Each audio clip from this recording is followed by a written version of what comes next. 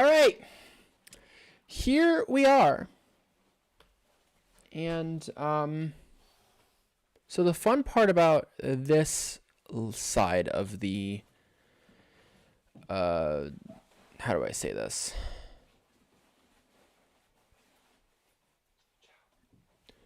The fun part about this part of the stream, of course, is that we basically are going to be stuck here for most of it. And I need to move some stuff around. And I need to... All right, can someone do me a favor and give me some sort of comment? What I gotta do, still posting a couple of reminders that we're moving on to our next stream.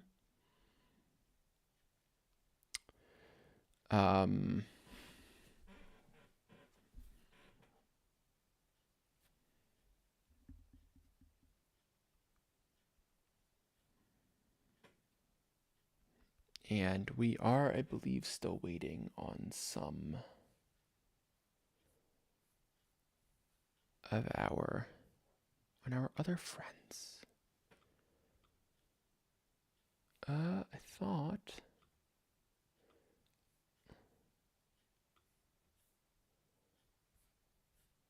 Okay, I guess I accidentally got rid of that. Get overlay URL. Chat highlight. So basically, what's going on is, as I might have mentioned before, people, my fellow Americans, hopefully also non-Americans. Shite, I did the wrong thing. Basically, what is happening right now is because of how YouTube works, we have to swap over to different streams every once in a while, and so I made these very handy dandy, nice little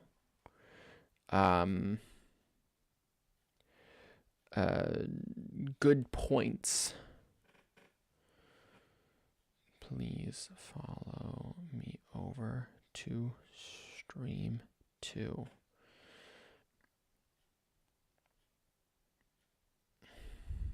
But here we are. But we have already our 3 concurrent views, so I'm assuming everyone is back. Chat with friends. We're still waiting on our guest. I know he just told me he is running a little late.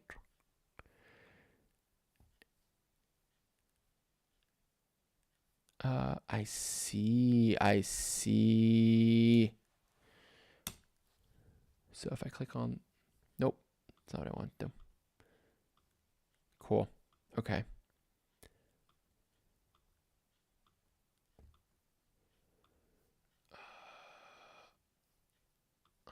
I see what I have to do. Okay.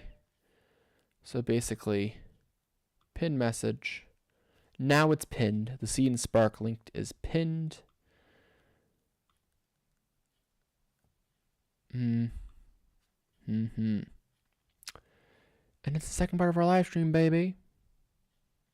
You know how it is. I'm just going to make sure that we are ready to go here whenever he comes up. But I am just as excited for part 2 as we are for part 3. And part 3 will be consistent of, I think it's going to be one of the harder parts of the stream, I think. But I also think one of the most jam-packed.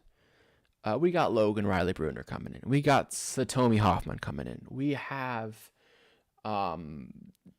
Georgie Murray coming in. We have Anthony Perella coming in. And this will be the later part of the evening. where I'm going to start getting more and more exhausted.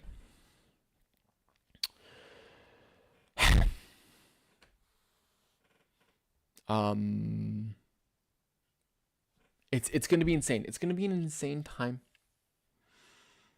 It's going to be an insane time. But we are going to be running through the night. It is 10 p.m. currently. And what we will be doing is chatting with our friends. So I'm hoping to get some traction here. I'm hoping maybe we can get some more cash. I'm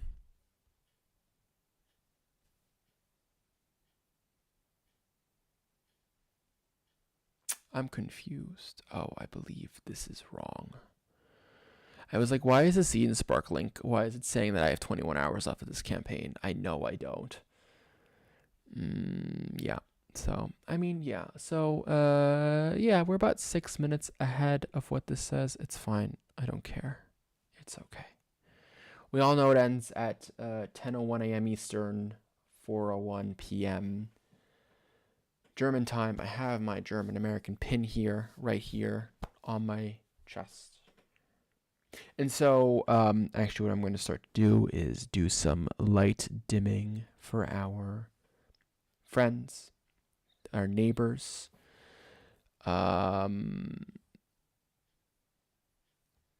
So, that being said, we're going to turn those lights off. Make it all moody in here, I think. Now it's nighttime Cameron. And when nighttime Cameron comes out to play, Logan Riley Bruner, what's up, homie? Comes here to join us. I was late for a terribly important date. What was that terribly important date? This, you dingus. Ah, I see. I am, in fact, the dingus that you speak of. How long have you been doing this? Since 8:30 a.m. your time. Lovely. We just started. So basically, because YouTube is weird and wants to be weird, we have to switch streams every once in a while. And so I thought this would be a good time to start the second stream. With me. With you, 100%. And then the last time that we change will be at 9 a.m. tomorrow because, brand new day, final part of the stream, super chill. I got my coffee. I got my water. Light's actually looking pretty good. I might turn it a little bit brighter. Ta-da. But this is it. This is the nighttime portion because it's 10 p.m. out here. And nice. Yeah, I mean, but as you know, it's going to be a long night for me. Yep. But we've raised we have. An hour. I know. You are more than welcome to join us. More. I got other stuff. I know you do. How funny. Love it. But I have to pop by and hang out for like an hour. I appreciate it. No, I really do. I know you're a busy man. It means the world to me. Yeah. Means the world that I know that people care. I mean, it's just like that almost everyone from the crew is coming to join us on this. Like, it's really cool. We've already had Devin. We've already had Rolando. We've already had Tasso. We've already had Jade. You're up. Then Ed and Quentin come up. Then, Satomi, our actress, is coming. Our script supervisor, Georgina's coming. It's person after person kind of giving us this emotionally confusing but rewarding thing. The only one that can't join us is Linnea because she's working on she's building a set for Moana Junior for a local school all day. And I was like, honestly, at this point, yeah, go home and sleep because you're gonna be exhausted when you're constructing stuff the whole entire day. So but it's so rewarding to be able to have everyone here and to be able to be like, hey, this thing is going on and people are joining us and we're having fun on stream. And that's all it's been. My camera is not focusing right, so we're gonna try to. There we. Try it again. I think now. Yeah, now it works. So tell me, my friend, how you doing today? How was your day? What have you been doing? Good. I did a little vocal lesson with my wonderful friend India. I went to church this morning. I'm here. I'm going to see a show tonight. It's a solid one. What are you seeing? What are you seeing today? My mentor from high school, Arian Moyad, is doing a reading as a fundraiser for his theater company, Waterwell, which I was a part of. And Nice. so I got me and my friend Jacob Wade tickets to go see it. So we are going to see that. Absolutely amazing. We love to see it. We love to support artists. Indeed. I haven't said it on stream yet, but it is one of my core principles, like especially since we're all still like in the earlier stages of our career. I know you are a little bit farther along than most of us in this group, but even I feel um uh it means the world that Did you lose the train? no. It means like I feel like it means the world to all of us when we get to support each other because especially Yeah. since we're all like kind of working hard and doing our things, and I know you know more than the rest. Um, we're just trying to do our thing. Thank you so much for supporting. Please, if you haven't yet, give a pledge, share this link, share the Scene Spot link. It is not only in the description, but also the pinned comment on the live chat.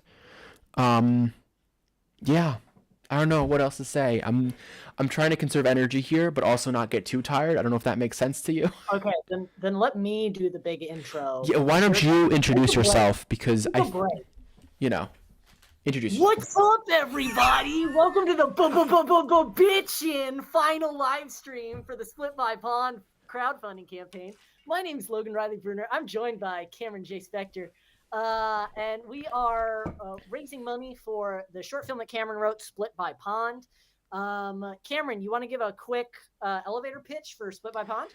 Yeah, Split by Pond is about a kid named Jason who is German American and who seeks a therapist's advice to figure out on what side he now is on, and through that goes through this winded journey in himself to kind of figure out where he belongs and if he even belongs, and what that kind of belonging means um, to all of us. German?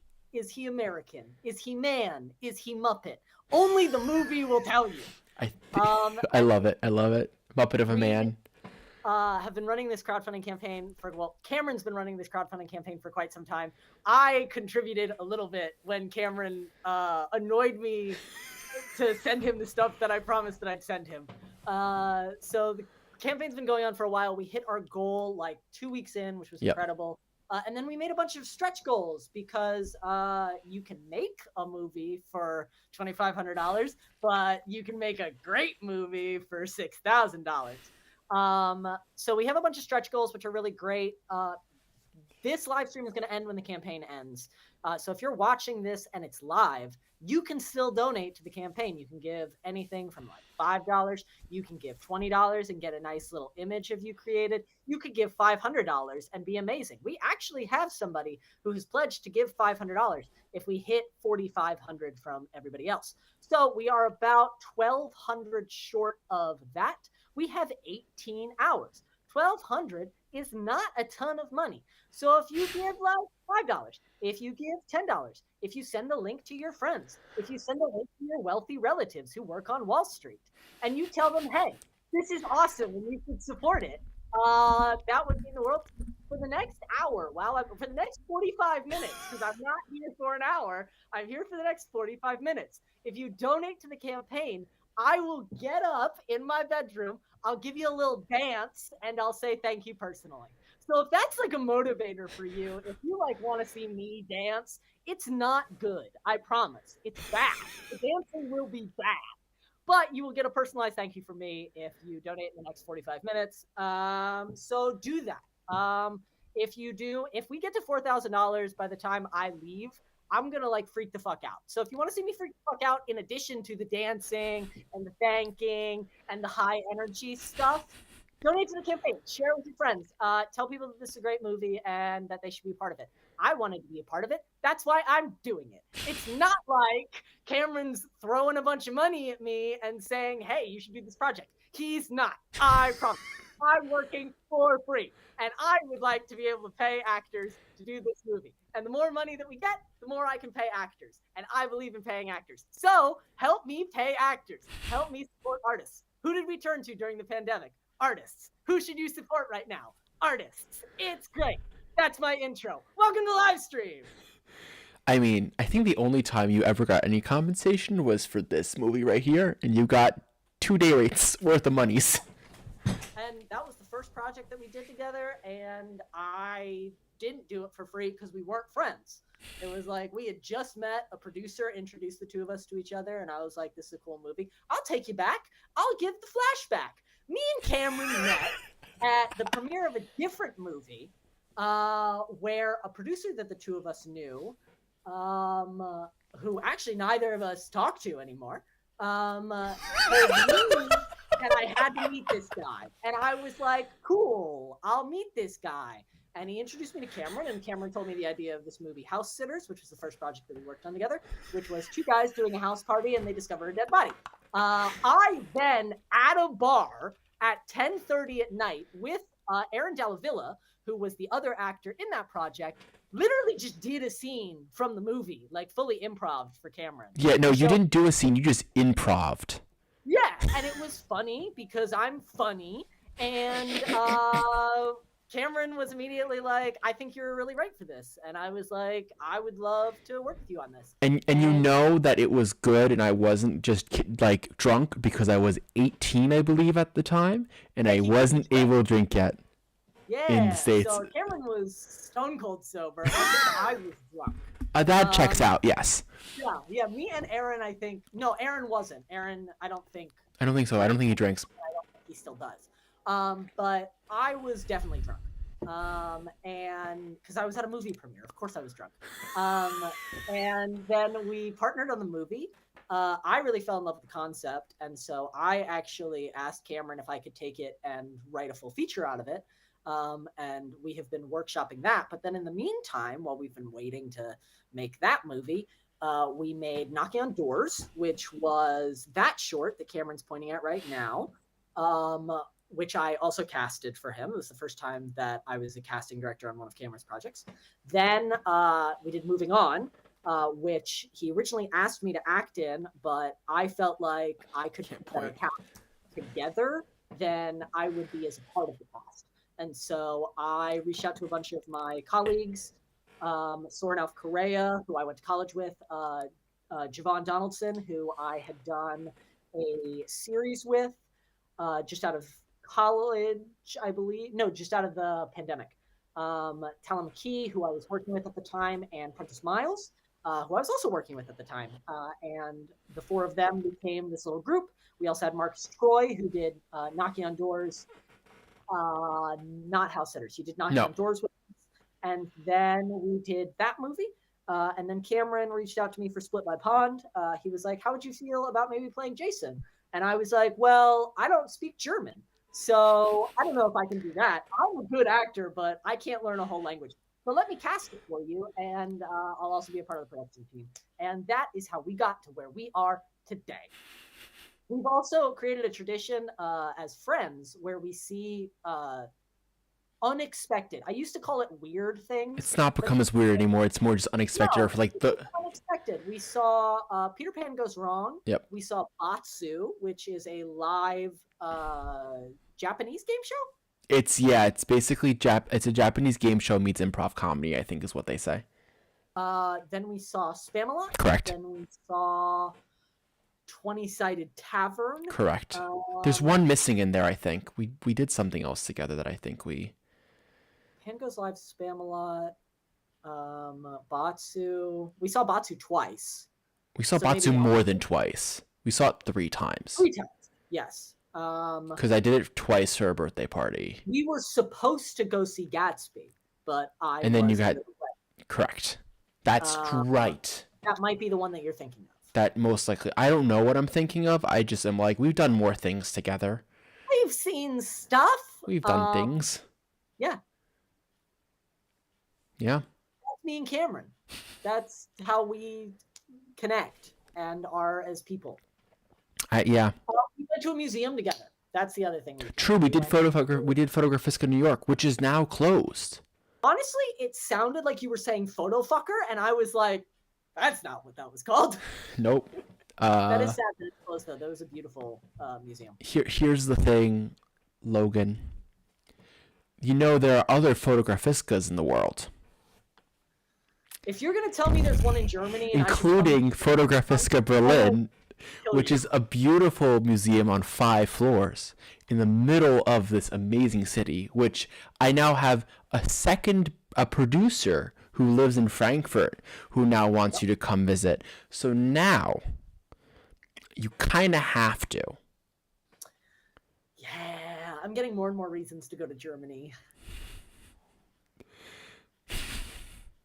Now to just save the money to do it. See, but that is a step up from no man, I don't want to travel, or no man, why would I do that, or no man, just no, from like 2 or 3 years ago. Get this number. To Cameron, I barely know you. We did one movie. But now we're friends. Now we're friends. Friendship, always a great, powerful thing. You know. I mean, yeah, we've raised already $180 this stream, so that's been cool. Maybe talk about what this stream means to you. What the stream means to you, but also what the extra money means to you, as far as, yeah, what it just means to you. Like how does this stream help you? Why are you, I've kind of talked about it, but I mean, the main thing for me is just the ability to pay actors. I feel like in a lot of production, as it's just want to happen, actors kind of tend to be the people paid in exposure, paid in credit and resume stuff, stuff for your reel, which I've done and I totally understand. And I think it's super valid, and I am not knocking it. I think when you have a low budget and you're trying to make something and you're a young filmmaker, it absolutely makes sense. When you're a student filmmaker, I totally get it. But I was talking to Cameron about it as we were ramping up to make this. We're starting to get to the point in just his filmmaking and in the place I am in my career that I don't like asking people to work for free. I don't, unless it's something that like we have decided to collaborate on this project and I'm bringing you in as a thing that I know you want to do. Which I've done that with a couple actors where like I'm working on a thing and I really want you to play this part, but I can't pay you. This is just a small little thing. This feels different because it's a broader thing.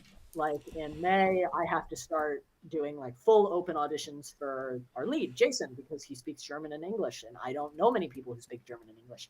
But then there's like 10 other characters.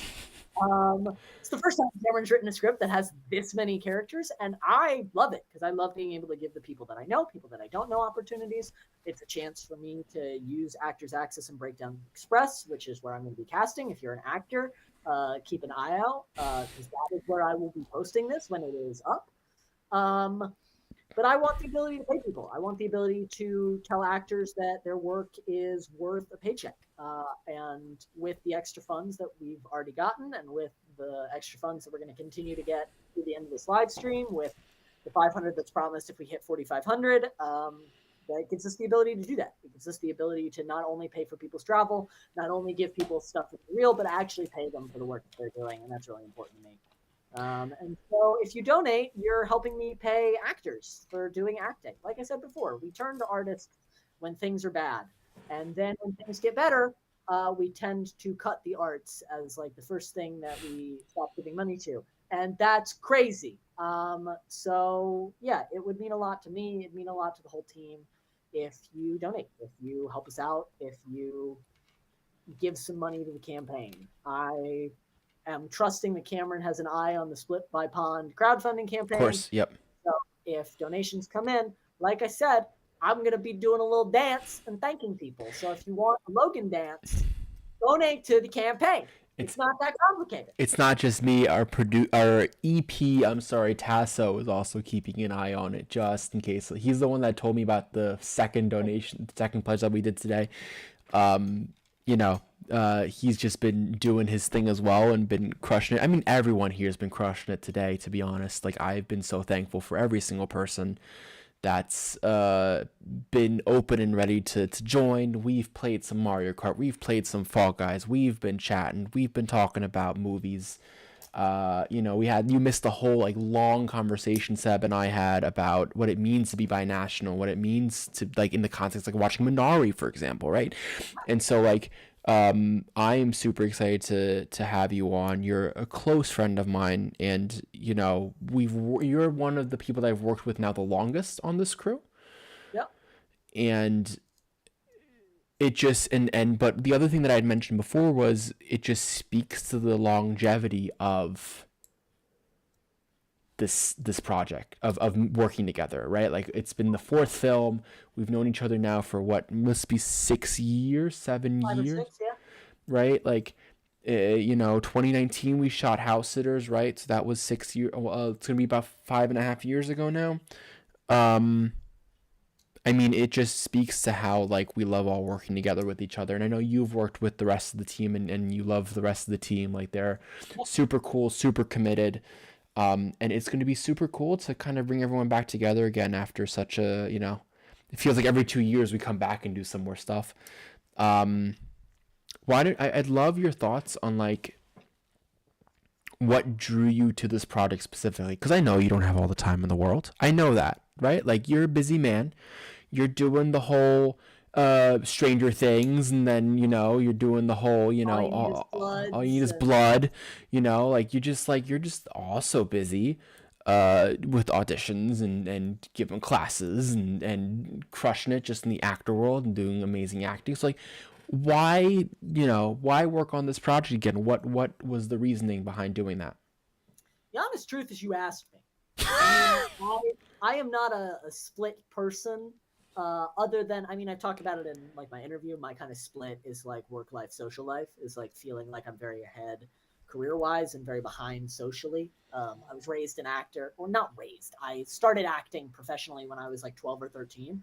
My parents tried to keep me out of the industry, but I was very LOL. active. I wanted to be a performer. And so my work life took off, but my social life I was always very behind. But that doesn't really feel the same as the like nationality split, the like not knowing kind of like where you stand thing. I can kind of relate, but I don't feel like I can relate in the same way as a lot of people. So the thing that really drew me to the project is that I like Cameron. I think that Cameron is a great guy, and I want to support his artistic endeavors. He gives me an opportunity to cast, and that means that I can bring people that I think are really talented together and give them footage and give them opportunities and hopefully pay them if you donate to the Split by Fawn crowdfunding campaign. And I like getting to do that. I am the kind of person who really believes in community. I really believe in the ability to come together and make art, that art should be not just an economic thing, but also just built around like being with your friends and telling stories and the grand tradition of storytelling and all of that amazing things. And so when Cameron approaches me with something, unless I read it and think it's terrible, I'm most likely going to say yes. And Cameron hasn't shown me anything that I've been like, this is bad. But Cameron showed me stuff that I've been like, this could use work, but Cameron's never shown me something that I've been like, don't make this movie. And so I signed on and was very happy and eager to get started and kind of help put things together and help bring a crew together. I mean, I do also give you a lot of things early in development where I know it needs work, to be fair. Yeah. Like, but that's the way that, especially when you're this early into the process, and I know that actually I forgot to do something. Oopsie doodle. What'd you forget? You'll see in a moment. Did you forget to say that I'm on the stream? No. No. You said I was coming. No. You shared the story that I posted everywhere. Yeah, I know. That's what I say. You said I was coming. Yeah. No, I forgot to put the lower third up. Oh, you don't see the lower third up. I'm sorry. It's not a part of your thing. I have a whole different front I mean, end. I have the YouTube on my phone, so I did just see my name pop up. Gotcha. Yeah, that's the lower third that Hannah worked on. So I Yeah. want her work to also be shown. Oh, well, I'm on the American side. How fitting.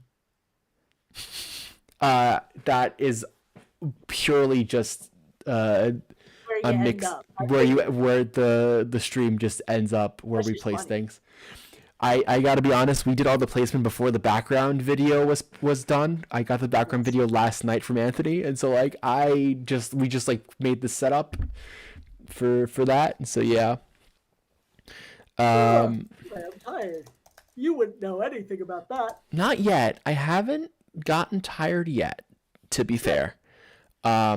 Which on the one end scares me. On the other end makes me happy. You know, I don't know. I don't know what that's gonna do to me. I also don't know what basically a gallon of cold brew coffee will do to my body by the end of the stream. Oh, your stomach's gonna drop. I know. I do have water to supply me, right? Like That's it's good. we have water, we have that. I've been having snackies all day. I'm now in my fasting period for when I eat. I might break the fasting for today because I feel like today might be a day where I might have to not fast. You need some calories. I need some calories and I need some food in my stomach. But we shall see how that works. We shall see where it goes and how we do this. Yes. Yeah? Yeah. I don't know. I know. Tacit with his comments. Love it. But we're just trying to figure out how the stream's gonna go. As I said, you're the start of stream 2, which is like I feel like the more jam-packed one.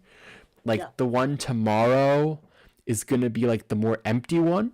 It's like Hannah and Gabby, and then Tasso has his official moment, and then Leo and I do a bunch of gaming and all that stuff. But today, this one is you, it's Ed, it's Quentin, it's Atomi, it's Anthony, it's Georgina, our script supervisor. I mean, like, it's a whole big amount of people, and so I'm just like super enthused and excited, hoping to get some more money in for this film. Me too. Yeah.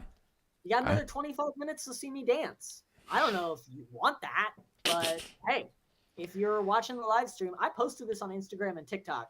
And if you're popping in from there, thank you.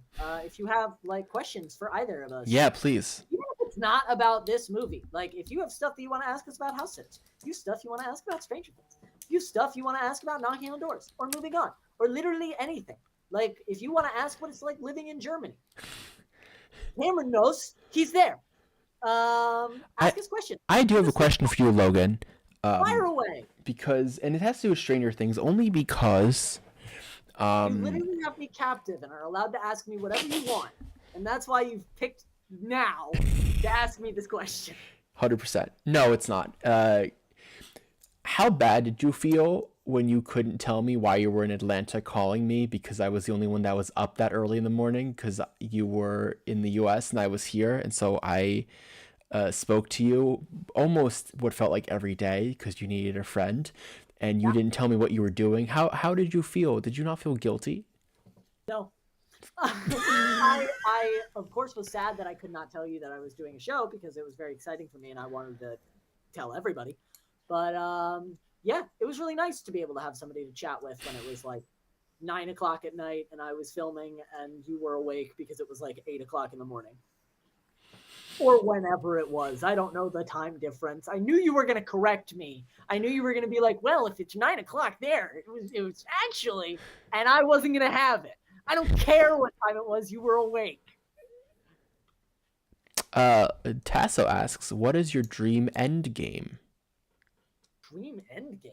That sounds like a dark question. I'll be honest, I have no idea what this means. Give me a definition of end game. Do you mean like where I think my career is going to end up at a certain point? Do you mean like end game for this live stream? I Also, mean, favorite ice also cream. Yeah, favorite favorite ice ice cream. cream is a lot easier. That's mint chocolate chip because it's the best ice cream. There's no question.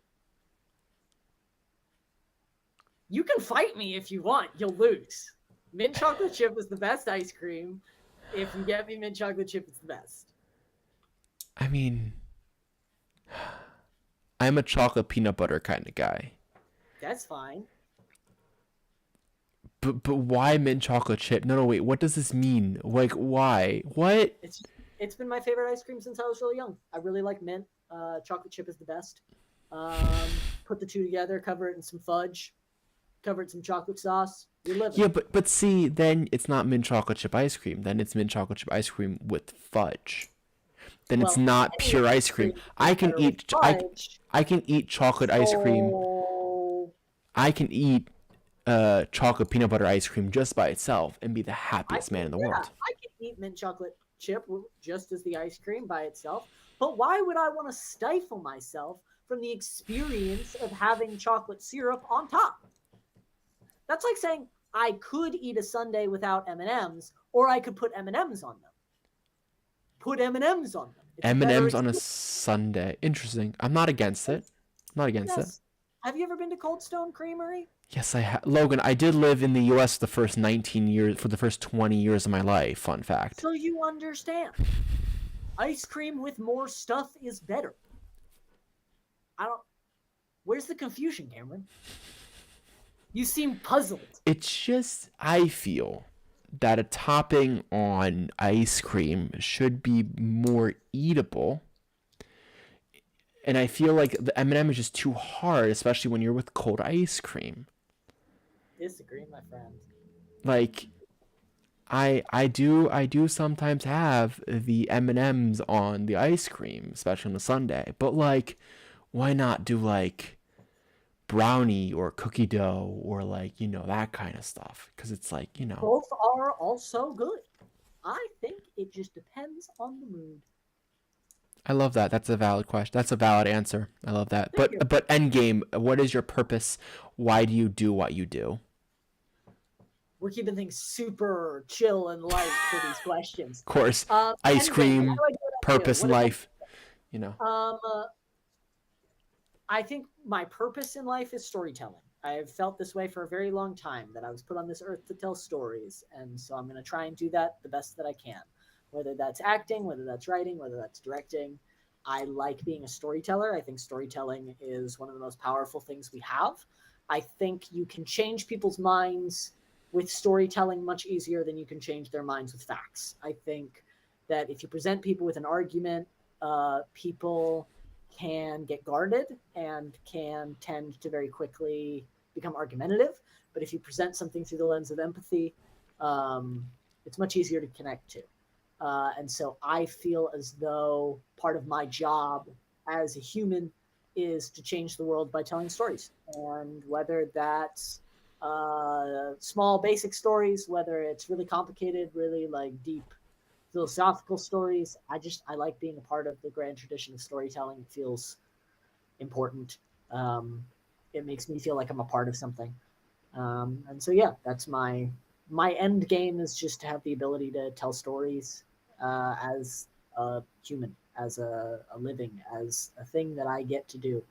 I've been a performer since I was 12, and that's like almost 16 years at this point. And it's the only thing that brings me that level of joy. I love video games. I love like watching movies. I love playing board games. But like the thing that gives me joy above joy is acting and storytelling. And so, yeah, that's my raison d'etre, if you will. Bring a little French into it. My reason to be is that I am a storyteller, and I'm going to do that until I can't do it anymore. Then what's the favorite project that you've done so far? Oh, fuck that. Fuck.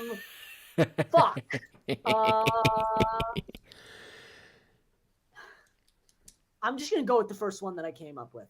The first show that I ever directed was a play called Dog Sees God: Confessions of a Teenage Blockhead. We're gonna travel. We're moving. We're Oh moving. no, we're moving. See, this is I why I have have 2 cameras in my apartment right now, so in that I my can bedroom. move and not have Dog to. Sees God: Confessions of a Teenage Blockhead by Burt V. Royal. The play is the Peanuts characters from Charlie Brown grown up and messed up. It's like them in high school going through stuff. And it was the first time in my life that I really connected to directing and wanting to be a storyteller more than just as an actor. Sorry, I'm just making sure all my stuff got plugged back in. So You're okay. You're okay. charging and not dead. Why, computer? I need you to charge. Well, my computer's decided it doesn't want to charge. Love that. So Yeah, you got time.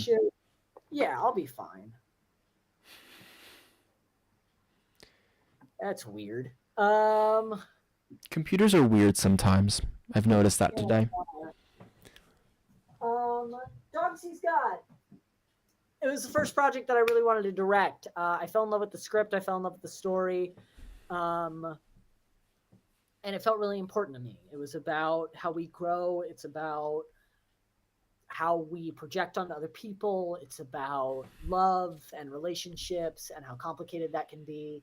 But it's told all through the lens of the Peanuts characters. And so I think it's very easy for people to connect to. And I did that in high school with a bunch of my friends. It was the first time that I got the chance to direct. It was the first time that I produced my own thing. I rented a space. We did all the stuff. And so it's a project that I was really passionate about, and it made me really happy. It was a project that I crowdfunded as well. So it was kind of the beginning of my crowdfunding journey. But yeah, that was the one. Dog Sees God: Confessions of a Teenage Blockhead. If you've never read it, I think it's a great read. Burt Royal is actually rewriting the whole thing. And Really? making a new version of it. So I'm very excited to see the new version. But yeah, that was the one. Cameron, what's your favorite project you've ever done? Yeah. Yeah, not so easy, is it? It's a good question. I'm thinking right now because I've done a good amount of very good projects. Yeah. I think at this stage in my life, the favorite project that I've worked on is House Sitters. Funny enough, Nice. and it's for a multitude of reasons. I've worked on a bunch of great projects, a lot of them behind me, and they were all great, and they meant so much to me. But House Sitters specifically, first of all, was a film about an allegory about finding inner peace in yourself, which is something that I struggled with at the time, and finding, kind of calmness in absurdity. And I think it truly, and not only that, but also all of these other, everyone that I got to work with on that film. There's so many people that I got to work with on that film, and a lot of them I still work with today, and I'm still friends with today. That's kind of the start of the team. Right. It was the start of a new, it was like the start, it was the end of this old guard where I was working with mostly just friends, and I love my friends, but they really were just there because they wanted to support me. And now going to now where it's yes, the people that work on these products, they want to support me, they want me to succeed, but they are people that are also in this industry for some reason, or rather, and they want to also do well. And so because of that, it's one of my favorite projects that I've ever worked on. And I'm hoping that Split by a Pond will be another one of those chapter defining movies. Yeah. Where we go from working on these smaller budget shorts to building up to my first feature film, whatever that is. I have, Logan knows that I have a couple kind of stewing. We'll most likely be working on one more short before then, because I've been prepping this other short for a while that I really want to do. And so because of that, I would have to go with House Sitters. Nice. It also was the introduction of one of my closest friends that I get to work with all the time now. Yep. Yes, you, Logan. Yes, you. That's me. It's you. You know, you are that important to me. I just might be a little piece of dust for you, but you're important to me.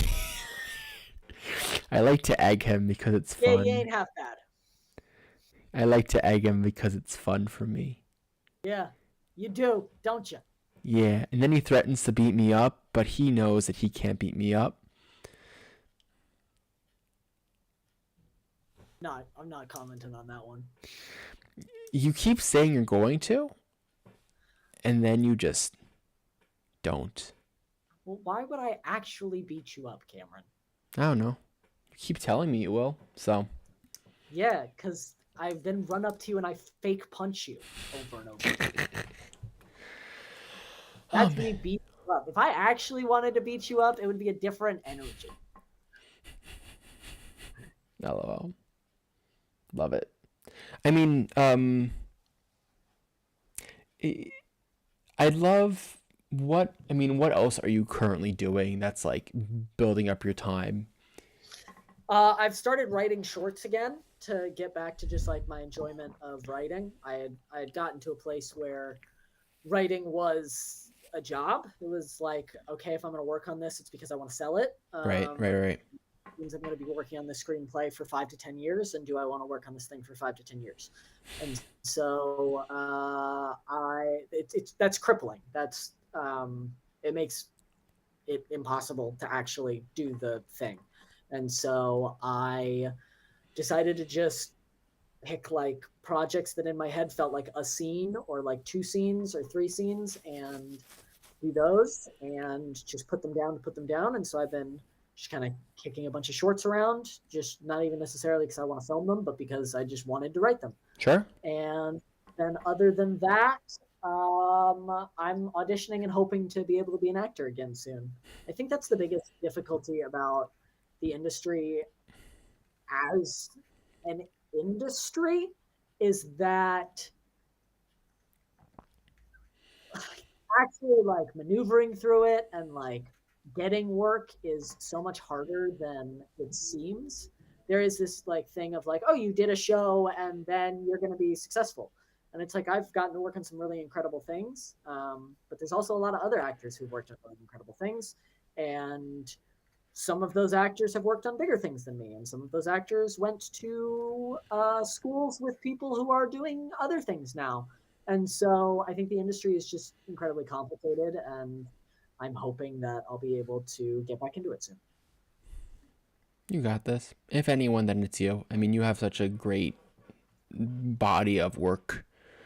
I thought you were going to stop at great body, and I was going to be like, hey, man, thanks. I mean, that too, I won't deny it, but, you know, come on. Trying to keep it somewhat PG-13 here. No, R-rated. Logan is R-rated. I'm kidding. The first stream was super like, oh, can we say that word? Logan comes out of the grate with like 5 F-bombs. It's like, well, we already got that 13 on our rating, Yep. so. And it's just the beginning, folks. It's just the beginning. That's how it starts. You need to join us later, though, just in general. Just like keep coming back when you have time. I don't know what you're doing tomorrow, but I'll probably pop by when I have time. love it. Maybe like right before I go to bed, I'll like just lunge into the live stream, scream, and then leave. I'll just like jump scare you. You should 100%. I won't be checking Instagram because the only thing I'm doing on like social media is like posting who the next person's up, just like warn everyone, hey, I'm gonna be coming in at this time, just have a swell of views, and then all of a sudden just like you come in, scare me. Do it. I dare you. You won't. We'll see. Do it. You won't. Hopefully by then you'll have a bunch of people that will have contributed to this incredible project, because I think they should. I appreciate it. Supporting young artists who are not famous yet is something that should be more popular. I very much believe in community and supporting artists before they become famous. And I feel like we don't do that enough. Yeah, well, I think the main reason we don't do that is because they're not known, therefore it's hard to find them.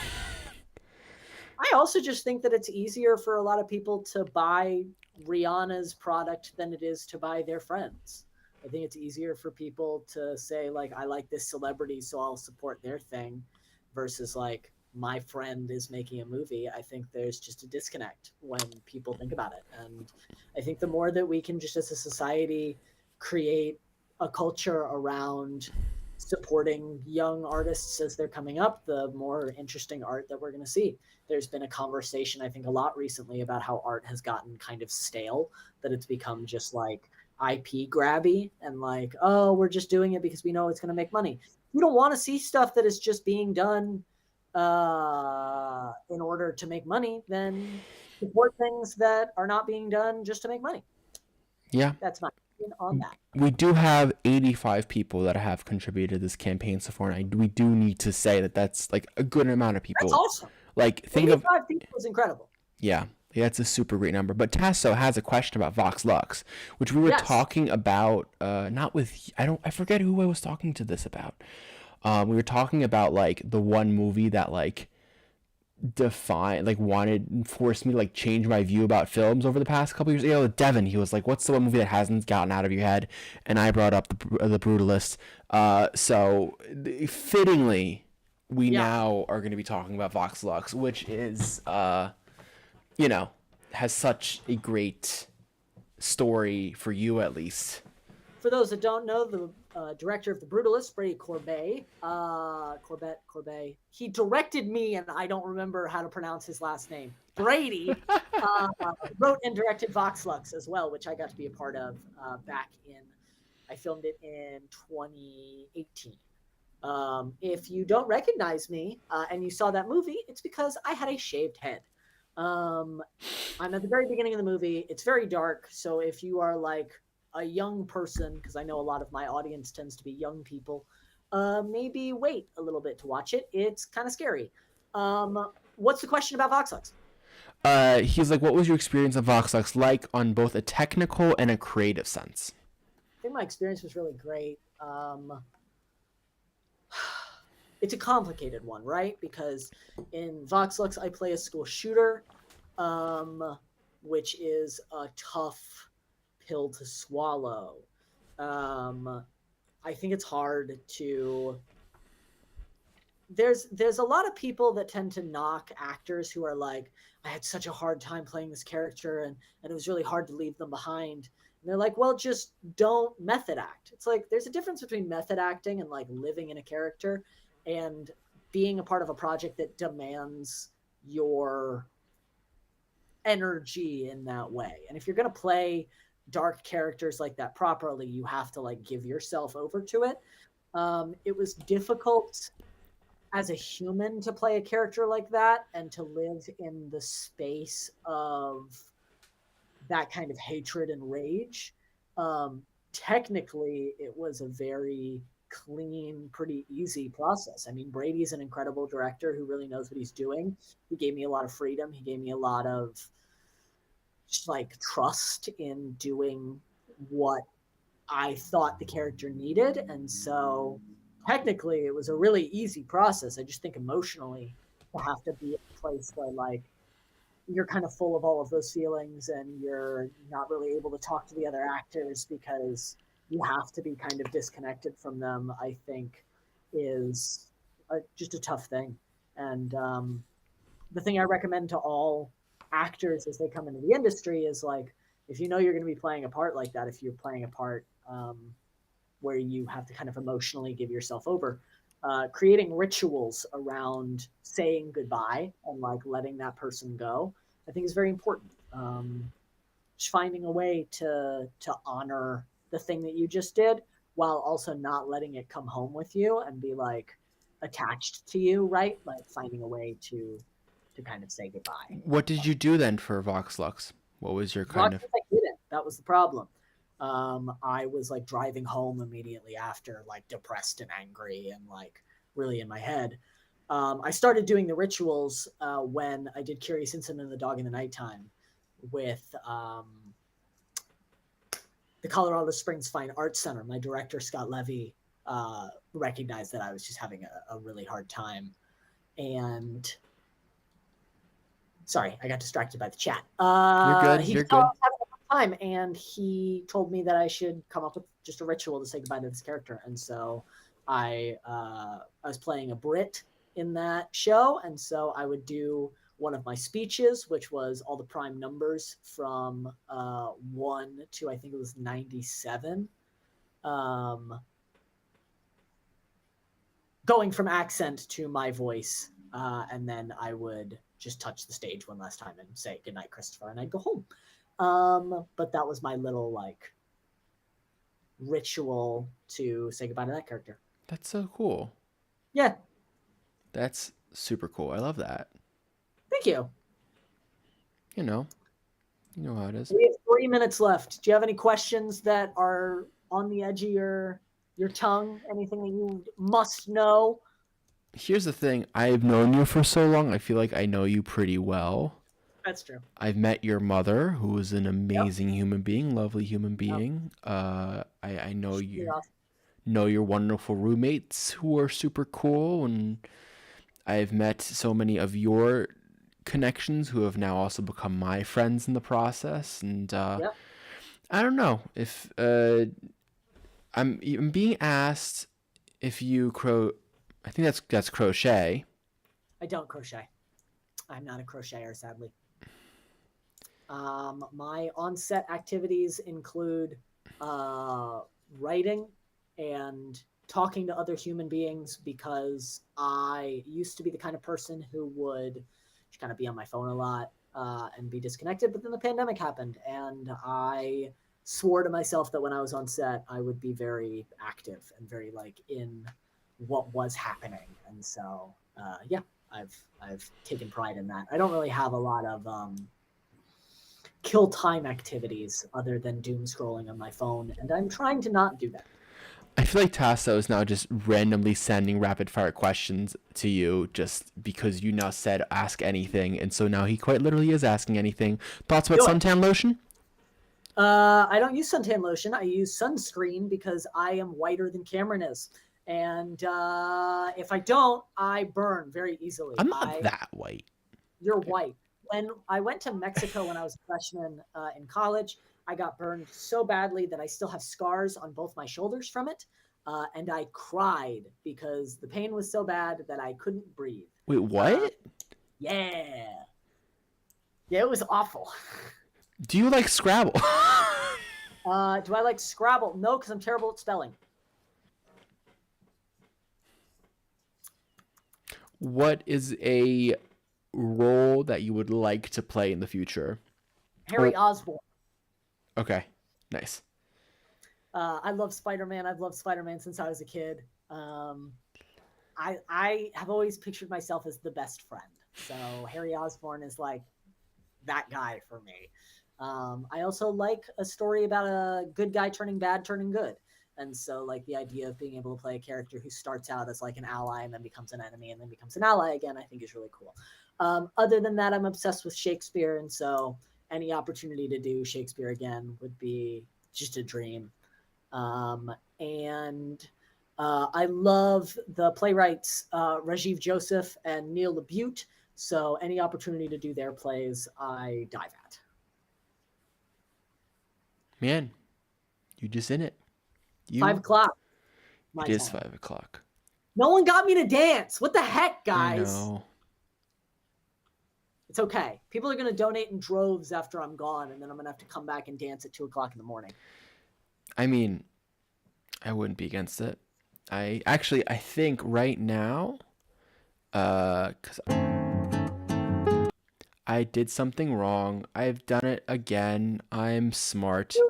Cameron? You'll see it on stream in just a moment. Did you kick people out? No, I didn't. I accidentally flipped to a waiting screen and then, you know. Oh, yeah, I see it. Yeah. There we are again. I'm just checking favorite it. Spider-Man movie, because I think I'm back. Yes, you're back. Is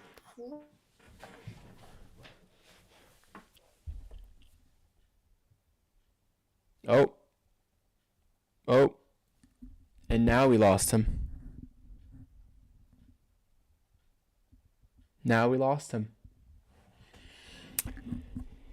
M. I don't know what's going on. I don't know what happened. We now lost him.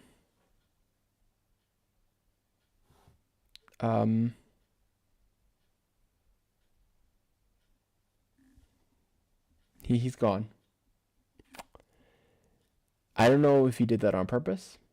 I could see him doing that on purpose. That feels like a Logan move.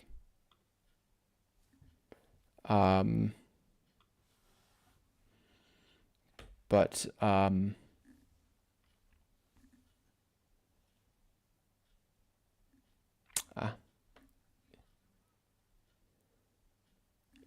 yeah.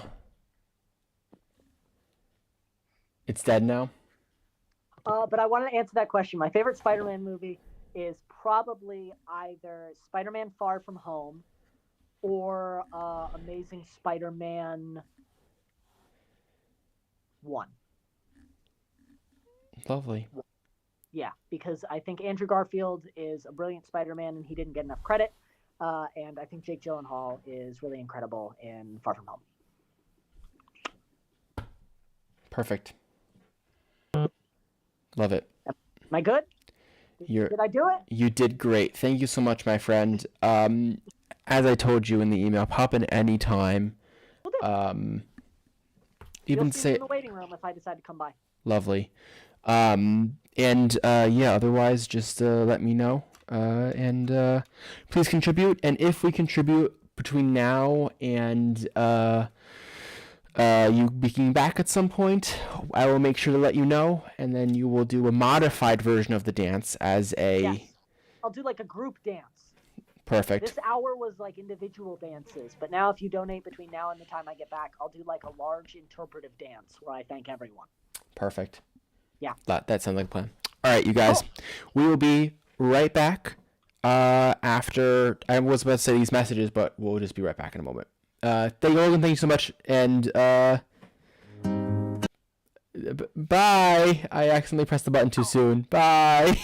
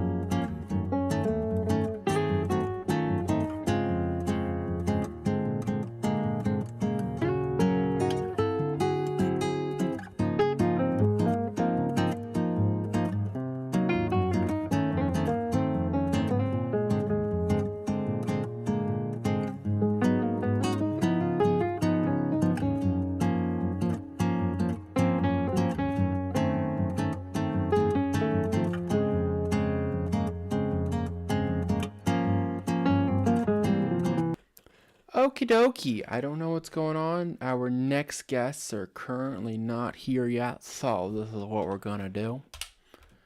We're gonna game, I think, is what my my gut tells me to do at the moment.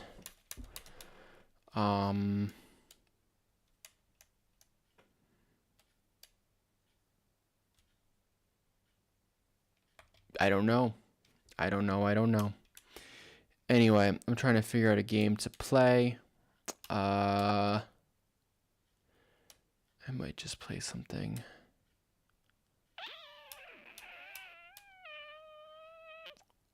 I really wanted to play this with people, but I couldn't get 4 people to, and the game goes 7 hours total. So I might do this on a different stream. Let me know if you guys like that I'm streaming. If you guys like this stream, I will do more in the future, and that is what we will do. Is play games like that. I put Animal Crossing in. We're gonna put in Mario Kart, because that's the game that I always fall back on. Because, you know, it's the easiest to play.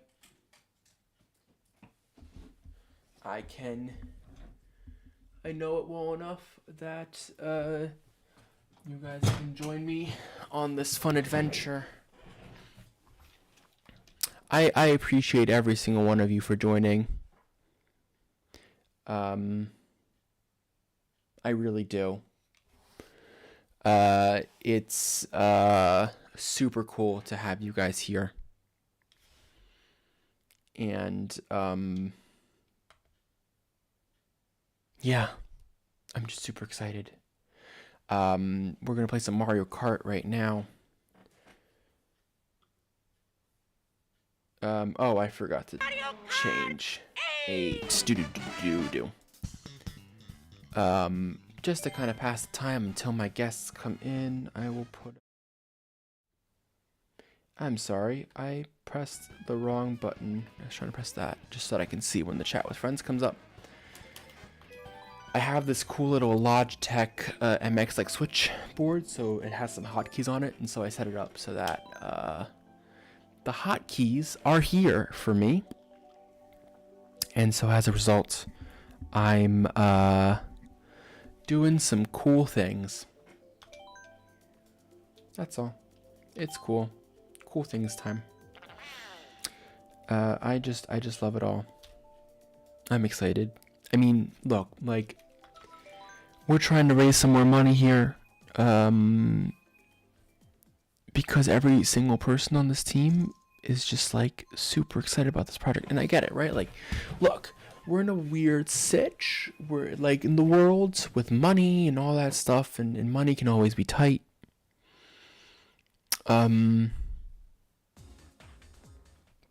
that's all we got at the moment, right? Like, that's all we can really do. And one of my things is let's support art. Let's support artists. I mean, I'm super, super thankful for every single person that has contributed so far. And what we will do is once the campaign ends, I will spend the time and thank each and every person on stream. We will go down the list of everyone that has been on here and get it done. We'll just get it done. Like, I'm just excited. But if you guys like the streaming, I might actually, because I have this equipment now, right? Like, it's here. I own it. If we want to do more, I can definitely do more. And I can definitely work on getting more stuff done. If that's something that you guys like. So please let me know. I am super excited though. I mean, look, this means so much to me. Tassa will be joining us in, like, I'm assuming 10 minutes or so. And there's Alana right there. Shout out to my girlfriend for being one of the most supportive people in this world. Or in this world, I apologize. She's done nothing but give me the energy and the hope in this campaign. and through this time, because she knows that I always put so much energy into everything that I do.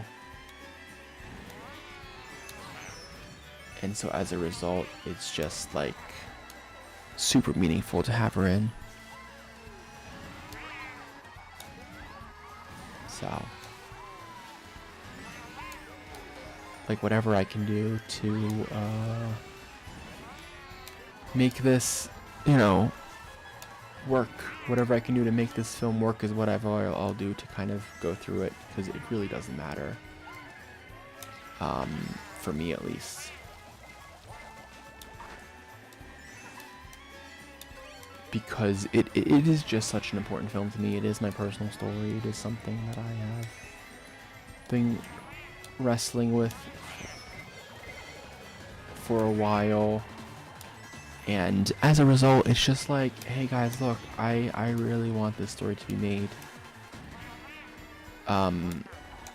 Yeah, originally this was supposed to be my thesis film. I had wanted to go to a directing program, and I got into the final round, and then they didn't take me, and they were like, we really liked your treatment though, you should make that into a movie for sure. And I said, okay, challenge accepted.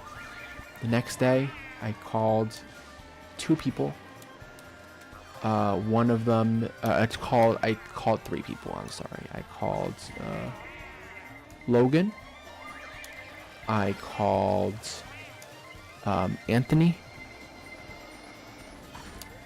And I called, who else did I call? I called one other person. I'm not remembering their name right now. Rolando, I believe it was. And I said, look, we got to make this movie. Please, can you help me? And they said yes. All of them came back. They said, yes, we loved it. We had fun on moving on. We had fun on every single film. And so, yeah, they're back. And so if that means the world to me, yeah, give me one moment. I need to mute myself real quick.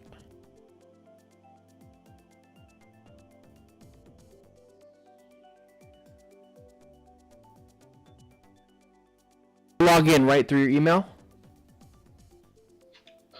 No, what do I gotta do? You have to check your email. I sent you all the details last night. Okay. All right, see you in a bit.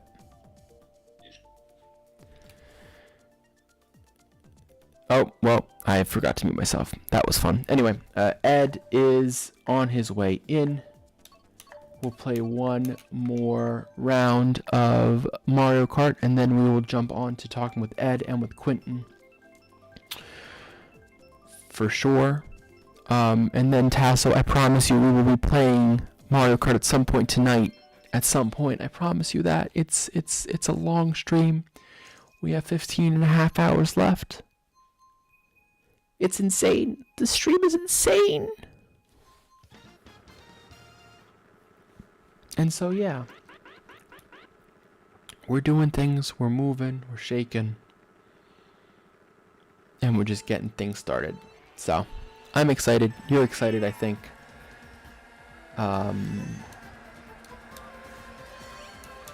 We're just, getting everything in order.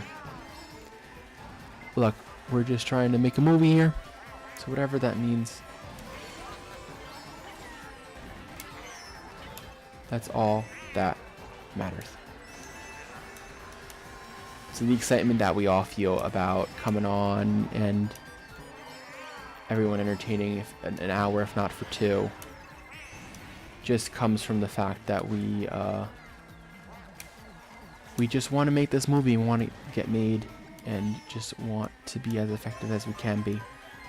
And that's all, that's all we want to do.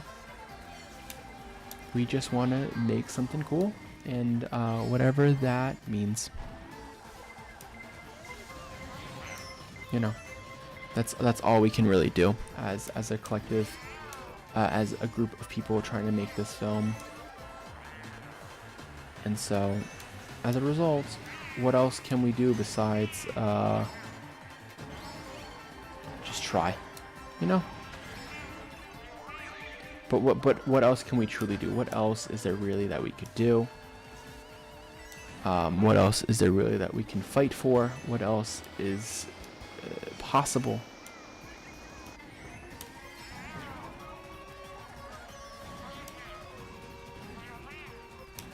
But in the end, we're all just a bunch of people just trying to make a story, tell a story. Trying to just get it made. You know, and that's all it really means to us. And I can't ask for more. Yep. I don't know, man. It's been a time.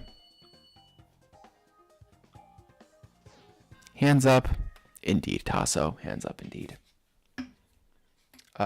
Power to you for joining me from the very beginning.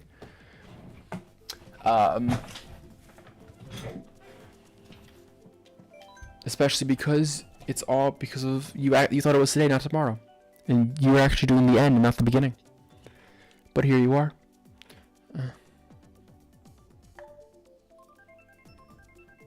So, you know, here we are, just playing some extra Mario Kart while Ed joins, and then Quentin will join him.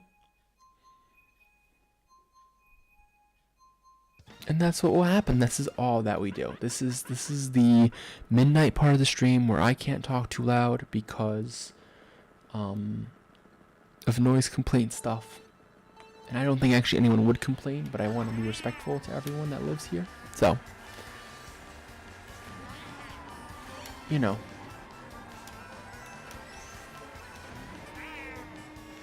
We're moving and we're shaking. Interesting. Give me a moment.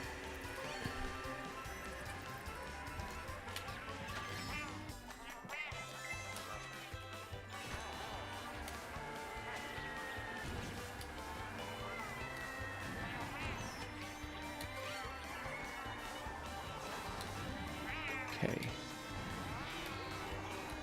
After this game, Ed seems to be in. We might be having issues with him joining, which I don't know why that would be. Ah, there he is. And he's even on the stream while I'm gaming, so that I don't even have to worry about it. Ed, how you doing, my friend? Oh.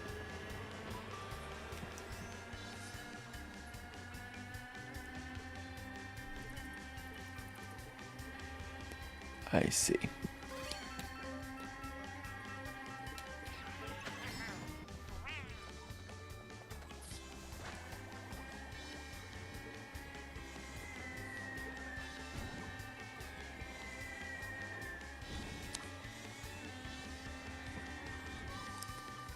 Ed, do you hear me at all?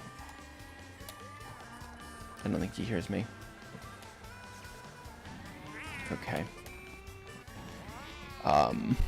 What's going on, guys? Okay, my Safari is crashing, and I think that's what it's kind of coming down to. Which is why he can't hear me. And I am last anyway, so I'm just gonna quit. Cause something is going on. Alright. Let's force quit. And let's start it all up again. Now, Ed, do you hear me? Oh, no, not yet. Now, Ed, do you hear me?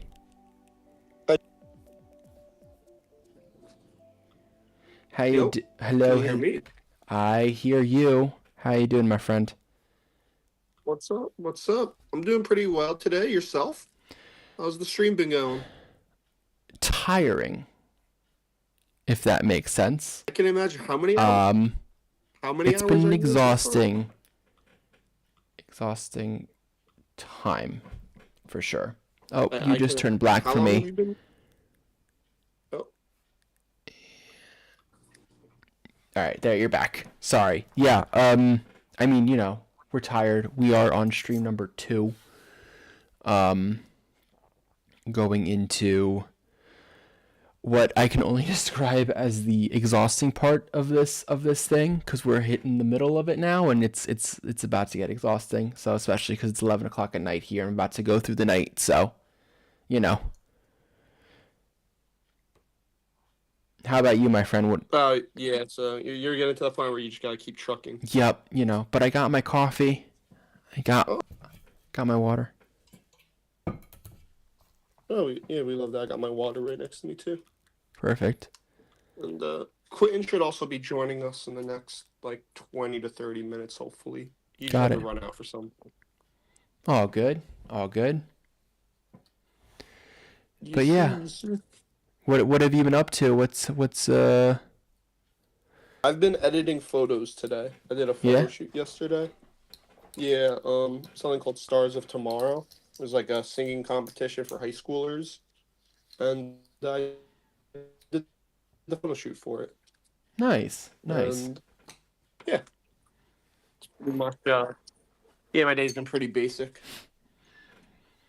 I bet that. Well, And, it's still, well, you're about halfway through, right? It's 5:30 now p.m. For you guys. So you guys are just trucking along, I guess. You're going to be going to bed at a normal bedtime tonight. So you know. Who else do you have joining you throughout the night for you to comfort you?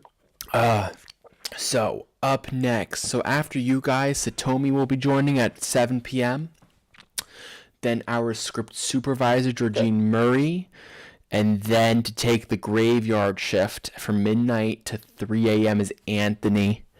And then we start with Hannah tomorrow. What will be tomorrow morning for me. So that's throughout the night. This specific stream will be going until around 3 a.m. And then once 3 a.m. hits, it's 9 a.m. here. And then it kind of becomes a whole new cycle. And we'll do like the last part there. So, you know, that's the way to do it. Cool. But, yeah. Do you have any really exciting stream moments up to this point? I mean, we got into what was it? Seb, Tasso, our EP, and I got into a discussion about binationalism and what does nationality mean. That was fun. Logan gave an amazing introduction to the whole thing for his little part. And I guess that's kind of it. And of course, Seb, who's a good friend of mine, who's also cooked a very amazing meal for us, a nice risotto with a rice wine vinegar sauce and all that stuff. So that's been a highlight of mine, at least a personal one. So, yeah.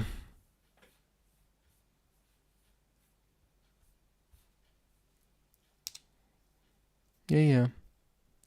So why don't you introduce yourself?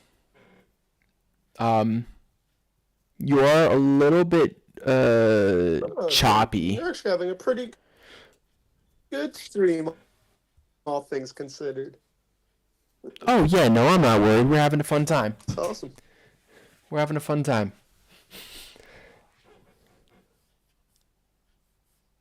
Yeah. So why don't you introduce yourself, Ed, who you are, what you do, all that jazz. Yeah, a little bit. Am I still coming in choppy? I don't know about if it's just on my end or if everyone's getting it. Yes, video for the upcoming film. Nope. No? Oh, okay, just the video's choppy. But, alright, I'm Ed. I'm working audio. This is going to be my third upcoming film with Cameron. Yeah, been always loving film. It's something I went to school for. I did photography, video, and TV production. So I've always had a film side to me. I met Cameron through a friend who, just someone I knew from college. I actually don't even remember the person. It's always funny when you meet someone through somebody else and you end up not even really remembering the guy that you originally met the person through. Who And did that was, I I meet think, you with? Who were you? I met you through. I knew somebody from college that just knew you, and yeah, they just referred you to me. John Ganji, I think it was, because he also went to. Sounds yeah. about right. It was probably Ganji. Yeah. I haven't even talked with him. I haven't even talked with him in years. Me neither. That's how life goes, man. That's how life goes. Yeah. But yeah. So he recommended me to you, and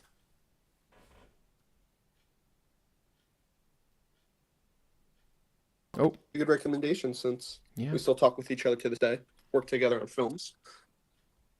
So, yeah, that's pretty much everything. I run a Blue Crew Productions company, which is a photography company with my business partner, who he'll be here shortly, Quentin. He worked the previous film with you as well. So, went from me doing audio alone to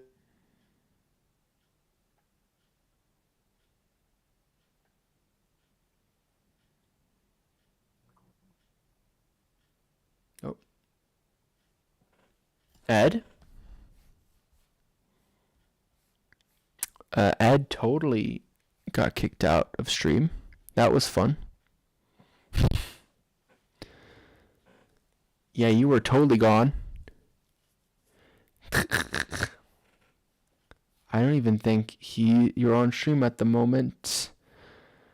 Uh uh, I don't know what's going on. So there. Now I think have you had a lot of stream issues today? not yet. No. This is the first Anything better? major hiccup. Uh, Leave it to me to have the issues come. Maybe when Quentin gets here, I'll switch to his phone or whatever to stream from. Cool. He'll have better luck on his end. I mean, right now, I'm not trying to push luck here, but right now it's kind of good. Right now we don't have an issue. I think you're just delayed on the stream itself compared to how I'm listening to you, but I think that's just how it's been for everyone, and that's okay. Yes.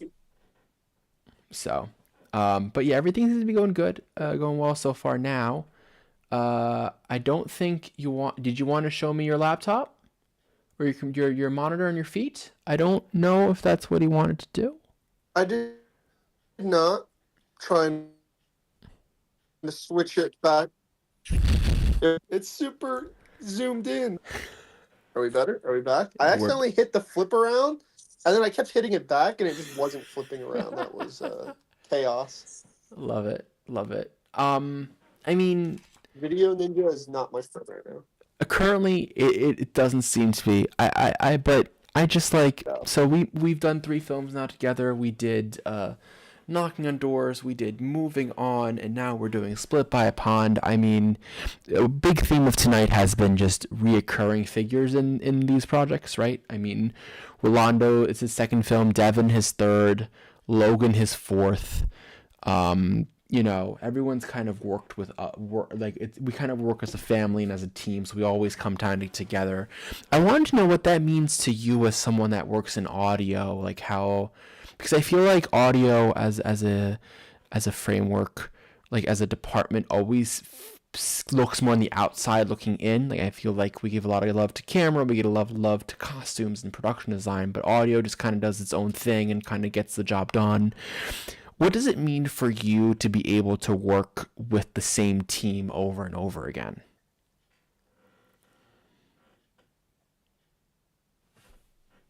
Honestly, it means a lot. I mean, I think testament to you as a producer and director that you're able to get the same people to come back. That's a lot in the film world when you can get the same crew to keep working, build that chemistry. And for being on an audio team, yeah, it does feel a lot to be felt included because, like you said, a lot of times audio will be off doing their own things. It seems like, while everybody else will be having the fun. So you guys are able to keep me and Quentin involved with the crew. So, and that's the big thing. You guys make us feel welcomed. There's never like bad energy around the crew about anything. Even like disagreements or whatnot would be very professional. There's no actual pettiness on set, which is very important for a working film, especially a smaller film.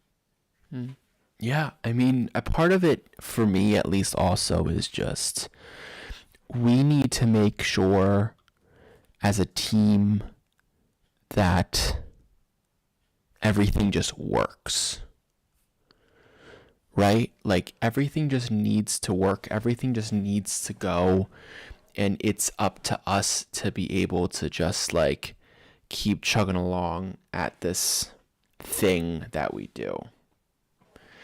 And so like even when things don't seem super like easy, we have to keep level-headedness, I feel, as a team, as a family kind of thing, because that's super important. It's super important for us to always know, we are kind of trying to figure out how we get along and how everything kind of works, but that's okay, right? And so I'm just excited to be able to keep working with you guys time after time,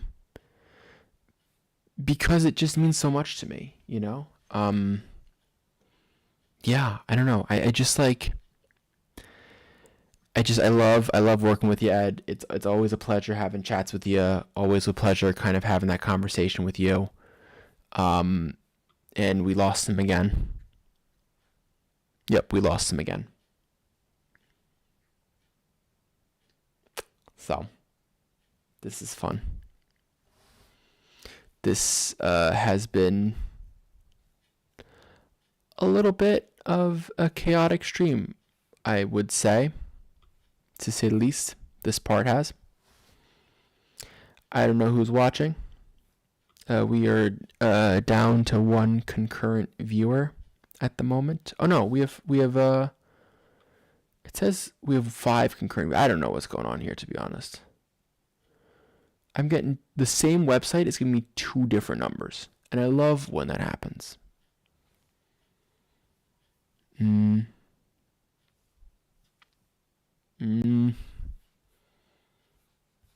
Also, my little flip thing disconnected itself, so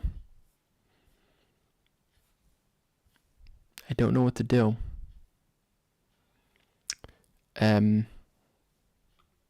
I'm gonna try to fix my module thing and go from there real quick.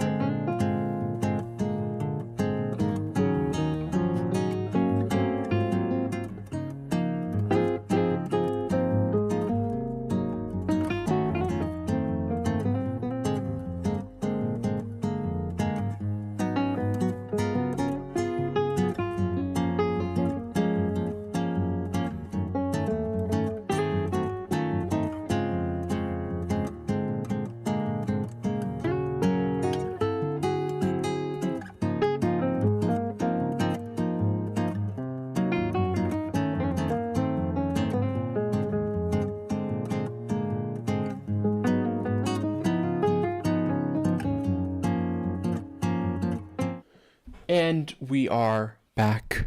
Yeah, I accidentally knocked over a bunch of my USB ports, which is why I wasn't getting all the things. Ed is also supposed to be back. I see him in Ninja, but not on stream, and I don't know why that is. Ah, there we go. Now you're back. Cool. I think there's a little bit of a delay on between Ninja and OBS, but So, it is what it is. I'm back officially. Perfect. Love it. I mean, if this is the weird part of the night where things just kind of go haywire, that's okay. I'm down with that. It's just what it is. And we're going to roll with it because it's a 26-hour long stream and it's going to be long. Yeah, that's the art of the film world. You just gotta keep on going sometimes. Jeez. I am just a little exhausted, to be honest. Like, I'm not super tired right now. You feel it coming on. Yeah. I mean, also, I feel like the coffee is helping right now. What once we have our next break, I'm gonna I have a whole like pitcher full of coffee. That's like one of those like canisters that you like press. So it must be like half a gallon or something like that of coffee that I So have to you're fueled on caffeine for this whole stream. 100%. And so I just need to get some ice cubes to cool it down a bit. And so I'll put some more ice cubes in there. I'll fill up the rest of the coffee, and then that will be, once we have a break, that will be what I do. And he's back. Beautiful. So tell me, Now, Ed. did I cut out? I think your I video feel like just. this one I get. Sorry, go ahead, my friend. Oh.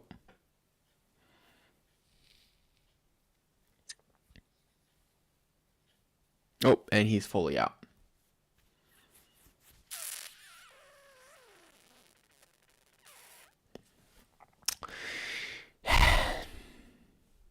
He's back. I don't know what's going on. Yo, I hear you.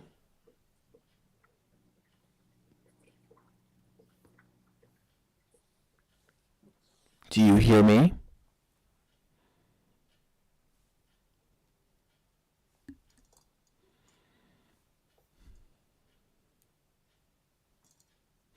That being said, if you don't want this stuff to happen while we make a movie, yes, please contribute to this crowdfunding. I feel like there's not a better way for me to convince people to contribute than here. Look at all these problems that we're currently having. Please help. Because this is what happens when we have no money and we need to kind of go by the seat of our pants. The true only thing that I bought is the Elgato Stream Deck to be able to play Switch games. Everything else is kind of stuff I already had in the apartment.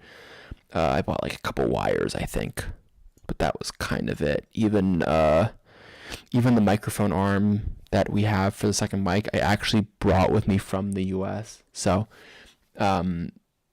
please support film. Please support us. Please help. We got this. I believe in us. Yeah, that's kind of it. That's kind of where we're at right now. I just like, we're having a good time. It's working hard, and you guys are absolutely amazing. Yeah. You know.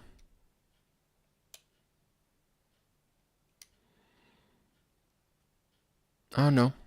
I don't know what else to say. What else to say? What else to do? We might be waiting because I think Quentin, Ed's partner in crime, will be joining us in just a few moments as well. So I think they're just going to come on stream together and hope that kind of solves most issues. But we shall see. There is Ed again. All right. We are back. Take 12. Take 12. Although I do gotta say, laptops seem to be working better than phones for streams. Because the only Gotcha. When Quentin gets here, I'll annoy him for his laptop. My laptop's camera has like been glitched out. I don't know what's up with my Mac. I might have to bring it to like the Apple store. Talk to Rolando, because he actually works at the Apple store in Freehold. I definitely will. Because I don't know what happened. My camera just stopped like working.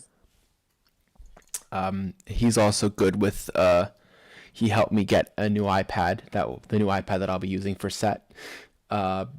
So yeah. But yeah, so Ed, tell me about, why you're so motivated to help to be on this project. What kind of brought you into this world of filmmaking? What kind of brings you to joining me all the time? And why specifically Split by Pond? Why were you like, hey, Split by Pond, that is a story that I need to get behind?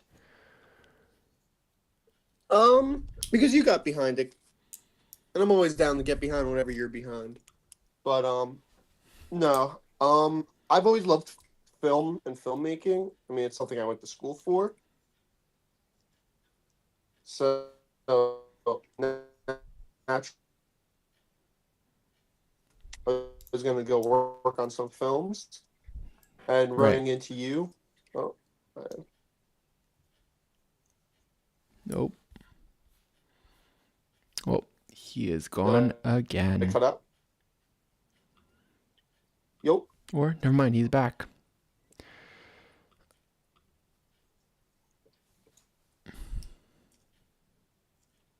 It's interesting finding out the delay, like as I talk with you. Yeah, there seems to be a little bit of delay, of like not really a half second, but just under. So like when you said delay, it like said delay, and then I full on heard delay on the stream too, because I just checked to see where like you're monitoring an output. But here we are. It's been a time. Funny little world. I'm breaking the whole stream. Yeah, I mean, what else do I expect from you, Ed? It had to be. Yeah, exactly. That's why I do audio. Video is not. Video is not your my thing. No, apparently not. All jokes aside, but yeah. So last what I heard was What was I even? you basically get behind whatever I get behind, and then that was kind of where you started to break off from there. Yeah, that's pretty much everything. There you go. I just summed it up, and yeah. Next question. No. So it's a passion of mine. It's something I've always been something wanting to work on. So I knew I was always going to find myself onto some type of cast and crew, whether it be the same one or jumping around to different crews. So I was lucky enough to meet a producer and director that actually values bringing the same team back. So I've been blessed to work with the same people over and over again. But I think your upcoming film, it does have a lot of heart and story, because every human does have some type of internal struggle, usually multiple internal struggles, and I think your story is really from since I've known you, this is the most deep stories about pulled from your own personal life. So considering this one is your biggest one, yeah, I'm really intrigued to see this all play through in person the day of the film set.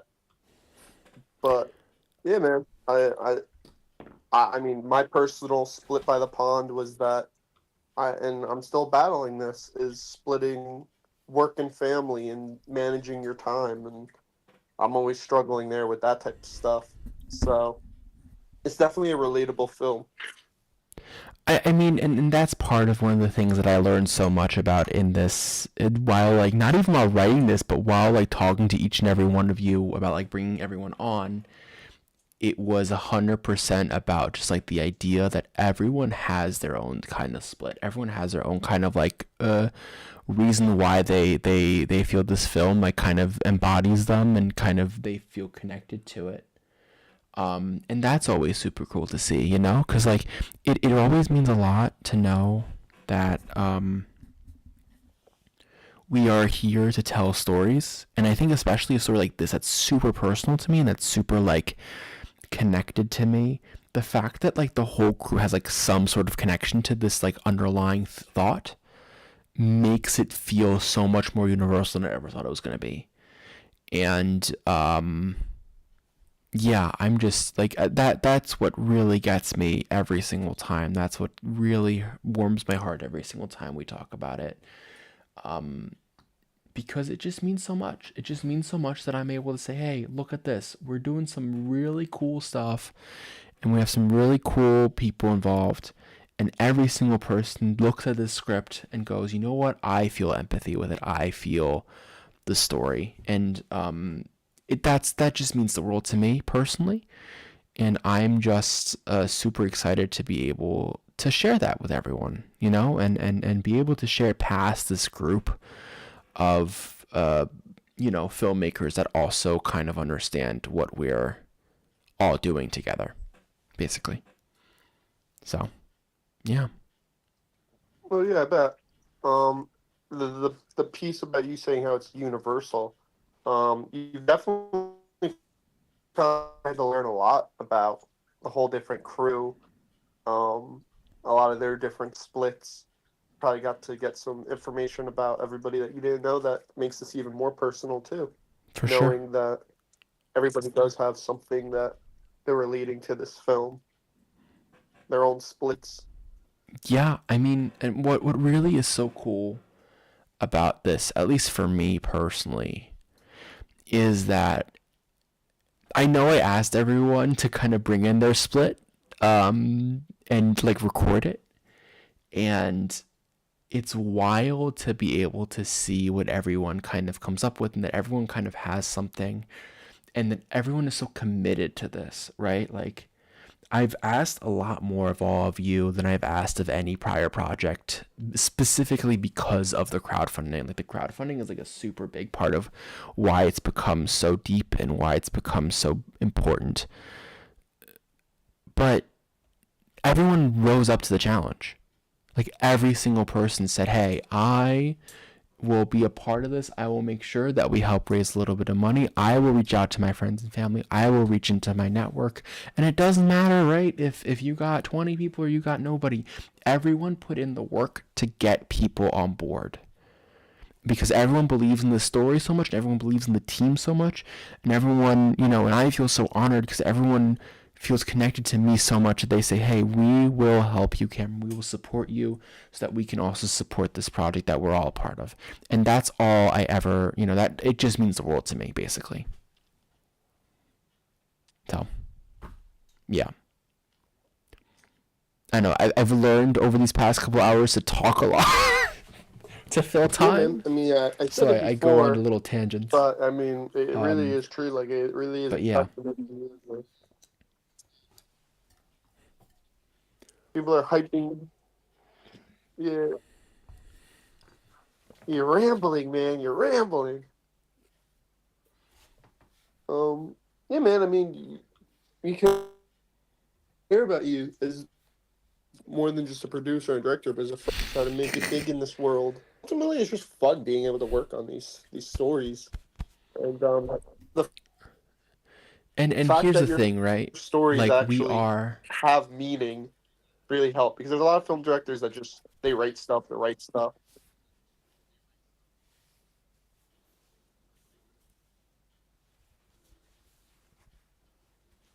Sorry, you were talking. I interrupted you.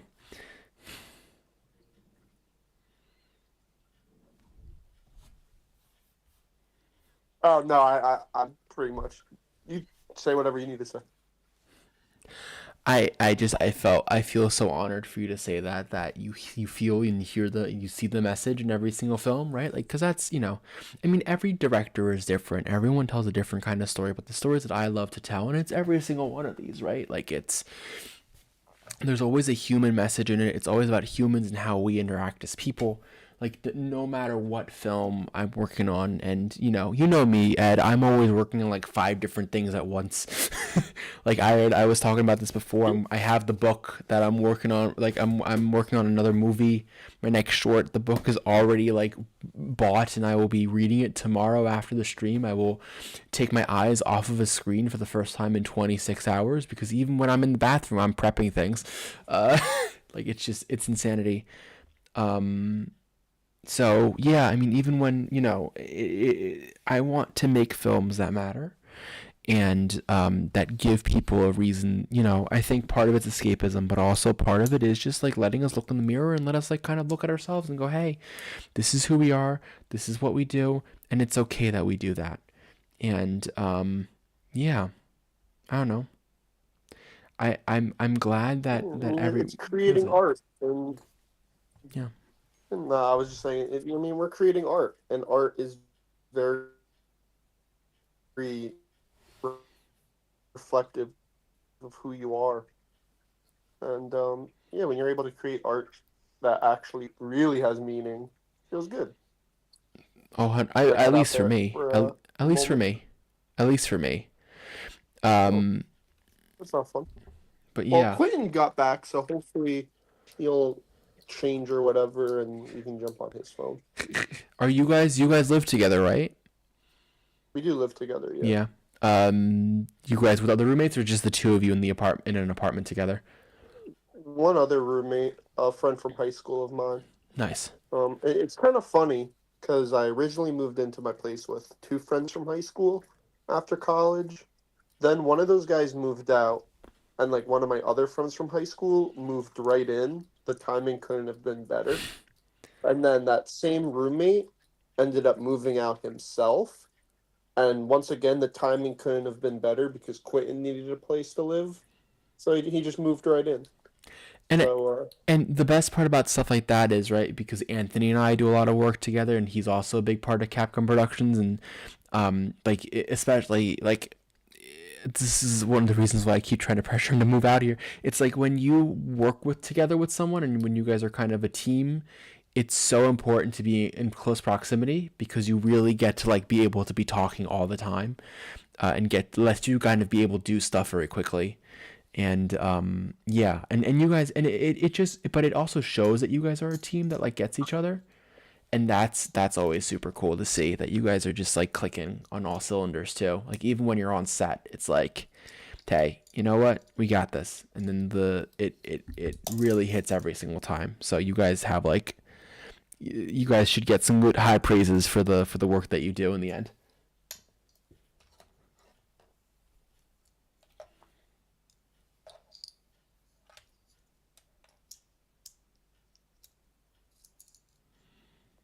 So, yeah, I don't know if you heard me through all of that because I don't know if you responded because I haven't heard anything yet. This is what happens when connections thank you, are thank you. Yeah, terrible. we definitely have a good yin yang, and getting a partner that you can work with well. It's definitely a nice synergy. Um, it's funny you're trying to get Anthony to move out to Germany. I did. No, I've been able to hear you. Yeah, I mean Anthony and I have been. Nice Yeah, good. sometimes. I think there was just a big delay No, at the I've end. been hearing everything. I don't know if But you've been Anthony and hearing me, I, yeah, I mean, but it is what it is. But yeah, Anthony and I have been working together for over a year now. Just like he does most of like all of the reels that we do on Capgun are him. That he basically gets them done. And he does most of my editing stuff, and we do a lot of like business like decisions together. But yeah, I mean, you know, he's a good guy. He's coming on later. He's doing the midnight shift with me, so which for me will be 6 a.m. I'm not ready for that. I'm really not. So, yeah. Oh, and he has disappeared.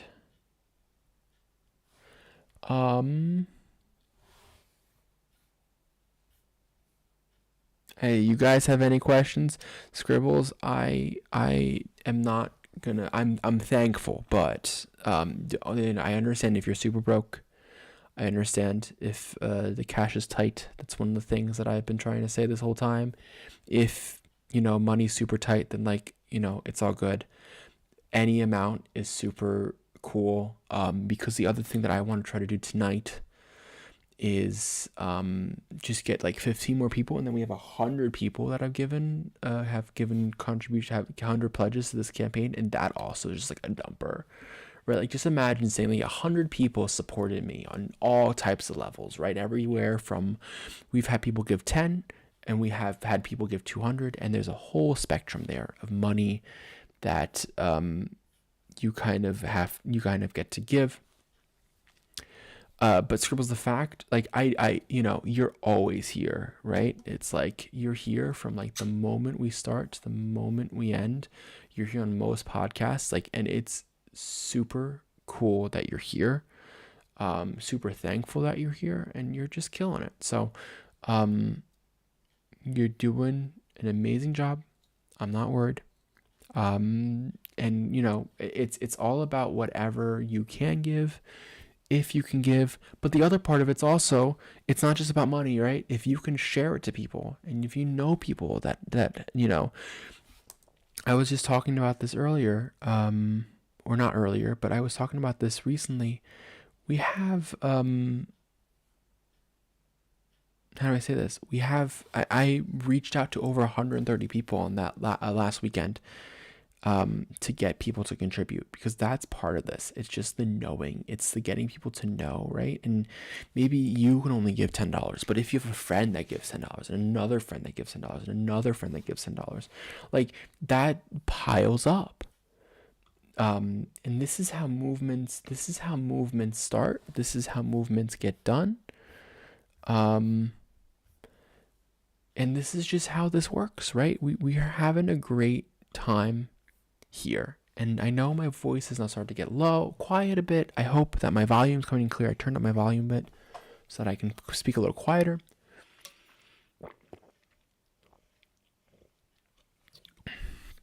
But it has been an absolute pleasure to be able to talk about this film with you guys, and to really fight for this film. And I don't even know what else to say. It is so heartwarming. It is so heartwarming to have you guys here. And I don't even know how to begin being thankful. So, I don't know. I feel like I'm going to cry at the end of the stream tomorrow. And part of it's because I do get pretty emotional. But part of it's also because I'm going to be so tired. It's every single, it's just beat by beat by beat by beat. We're just pushing and pushing and pushing. Yeah, so if you guys have any questions right now, I think Ed kind of cut off. I think he's also getting with Quentin real quick to make sure maybe they're trying to get in together through the laptop.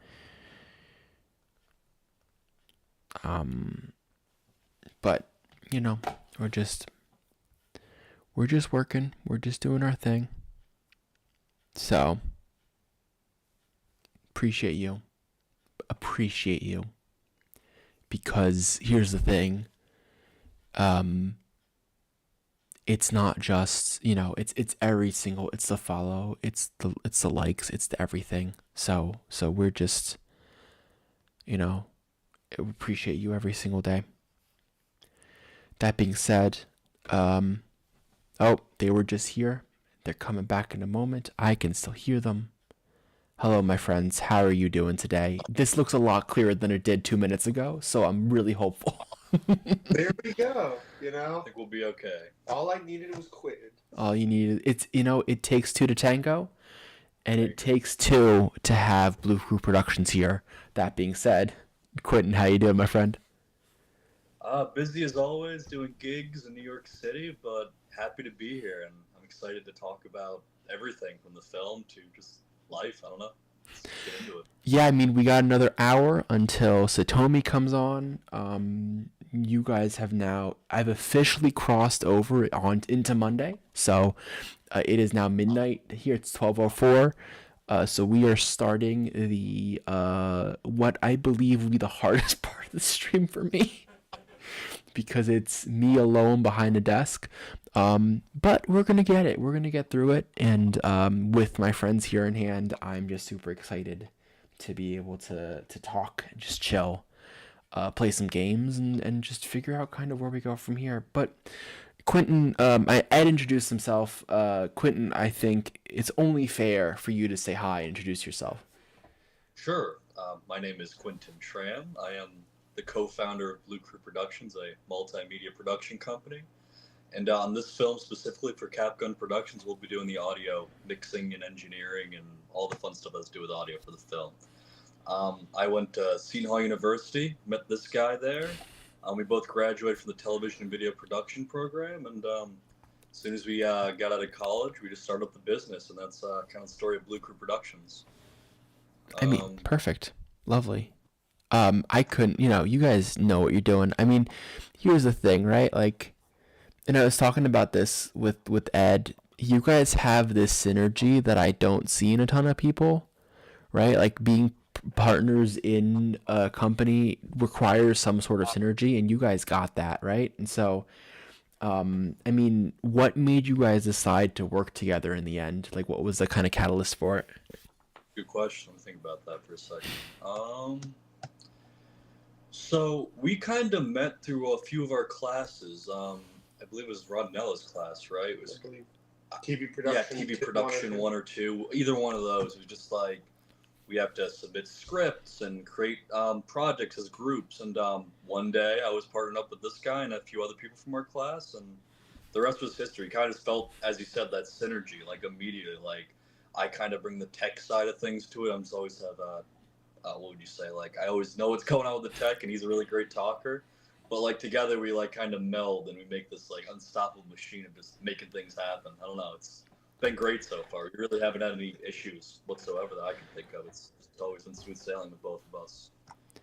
I mean, and you guys, and I was talking about this, you guys bring in audio, which I to me at least, it feels like it's a double-edged sword, right? On the one hand, it feels like one of the most important departments out of them all, right? You can have terrible video and some terrible stuff, but if the audio isn't crisp, people will get annoyed very quickly. 100%. That being said, you guys also on set are always like, the audio is always the one team that I always feel like always feels undervalued, and always feels like you guys get the short end of the stick on a lot of the things, and it's something that I try not to do, because camera needs their gear, and the actors need their space, and production design needs to make sure everything looks right, and then audio is like, hold for the airplane, and everyone's like, what airplane? I don't hear anything.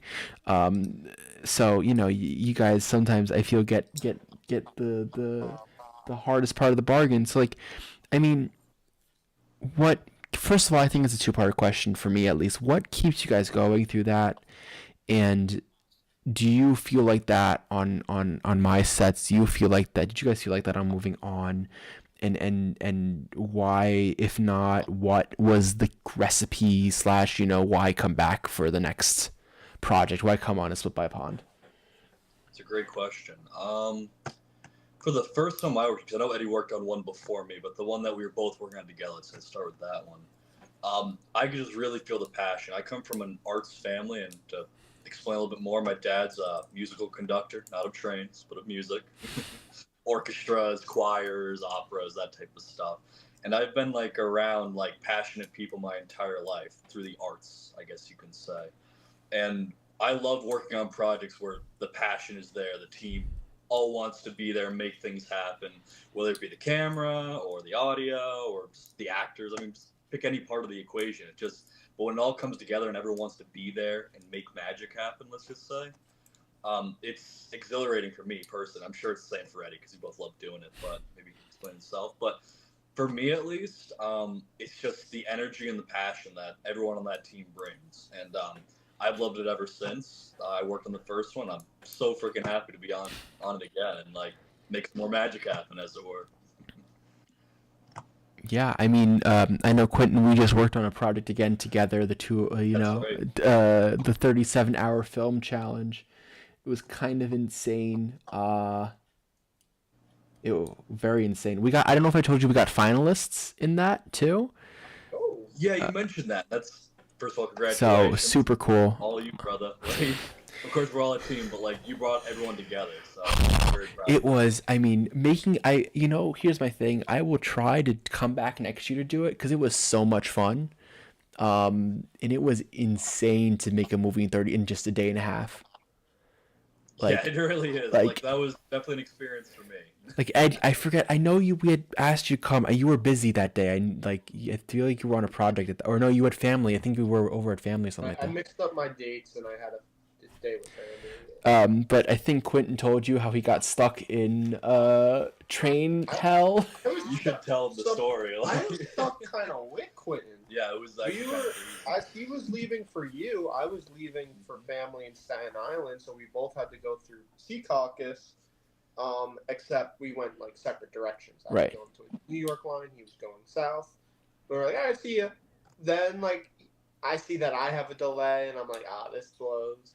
And Quentin's like, haha, like that does suck. Yeah, he like texts me, and then I look at the board because we're on like opposite sides of the caucus.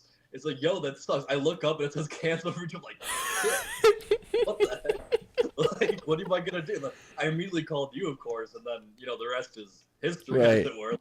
It was just craziness from me going from Secaucus to Newark, and then finding the right train because there were so many people taking Ubers from Secaucus to get to Newark. Like, it was like insanity. People were freaking out because they were missing their planes. Yeah, like you can imagine. And they were very mad at customer service. Yeah. Like, customer service wasn't the one that had rail line issues in Newark. Yeah. I mean, and Soren, who was coming from Penn Station, was super stuck. He then first took the wrong train. He first took the Long Island Railroad to Long Beach instead of Long Branch. Oh boy. And then turned around. I think his trip was 4 hours in the end from New York Penn, because he went in the wrong train, had to come back, and then that's like brutal. And the train just didn't go. Like it was a day. I forget even know what was going on. The line, the lines just went down, or was like what was going on? I think something happened in near Newark, whether Broad or Penn. Some lines fell. They were saying some line issues. Insanity. And that was just it. But I've seen it bad like that a couple times, but that might have been the worst. That was delays. So it was just midday, like getting closer to rush hour even. Like. And we just we didn't. I think we stopped shooting at 2 a.m. I think because of that. Right, yeah, it was pretty long. Anthony and I both came back to my place, and we didn't get home till 3 a.m. And I was ingesting footage. I slept 2 hours, then started editing at 5 a.m. the next. Oh no. And then we got home at 3. I started ingesting footage, finished ingesting at 5 a.m. and then started editing at 7. I slept for 2 hours that night. It's tight. But I mean, we now know better, and we have a plan for next year. So I hope that we can do it next year. I'd love to bring the gang back together. That was so much fun to do. Yeah, NJ Transit willing, we'll be there. Leave early this time. Yeah, exactly. I will. What we'll do is we'll all get there by noon, so that even if we have a concert, everyone's there, and we can start kind of planning things and getting stuff together, and it will be easier. I promise. Because I don't want to have to put everyone through that again. Because that was a long night. And I would like to be able to sleep. Everyone be able to sleep some degree. At least like a little bit more. But yeah, I mean, Ed spoke about Split by a Pond. I want to know, like, what was your, like, Quentin, were you like, why did you decide, like, why were you like, hey, we need to join this project too? Like, did Ed go, hey, Cameron wants to do this thing again, I'm in, you too? Or was it like you like the story yourself? Or what was like kind of the core conversation? I would say, not that I would say, but what happened was originally Eddie asked again if I'd be interested, and at the time I didn't really know what the concept was, but I'd say like a week later, he sent me the script, or maybe you sent me the script. Someone sent me the script. And I read through it, and I was pretty drawn to it, even though maybe not specifically what you were writing about, but that split that everyone had. And that was really interesting to me as a concept, and not one that I personally have seen explored, at least not the stuff I watch or I consume on a daily basis. So I found it very interesting in that way. And working with you before I knew it was going to be an interesting project. So I was in pretty much as soon as they told me, without even knowing this. I was like, "Yeah, I'm in. Like, let's do this. Round 2." Like, and again, it's been a theme on this whole entire stream. It's like we work back with the people over and over and over again, right? Like it's Eddie's third, it's your second, it's Logan's fourth, it's Devin's third, it's Linnea's second, it's Jade's second. Like everyone kind of comes again and again and again. what does that mean for you as a person that likes to work in this medium, but also as an audio guy, and also someone who, like, now you're going to be you're not only going to be doing the sound during production, but you'll also be working on it in post-production, Yeah. right? Like, what does that mean for you as, like, someone who, like, is now not only staying with his ability, but expanding your kind of role in production that you do? Like, what does it mean for you to kind of keep going back and coming back to this insane crew that you've kind of stumbled upon? For me, I love to learn, and as I said previously in a couple questions ago, I love passion. I love great, like, when people come together that have, like, a really good idea, regardless if the budget's there or anything like that. It's just like, I'm into it. When people are passionate about stuff, I'm into it. And past that, when I love to learn and always expand what I know, and I don't want to say I'm, like, completely self-taught, but, like, I only took a few audio engineering classes in college, like, just the basics, like, I don't know, like, just how to mix, how to record stuff, how microphones work, that type of stuff. But then I took that and applied it to my dad's career base, I guess you could say, like, doing his gigs, as it were, his concerts and Sure. recordings of that nature. And I kind of just, once again, it was just a passion thing. I was super into it myself, and I was like, I've been around it my entire life. Why shouldn't I learn how to work audio in this specific way, specifically for film, I guess, in this case? And I guess you could say the rest is history. I found you guys, and it was like the perfect jumping off point for me to get involved in another way, as opposed to what I started off doing, which is like concert recordings and recording sessions for artists and that type of stuff. But moving into the film stuff, I found it really fast. I can't speak. Really fast. Oh, good. But I shouldn't be complaining, because you've been up for God knows how long. I've been like, I'm coffeeed up. It's the caffeine. Don't worry, the caffeine's still kicking in, and it's luckily I got up at not a super early time this morning, and I went to the gym to kind of get my workout in to give me that kind of rejuvenation, so that, like, and then after that I was like, all right, I'm gonna lay down for like 2 hours, and then we're just gonna hit the ground running, and that was kind of the day. So, like, and luckily, like, unlike, I at the beginning of the stream, we were talking about, like, comparing it to, like, the filibuster from that Booker just gave in the Senate. Yes. And Yeah, luckily I can go to the bathroom, luckily I can eat, and luckily I don't need to stand. So, like, I feel myself lucky. And I'm just happy to be able to do this and just hang out with everyone. Like, that's been just so super rewarding, and I just get more and more excited the more I get to do it. Yeah, that's awesome. Yeah. I'm glad you're having fun, because you certainly can find a way to not have fun with this, because it's hard work. You got to put some work into your passions in order for it to get done. And I really bleed for the story, as everyone else does on this project. And that's been kind of another one of those core, like, things that we've been kind of discussing, is, like, everyone wants this to get done. Everyone wants this to get made. Everyone sharing the campaign. Every one of you is just, like, talking to your friends and family, trying to get people to kind of give something. And so, like, in the end, like, that's all we can really ask for, is just to reach out. And if everyone's doing that and everyone's pushing, then, like, it just shows the passion. Exactly. But yeah, so tell me, so we reached our crowdfunding goal.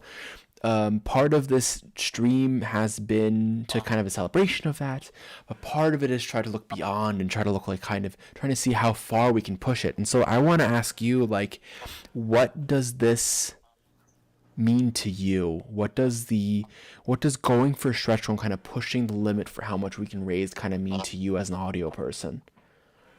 Okay, that's a good question. Let's see. I would say that for me, can you ask the question again? Sorry. Sure. You're good. So we've reached our goal, right? We have our budget, right? We said we want to make this movie for $5,000, and I brought in half, and the other half was crowdfunded. And now we're at $3,333, which is over our amount, but we are still crowdfunding, right? We have been actively still trying to get people to give money, because, as a bunch of people have said, right, more budget means that we can do things better. Right? Like, more budget gives us more freedom, more stuff. So what does that mean for audio, right? How does audio benefit from that extra cash?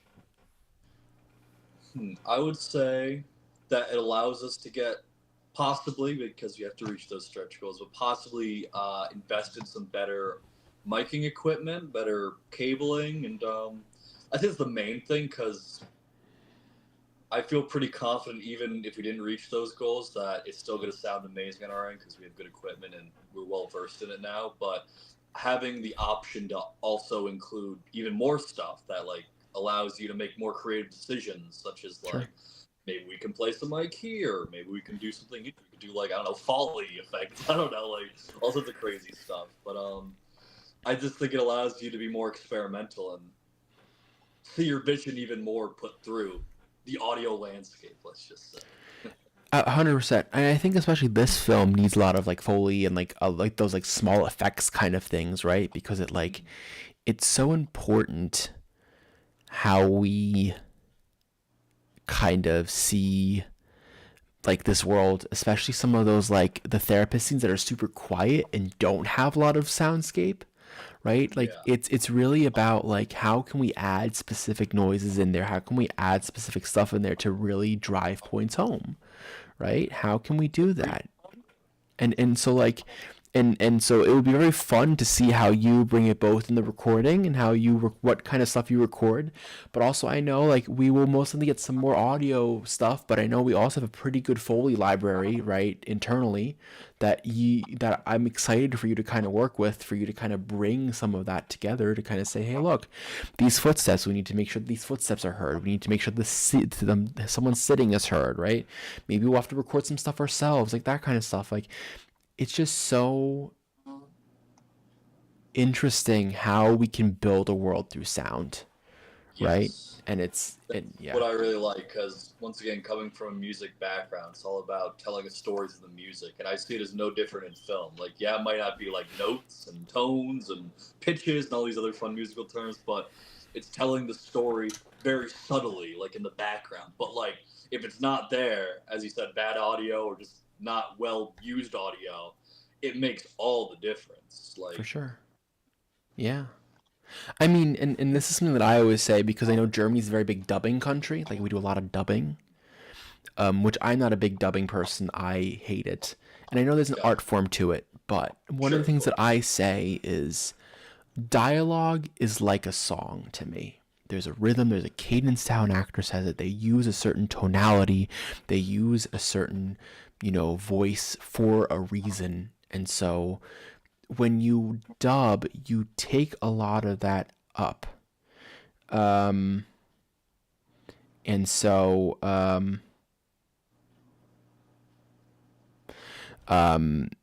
so yeah, so that's kind of what we've been trying to do. And that's like something for me that's like important. That's like have the audio like kind of come in and kind of really like press and press and press, and so make sure that we like have that rhythm, that cadence, and but it's also not just the dialogue, right? As you said, it's all of like the sounds and the tonality and how does the music and the score kind of go in and all that kind of stuff. So yeah, that's just my little thought on sound there.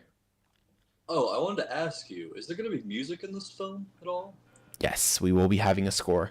We will. Ooh, exciting. I don't have much yet as to what that score is going to sound like, but It'll be there, man. yeah, we hope to be working with someone very cool at that point, and going from there. Yeah, it's going to be very cool. I'm really excited about this movie and how we kind of end like how we kind of bring it all together and how everything kind of comes together in the end. So, Agreed. yeah. Oh man. I don't know. Do you have any other questions, or does anyone watching have any questions to Quentin? Yeah, throw them my way. You got 'em. I'm here, present. Love it. Yeah. I mean, is there something that you're most excited about shooting from a sound level that you're like, oh, this is gonna be super cool? That's a good question. Let's see. I think the therapist scenes will be pretty cool. Like, I can't think of like one that I'm like, oh my god, I can't wait. I just think it's all really cool conceptually, and I just love recording all of it. That's why I want to do it. But yeah, I think the therapist scenes. I don't know why. I just think there'll be something interesting to do within that space or that scene that'll allow me to be more creative in some way, shape, or form. Totally get it. That's super cool. Love that. Um, I know. And this is like, this whole movie is like, part of it is like super, like, I've heard someone tell me that they feel this is the most experimental film I've worked on so far.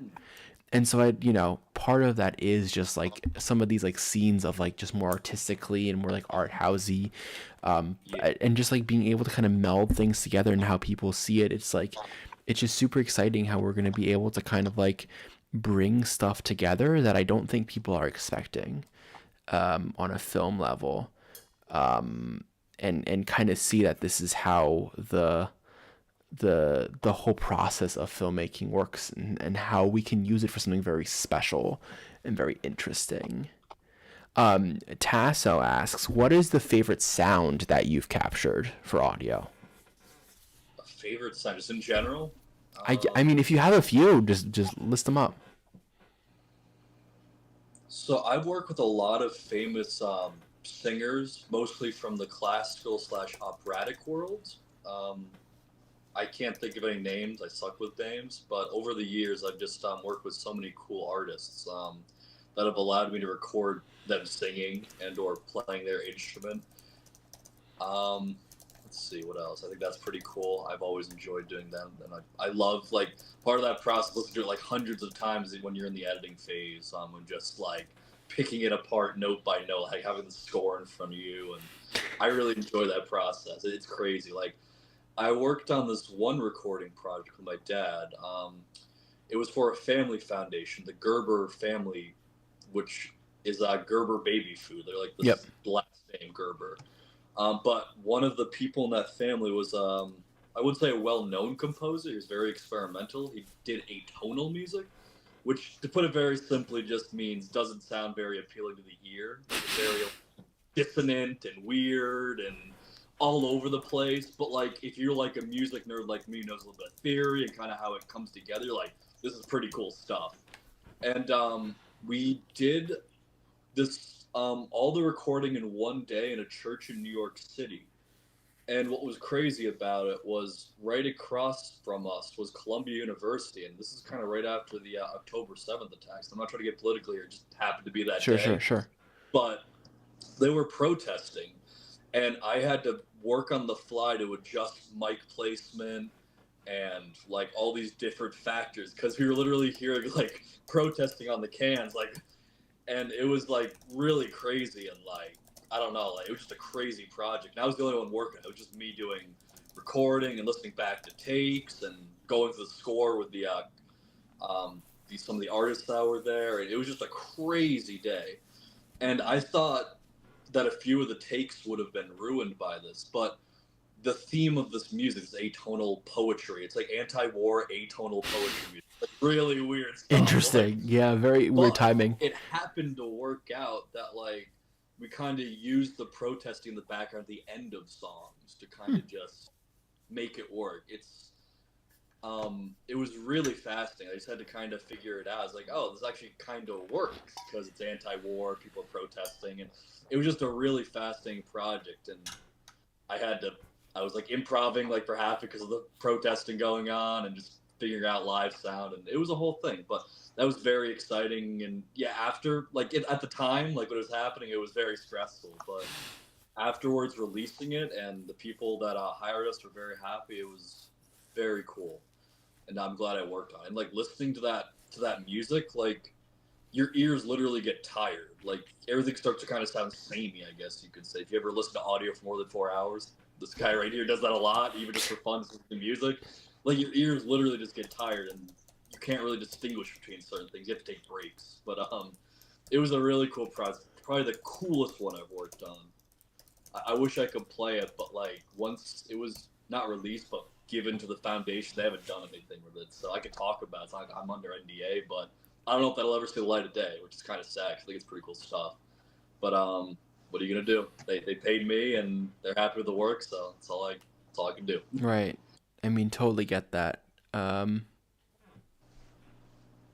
Yeah, I mean, what else can you do? Sometimes there are those dead projects that you just like kind of have to. Kind of fun project. Just so many. Like, for those who don't know, I guess no one knows because it's joined. But when I'm not doing Blue Crew stuff, and even before Blue Crew, like all throughout college, I've been working freelance in the artistic world. First for my dad, then I made connections through him, and then I just kept building up those connections. And I've been kind of able to live off of my freelance work post college, Hmm.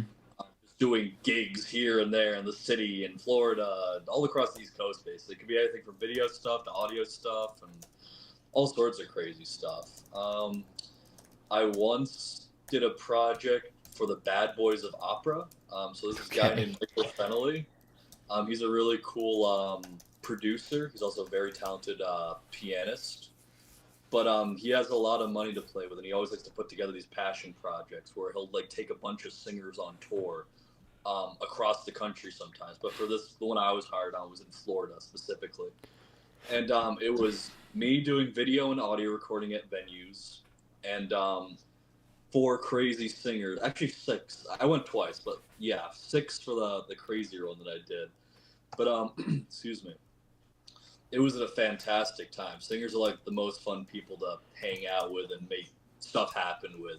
They're always crazy passionate and doing fun stuff, and they're obviously very talented and they know what they're doing. And all of these guys and girls, there's girls there too. We all just had a great time down in Florida. Really making awesome music, taking the best of opera and like musical theater numbers and having fun with them. Like I remember in one venue, Michael, being the crazy artist that he is, rented a motorcycle to have on stage, and this is not like cheap. Like this is like a Harley Davidson, like the real deal, and like it almost didn't show up. Like the guy was like late, and like yeah, it doesn't like make all the difference, but like it was just crazy in the moment, like waiting for this motorcycle, and like it came right at the last second. We rolled it on stage. Um, and I had to make like a revving engine noise because I obviously can't rev the engine on stage. It's like a whole safety thing, but like it was just crazy. That was definitely a cool moment. Like working with crazy artists, doing crazy things, making awesome music for people that loved it. We did that across I think 5 venues in Florida, something like that. Jeez. Yeah, something like that. It was Okay. just, and we were staying in Airbnbs. Like they were nice Airbnbs, but it was still like kind of crazy just going from one part of Florida to the other. And if you don't know, Florida is a very big state. Like you don't know until you like are traveling 5 hours from one location to the other just to do a gig. But that was a fun one, working with awesome artists like that. What else? Projects.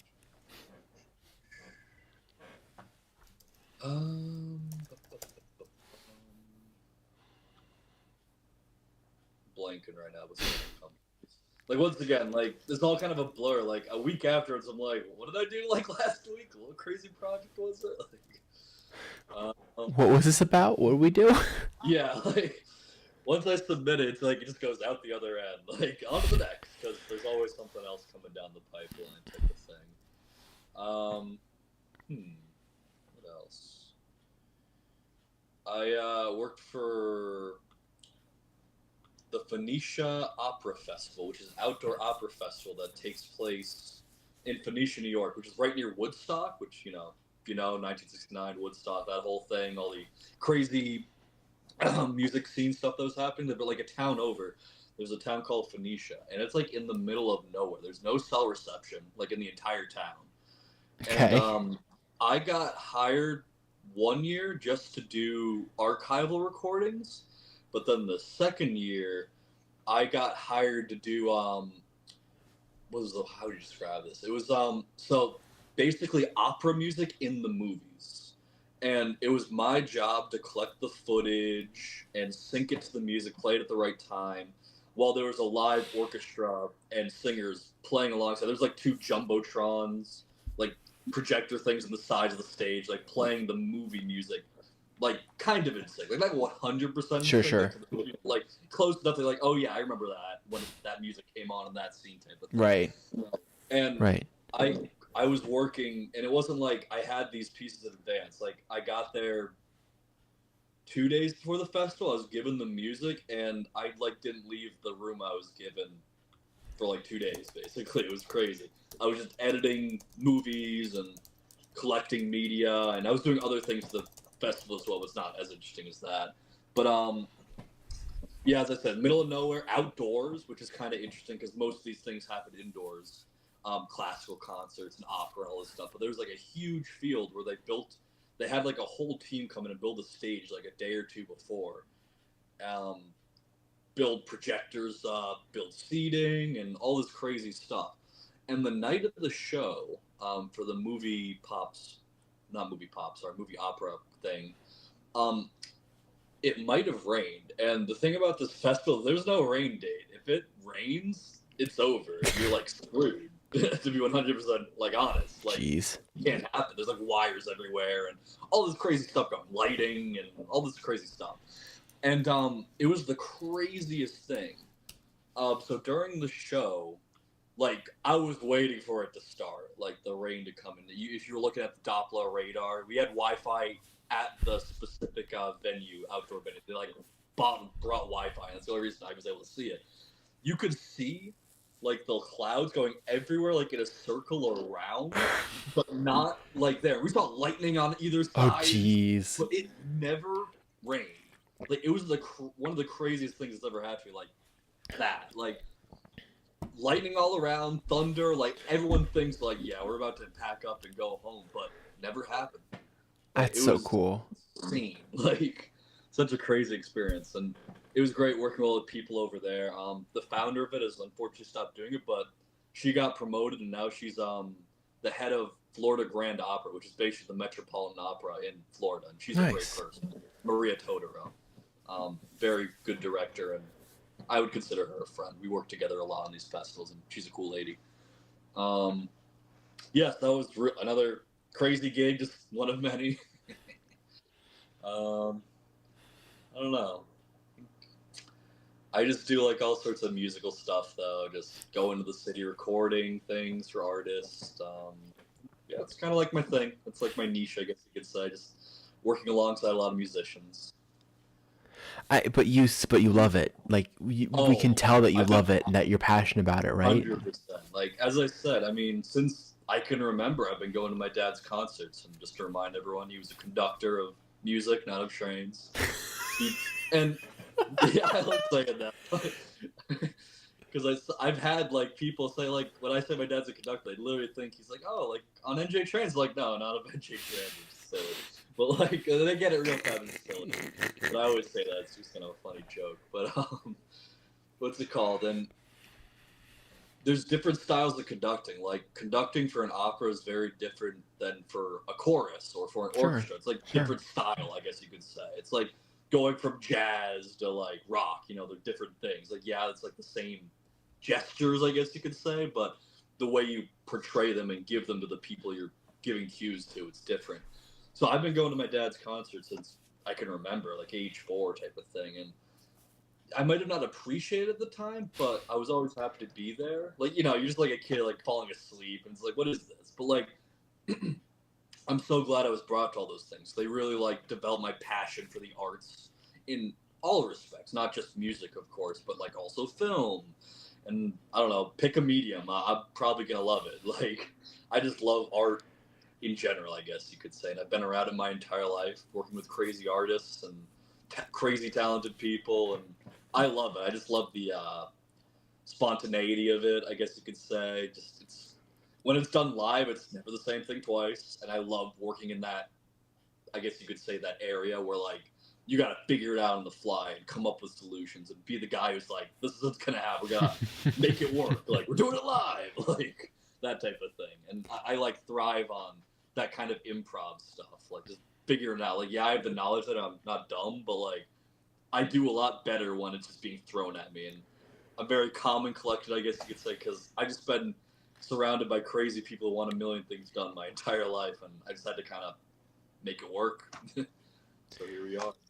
I mean, part of this is just, I mean, because I come from a very non-artist background. Like, my parents were both, like, not art. My dad was like a programmer. My mom kind of used to work for the IRS here in Germany, and then she also did like some programming when she moved out to the States. And so it's like, I feel like you're either like you come from an artist family or you become the artist in your family. Like it's one of feel those like two a things. protesting, like, this is what I'm doing, mom and dad. Like, you can't stop me. Like, I feel it.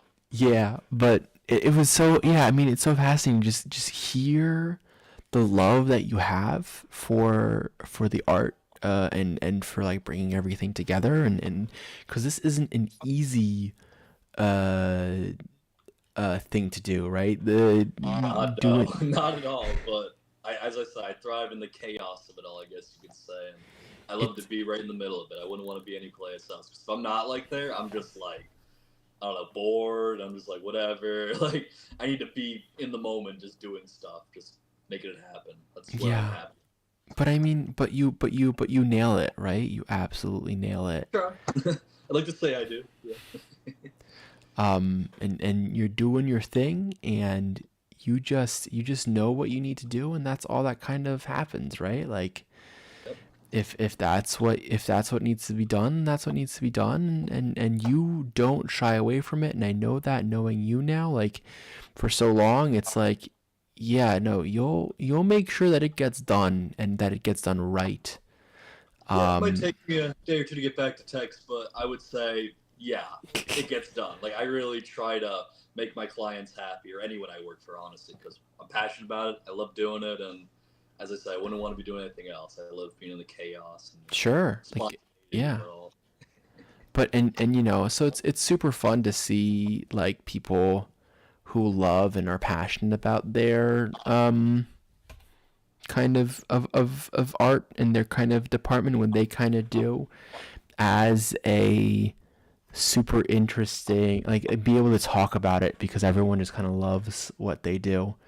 And especially when you love what you do, it makes working with people that are passionate so much more fun, because everyone's in it. Everyone's just like pushing hard and doing their thing. More ideas come to the forefront because you're not stressing out. You're not like, I don't want to be here. Like, I want to be here and I want to make this ish happen, right? So just like more ideas come out of that, and it just keeps on piling up and up and up. And right. That's what makes it so fun. And as I keep saying, it's so cool to be able to work with so many cool people, and that so many cool people love this project, and that so many cool people are like willing to put in the time and the effort to kind of make this happen.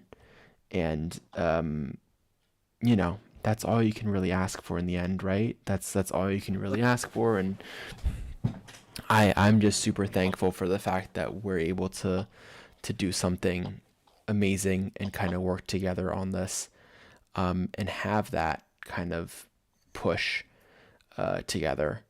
Yeah, I don't know. That's just kind of what we're doing, and kind of how we're pushing it. I can't wait to see what we end up coming up with. That just like, it's gonna be so freaking cool. And I'm so convinced that we're gonna come up with something special as a team, that you can't ignore it. And all the people that are already like giving us the support by contributing, it just means so much. And yeah, I don't know what else to say, my friend. I just like, I am super thankful and super happy of what we're kind of doing. And yeah, I don't know. Is there something that I'm missing? Is there something, Quentin, that I'm missing out on the messaging of this? Is there something that you want to let people know that are watching? Well, one, obviously, if you haven't given already, definitely give to this film, as you very eloquently put over the course of this our talk. Oh my God, bugging with my words again. But it's gonna be an amazing thing, and the more money I guess we have to play with, the more fun we can have with it, and you won't regret putting your money into this project. I guarantee it'll be awesome. Like, this entire team is just, they're with it, man. They know what they want. They're passionate. And yeah, I mean, what else can I say other than, support the film if you haven't. And if you have, thank you very much. We appreciate you. And look forward to it. Tasso also asks about your shirt and how long you've had it and how you relate to it. Oh, that's an amazing question. Thank you very much for that one. I can probably go for a little bit on this one. We'll see. Let's take it one step at a time. So I got this shirt off of Whatnot. If you don't know, it's like, how do you describe Whatnot? It's like Twitch slash eBay, yeah, like so it's auctioning put into one. Interesting. So basically, you have like these sellers who do live streams. Thank you for saying that. That kind of gave me the reference I need. So you have these sellers that do live streams of any assortment of things. It could be baseball cards or sports cards in general. It could be clothing. It could be what's it called? I don't know. Just like anything. I Really. feel like it's primarily used for sports cards, but there's clothing and there's other stuff. But like it's primarily used for people selling and trading Pokemon cards and sports cards because it's been booming the last year or Sure. two. So there's this one seller who is a friend of a friend, I guess you could say. Her name is not her name, but her username, I should say, 'cause I don't actually know her name off the top of my head. But her name is Bomb Babe Co. And she like does these like horror slash like graphic tees, and she probably does it like every couple of days. And I'd say like once a month, I go on there and I buy a few shirts because I'd say up until very recently, I didn't really have a set style in terms of clothing. I was kind of the type of guy who had 7 outfits for 7 days and pretty bland stuff. So I didn't have like band t-shirts or anything like that, but I was very like minimalist in that way. I was just like, as long as they don't smell and we're good. Like we're just chilling. So my friend Alexia put me on to Bomb Babe Co. and we're best. She's another fellow musician who I've known since 2017. She's an amazing person, very talented violist, and also has a band, Wicca. Check her out on Spotify. She makes original music, and she's very awesome. I like her music a lot. But me and her were on a stream once. We were just like kind of hanging out there, and I bought this shirt. And for those who don't know, Memento Mori. It's an old Middle Ages, like medieval times, like phrase from, I guess, Christianity, but it's not like religious. It just Christians were using it at the time, I guess you could say. But it basically just means death is always near, to put it simply. And you could take that very like, I don't know, like morbid, like, oh, you could die at any time. But I like to think of it more as like a motivational thing. Like, you gotta like live now because I don't know, I could die in the next minute or I can die in a day, I could die in 50 years from now. So you gotta like make hay while the sun shines, as it were. So I kind of vibe with that, like Memento Mori, death is always near, so like make stuff happen. Like you never know when it's gonna be gone. So I really vibe with that kind of philosophy, I guess. It's kind of like stoic, I guess you could say in a way.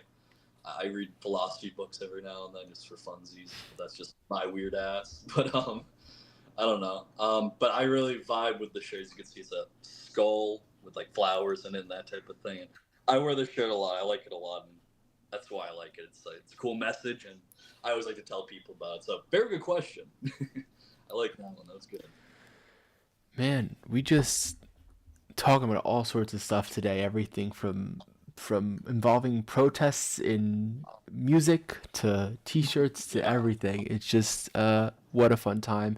Ed, do you have any words that you want to give as wisdom? It's your moment, Eddie. Man, No pressure. to follow that up? No, I honestly don't. You know, the meaning of my shirt, this nice shirt. So let's pull up more shirts. Yeah, let me go to my closet real quick. I'll pull out some of my shirts. Nah, I don't really have too much. Sorry I stepped out the last 30 minutes. I had to work on a social media post You're good. that I was procrastinating on, so I need to just get that out of the way. But yeah, what have you guys been talking about? Just all sorts of things, you know. Yeah, Yeah, coming here talking about shirts and stuff. Yeah. it was fun to walk in. So basically, we just kind of went over interesting gigs I've done, which I've been a part of many a gig that have Joined been a bunch of those interesting. too. Yeah, and just talk about the film itself, just how we could be creative with the audio side of things and that type of stuff. Yeah, you didn't miss too much, I'd say, but lots of interesting conversation, and it's been fun. I've enjoyed this a lot. I wasn't sure I was gonna go, but it's been fun. Next thing you know, we're about to be at 7 o'clock. You're about to be on your next crew of people. Sadly, Satomi just texted me that she's like super super sick, so she actually won't be joining us for stream um at 7, which, you know, it happens, people get sick. We all wish her the best, of course. And I know she's been and she's super bummed because I know she loves to she had so much to talk about and was like gearing up to be on here, and now it's like not working out, and it's, you know, it's poopy, of course, but I know she's been one of the hardest working people, like posting all the time about the campaign. So like, and she's on tour right now for her new, like, she's doing like a whole concert tour as well. So, we're just hoping that she, you know, gets better. Like, she was talking about how like the whole crew is like getting like sick. So she had to do a solo for someone last night. So like, I'm just happy she gets to rest. But yeah, you know, so most likely we're gonna have Tasso, who has our EP, just like come on, we're gonna game a little bit because he's been trying all day to download Mario Kart and it finally worked. So we'll play Mario Kart for a little bit. But yeah, I'm just, you know, sending all love to you guys. I'm gonna let you guys go back into your day, do your work thing. Thank you so much for coming on. Blue Crew Productions absolutely killing it, making some great stuff, and bringing some great audio to our film. And Satomi is on, like, wants to be there in spirit, so sending love, you know, love her so much. Yeah, but that being said, we'll thank you guys so much for coming on. And I am, because of what I've been wanting to do for the past like 2 hours, is put more ice into my coffee cup so that my coffee is cold, because I'm drinking cold brew and it's now more like lukewarm brew. So we're gonna put some ice in there, but we'll be playing just a little bit. Thank you guys so much, and talk to y'all soon. Yeah, thanks for having us. The rest of the stream.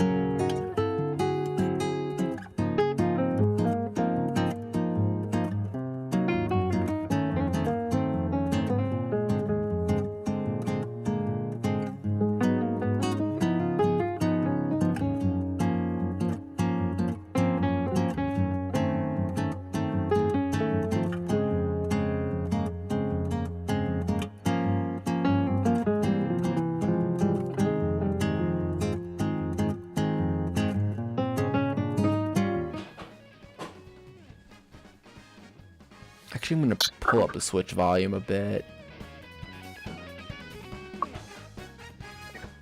As Tasso, my amazing executive producer, joins us once again for some merriment and games now that Mario Kart has finally loaded on his Switch. It feels like it's been your day-long project too. Oh yeah, no, this is definitely taking a minute. Get going, but I'm on. I got Mario Kart here in front of me. Perfect. Boom, playing right off my Switch. Amazing. Uh, You know how to join, right? Absolutely not, but we're gonna Perfect. learn. We're in this together. So you joined the Nintendo family thing? that I sent? did. Perfect. Multiplayer, right? Yes, so you're gonna go to online play.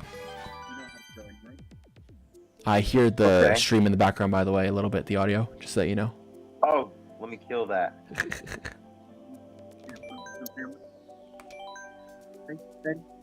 There we go.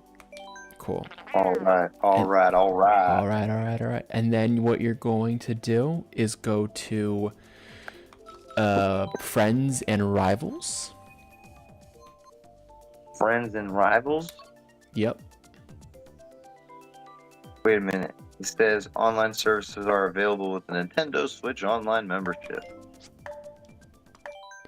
Okay. This is an automatic. You clicked OK. Go back to the email that was sent to you because I never got a confirmation that you were in the family. It says right here, to join the family, please access the following URL and review the invitation, which I did. And then You should only join a family group. Invitation is account. No, your account is banned. Blah blah blah blah. Okay, join family group. Your ability to join a family group has been restricted due to frequently joining and leaving family groups. What? You're the only family group I ever joined. wait, what?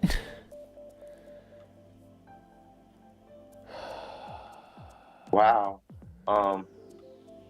Okay. Alrighty. Let me hold on. Give me 2 gigs of lamp still, bro. I get a 7-day free trial. I can always cancel this. Perfect. All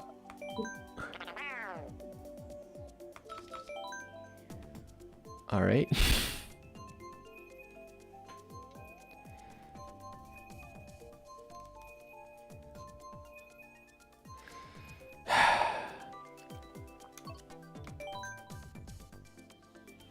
I love Nintendo sometimes.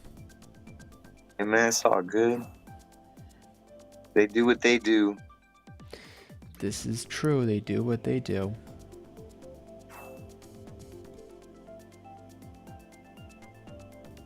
So. Cool.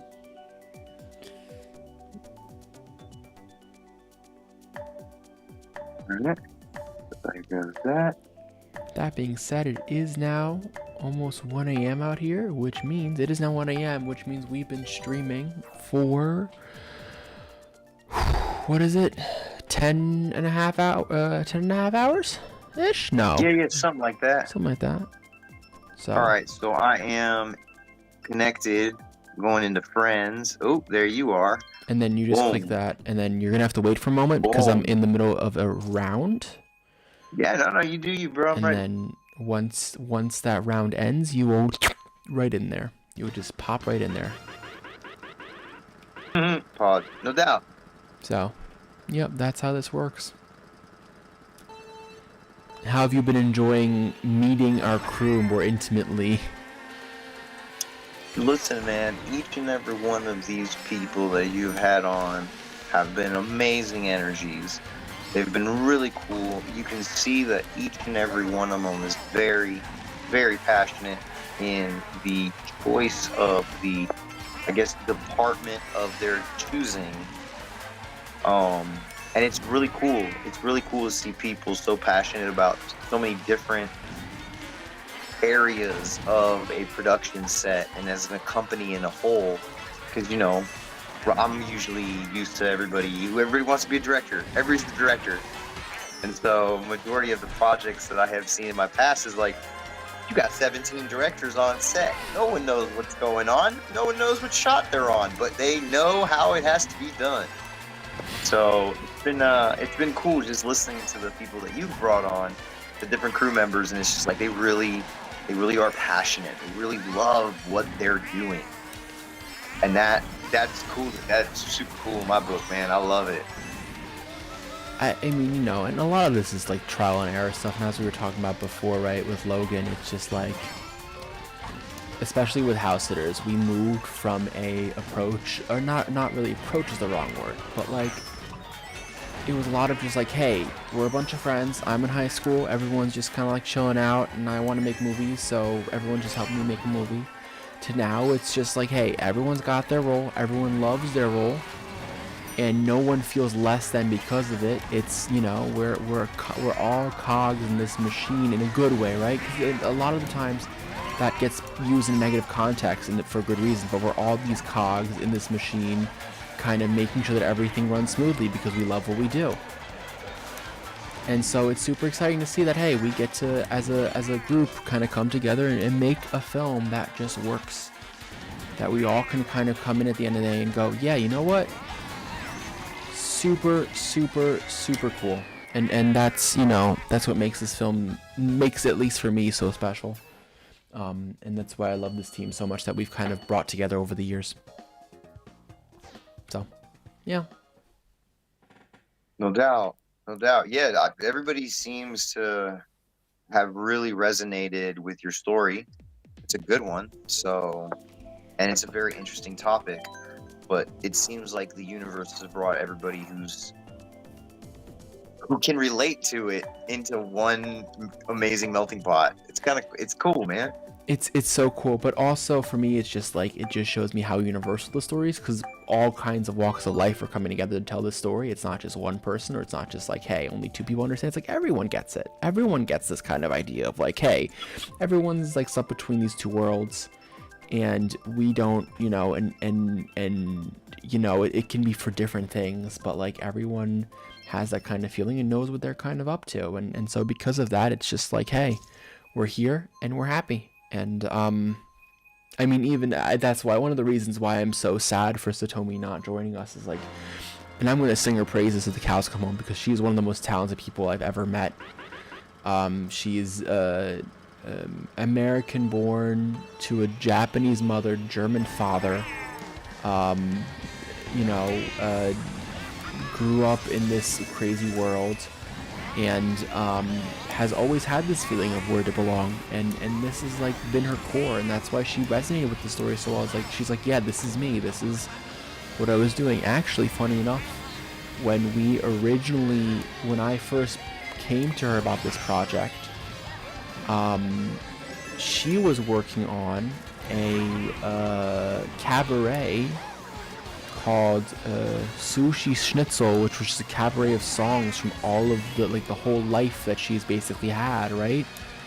Between the German and the Japanese and the American, and then also her stepmother was Russian and who owned an Irish pub, and it's like all of this like melting pot together, and it's just like, what does this mean for all of these people, and what does it mean for one person to kind of have all of this wealth of like culture to kind of fall back on, and yet somehow feel kind of a little lost? And so like, you know, she's been one of the people that understands the most, and she was one of the first like new people that I reached out to, because I was like, if she's not on this, it's not gonna work. And luckily she was like, she loves this project, and it just means the world to me. You know, it just means so much to me that she wants to be part of this, and that she wants to support this, and the amount of support that she's given just means the world to me. So, yeah. You know. Yeah, well, hope she's not gonna stay sick for like a straight month.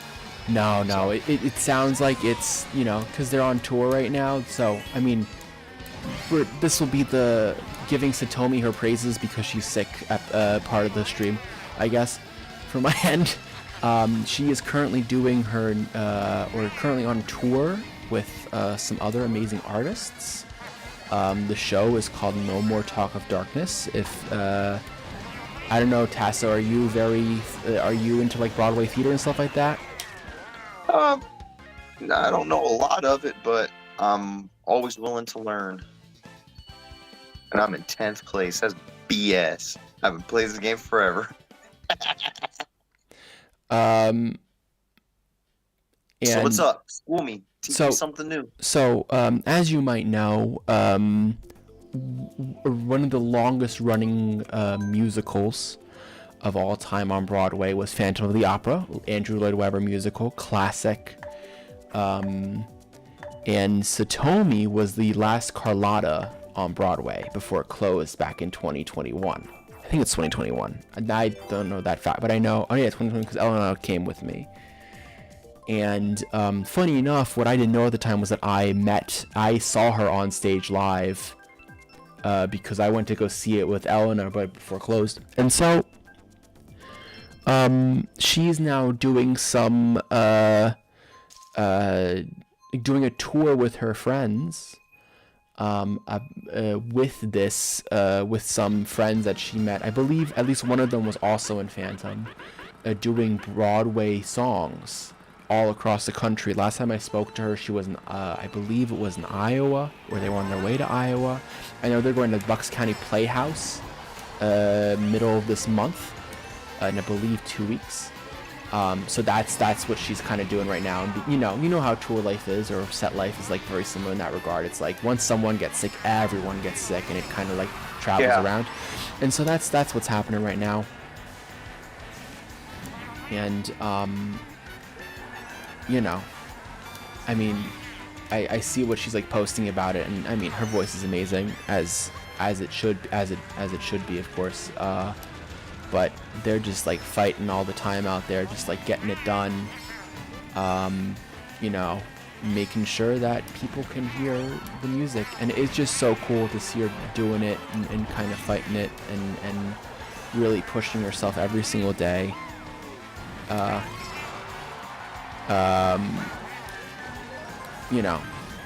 Given the love. Satomi, I see you commenting, and I can't always grab to go for the comments, but stop it. Yeah, she says I was in an Irish band, and my stepmom was a ballerina, and yes, love this project. 2023, I wasn't full-time Carlotta. Can't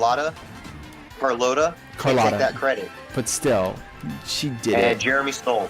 And I'm in I'm in 12th place. I feel like she's also trying to evade praises that I'm giving, which, no, you're not evading this, Satomi. You can't come on and defend yourself, so I'm going to make sure that you get all the love that you deserve.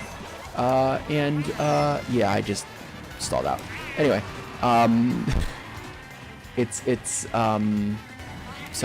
but it's always a pleasure to work with artists like that, to be able to have someone that not only understands the project, but like is like, hey, put me in, want to put in the effort, want to put in the time, want to put in the love to this because of how important it is to people, and how important the message kind of ends up being. And so, that's what makes her so special, and that's why all of us are lucky to have her on this project, and it's something that I keep talking about because it's just, I feel you. You got a lot of appreciation and love, man. For sure. But that's what it ends up, especially when you're on this low of budget. It's like, there's not much else I can give at the moment. Right? Like, how can we give that love? How can we make people feel appreciated? And I hope that, I think she knows this, right? And I hope she knows that I want to give all the love and all the support that I can to her. That's why I like her show. If you live in the New York, New Jersey area, come into the Bucks County Playhouse right across the border of New Jersey into Pennsylvania. So if you have that time, come and check it out. And then support the campaign so that she can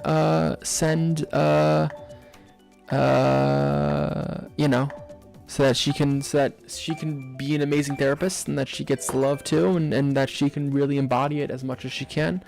I know she'd talk about blah blah blah, you know, make everything kind of better around her and all that jazz. But I mean, she's bringing the energy of the project, and everyone notices, and we're just all super thankful to have her. Like that's all this kind of comes down to. Yeah, I don't know. I don't have any. I don't even know what else to say. She will, I assume, correct me at some point with something that I incorrectly said, but it's fine.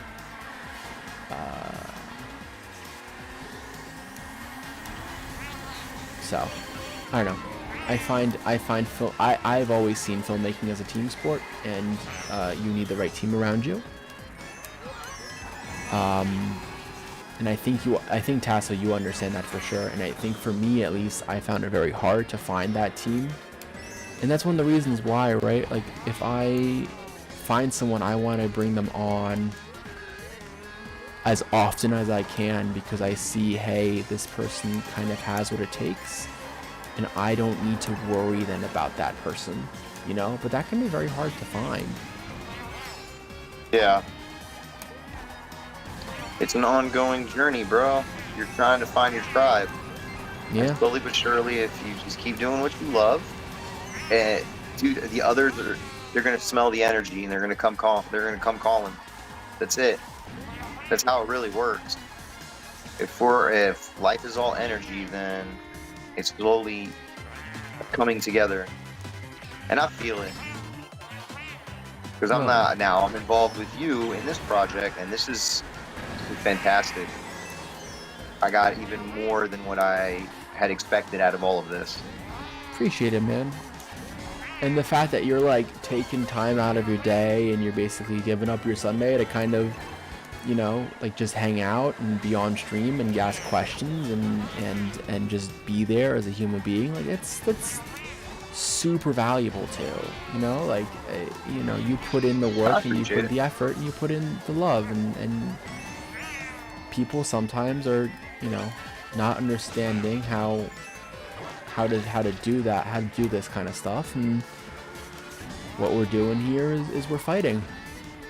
You know, I feel like a lot of what art is fighting against a machine of some sort to make sure that we are getting our voices heard. Because, you know, money is something very hard to come by, and that's why every single person that kind of gives, it means the world, because you're like, hey, we're here to make something happen, and we're here to tell a story that, you know, not everyone has heard before, and not everyone knows needs to be told. So I'm 100% with you. I don't know if what I'm saying makes sense. It is currently 1:15, and I think we're getting to the delirious part of the evening where I'm just saying words that hopefully make some resemblance of sense. No, you make sense, bro. You make sense. The passion is there. The love is there. And you're up here. We've been sharing the stream. We've been sharing the crowdfunding link. Like, everyone who's really into it is doing their part. Yeah. And if you can get that past limit, then cool. Like what was said, get us one level above Walmart, right? Yeah. that one slayed me. I was like, yo, that's amazing. That's a great way of putting it. You know, and you know, it kind of, you know, it's important, right? It's important for us to be able to go above a level of, you know, the cheapest, right? It's important for us to be above that level and to like kind of do things that are more sustainable and do things that are more, you know, small business focused and that kind of stuff. So, you know, I love everything that's being done. And this team putting in the effort and putting in the time, and that's all you can ask for. And hard work should be rewarded, especially the hard work this team is doing. Also, apparently Elena got first in the last race, and now she's all sad that I didn't mention it because I didn't see it because we were talking about movies. Yeah, I didn't. I don't think I hopped onto this next race. Did you accidentally get kicked out? The communication error has occurred, but also my phone is dying, so I want to make sure that our connection is good to go at all times. I got the wrong cable. Let's go, okay.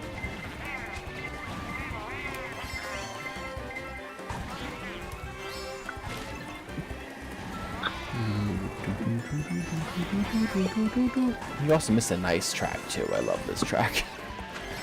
Yeah.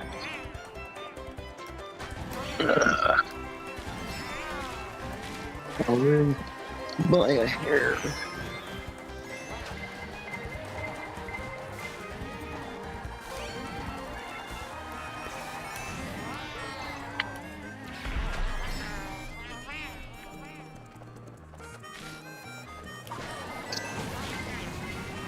Alright. Good power again.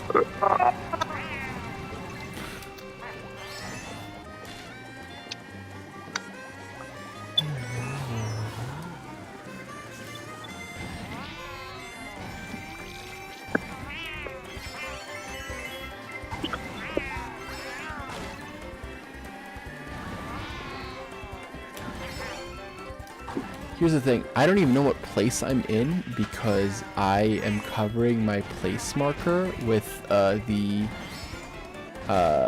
your video. I might move that in a moment though, because you were all vertical for the longest time, your video, so I put you in the corner. Oh, yeah, because my charger is on the side, so I can't really have it like... No, this is perfect. No. I love this. Alright, perfect. Now I can see what place I'm in, which is more helpful to me than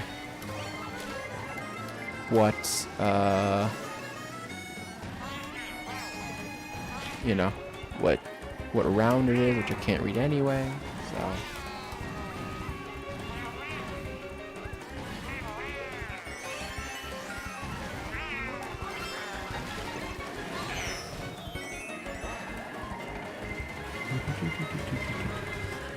Oh, come on. And I'm now in 11th because every single person hit me.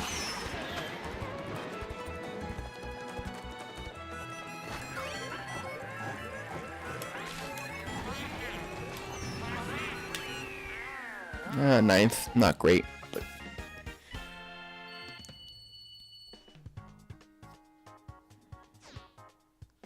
Alright, so I'm spectating this match.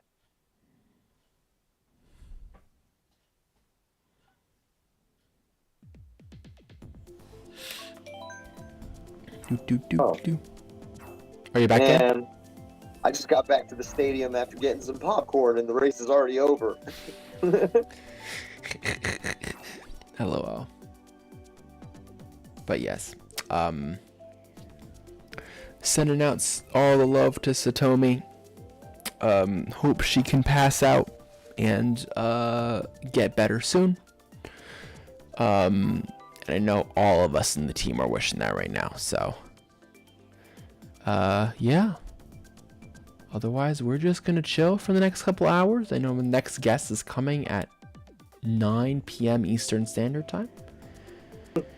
So we got some time to just chill, play some Mario Kart. Did you buy this game like just now to play with me, or did you have the game already? Jeez. I didn't know you bought it. Yeah, well, you know, never had a reason to. Fair I didn't enough. have anybody to really play it, you know? Let me back that up. I've got my friend and like big bro Mike May. He's the film instructor over at Bosie's in upstate New York. And he's obsessed with Mario Kart and Mario Party.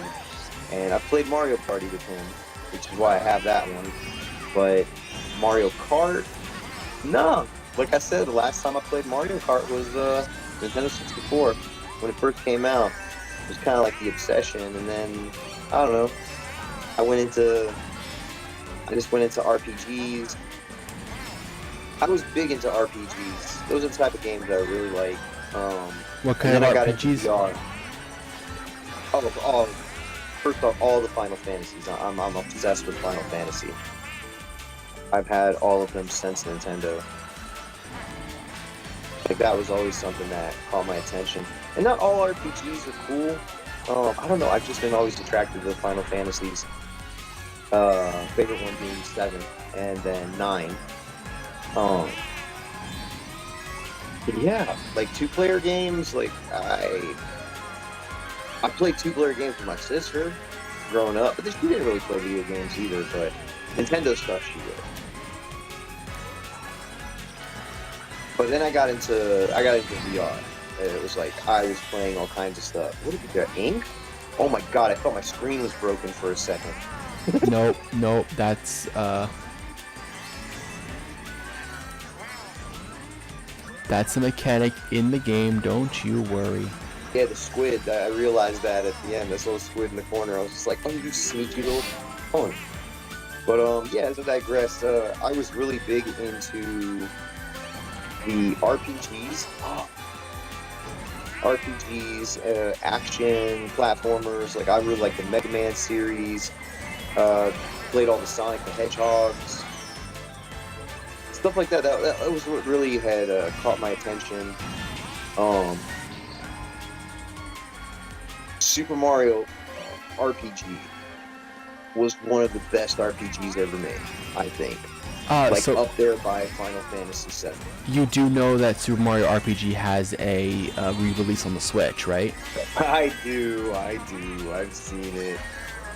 It's really good. It's really well made too. I have it. That's why I know. You had a Super Nintendo, right? No, I have my Switch. That's it.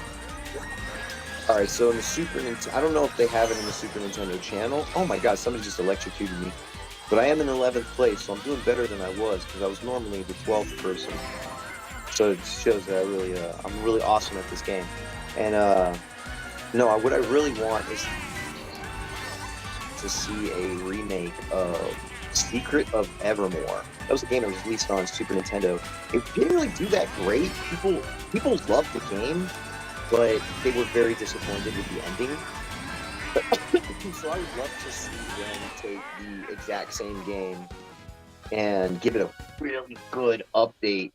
And who knows, maybe turn it into a 3D thing like Super Mario Odyssey. But it was an awesome game. It was about a young man who went to go and visit, I think, his grandfather, and he had his dog with him.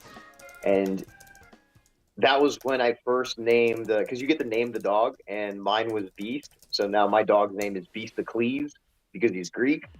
So you get transported because your dog runs into this old mansion where there's a scientist who's doing some experiments, and you follow the dog into the building. And when you get inside, you see all this like really steampunk looking laboratory gear. And the dog comes in, bites one of the cables, y'all get transported into another world, only to find out that this whole world is been manufactured for the rich. They get to have their own personal virtual worlds, which, look really real. They're kings and queens of their domain in this bigger planet. And so now you and this dog, who keeps getting transformed into a different dog every time you progress to a different part of the continent, have to figure out how to get out of this place and figure out how these people even got in the first place. Wild. So, it was a really interesting story for a game. And even the mechanics were kind of cool. Because you just had to mix things to create new weapons. So it was kind of like a very basic version of Doodle God, and those God-making games you mix like fire and sand, and it makes a volcano. And so you had all that kind of stuff, but it was cool. The story itself is what stuck with me forever, to this day. And every emulator I have, every version of Super Nintendo I get into my hands, I always get Secret of Evermore. I can play that game over and over and over and over again. But then again, the reviews for the game were, people weren't really, fuxing with it. It's trying to really what it think. was. There is an Evermore. No, is that Evermore? I don't remember. With like Ness and everything, but I don't remember it's not a series, right? It's a single game. It's a single game. They never made anything after that.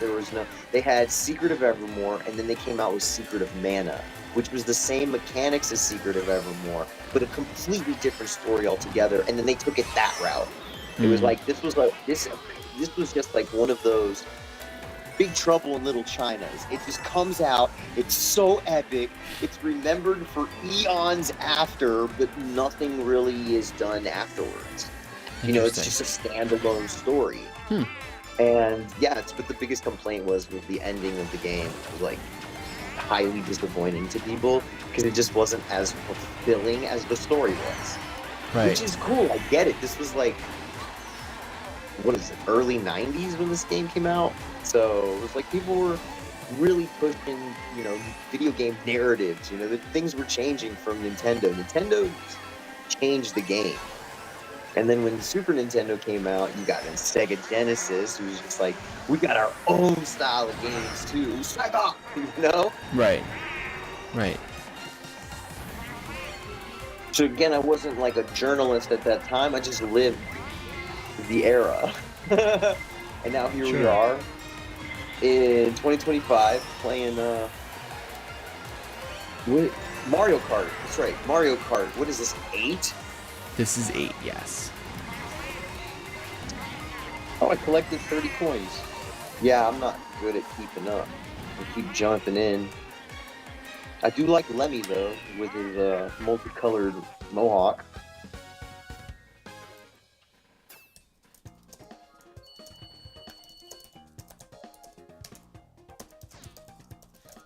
But yeah, dude, the graphics from the original, whew, there's a major step up. For sure. It's just amazing the evolution of video games in general with our society as well. But now we've got like, look at what we're doing. At the current moment, we're streaming video games. Like anybody can hop on this, watch this, and be like, yo, that's kind of cool. It's funny because I feel like we're now at a point where, and I've had a couple articles about it, where like people sometimes feel that video games are becoming too realistic. And like this whole suspension of disbelief is starting to go away, which is like super wild, right? It's like this idea of like everything's just like too real, and we're just trying to escape like using games, and like the graphics have just become so like ingrained that it's just, you know, I just find it wild.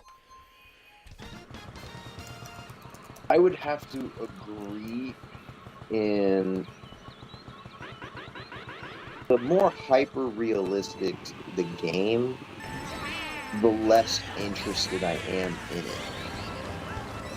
Sure. Now, you could potentially have a fantasy game that's hyper-realistic. Okay, that'll catch my attention. Because, you know, we all want to perform magic. We all want to do some crazy stuff. And with the new haptic gear that they have, that's just like, you can actually feel this stuff too. But when it gets too realistic, the gimmick is over, I think. Because really games are like a glorified gimmick. It's just something to pass the time. You know, you can compete in them, you can take them serious, but the moment you start getting realistic, especially with like, for instance, shooters, it's like, okay, just go join the army. Well, why are you causing yourself that kind of mental stress? You know, I don't know. It's weird. It's hard because my opinion on this is just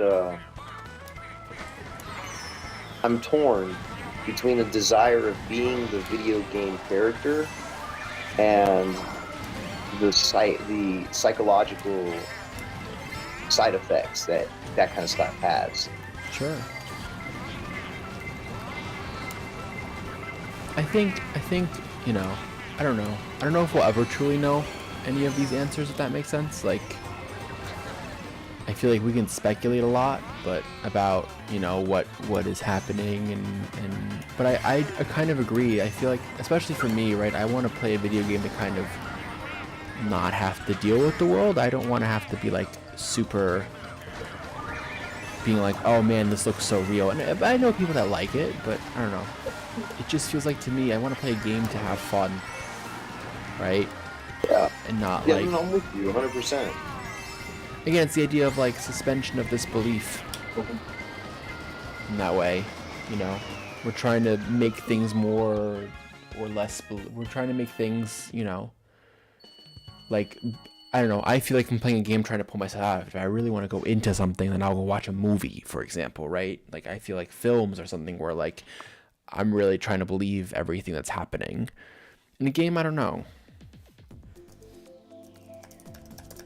I don't know. I got the first time I've felt the flip being raised on platformers, Nintendo, Super Nintendo. Well, let's go back. Atari, ColecoVision, Nintendo, Super Nintendo, 64, the Sega Saturn, the PlayStation, the Dreamcast. I had a Dreamcast. I think it was awesome. The moment I put the helmet on and jumped into VR, that put it on a whole different level for me, because it gotten to the point where I've been playing platformers so long, I couldn't even stay awake past the opening scene. Hit start, and I'm out.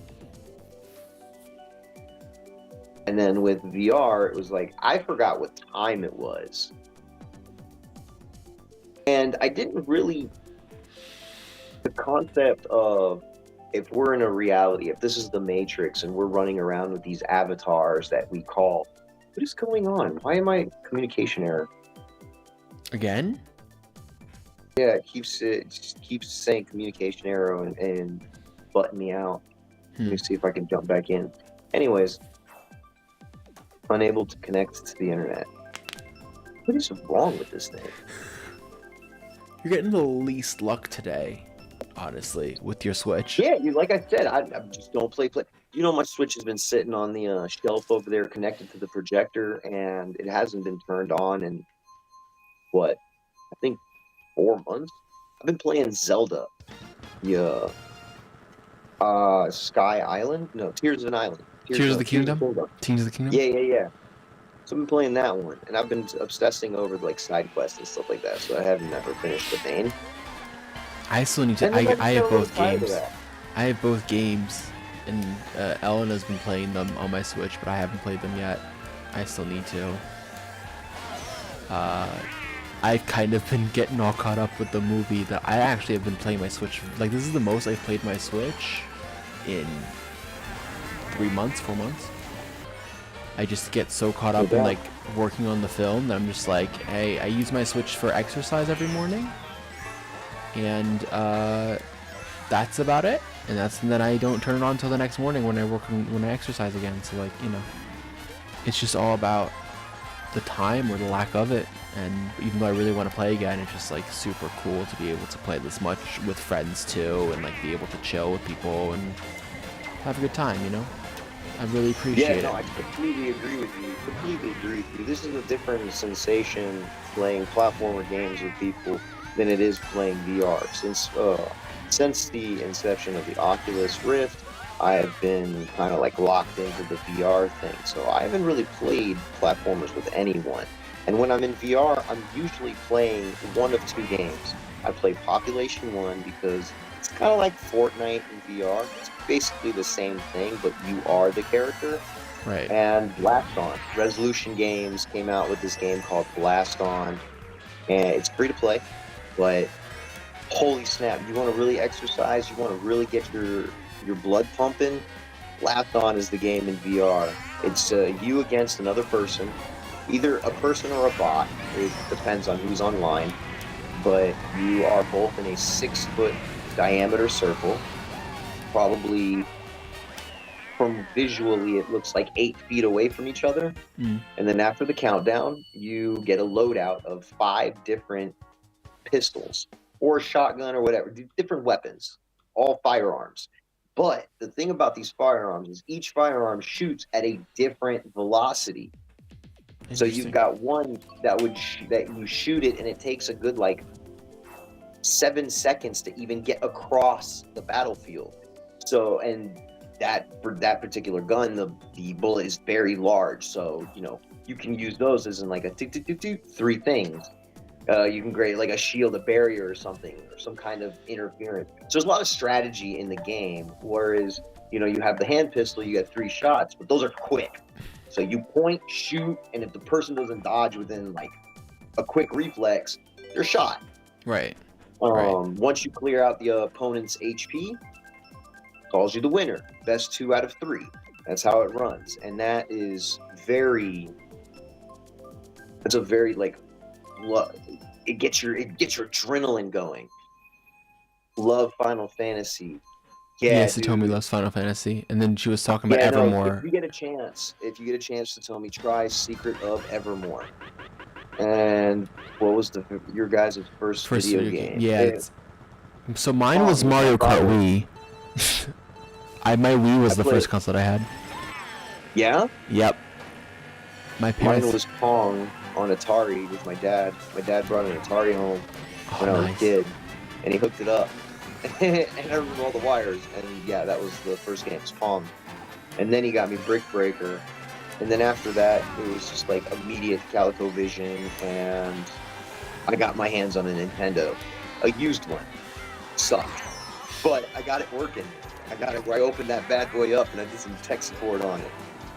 Nice. Which was basically just me with a Q-tip and some rubbing alcohol and cleaning everything, because that's what you did back then.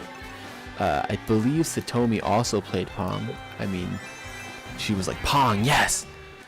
Yeah. That's cool. But yeah, I always, with Secret of Evermore, I always had this, just the private fantasy of being able to turn that into a film. It's such a good freaking game, man. Great story. But yeah, anywho, you listen to any cool podcasts lately? Have I been listening to any cool podcasts lately? I have not. I was in the, so one of the podcasts that I listen to a lot is the Director's Cut, which is the DGA's podcast that they do, which I love so much because it's directors talking with directors, which is so cool. It's like Scorsese and Spielberg talking together about making movies, which is like this wild experience of just like these two like giants in film just like talking as if they're just like best buds, which is so much fun to me. And it feels like how I talk about making films with my friends, right? How I talk about it with my directing buddies. And it's like what that means to me. And it's just, I don't know, I just love that. I mean, also, I just got to point out, Satomi does a podcast too called I Heart Geek, which is about like geek culture and all like kind of nerd stuff. So if you're into that, it's super cool. No doubt. But how about you? What do you? I'm guessing you're a big podcast listener. I wouldn't really say I'm a big podcast listener. That was kind of like a question out there. You know, I love my random questions. The podcast I'm actually listening to right now, that when I drive around, is Dungeons and Daddy. That is Freddie Wong and his friends, Rocket Jump.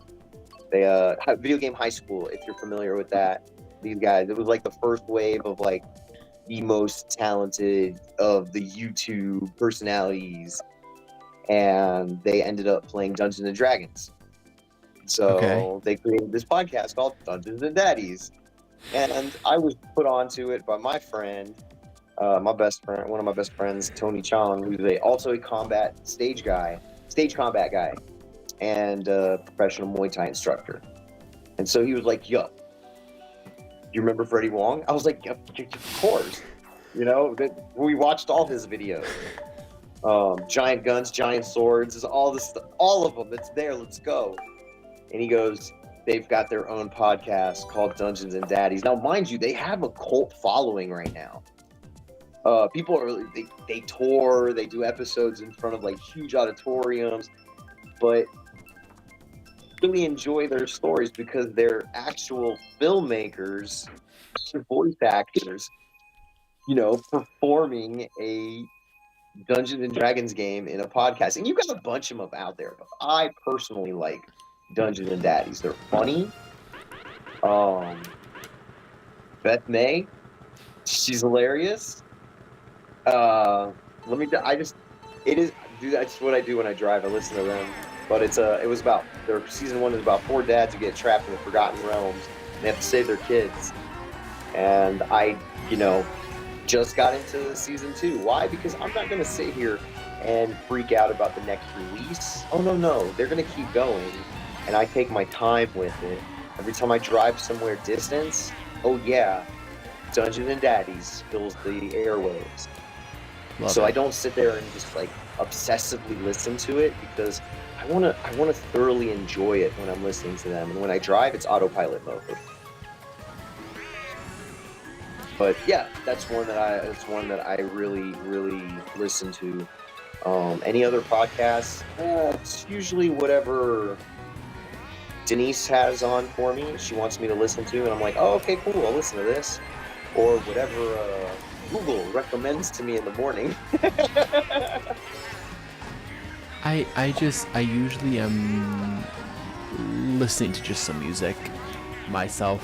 Like I just try to that's how I get myself into a certain mood or space. It's just listening to music and just chilling. And if I'm ever feeling super I need to listen to something with a story, I put on a musical usually.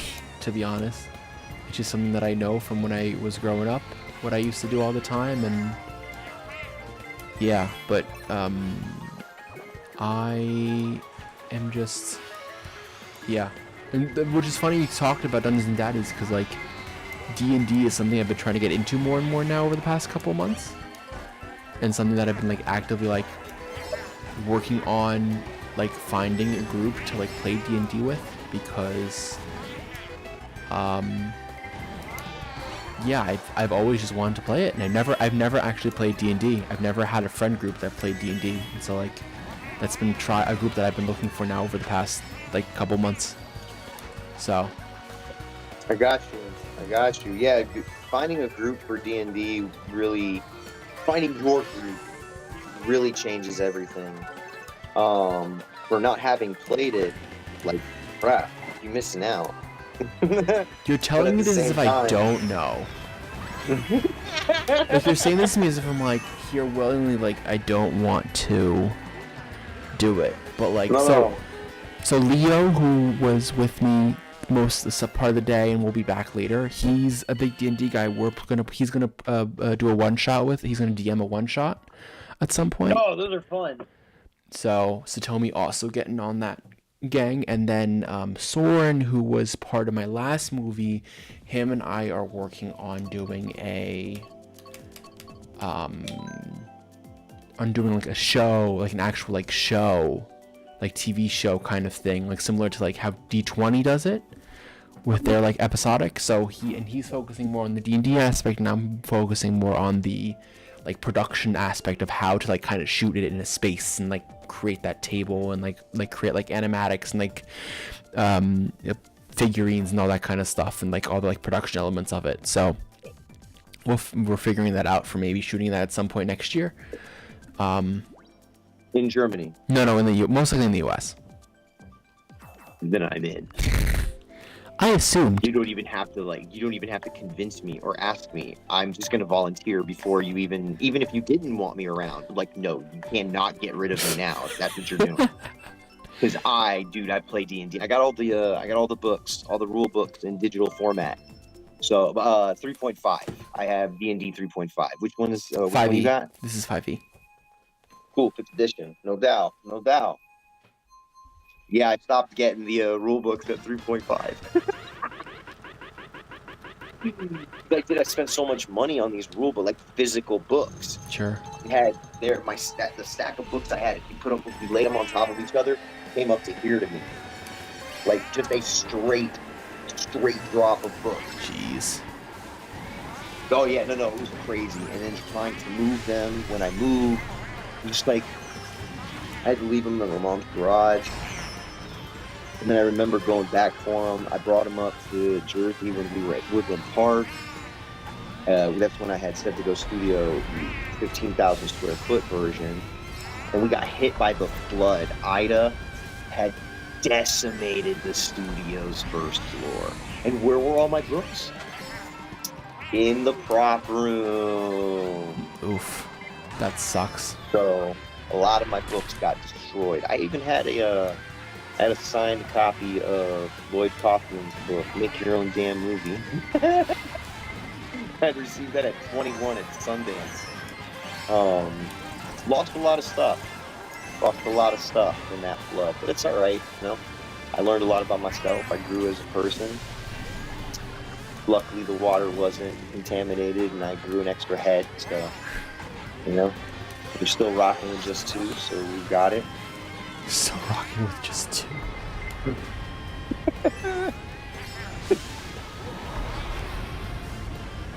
Yeah, and again, communicate. You just fucking communication here.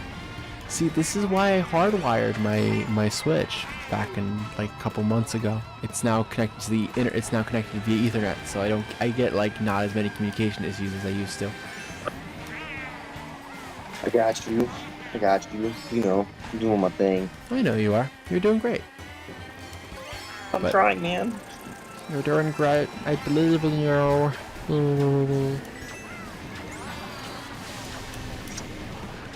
Come on, Lenny, don't let me down, dude. He's fucked right now. I keep ending up in 12th place. But I like the Master Cycle Zero with the ancient tires and the paraglider from Zelda. Like, just the whole thing looks awesome. Post-apocalyptic.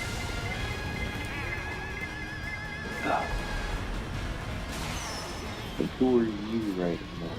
You're... Talking about me, I'm in 7th at the moment. Oh, no doubt. It's a work of follow. Who else is on the team right now? What do you mean, who else is Or on in our it? group? No, In our group, our connection. Currently? Wasn't there? No, that was it. Eleanor was playing for a bit, but she's now in bed because she has school tomorrow. Oh, yeah, okay, that's who I was thinking about. And, yeah. Satomi's like wishing we can play again. And wishing when she gets better we can play. And I'm like 100%. If people are down to play Switch, I will start a gaming channel and just stream like every couple of weeks. Especially on my off weeks when I'm not doing podcasts. If we want to game every 2 weeks, just like play for like 2-3 hours and just chill, I'd love that.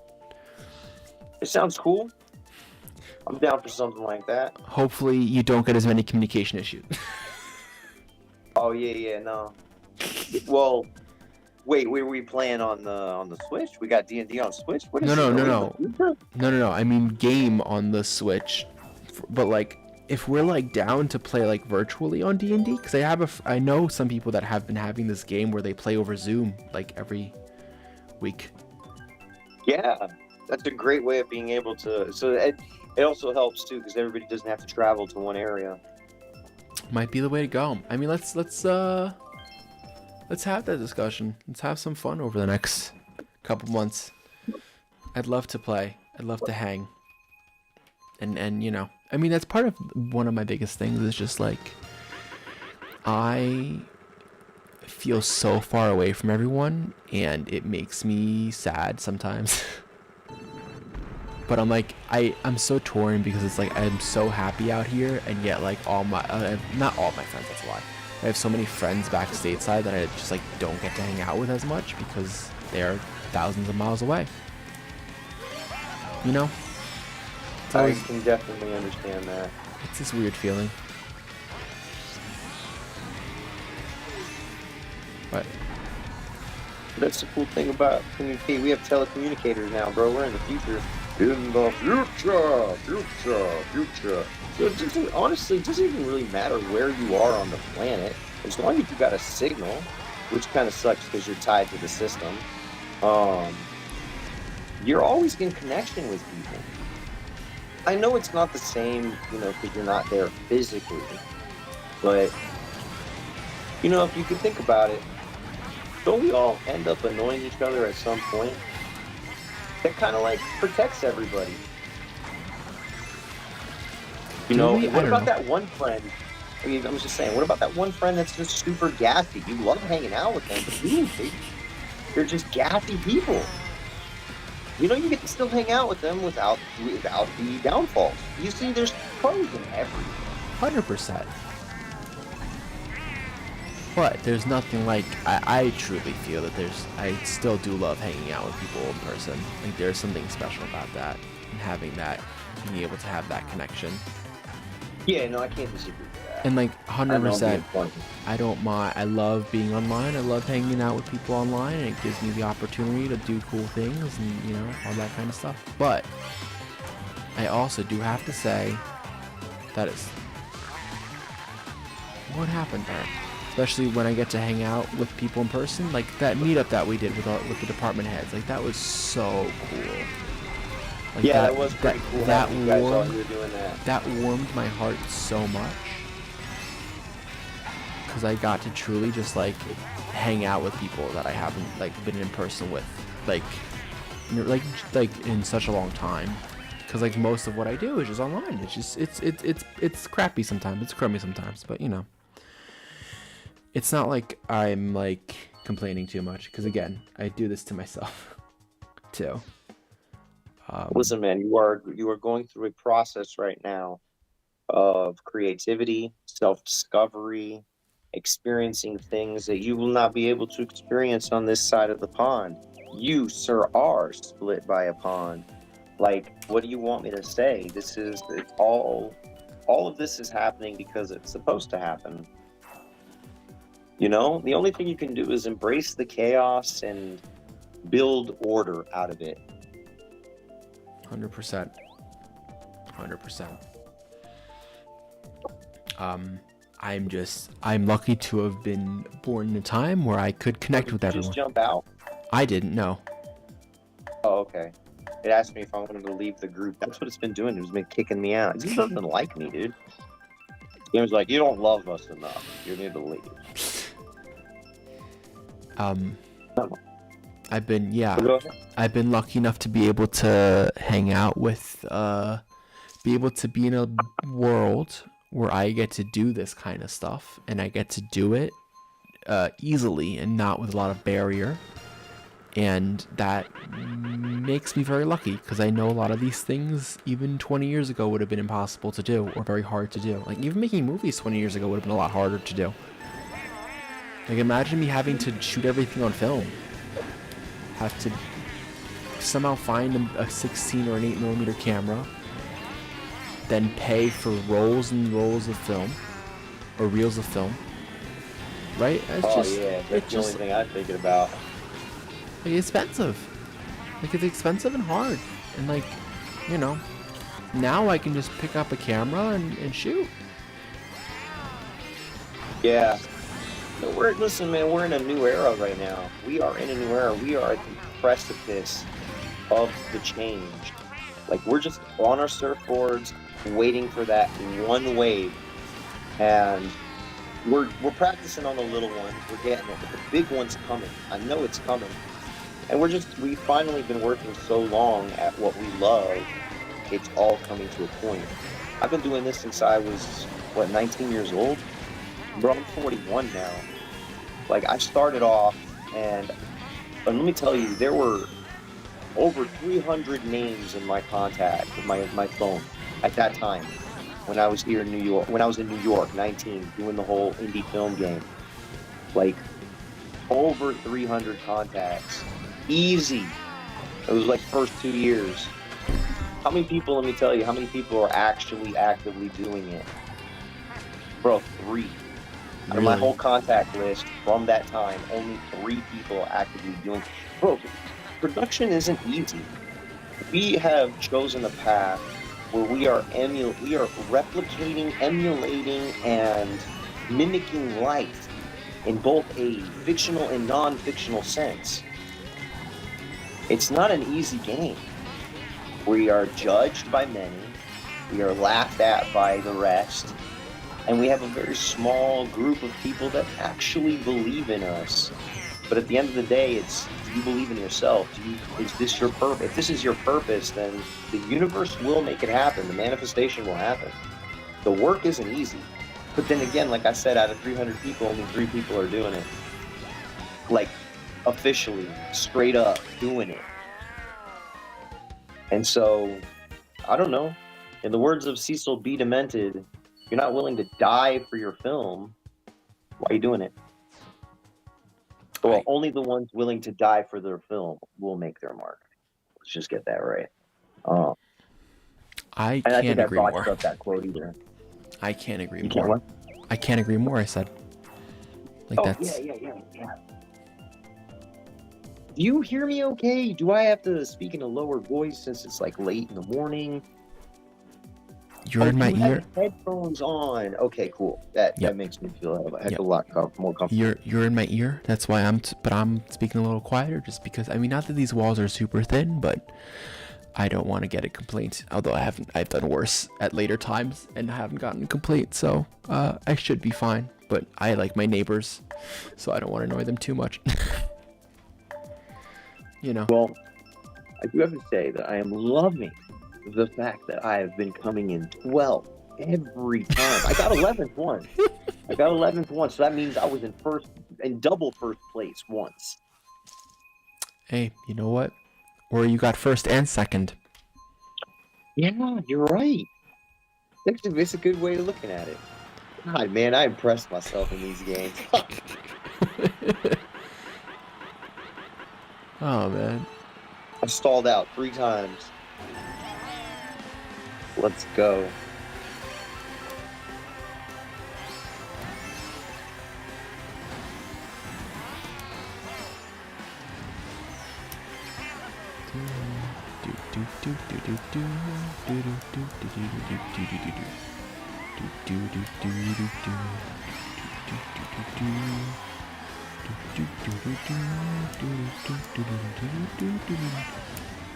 I just don't understand how everybody's going so fast. So a couple of tips for you. Don't go through the mud. Okay. 2, collecting coins increases your base speed. So each coin that you collect increases your base speed by 1%. Really? And yeah. And if you flick back when you go up, when you're going off a cliff, then you like do tricks, and that also gives you a mini boost. Interesting.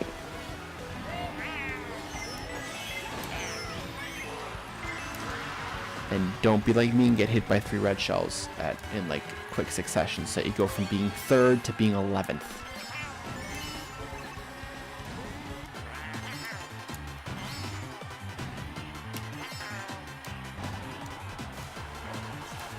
Wait a minute. How did I lose my star? Oh, did I activate something and it turned the star off? Could be, or someone stole it from you depending on what spot you're in. I'm at 12. Ah. Then no one That's stole legal. anything from you. I turned it off. I had a magic mushroom too, or a golden mushroom. And I had my star power. And then I just hit the trigger and that was it. And yeah. Oh, 11th place. Who did I just beat? Someone who has a lot more points than you do. Yeah, I know, right? I got like 981 points. That's trash. Well, I'm like you a little start. baby. Everybody's like, who is this person?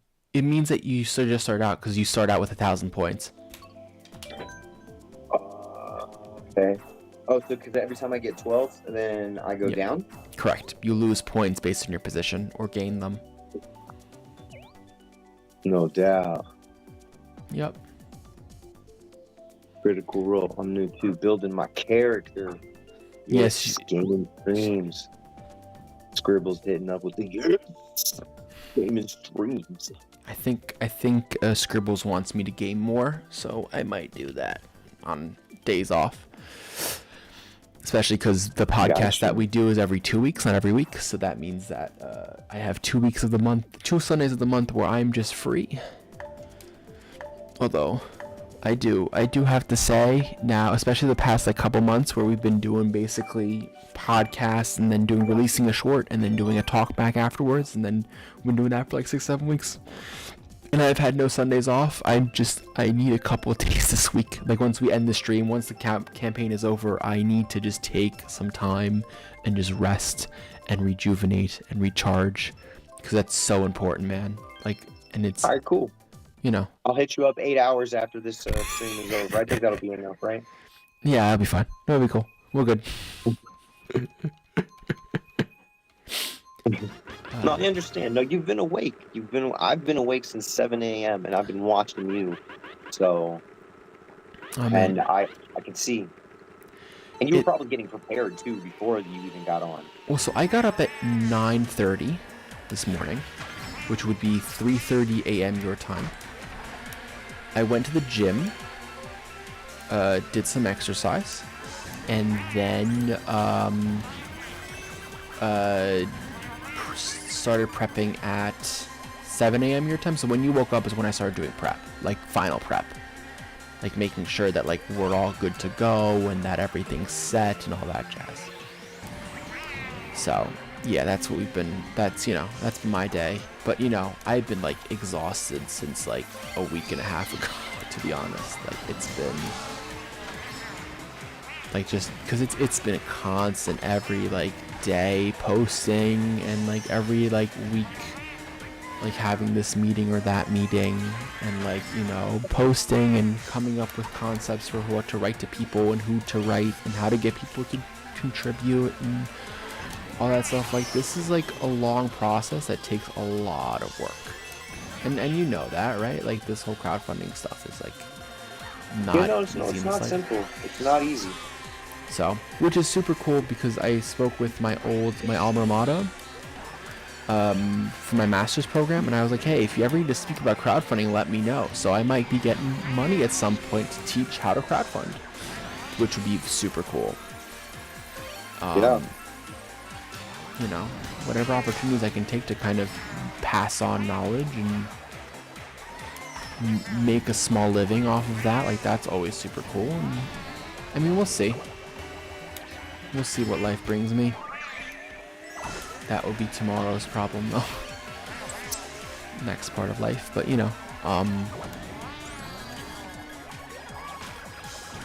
I'm just super excited to be able to do this stream. And again, my biggest thing is just like I'm super excited to be able to plan a stream, and within like 2 weeks get like almost everyone involved, because people care. Like people that just like have no business being a part of this, or like even caring as much as they do. Like just like saying, hey, look, we'll come on. Don't you worry, Cameron. We got your back. We got you covered. Like we know what's going on. We know what you need to do. And yeah, that it just means a ton. Like it just means a ton to say. To be able to have the support from people, and even Satomi, who's now going to bed because she's sick and she's like dying, her throat's burning, and just like, hey man, even with that, she comes on and she's messaging in the chat as if she's like actively a part of it, and it's like it just shows commitment, and I agree with you. My heart's so full. I don't know. My heart's just she's so in the middle full. of suffering the Black Plague, and she's still on YouTube texting away like she's a warrior in my book. Warrior in my book. Don't die now. Don't die. Tell me. I know you got the Black Plague. Don't die. Okay, we can get you a vaccine, a cure. So, no, I'm just I'm so like full with love and with gratitude, and you Tasso, like you come in a couple times already today, just being clutch, just being like, hey, I got you, I'm watching, and if I'm not watching, I'm on stream with you, and you're asking fun questions, and you know, you're just like, you're doing it. You're walking the walk. And I appreciate every moment of it, you know. So I love the game. No doubt, man. I'm with you. We're getting this. We're getting your project done. Yeah. One way or another, and it's gonna look good. You're gonna be able to portray your story and exactly how you want to portray it. I have so much faith in this project at this point. Just with everyone that's involved and with everything that's just going on, and you know, it's super cool. And you know, this industry is so hard to get a grasp in. This industry is hard to find the right people. Man, do I know it. I have stories, as I believe you do as well. I do. I don't. I'm boring. No, you're not. Stop it. I know. There we go. The way that you think about this industry, you need to have had some experience. You're like, man, this industry is brutal, right? Like, that's something that we all kind of go through. And it's a vicious, vicious world for creatives there, Mr. Cameron. Vicious, vicious world. And so I have decided to raise the torch. One of many. I'm not like, I can't be over here acting like I'm the only one in the game. Like, nah, bro. There's others like me. There's others like you out there, and I'm telling you, like, this is the era where this is the time. I'm gonna unplug you here. Thank you very much. Now I'm gonna plug you back in, and here I'm unplugging Denise's laptop so I can escape. We're at that time. Things are starting to change. Oh, it's really, really dark. Okay, all right, here's a little bit. Things are starting to really change in the game. The studios are feeling it. They're feeling it. Oh, they're feeling it. And the era of the indie filmmaker has begun. Why? I'll tell you why. Because we have learned how to make something out of nothing. And that's the biggest key in storytelling. Think about it in ancient Greece. I keep bringing ancient Greece because, come on, man, theater, it's like this is where it all, they really fine-tuned it in that area. What were they doing? Rocks and sticks, man. Whatever cloths they could find, whatever colors they could make themselves, that was it. And then as you progress throughout the history, you know, you get into the Shakespearean era. What do you think they were doing, man? They were grabbing everything they could. Whatever wasn't nailed down turned into a prop. And we are modern day filmmakers, man. We are independent filmmakers, no less. So we've had to learn to adapt in ways that, you know, I guarantee you there are some execs in Hollywood, yeah, they envy people. They envy some of us indie filmmakers because they're just like, how do these kids do it? They sit there and they make phenomenal little movies with the new cameras that are out, and we're over here spending millions, and we're not even breaking box office. What's happening? So that's really how my mind works. Now I could be wrong. I could just be a dick who doesn't know. I'm not educated. I'm a high school dropout. Never went to college. Just got the dream. I want to make movies. Here I am. And the universe just keeps dropping you guys into my lap one by one. And I'm passionate. I love this. This is all I'm doing. And I'm just like, okay, cool. You found the right person. Let's keep you going. Because that's it. At the end of the day, I'd rather just have a giant catalog of films I've helped facilitate so that I can keep building, you know, bigger and bigger. Because I want to make the world's greatest independent film studio. That's my purpose in life. A place where we all can go film freely. No one's telling us, oh, you got to turn the lights off or you got to stay quiet. It's like just pure freedom, kind of like how Hollywood pay. And I understand we're in a pay for play business. I get it. Everybody wants to get paid, but I think that holds us back from creating really amazing stuff. This insistent need to get paid. And I know we got bills and all that stuff. That even goes deeper and deeper and deeper. I love going deep in the holes. Pause. Everything's connected in a weird way, and then in a not so weird way. I'm talking madness now, bro. I'm just here watching you, bro. I'm watching the live stream. I'm here supporting, trying to fill in the gaps of time to just let people know how passionate this group of filmmakers really is and how important it is for society as a whole to support good stories, relatable stories that make us go, instead of, oh, you know? Sure. I mean, I get that. And that's part of why. And I also think, right, you need to bleed for your movie if you truly care about it, especially on this level. Like, as you said, like a lot of what Hollywood does is I feel that every movie has its place to some degree, right? No matter what the movie is, no matter what the story is. I can concur. Like, every movie has its place, right? Even the Hollywood big budget films that are like, they're there to pad the bottom line of these mega corporations, and that's what they're made for, right? Like, all these live action remakes, the only reason they were made is because Disney thought, hey, we're taking risks on some of these other films through projects like 20th Century and through, Searchlight, and because they own what Fox used to be, right? And so, like, they make these big films as like, hey, we're gonna take risks, but we also want to have a bottom line that makes sense for us.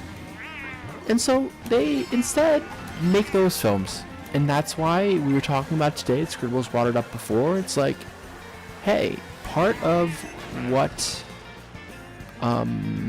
not working is, all these remakes that you've been putting out, they haven't been successful, and that's not great for them, and that's why they're changing their course. But every film has its purpose. Now, one of the biggest things that I advocate for is that every film has its purpose, and because of that, we need to be shown that the purpose that we've had for films, the purpose that we have shown on multiple occasions, is valid, and that it should be supported. And the studios aren't always supporting it, so here we are supporting ourselves, and that's what this campaign is truly about. A universal story that no one else is telling, that we are here to tell. And so, we're here to try to get that support. That's the way to do it. Tasso's phone died.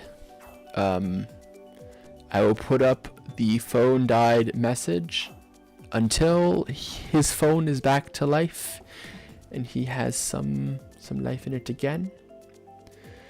I'll be talking now for the next time. In 45 minutes, Georgie Murray, our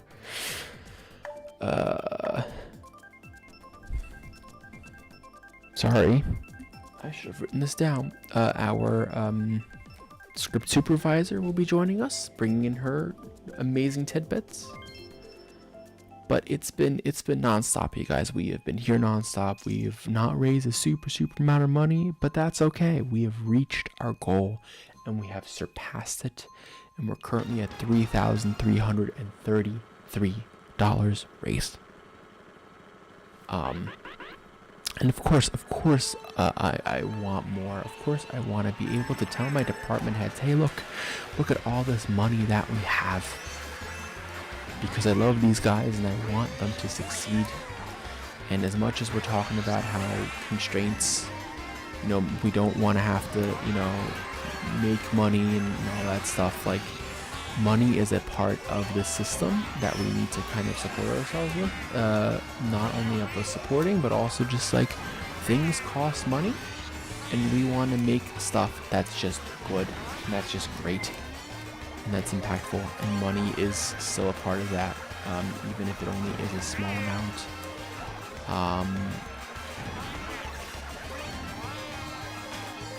You know, I mean, we're gonna have to see how the rest of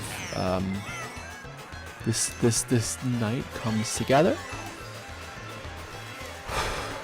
But I have hope that I just flattened I just got run over by a banana. It's great.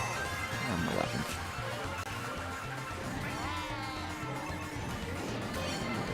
Get that bullet bill and hopefully that will bring up a few spots. And here we are.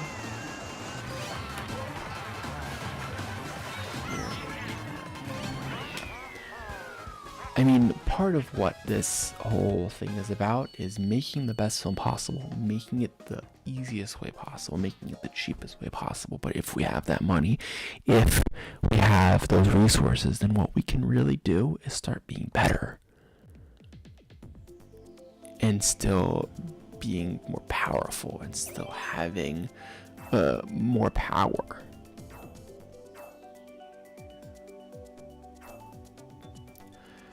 Which is why it is so heartwarming when we have people, and I have people that have been here since the beginning watching.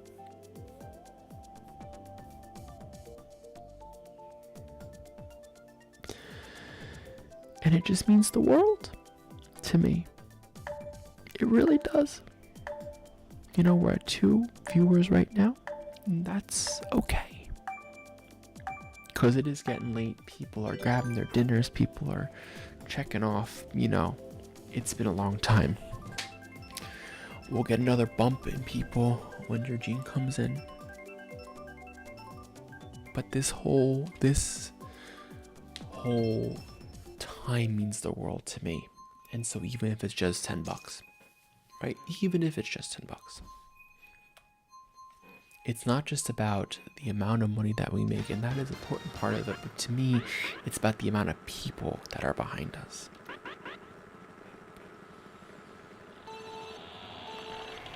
Because that is such an important part of this cycle, important part of this craziness. Is every single person's name gets put in this ledger. Every single person's name gets put in this group of people that have said, hey Cameron, the rest of this team, we stand with you, we want you to succeed in this film. And then I get to go to producers in the future and say, look at all these people that supported my film. Or I get to go to film festivals and say, oh look, we were able to crowdfund with this many people behind us. From all these walks of life, people from all over the world. It's been from all over the world. Right, we've had people from out here in Germany giving money, people from the US. Like, it just means everything to me that we've been able to come in and say, hey, look at this. Hey, look at this. We are doing something amazing, and we are doing something powerful, and we are doing something that I care about.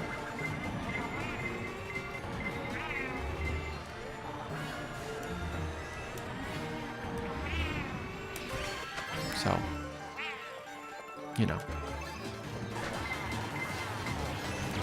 it truly cannot be understated how thankful I am for this, how thankful I am for this movement. And my honest hope is that we make this film and people are so into it that, you know, we make something truly great. Don't let all these people down that, you know, have given. And make sure that everyone knows how grateful we are, because I am truly so grateful for every single person that has decided to put the money that they are making, that they are earning, and saying we're putting it in the hands of this group of young adults, this group of 20-something-year-olds, and some, of course, a little bit older.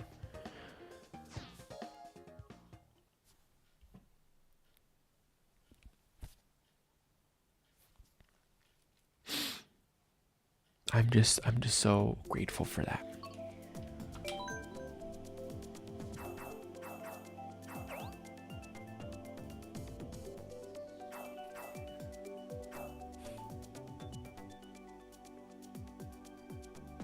I don't know how else I can thank you. And so this is part of it. This, like, I will be up and I will be streaming and I planned all this. Like, part of this is just that thank you that I can give you. A thank you that I can, hey, look, here's the thank you for that. Here's the appreciation that I can give.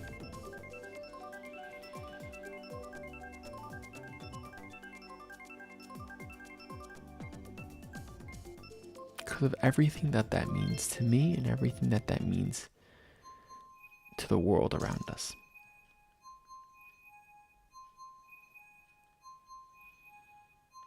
And we are live, and we are just doing it. And we are just doing it. And part of this is just capping off this run of a campaign that has been tireless hours of work by not just me, but by every single person of this team, sharing it amongst their friends and family, sharing it amongst their people that they know, sharing it to groups.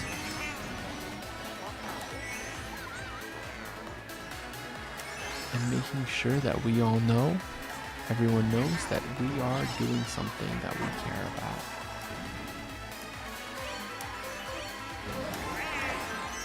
That's the only thing you can truly understand.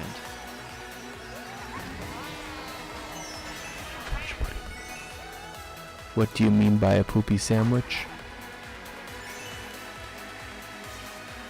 If we raise because if we raise $6,000, then I will be getting shot at with paintballs.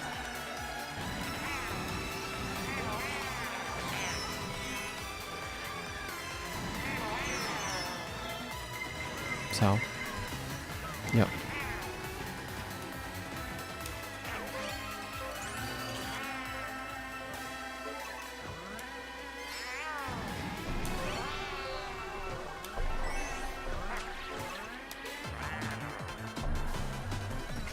The link is there, it's pinned, it's in the description.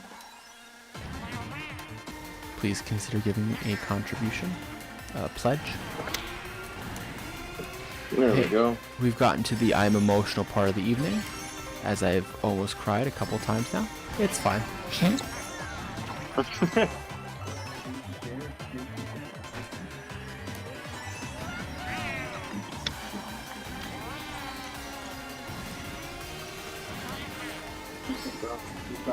I'm emotional. So, yes.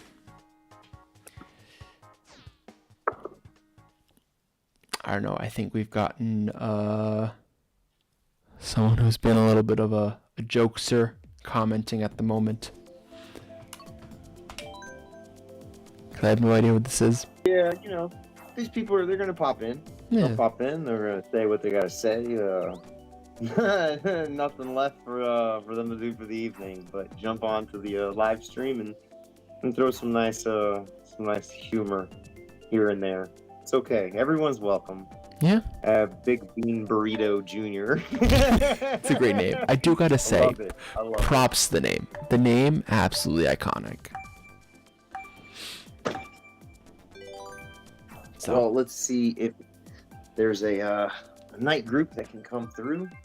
yeah, I think that'll- once we have, in about 20 minutes, I'm going to post the next person that comes in, and then we will I'll have a chat with her, and then let's see, where's my schedule? I forgot what my schedule is. I'm sorry. As I said, it's getting to that part of the night where I'm just forgetting stuff that's going on, because I'm just like going senile. Yeah, and then Georgine, and then I have another 2 hours just like of nothingness, And then Anthony's supposed to come on, so we'll see.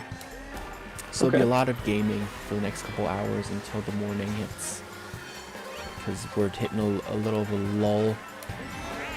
We'll hit like the part of the evening where like it's too late for both countries, but we'll figure it out. People. Yeah, it's 3 in the morning over there for you? 2:26. 2:26. Yeah, but I'm actually not feeling the exhaustion yet too much. So that's good. Gotcha. As I said, I feel like what's going to happen is it's going to hit like in the morning. Because I think what's going to happen if it doesn't hit before then. Or once I end the stream, I'll be like, I'm fine. And then I will just like crash and burn in my seat or on the couch. Just like fall asleep on the couch. Because I can see that happening too. Doesn't matter. I will be up. I have done all-nighters before. I will be up for the 26 hours. Up until the stream ends. And if there's ever a point, Tassel, where you're like, I need a couple of hours of sleep, you let me know. What's sleep, bro? Valid enough. I just want to give you that option. As filmmakers, I believe we have a different concept of sleep.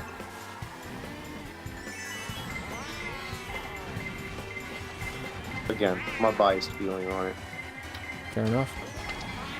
I don't even disagree with you.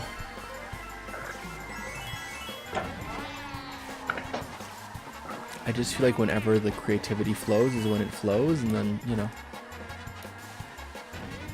that's just what happens. Yup. And,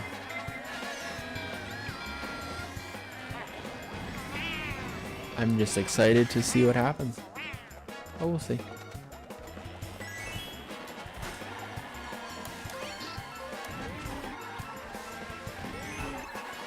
Yeah, I can't wait to start putting everything together, man. Oh, it's gonna be so cool. I'm so stoked. I'm super excited. Super excited. This is like the pieces are slowly starting to kind of go into place, and that's just super cool. So let me ask you, what was the inspiration on the therapist's office? I originally knew that it was going to be some form of therapy, and then I took a break from the script, and then I actually went to therapy myself for a while. Okay. And, Art can do that to you. And it was a mix of a lot of things. It was the pandemic was a part of it, but also just like going through some trauma that I'd gone through the last year I lived in the US with some people in the industry that I met. And that'll do that to you. Oh, it'll do that to you. And I just needed, and everything that I kind of talk about in the movie, just all of that together just made me just like, all right, I gotta like take a step back, and I need to like talk to someone who like knows what they're doing about this. And so, you know, after that, I was like, I got more ingrained into the story, and that's how, when it became like the first like version of this script. And then the more I thought about it, the more I kind of kept like tooling around with the idea and all that jazz. So, yeah, I mean that's where the therapist kind of came from. It was there from the beginning, but I think especially my just experiences like in an office, and like what he was able to give me and what I was able to kind of think about because of it.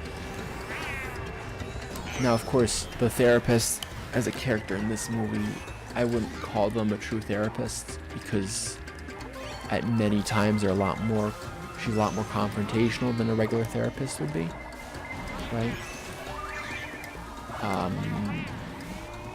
A lot more of just when I pitched it to Tomi, it was more of a, yeah, sure, this is a therapist, but she plays more of a trickster archetype as far as like this character who like kind of goes between worlds and like is trying to lead our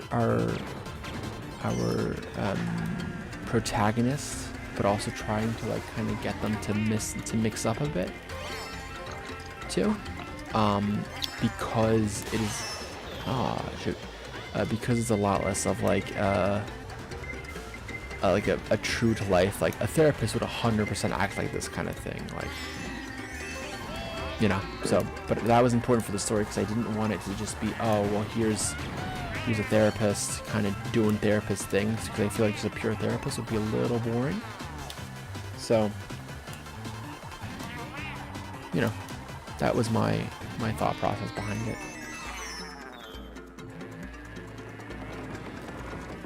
Interesting. Yeah. I just felt super inspired then to do like this like a type of story where it was like the therapist is like our guidance through his mind, but isn't actually like a real therapist like asks more questions and makes the person in the chair kind of ask those questions for themselves. Our therapist is a lot more confrontational, a lot more just like in your face, a lot more just like, yeah, you did this wrong, or why is it this way, or why are you doing this way, or how dare you think like this kind of thing.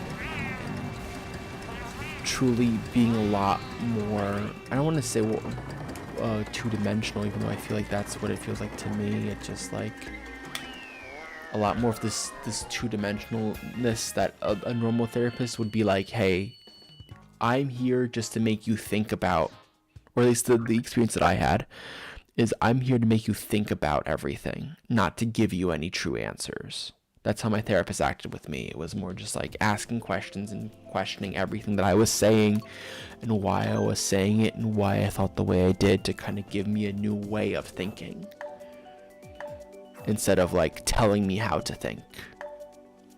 So, yeah.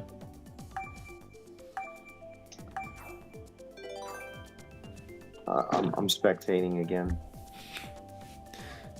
I don't know why. I guess I like being in the audience. Every time it restarts, I'm like, all right, here we go. I'm about to play. And it's just, get ready. You're spectating. Okay. No doubt, bro. Cool. Very fun.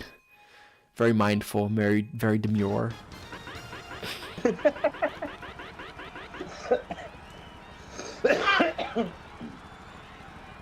But yeah, so.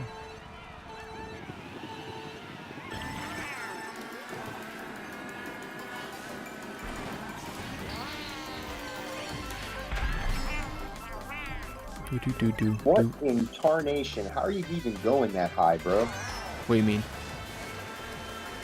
Oh, wait, no. Oh, I'm looking at the, you're not racing right now. Now you're racing. I'm in 5th. Oh, yeah, that's what I thought. I'm over here watching it through the Switch as well. You just launch yourself in the air and you're flying.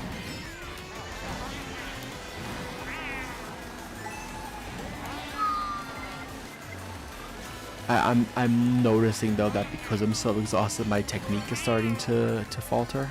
See, that was. Yeah, but how you drifting? Right bump, ZR. Oh, yeah, it's very lucky.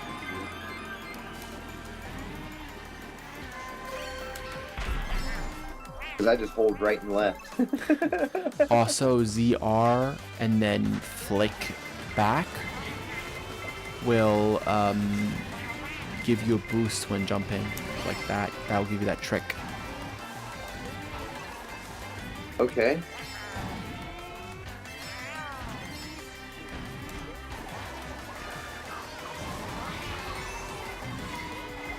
You just hop the whole track.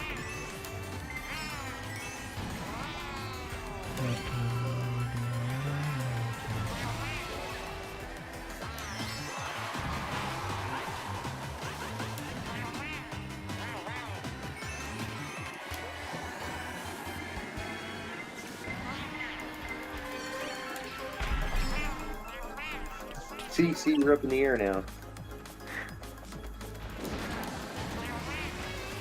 Oh, I guess that's me just like looking at the camera angle of the spectator. I got a cool like movie shot. You coming? Yeah, that's the. I mean, that doesn't happen every time. That's just the catapult that takes you that far out. And that was absolute crap from me. I'm just gonna kind of like.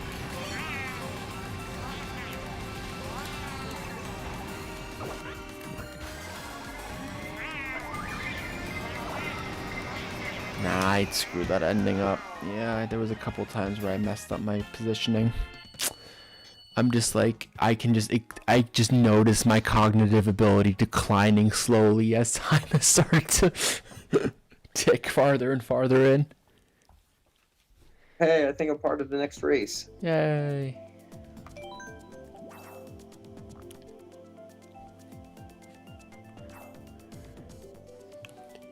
Yeah, I think you are. Yeah. You're in the purple suit, right? Yeah. With a big smile. Like, yeah, I'm a part of this.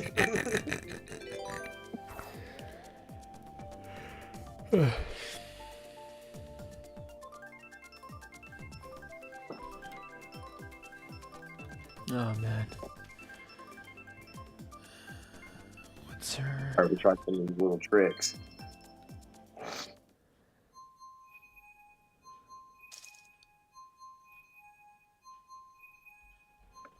ZR and flick. And we're underwater. I don't know how we're gonna breathe, but let's do it. It'll be fine.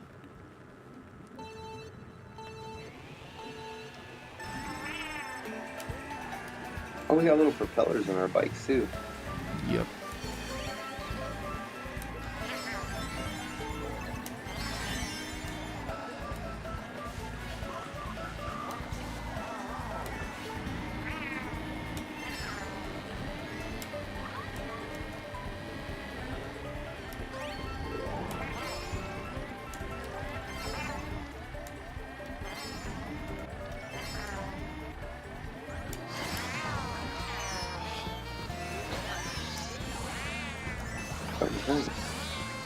Okay, okay.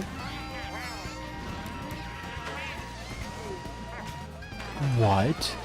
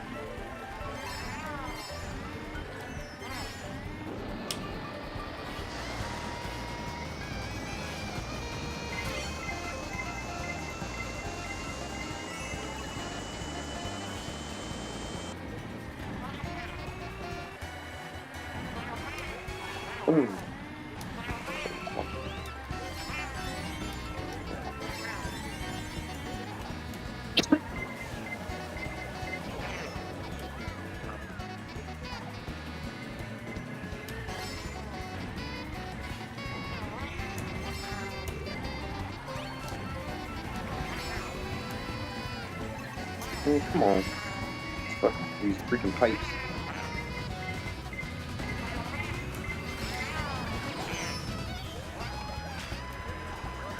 Are you kidding me? I was fourth, and now I'm being screwed.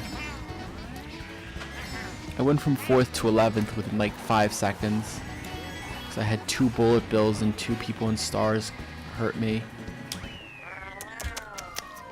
Ah, right.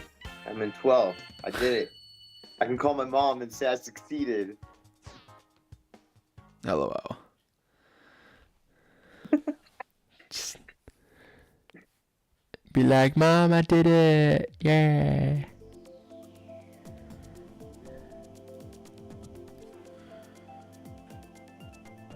Cool.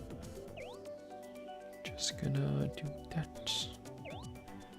few minutes, we will. Hey, Anthony. I think he's just checking in before his time. Kurt, I don't know. I think we're actually keeping track right now. I think we're just kind of playing and chilling and vibing. Yeah. You know, there's no like true.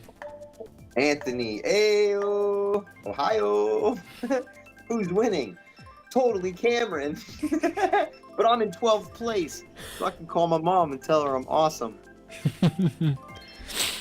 You just don't tell her I don't have many positions. You know, that's all you need to do. Just say you're in 12th, and that's it. You know.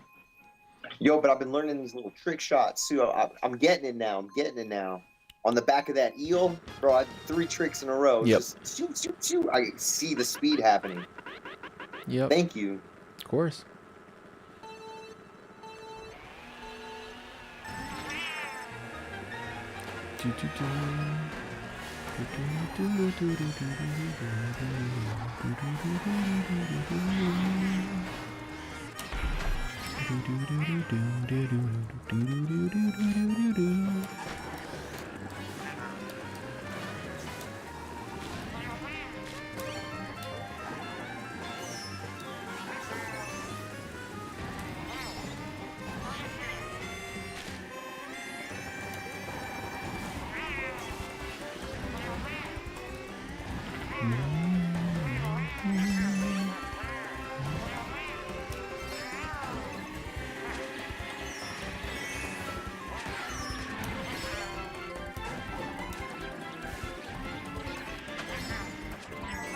Oh, you.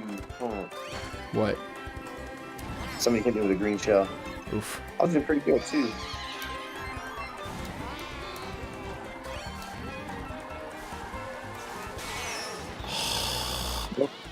Lightning bolt. Come on, big. There we go. Okay, it's fine.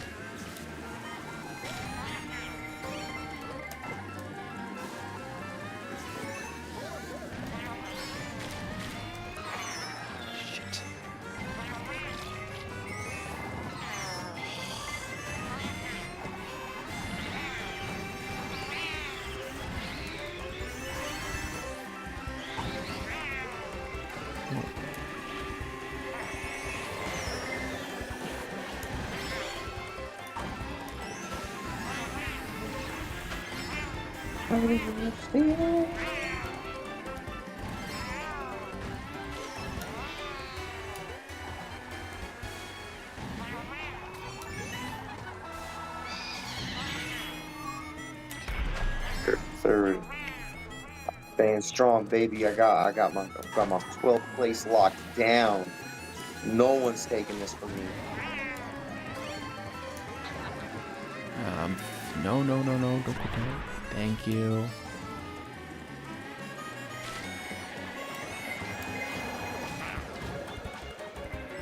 Are we kidding me right now? Are you kidding me?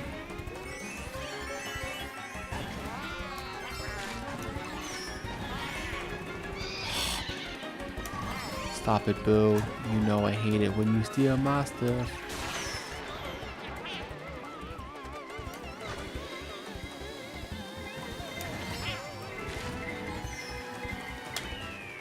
Okay, 4th. I'm okay with 4th.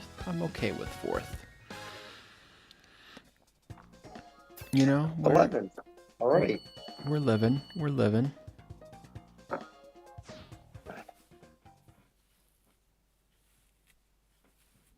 All right. I moved up one in the ladder, corporate ladder of Mario Kart. You know it. Let's go. Oh, there's more. I'm using tilt controls. Iconic. Okay. Well, that's the one hit.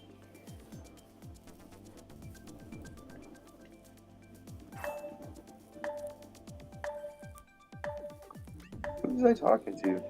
My me just started talking to somebody. Oh, now it's talking to somebody else. Wait, are you the red one? No, I'm the yellow one. Oh, you're on the other side of the room. Who am I talking to? I What a can't tell you. weirdo. Even my me is weird.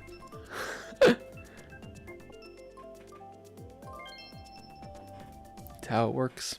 Me's are supposed to be weird. Yeah. 978.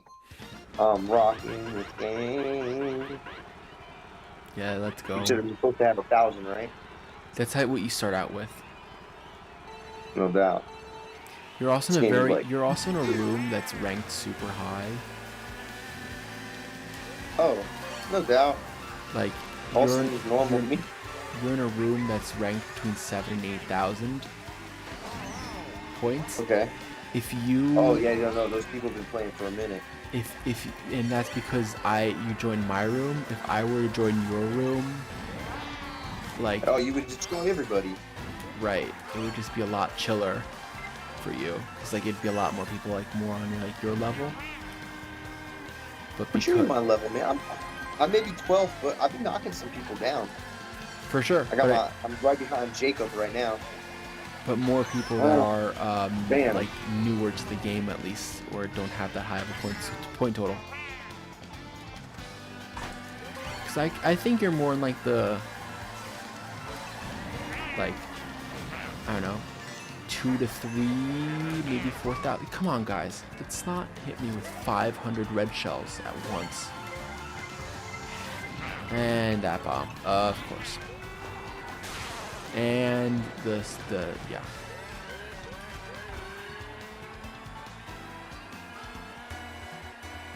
That was a terrible round. I was in second. Now I'm in 11. Come on. I was at 6th for a second. Nice. I'm like all the way behind you. Alright, let me pull up this shit real quick. Hopefully.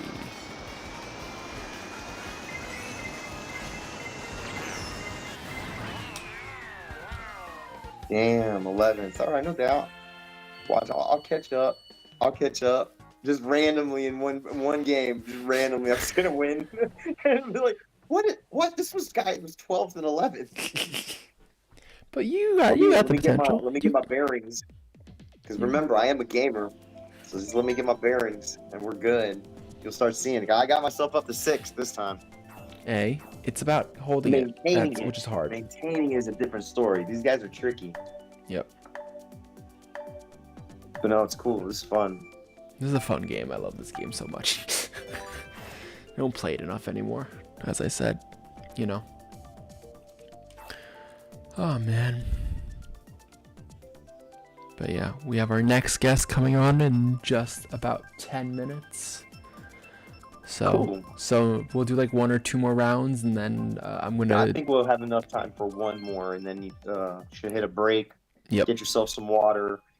Get on to the next call. Get it going. For sure. You know what I'm saying? 100%. And then we got some more time to chill if you wanna hang out some more after that. Heck yeah, bro. You're I'm in it. always down. This is my life. If I'm not making film, you have to understand something about me. If I'm not making film, this is pretty much what I'm doing. I'm not really good at life like that. Film. I'm good at film. But I can't do regular jobs. I talk too much in society, so I distract people from everything. But you put me on a film, you sit me down and say, hey, we're going to write a movie. Yeah? And then we're going to film it. Okay, let's go. It's a whole different beast. Well, you were just meant for the film world. That's just plain what I was- and simple. That's what I'm trying to explain to Denise. So I'm just like, yo, you just don't understand. Like, I'm good at all kinds of skills. I can do all kinds of stuff. I can build contractor work, I can do drywall, electrical, plumbing, like everything that you would need for a set, to make a set. But now, am I OSHA certified? Oh, hell no. I ain't certified to build a house. it would look like Salvador Dali built the house, but it would stand and it would be sturdy. LOL. That's pretty funny. I love that line. Come on now, come on now. This is an interesting little loop-de-loop. Yeah, right?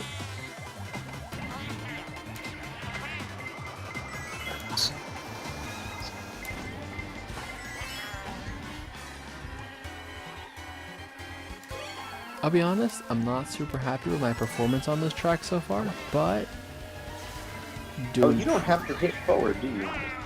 Oh, you're doing great, bro. What are you talking about? I'm in an okay spot. That concerns me though, because that means that at some point I'm gonna be screwed by someone, because that's how this game works. Maybe not this time. Oh, okay, not bad. I'm down with a top 3 spot. Ooh, that dude just cut me. I'm in 12th again. It's all right though. That was an interesting. That was a pretty good one. It's a That good was a map, pretty right? good track. I like that.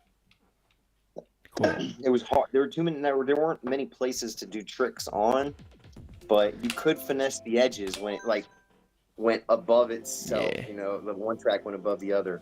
Anyways, I'm gonna back out of this. Leave this group. Yeah, I'm gonna leave the group. Yep. We are at 8:52. So yeah, I'm gonna take a couple minutes break until we get to 9:00 p.m. Eastern. Then we have Georgine up, and yeah, I'm super stoked. And yeah, so we'll be right back after this lovely little waiting music.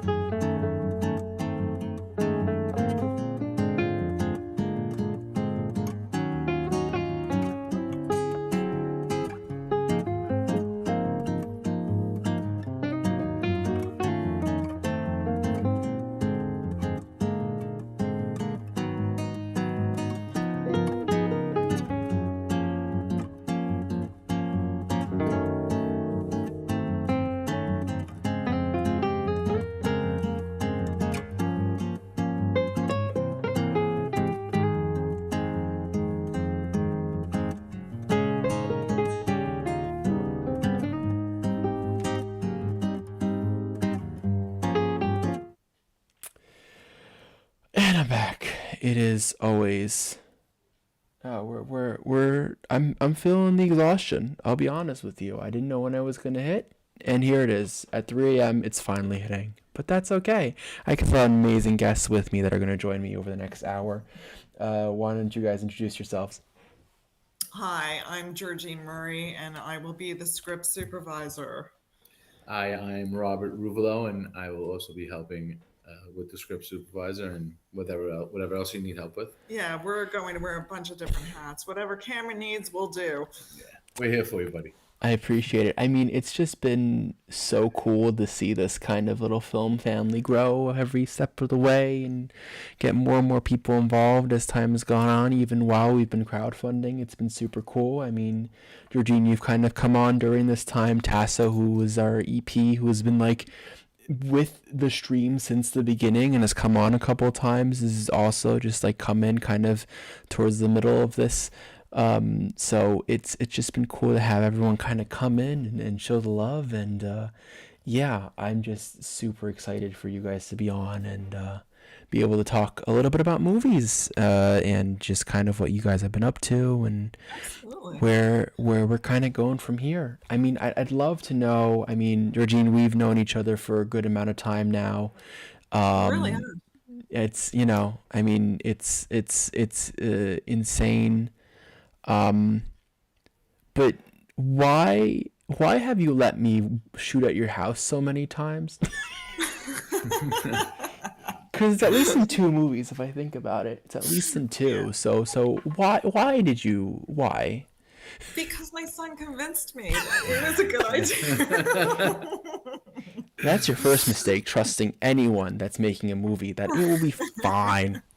It's never fine. No, actually, you guys were wonderful both times, and yeah, I know. Obviously, you remember Sona and I did background work for you one of those times on knocking on doors. Yep. In the cafe scene. Yep. Right, and she kept saying very, very terrible things to me during that. She was trying to make me laugh. Yep. That's the way to do it. But yeah. You guys were fantastic and respectful in every single way, and to house like anybody, I would recommend any of your crew in anybody's house, because you like were totally very detailed and very respectful, and yeah, can't say enough good things about that aspect, so I don't regret it. And now you're joining as part of the crew this time, which is so much fun. I mean, and the fact that I had the opportunity to actually be in a short that you directed, that was fantastic. Right? Yeah, we got to on the 30. Quentin was just on a couple hours ago, so we were able to talk about the challenge and his troubles of coming down to Monmouth County that day. Maybe, Robert, for your info, what was it, 3 weeks ago now? A month ago now? Beginning of March? First weekend of March, I think it was? Yeah. Kevin Smith did his 37-hour film challenge. Okay, and yeah, I've heard of it. We were very lucky enough, Quentin, who lives up by Secaucus, and my buddy Soren, who lives in the city, came down. And, of course, just in the moment when they were trying to come down, some train lines broke. Like electrical lines broke. All about we deal with that weekly. On a weekly basis, we deal with that. And trees coming down over the tracks and having to go, And so what's supposed to be an hour and a half trip ended up being like a 4-hour trip for these fine folks. What was supposed to be a 4 p.m., 5 p.m. start time for shooting ended up being a 7 p.m. start time. And what was supposed to be a midnight wrap ended up being a 2 a.m. wrap. Which, as you can imagine, when you're on the clock, means that I slept 2 hours that weekend and was ingesting footage till 5 a.m. And yeah, it was a solid 2 days. It was yeah. I sleep. It was just like this time after the stream. I will be sleeping so soundly tomorrow night. It's gonna be a great night's sleep. or a day. I don't know what it's gonna be. I'm just gonna fall asleep at some point, and then I'm not gonna wake up until the next morning. Is my kind of opinion on it. But What's the longest you've ever slept? How many hours in a row? longest I've slept. Yeah, the longest I ever slept was like 15 hours in a row, and it was after I graduated from Chubb Technical School. And I was just exhausted, absolutely exhausted. And the only reason I woke up is somebody poked me to see if I was alive. I would have slept longer. I think my longest has been at 12. I want to say. Yeah. Somewhere in Okay. that I would say range. mine is 10, Yeah. but Um, 15 is impressive. Oh, 15 is 15. impressive. I could have absolutely slept more. I was so tired. I've done a bunch of like, I've done a nap and then woken up and then done a few things and then napped again and then basically fell Okay. asleep after that. Like I remember in high school I had a concert that I did and I basically napped for like 4 hours and then because I felt so sick and then I had my nap and then I went and then I woke up, felt fine, went to the concert and then fell asleep once I got home. So like that kind of stuff has happened to me, but like sleeping all the way through, there comes a point when like the sun just wakes me up, like the light inside just wakes me up. So I don't know. I cannot sleep that I cannot sleep that long. It's just not something that I'm ingrained with. Blackout screens. Yeah, you Yeah. gotta get blackout screens. I Yeah, get those know. blackout curtains. Professional sleeper here. And then I guess the only other time that I've truly slept super long is when I do night shoots. So whenever it's like, oh, the wrap is like 6-7 a.m. and you've kind of slept, you sleep a little bit beforehand, but you really can't sleep that much, and then you just you shoot all night, and then you try to sleep a bit, and then either it really works and then you're screwed, or it doesn't work and then you're also screwed. It's kind of a lose-lose situation with night shoots. Have you ever had to take a nap in a weird place? We were shooting at a video store in Berlin for a friend's thesis film, and I fell asleep behind the video counter where an actor was acting because I just kind of got stuck there and I was producing, so I had no reason to come out, and I just fell asleep doing paperwork because it was that boring. Oh man.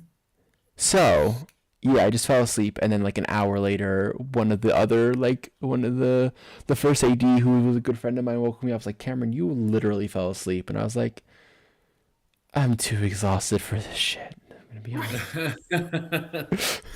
I guess at least you weren't snoring. Like, No, during it was quiet. It was fine. I mean, you're I've had just like, I mean, otherwise I've had my fair share of sleeping on buses and trains, but I don't find that to be weird. I just find that to be what has to be done if you're taking a train at super late in the night. Oh, I fell asleep on the train coming in from New York one time, and I totally missed my stop. Oh, that's Yeah, I've happened to me a done that couple too. times.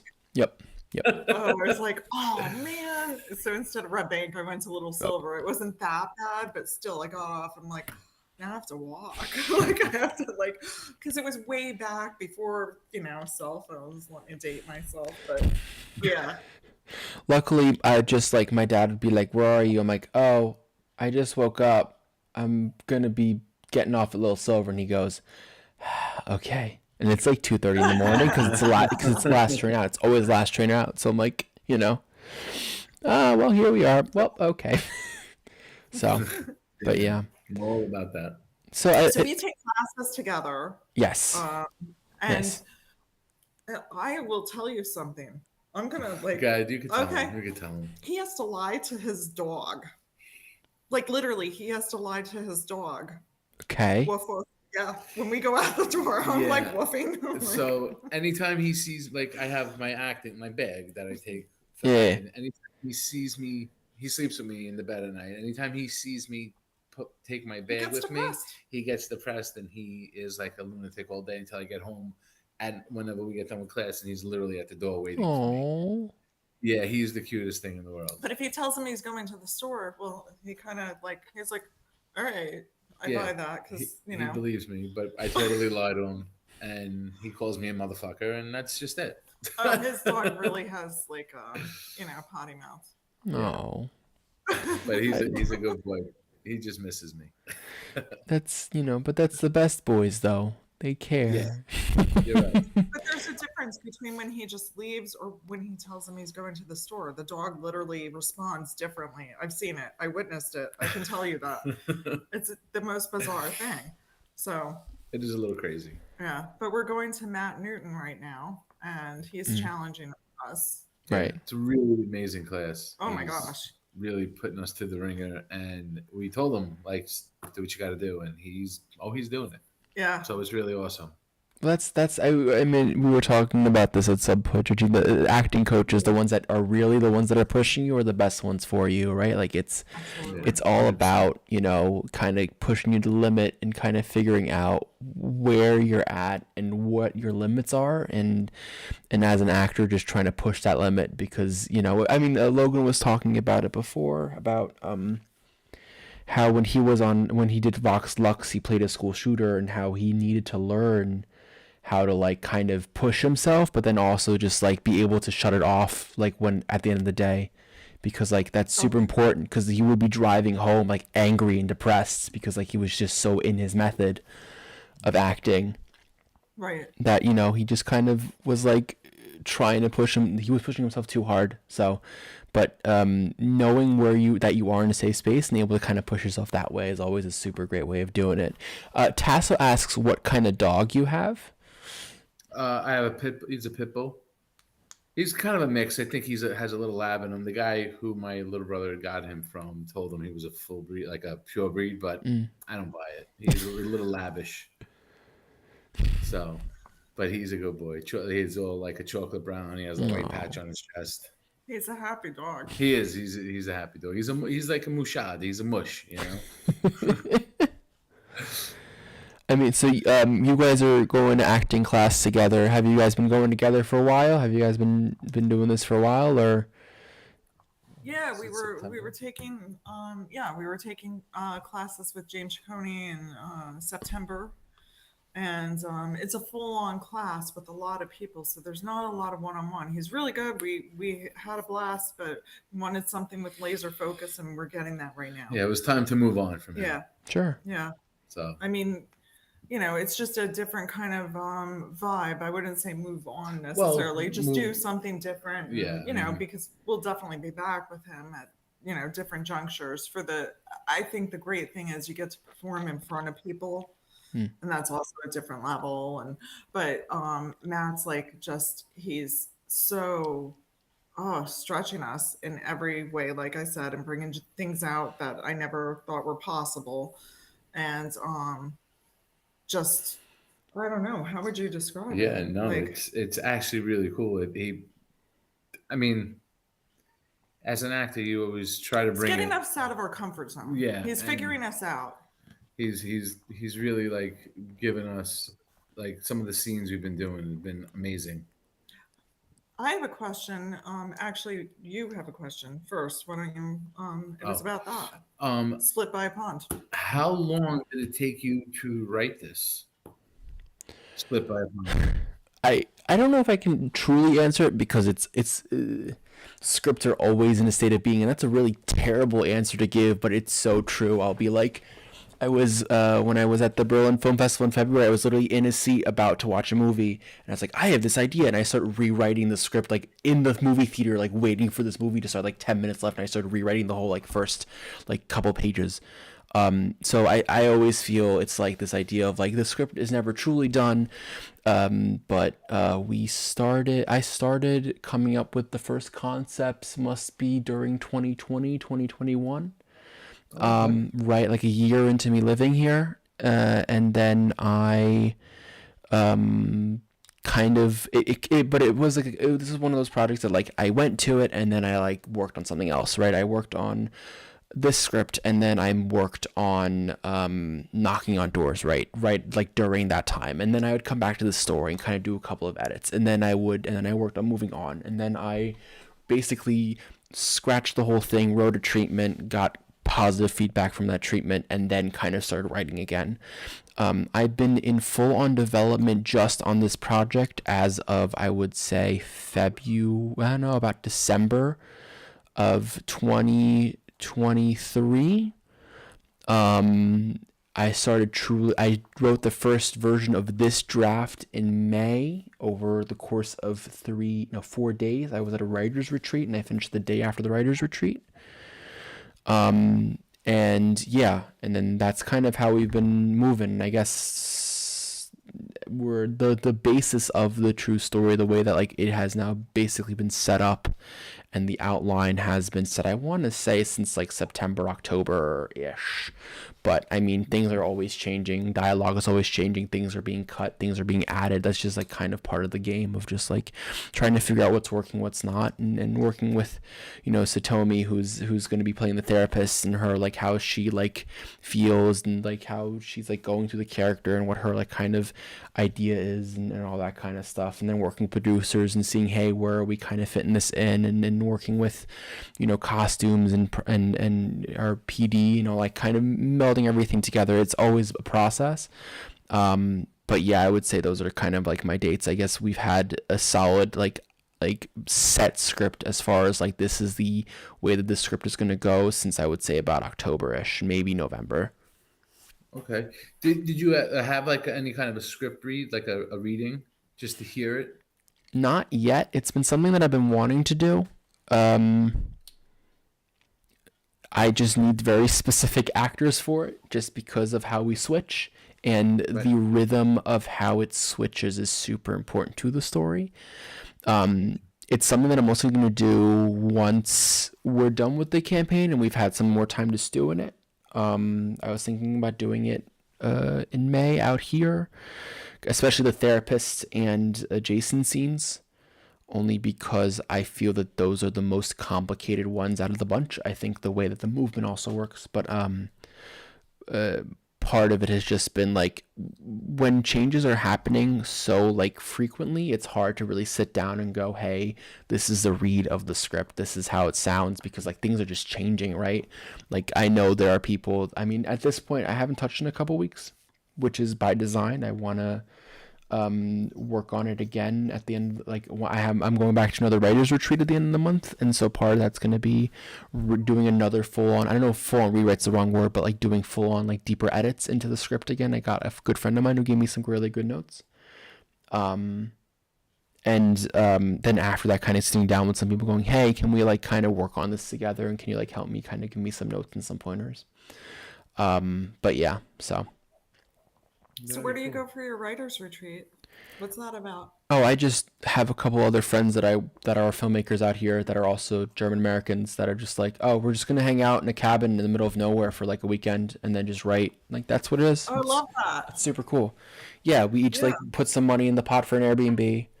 We each bring some food, and then we figure out kind of what's going on. I need to chat with the guy about figuring out where we're actually going, because I don't know if he's actually chosen a place or if we're going to the same place as last time. That place last time was really cool. That sounds really productive. But we'll figure out. Yeah, it's super rewarding. It's super rewarding. I love it so much. Yeah. Yeah. Do you do anything else while you're there, or is that like it? You put on the blinders and write? We kind of write, and then we kind of, at some point, well, I mean, yeah, but like we play some board games and like we kind of just hang out with each other. So like it's a super like, and then it's like, hey, while we're doing that, it's like, hey, this is the script. What do you guys think? Like, what are your notes? And like kind of while we're playing games, talking through stories and talking through ideas and seeing where we're kind of at. Because it's super important, right? Like I feel like, working in that kind of environment is super productive, and it makes me super, it makes you super like think about everything, what's like going on, and really like, especially if it's like, hey, we can literally just walk outside and just like walk in the fields for a little bit and just like lay in grass and just like take a second to breathe and, enjoy everything and just, change your environment, and you like kind of, connect elsewhere. That's 100%. great. Yeah.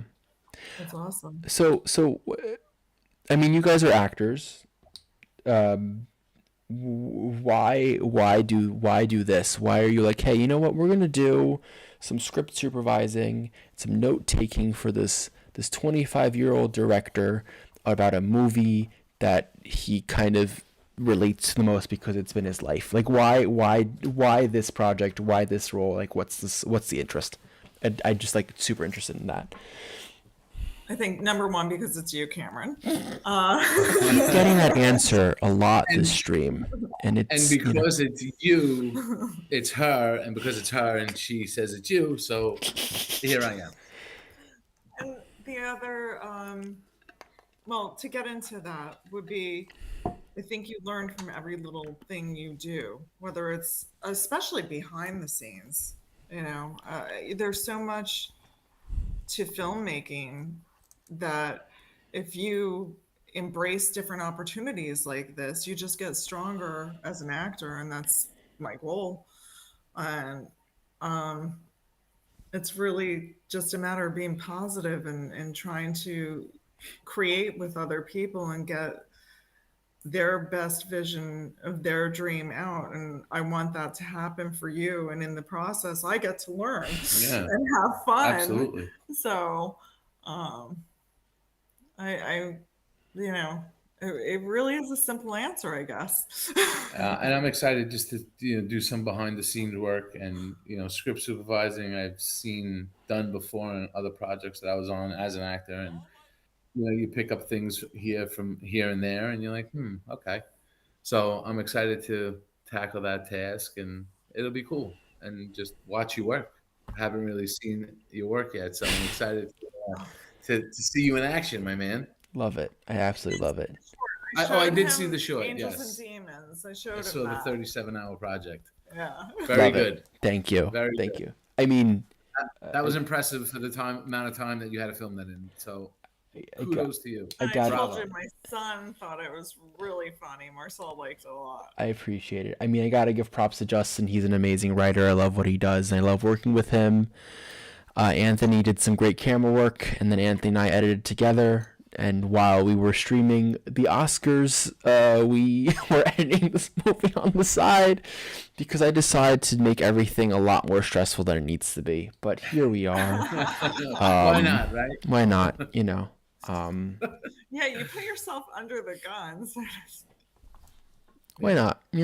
I truly feel, though, if we can do good work under those kinds of stressful conditions, and when you have more time and you have more time to breathe, it gives you a lot more opportunities, right? Yeah. Like, now that this is kind of out of the way, now that we've done something where like we've made a short in such a short amount of time, we now have the opportunity to make, like, and this movie is going to be 4 days of shooting, right? 4 full shooting days, like 4 days of just like going through it, like seeing how we can kind of make this film. And it's longer, of course, and it's more complex than what Angels and the Cardinal was. But what are the dates? We're shooting 2 Sunday Monday blocks in July. The last 2 Sunday Monday blocks in July, I believe it is. But I'll rewrite that in the. Georgine, give me your email so that you're in the little email chain that we have for all crew, so that you're like in there, so that you get all the information. Yeah. Okay. But yeah, so that's so I'm super stoked. I mean, this project is something that I've been super excited about for a while, and it's cool to see people resonate with the project. And cool to see people resonate with the message, and cool to see people just like interested and just like joining, and that's been like super rewarding as well. Just like seeing people being like, yeah, no, cool, Cameron, let's get this done. And I'm like, yeah, this is the best way to do it. Just make stuff and have fun and go crazy, and it's super cool. So you were happy with your studio tour? Yes. You were like checking it out. Where are you?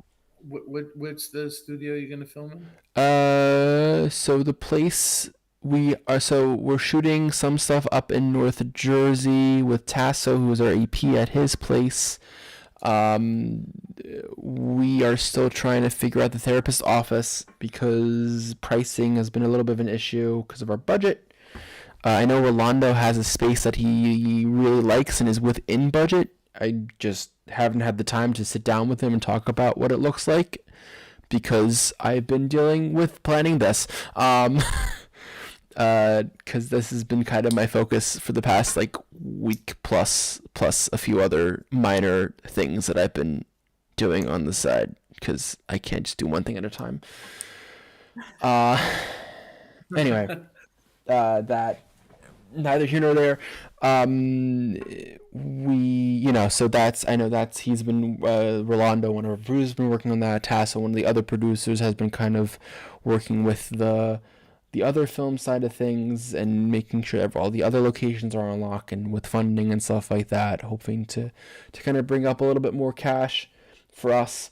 And yeah, so and then everyone's kind of been chugging away at their own thing. So I think locations are not 100% locked yet. We're pretty darn close to being locked. But especially with the fact that we have been able to get a good amount of money in for the movie, I'm pretty confident in what we're able to do. And I'm super confident that we're gonna make a really, really good movie. I'm super confident that this is the most complex film I've made so far. This is gonna be one of the more, involved films so far in my still short career. But I'm super confident that we'll be making something super special because we have so many super cool and super special people involved, like you guys. So, yeah. Oh, thank you. I'm just happy to be a part of it and have our name attached to it. It's pretty Of course. cool. Yeah. So that's awesome. I mean, I'd love to know, because I'm assuming you guys both read the script. I did not. You did not. Okay. Shame on me, but I apologize. Georgine did send it to me, and I just haven't had a chance to read it. So I do apologize, and I will read it. Did you? What did you know? It's totally okay. What did you know about the story so far, or did you literally go? Georgine said this guy's good. I'm going to join her because of that. There was no hey, the story. I trust her with my life. So there you go. Because I know Georgine, you and I had a longer chat about the script. That's 100% what it is. Like, no bullshit. So I don't know what it's about. I just know the title, Separated by a Pond.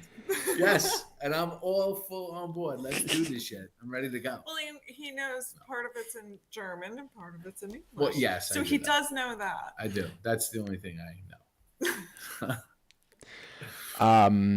So, yeah, I mean, the story is about the idea of, something that I grew up with, which was this idea of I grew up with a German mother and an American father. I grew up in small town New Jersey, and not too far away from Georgine, only like a 15-minute walk or so, I guess.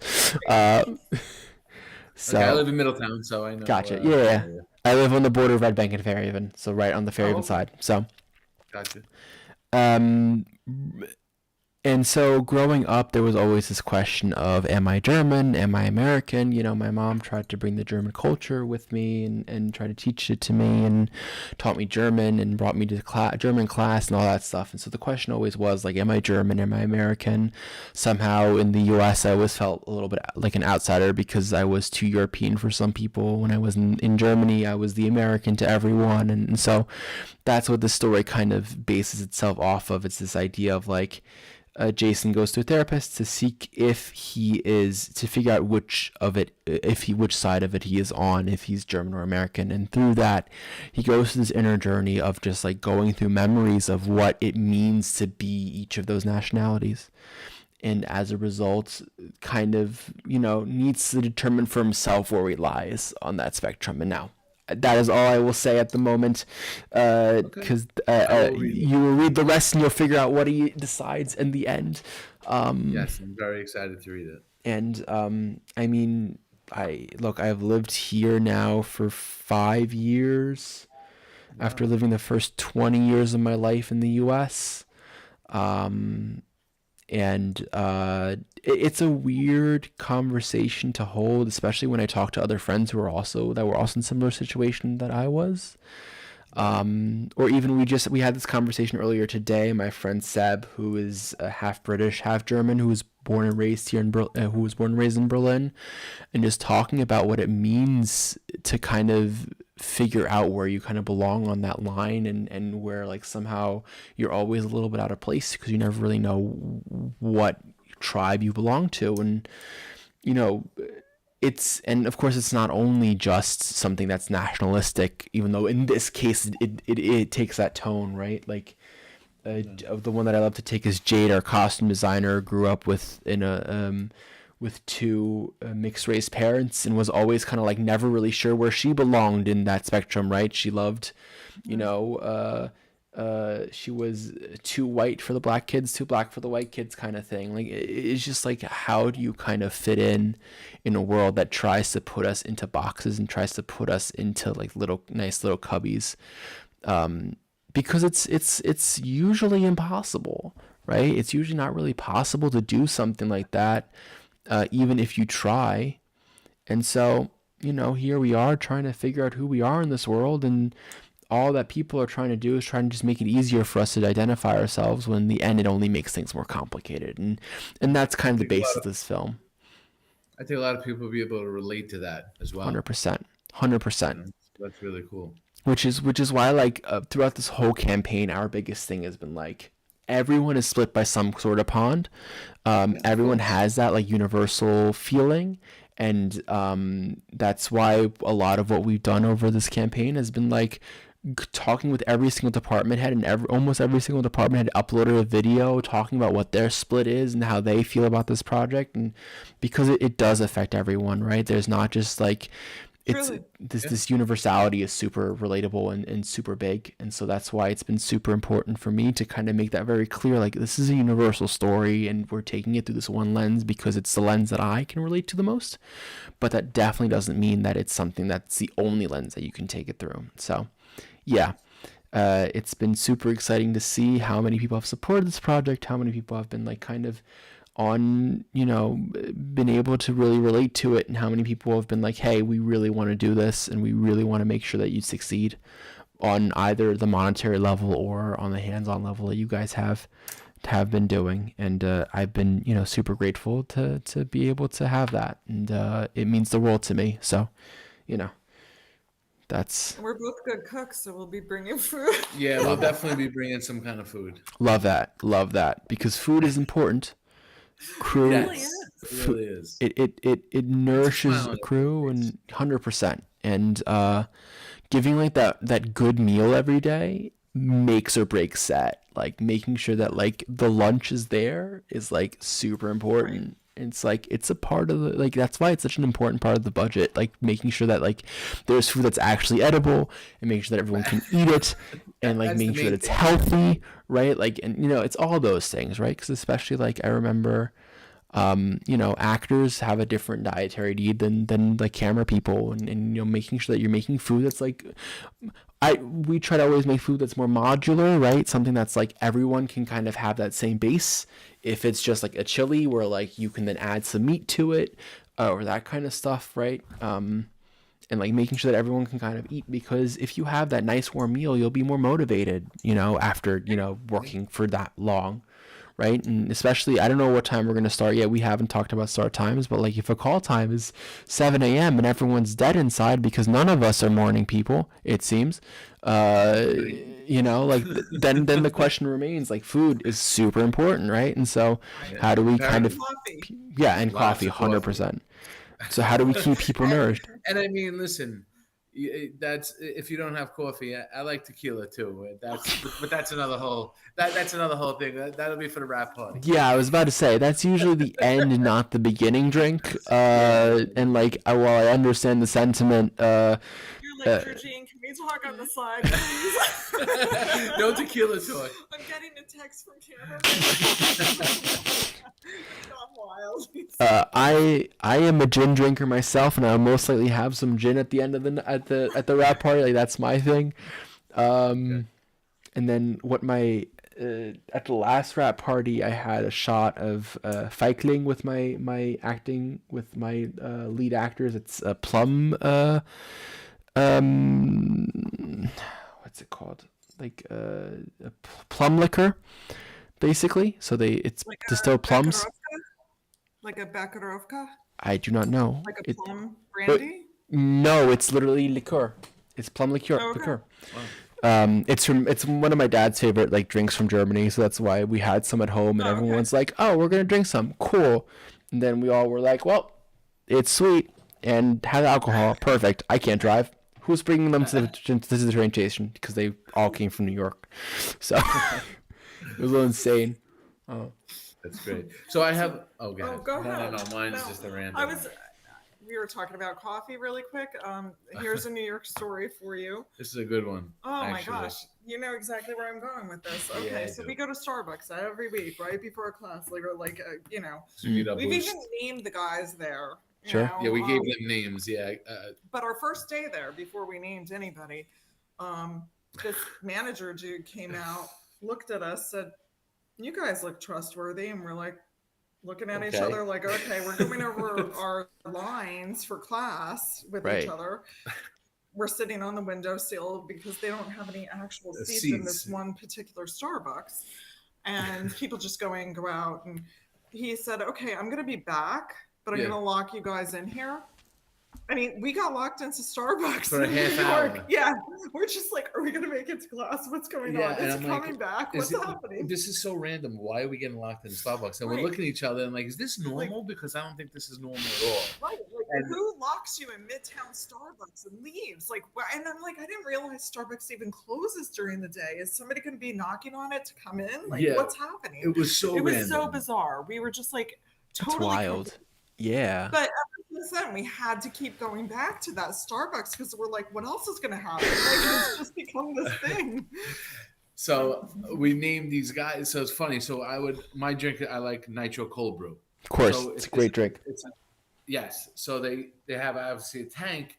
So every time I went to go, they never had a tank that worked. And like, oh, we don't have any nitro. We don't have any nitro cold brew. So I had to get a regular cold brew.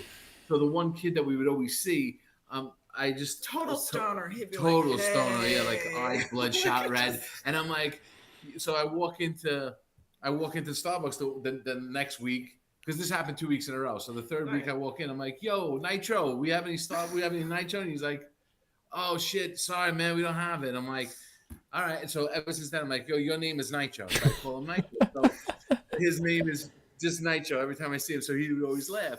So we started going, with it every week. So this other kid dancing around, always great personality, great energy, all this music, singing. And he's like, yeah.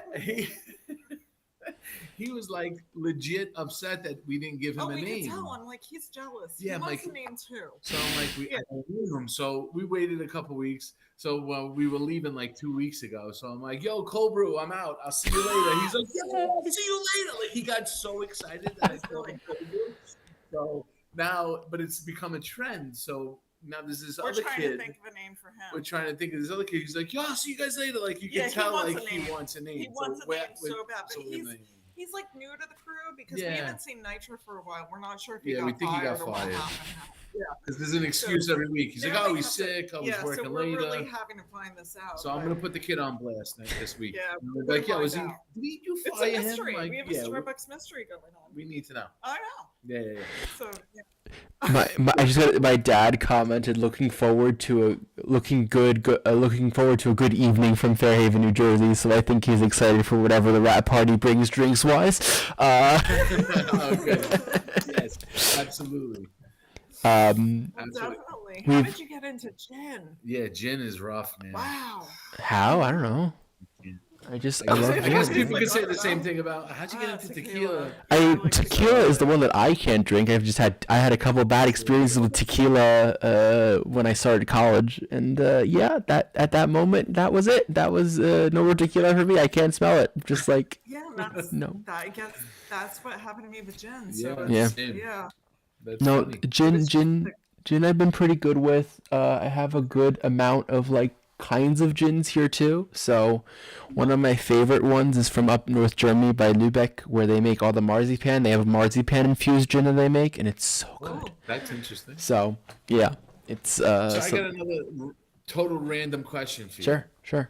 I've heard, I don't know because I've never been to Germany, I heard that the chocolate is amazing. Yeah. Well, so what's the question? No. Is the chocolate good there? I think it is. I mean, yeah. I think, and I have friends that will fight me on this because they think they know better, and these people are somewhat wrong. The best chocolate is your Belgian chocolate and your Swiss chocolate, right? Those are like your top tier. But Germany's not too far behind.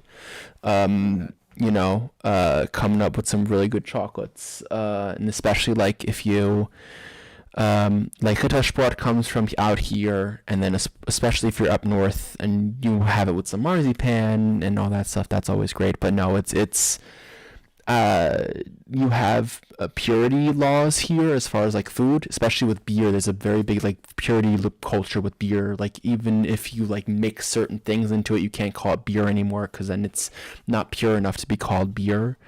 And it's for all kinds of food. So yeah, I mean, I think it's great. That being said, I do have my like big pack of Reese's that I brought with me from the U.S. because like I need to have some American sweets with me. But some stuff I will most likely bring some chocolates with me, and so usually what I do is like a thank you, and we'll distribute them on set, so you can definitely have some and try it and see for yourself. Thank you. Well, I am a dark chocolate. We're actually both dark chocolate fans, but that would be awesome. Thank you. For sure. I just heard about that. I'm like, I gotta ask him because he would know you're out there. So. I mean, it's funny. Yeah. You have both been doing intermittent fasting and very successful for both of you. Yes. I've been doing it now since. Well, I actually started the carnivore diet as well. Okay. And I started that in September. Hmm. But I was doing intermittent fasting before the carnivore. But then as soon as I hit the carnivore diet with the intermittent fasting, it kind of like propelled me. And I've since Labor Day, that's when I said, that's it. I'm going to stay strict. And I've lost 40 pounds since Labor Day. Nice. So I started intermittent fasting in July. A carnivore diet is not something that I can do only because my girlfriend's vegetarian, and I like to eat with her. Okay. So that's just not something that we can kind of do. But I've lost 30 kilos. So that's about what? I don't know. Let me look that up real quick. 30 kilograms to LBS. So that's, apparently 60 pounds since July. That's exactly what she said. Nice. It's somewhat around 1 to 2. I always forget. It's too late for my brain to not compute. Don't even worry about that. But congratulations. That's awesome, bro. Thank you. Very, very I lost a whole pant size. I've gone down a whole pant size since, awesome.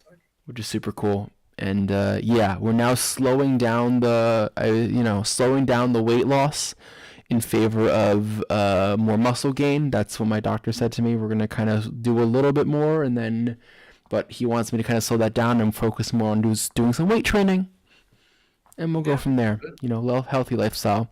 Speaking of food, what's your favorite chocolate? Scribbles asks.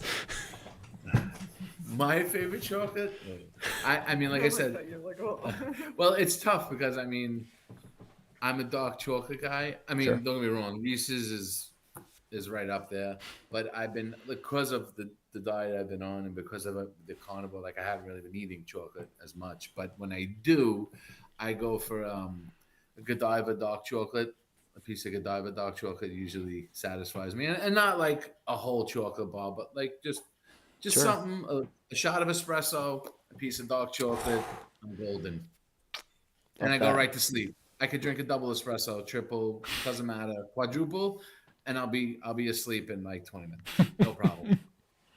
Yeah, me and my father were the same way. It's good, but I was like, I'd be up all night if I had an espresso. I'm like, no, it doesn't matter for me. I can do the same thing. I can have caffeine and just be out 15 hours.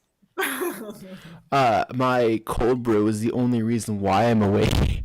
I made I make my old cold brew, I steep it myself and everything, and I have a whole I made a whole canister full of it for the past week to make sure that I have enough to kind of get myself through the next day.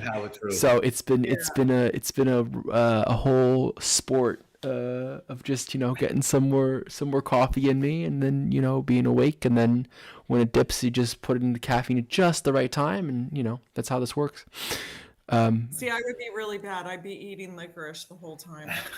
Yeah, black licorice. Yeah, I am a black licorice person. Some people are grossed out by that. Are you grossed out? No, I mean, my mom loves licorice. It's like, Yeah, I mean, who and then doesn't? Elena, my girlfriend, is from up north. They eat licorice up there too, like the hard okay. the hard stuff. Oh, Like, really? yeah. Nice. I'm like, whoa. All right. And You might have to bring some black licorice for us too, Cameron.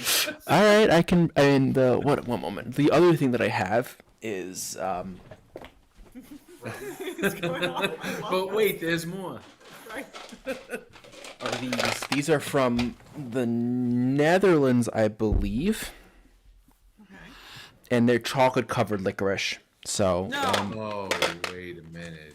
Oh my gosh. so You're talking dirty to me now, Cameron. yeah, I mean, this one has some coffee, and this is coffee with like chocolate with coffee pieces.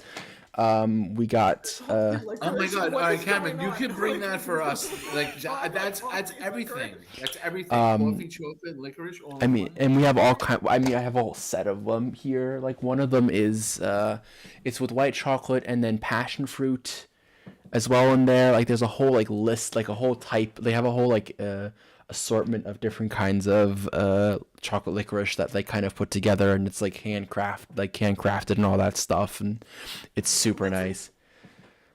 A German thing? No, they're from the Netherlands. That's So Netherlands. Oh, That's right. You okay. said that. but there's a store here that I go to buy like all sorts of stuff that I Okay.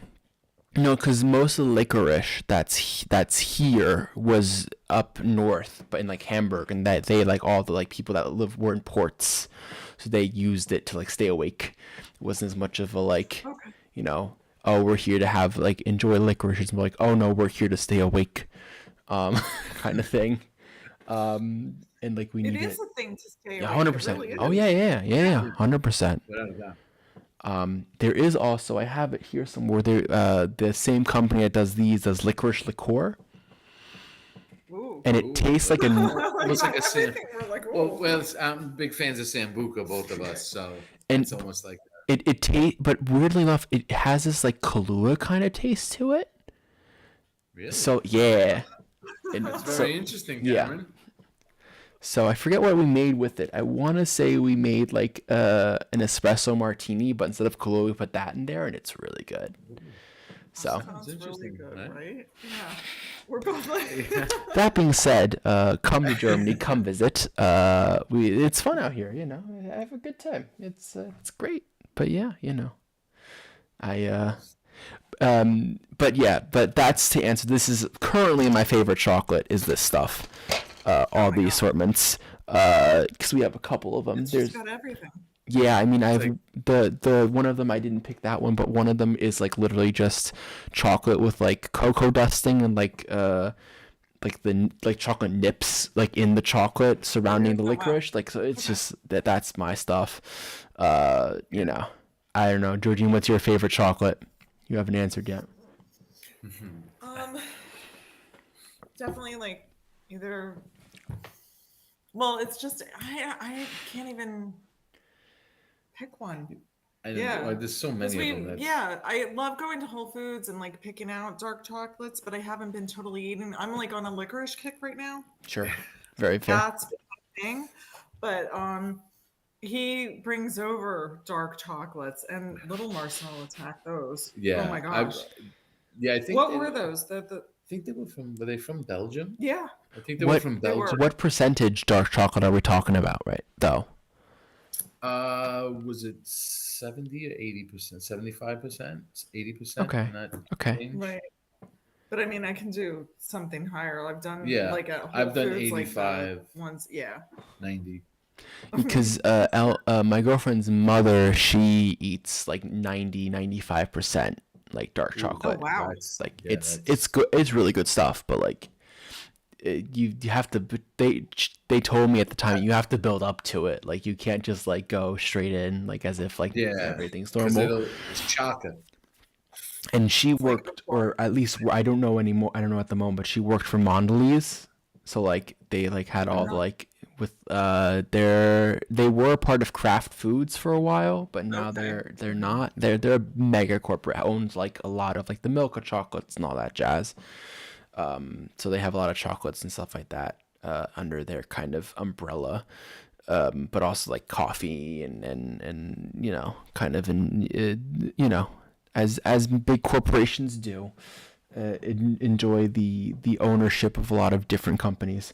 But yeah, so I will say, any of the American chocolates I don't like. Yeah. They're just too sweet for me. I gotta be honest, man. I know you're a big Reese's peanut butter guy because you need a Well, little Reese's something. peanut butter, that's like a different thing. It That's a is whole different. different category because I mean it's got peanut butter. Anytime Right. you have peanut butter, Yeah, peanut butter you get the is- pass. That's good. Yeah. But I mean, I know what you're saying. Yeah. Yeah. It doesn't taste. like no, I I mean, we don't grew up have any other with- kind of chocolate. I don't have any other U.S. like chocolate either. It's usually that's the big one that I have as far as like chocolates go, and then some sort of assortment of like ultra processed chips and stuff like that just like they just taste different here. And you know, you can't get the red 5 out here like you do in the US, you know, like that's the red tie 40. The red tie Yeah, 40. like yeah. craving it. You know, Wow, it's- everybody like stay away from it. I because I have a bunch of, you know, I have some friends out here that like, oh yeah, I haven't been to the US in like 5 or 6 years. Can you bring like Doritos and like Swedish fish. sure, yeah, basically that kind of stuff. I'm like, okay, sure, whatever. Right. So I mean, there is, Like the you know, healthier version, the Scandinavian fish or whatever at Trader Joe's, Yeah. because they don't have like They're those pretty good, though. like beet juice or this or that Yeah. with all the colorings. It's more natural, you know. but yeah, it's those kinds of things that I like, you know, and especially if you grew up in the US and then you move out of Yeah. the US, it's like there's certain things that you just have to have every once in a while to satisfy like that itch that just comes Right. in. And you miss because it's like my sister lives in England. She Mm. lives like right outside of London, and she's like, "Oh my gosh, Mike's subs." That's a big thing for her. When she comes back, she wants Mike's subs, or she wants pizza. You know, Yep. because I mean, New Jersey, this area, pizza. Right. That's a huge thing. I mean, and also Cameron, Mexican food is the other big one. Send you a care package. Appreciate it. We'll send. I'll send you a care package. Appreciate Means it. you don't put spumoni in there. Yeah, no, it won't last. Yeah, that's why I saw that. Don't worry, no spumoni for you. But yeah, no, Mexican food is the other hard thing to find out here. I feel it's just like you can't find it like as good as it is, and like the other parts is like it's not only like that it's Mexican food. It's like I know it's Senor Pepper's right at the Red Bank train station that I've known them for years, and I've known the family, and it's like that's the vibe that I want to go for. Just like you know, you miss your spots, right? And you make new ones, but it's still not the same, right? And so whenever I'm back, it's like. You know, you know, it's always like, where do you want to go? I'm like, well, here's a list of restaurants that I need to go to in the next like 2 weeks while I'm here. Please choose responsibly. And you know, tell me which one you're good with. Otherwise, I'll just pick out of the bunch. You know. You remember when we went to that Indian one? Yep. Wasn't that good? It was very good. Yep. Yeah. So, but you're like, yeah, it's 3 o'clock in the morning here. Stop talking about it. Stop talking about food in the U.S. I am. 3 or 4. It's 3:55. We're hitting Right. 4 a.m. very soon. Yeah, we're 6 hours ahead. You know, it is what it is. We're just powering through, or rather, I'm You got your powering cold through. brew? I got my You got your cold brew. brew? Yeah, you know, She was talking about a care package. You know, my friend Kathy, we were teenagers, you know, just out of high school, and her boyfriend went overseas because Desert Storm. And we were pumpkin picking, and she wanted to send him a care package. So she put one of the pumpkins in the package. Oh no. Oh, yeah. Oh yeah, and this this heavy metal tape, like, and it was like death metal, and we were listening to all this, you know, all different music. We're very eclectic people. So anyway, teenagers were just like, oh yeah, he'll love this. I made this tape for him, and it's like, so you know, all the guys get around, he gets this package, and they're like, you know, anytime anyone gets a package from home, everybody kind of surrounds, and he's like, no. okay, you know, and he's like, oh, my girlfriend sent me a package. Oh man. Oh no. Oh no. moldy, gross, like pumpkin. I don't even know. I'm trying to make a molten, gross pumpkin face, but I don't even know. See, I know exactly And then what that looks they're putting like. the tape in, and they're like, "This is your girlfriend? Does she like you? What, like, what is going on?" It was just this horrendous, and it was moldy. And the way he describes it, they're married now. The way he course. describes it, like That's true love, Cameron. I get that 100%. That's the way to do it, you know. they've been married for years. It's so funny, but it's like it was the pumpkin. It's the Yeah. the gross pumpkin, and like heavy metal death music that like won him over. Clearly, You know, it's the way to do it. But yeah. Oh man. Why are you in this industry? Why don't we go with a very easy question? Why choose film? Why choose? I mean, I don't know if you guys are only film actors or if you also will do like theater as well. Like, what's your kind of take on that? Like, why have you decided to go into the arts? Why be in the arts? Why is it important? Well, I mean, I've done theater. I've done off Broadway, Okay. and it was great. I did like it. I felt like it helped me, believe it or not, memorize my lines because there's no cut take, guys. You fucked up that line. Oh, excuse my language. You screwed up my You're line. good. You're good. Okay, fuck it. So you fucked up your line. There's none of that. So you got to kind of roll with it and go with it. So I'm kind of a stickler a little bit with my lines. Like I make sure that I'm pretty much like ready to go. Like as an actor, that's your only job. Your only job is to know your lines. Like that's what you got to do. And so I guess that kind of groomed me a little bit and it helped me out, which was good. And I had my own little methods of memorizing my lines and stuff. And but I do love film and TV. Like I said, I really found the passion for it. And now, like I said, being on the other side of it, not in front of the camera, doing on the other side of the camera, doing some script supervising. It's just I like to want to learn all the aspects of it. Maybe one day do our own, like write my own stuff and film something. And so I've been into that as well. So I'm very curious about that and I'm excited about it. So I love it though. It's just a passion and I absolutely love it. So that's my take on it. I mean, I just love it. And TV, whether it's TV, movies, whatever it may be. I mean, we're talking about auditioning, going on different auditions, like whatever it may be. I'm down. I'm game. Let's go. Full throttle, 100%. Like so for me, why this industry, creatively,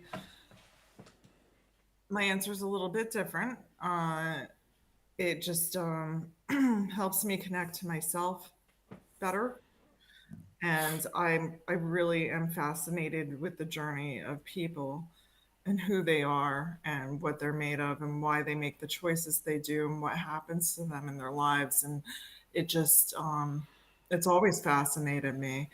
And to experience bringing that story to life or having the chance to is just the motivation for me.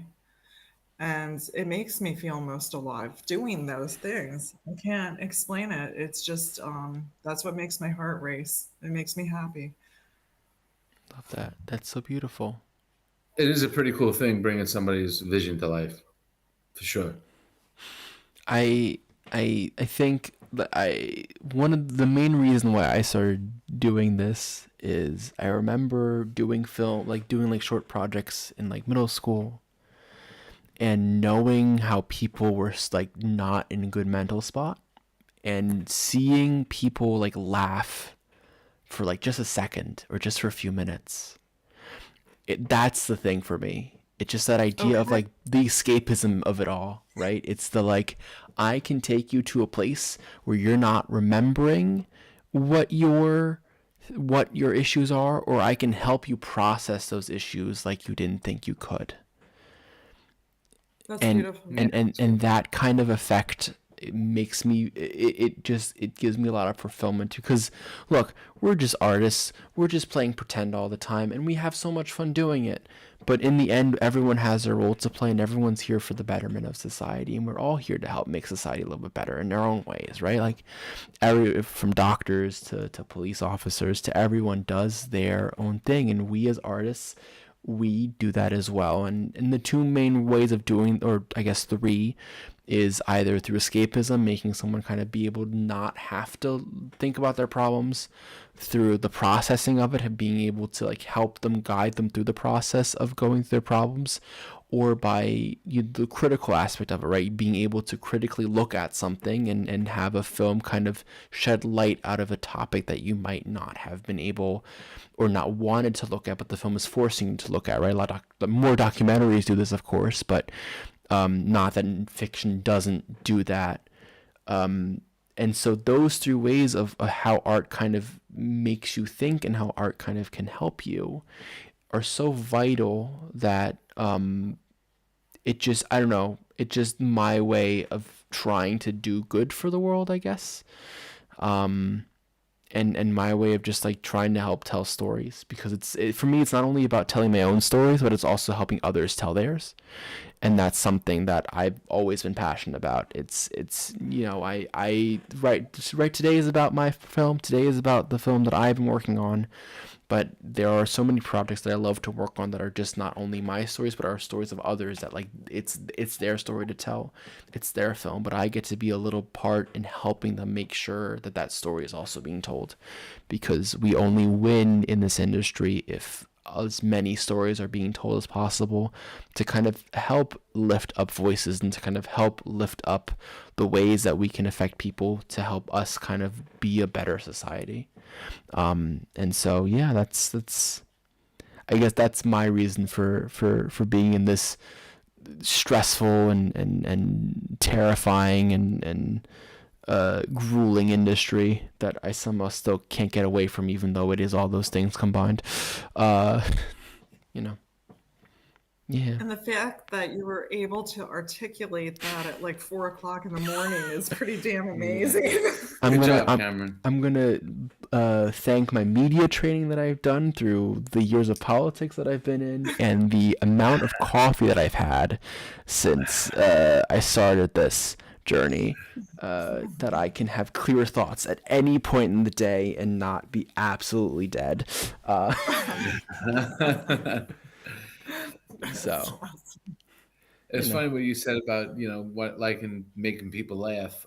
When I was doing off Broadway, when you make someone laugh and you hit it, and there's no better feeling that gratification when you know that you hit your mark and you're making them laugh, and it's just like you can't take a drug that can get you any higher than you are. Yep. That's how I felt anyhow. So which is like why when we're at a screening of a movie, I try to sit in the back corner of a room, have a view of the audience, and just like see how they're reacting to this film, because I don't need to sit in the front. I don't care. I'm tall. People aren't gonna be able to see behind me anyway. So like I'll sit in the back and like be able to have people see and be able to watch as people are reacting to the film, what beats are hitting, what beats aren't hitting, what beats unexpectedly hit that we thought weren't even funny, right? Like, and why are they hitting, and that kind of stuff. And it just makes us more be able to kind of do better at our jobs. And that was the first thing. I mean, we were very lucky in the film was one of the finalists for the film challenge. And so Justin was able to go to the screening and see with the other filmmaker. They all kind of, everyone was watching the films, and he was able to tell me, oh, this beat landed, this one no one was talking about because most likely this and that, and that kind of stuff. And so that's kind of the way that you make yourself better and you kind of improve, because it's the best way of doing it. And through that, you kind of push yourself. Yeah. So That's the way this industry somehow works, and you know, we've been talking about this all day about like helping support, you know, smaller projects and smaller filmmakers, because every single level of this is super important in helping us kind of, you know, drive a new generation of filmmakers, will help make this industry better, and help us kind of find our way. And I feel like it's kind of very different topic from what I was just talking about, but it also somehow makes sense. So here we are. It does make sense. No, that's very cool, Ken. So yeah. Right in there. I don't know what else. What else is there to say? Is there anything else you guys want to talk about? Anything that you're like, hey, does anyone else have any other questions online? We have people watching. Kind of Questions? You're always full of questions. Yeah. He's gonna ask you what your favorite color is. What's your favorite color, Ken? Yellow. Oh, okay. Oh, that's cool. Mm. So I got to see Daniel Tosh last night in New Brunswick. Nice. I don't know if you know him, the It's comedian. I really wasn't familiar with him until last Rings night. a bell. Yeah, rings a bell. Yeah, it was funny. It was Yeah, you really had that good. show Tosh 2.0 on TV. Yep. Yeah, my ex-brother-in-law was like, all right, you know, I got you birthday tickets. We're going. I'm like, okay. So it was a good night, though. I highly recommend him if you get a chance to check him out. So, Man, what did I see recently? Scribble asks, "What's your least favorite color?" I don't know. Do I have a least favorite color? That's a good least question. favorite That's an color. interesting question. I've never heard that one before, and that makes it sound Yeah. more interesting. I don't know. Maybe puke green? Diarrhea green. Well, Same I kind of think color. it's kind of, Yeah, it's well, the same oh. yellow green. It's like, I don't know, baby shit color. Okay, mine's puke green. Yeah, you have puke green, baby shit color. I don't know. What was your favorite play to be a part of? Bodily fluids. Yeah, gross that's bodily pretty fluids. disgusting. Sorry. Yeah, absolutely. I don't know where that came from. For me, I did a series of plays. A writer wrote. It was very clever. It was called the Cannoli Shows. Like Cannoli happened in New York, Cannoli happened in Manhattan. And they were like little skit shows. So you did like 3 skits and then intermission, then another 3 skits. So that to me was pretty cool. And then he actually wrote another show called Band of Brother-in-Laws that I was part of. And it was about 4 brother-in-laws, the 3 brother-in-laws, and 1 brother-in-law is getting married into the family. And we want to take him out for a bachelor party. And our father-in-law wants nothing to do with that. So he takes us, kidnaps us, locks us in his basement in upstate New York. And we wound up getting out, taking him out and getting him wasted. And he doesn't want to get married. And we get pretty much almost the shit beat out of us. But then we convinced him to marry her. And it was actually a really good show. And it did pretty well for a little while. We did it in New York. We did it in New Jersey. So, yeah, I enjoyed doing those plays. Amazing. If answers the question. I don't know. I feel it does. I feel it does. Years ago, I did Murder on the Bridge, which was like, it was a dinner theater, and it was a traveling dinner theater. So Okay. that was interesting because you had to interact with everybody and improv the whole entire time, and things could happen. People, I mean, one guy had a heart attack while we were there. That was, geez. yeah, he lived.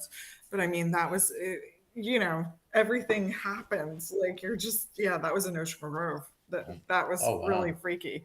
But no, it was more about the interaction with the audience yeah, that I that's kind of- found. it's You know, wild. yeah, because you're eating with them, you're not really eating. Right. You know, it's like, I went to something like that once before. It was called Tony and Tina's Wedding. So Yeah. you were like part of a wedding. Like you were the guest at a wedding, right. which was kind of cool. Okay. And you're interacting with the actors, and it was wild. It was like just a lot of crazy stuff going Yeah, on. people you know? are trying to figure out things. So God forbid you have to go to the bathroom or anything because people are like in there asking you questions. Yeah. You're kind of like, Are you part of okay, the show? no, they're like asking you questions. So were you in this room? And like they're trying to figure out the murder.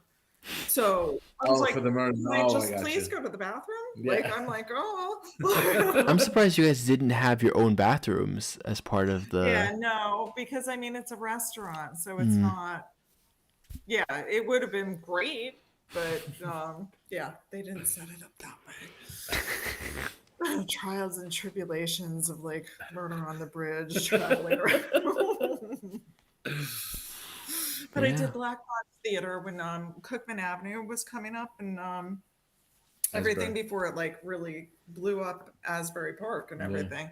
So they had the little Black Box Theater over there, Mm. and everybody would drink before the shows. So we're all like, I started these like, oh, okay. So it's Tennessee tea. Okay, I'll do this. So we were all like, I probably shouldn't say that, but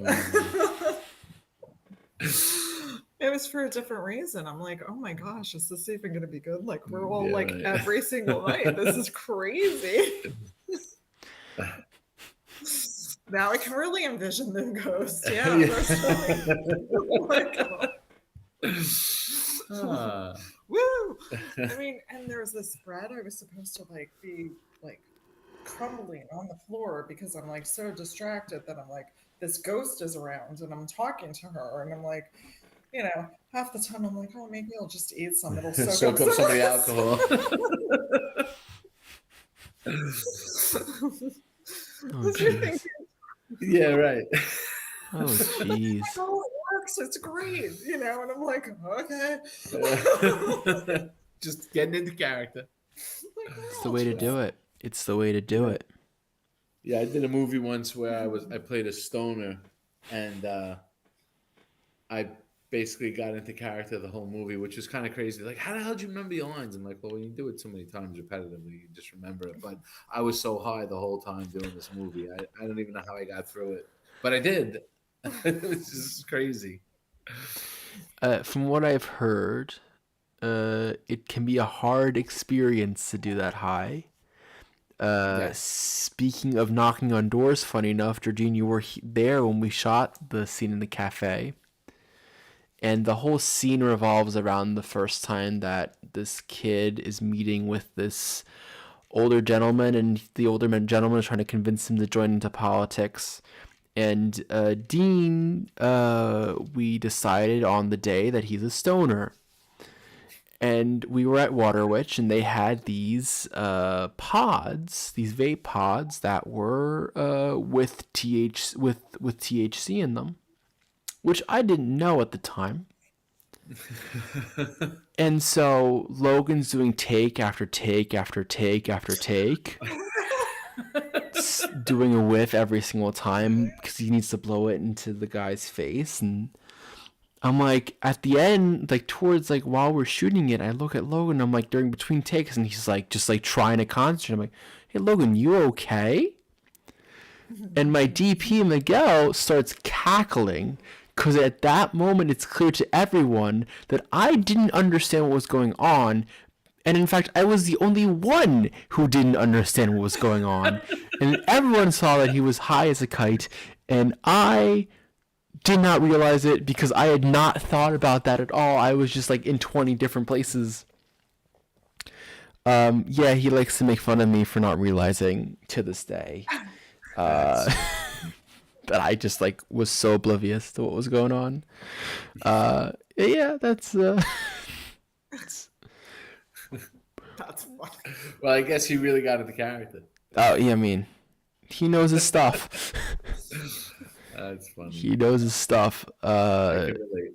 You know, but you know, he was it was a great time. And but you know, and then after it's like, I'm never doing this again. I'm like, yeah, I don't know why you did it to begin with. And he said, because you told me to. I'm like, I know, but like you should have told me what's going on. Because I don't know. I was focusing on other things. I didn't think to really process it. Oh my god. Oh, that's hysterical. That is funny. That is too funny. it was a time. Hey, you know what? We had time. I was, it was especially in shoots. I feel like it's such a high pressure situation that like as a director, you're just like looking at 10 different things at the same time. You're making sure that everything looks right in frame. You're making sure that the actors know their lines, and you're making sure that everyone knows what their intention is and all that stuff. And so it really becomes a question of like, well, what is like super, like what are the like points you're like, oh, really focusing on? Because there are people like script supervisors who are like there to focus on some details and that kind of stuff. Like, so like I don't know. I was like, okay, yeah, sure, yeah, looks good. He said, I'm gonna blow it into his face to make it look cool and make it look realistic. I'm like, perfect, love that. That sounds like it's gonna look really cool, and it looked very cool, And so like well, I looked like an idiot that day. That that happened.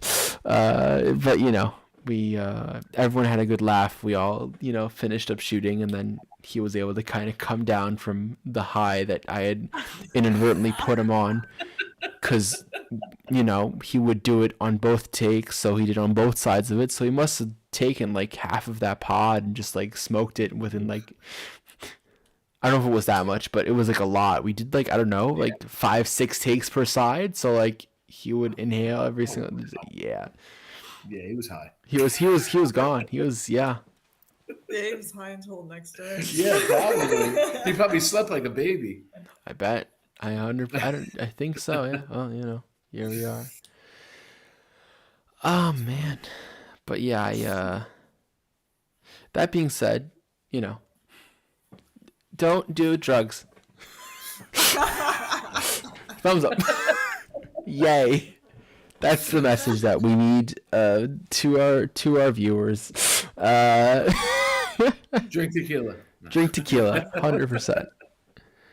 But yeah, I mean, we don't want to chase it. Taking this like all over. Sorry. I mean, it's fine. You know what? We've had more random conversations today. We've spoken about T-shirts. We've spoken about just life. We've been playing video games we're just doing whatever it takes for me to stay awake. And currently we're in the delusional stage. We were in the emotional stage, and now we're in the delusional stage where I'm just kind of like bouncing around trying to figure out what my attention's kind of grabbing right now.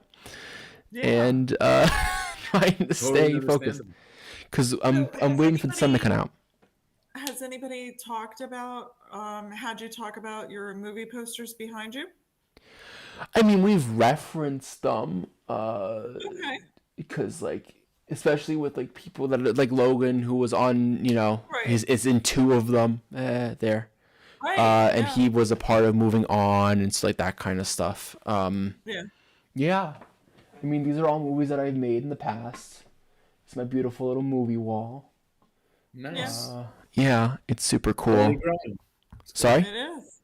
It's growing, which is great. Although I think I'm not going to make another row up there because it's going to be annoying to hammer nails in at the top. So I might just start replacing posters at this point. I like the 8. Especially because and then I want to actually put my diploma up here at some point. Mm-hmm. That's like part of the list of things to do. But yeah, I'll mostly replace Stuck in the Woods, which is the oldest movie, up here first. And then that will be the Split by Pond poster. And then we'll go from there, and I might rearrange and all that jazz. I love this wall. It's so much fun. Who designed the posters for you? Do you do it yourself? Depends. Most of these I at least had a hand in. Right. Moving On, my girlfriend did. Oh no, sorry, Knocking on Doors, my girlfriend did. Moving On was kind of a semi-team effort. We shot on film, on black and white film, and had Camera Culture develop them and scan them for us. Mm-hmm. And then we used that to basically make a very like super easy poster, like with basic font and all that stuff. And once you get to the font stage, it's like that's like the easy part, like especially like the lower font, there's like templates for how to put those in and all that stuff. So those are not complicated. Our poster for this time, though, the artwork is going to be the artwork that is on all our social media. That was made by this amazing tattoo artist named Allie, who is a friend of our editor's Anthony, and I had this idea for the poster that it's just this face and then stuck on slip by upon him. I'm getting movies mixed up. It's fine. Get it, like have split by upon like as a text, and then everything else and like all the names at the bottom. And yeah, that will be our movie poster for that, which will be cool, because it's, I believe, the first poster that's not like based on a still of the movie. Actually, that's not true. This one was an extra photo, and then that one, moving on, was an extra photo. All the other films are stills from the movie. They weren't photos made outside of the film shoot. But this will be the first time that we have a not like photographic image as part of the poster, that it's first like that it's actually drawn, which I'm super excited about. Yeah. That'd be really cool. Yeah, really cool. Yeah, I'm super excited. It's been this film has been a journey, to say the least, and it's been super thankful to be able to be on that journey. And for people just like every step of the way being like, hey, we need to do this and that, and we got you for this, and we're gonna do that, and all that stuff. So yeah, it's super cool to be on that track and see kind of where we're going. Yeah. I don't know. Nice. I feel like most of these are up at this point. I think all of the movies are. Oh no, Moving On isn't on YouTube, but all the other films are technically on YouTube to watch. So Nice. they're all available at this point. So except for Moving On, which most likely will be in the summer. I'd like to do another like round of like editing to some of it before I release it, because there's some stuff that I'm not happy with that I want to see if we can make better. So we'll see how that goes. But yeah, otherwise everything is I try to do a small festival circuit and then go into a YouTube upload just so that I can send it out, put it in my reel and all that stuff. And then yeah, but we'll see what happens next.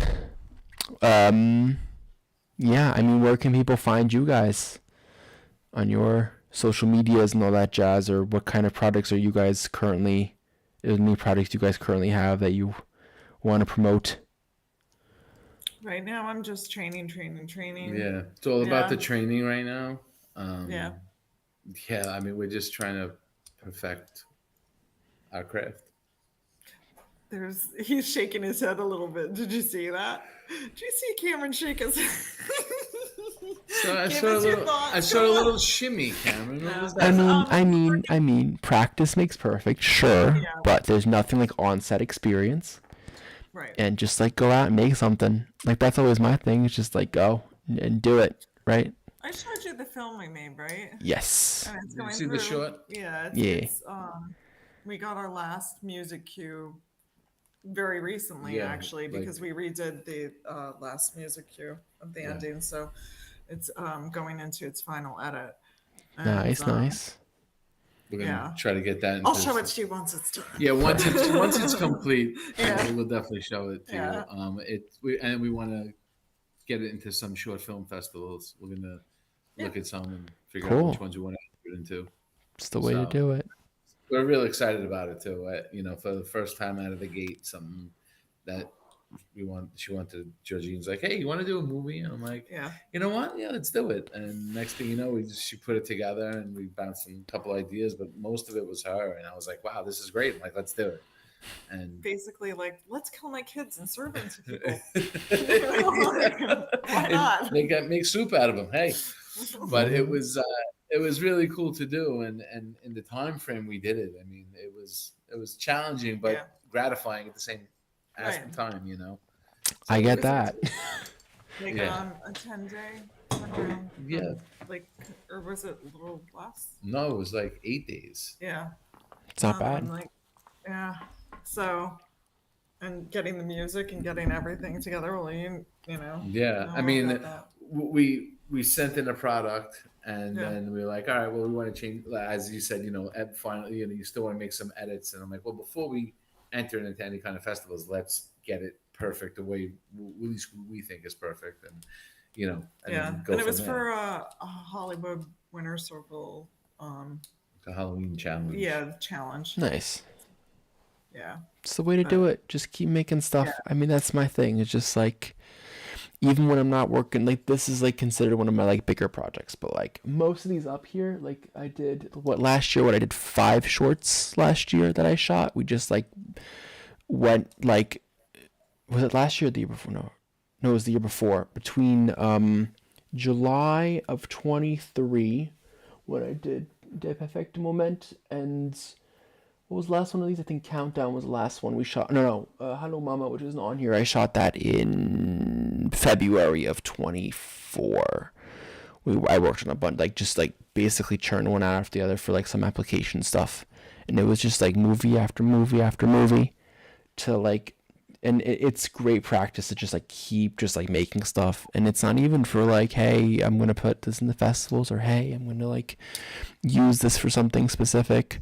It is just like, hey, we're practicing our craft, because it's just something that's a muscle that like you need to have that feedback loop too, that's not just like in a classroom or not just like in a class setting. It's like you need that feedback loop of like, this is how I present myself on camera, and this is what it looks like to me, and what I'm kind of like seeing myself as, and this is what directors see or what other kind of people see. And also, right, making stuff will help you put in a reel together, which will help you kind of find work and all that kind of jazz, right? And that's like, because what I get a lot of like people, actors like, well, how am I going to get work, right? And it's all about, I need to see what you've done before and what your range is before I even see your first audition, before I even see your self-tape, right? Logan is going to cast, and he's going to be looking at everyone's reel before we even talk about self-tapes, right? So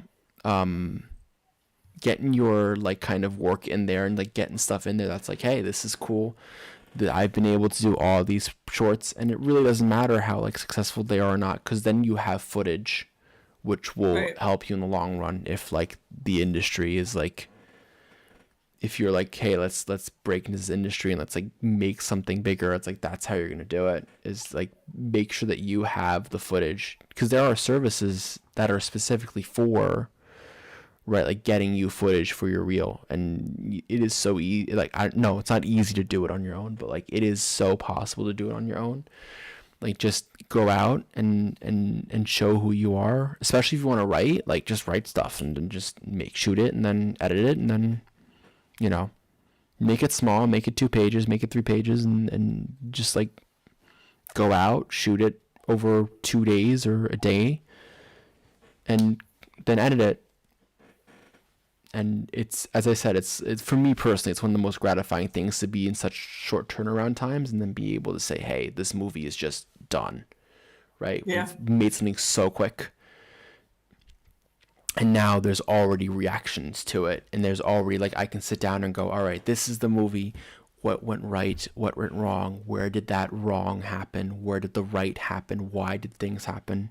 Because film is not only an actor's medium, or only a director's medium, or only an editor's medium. It's everyone together, right? You can screw something up in the edits that your performances look terrible, and you can make a terrible performance look really good, right, in the edit.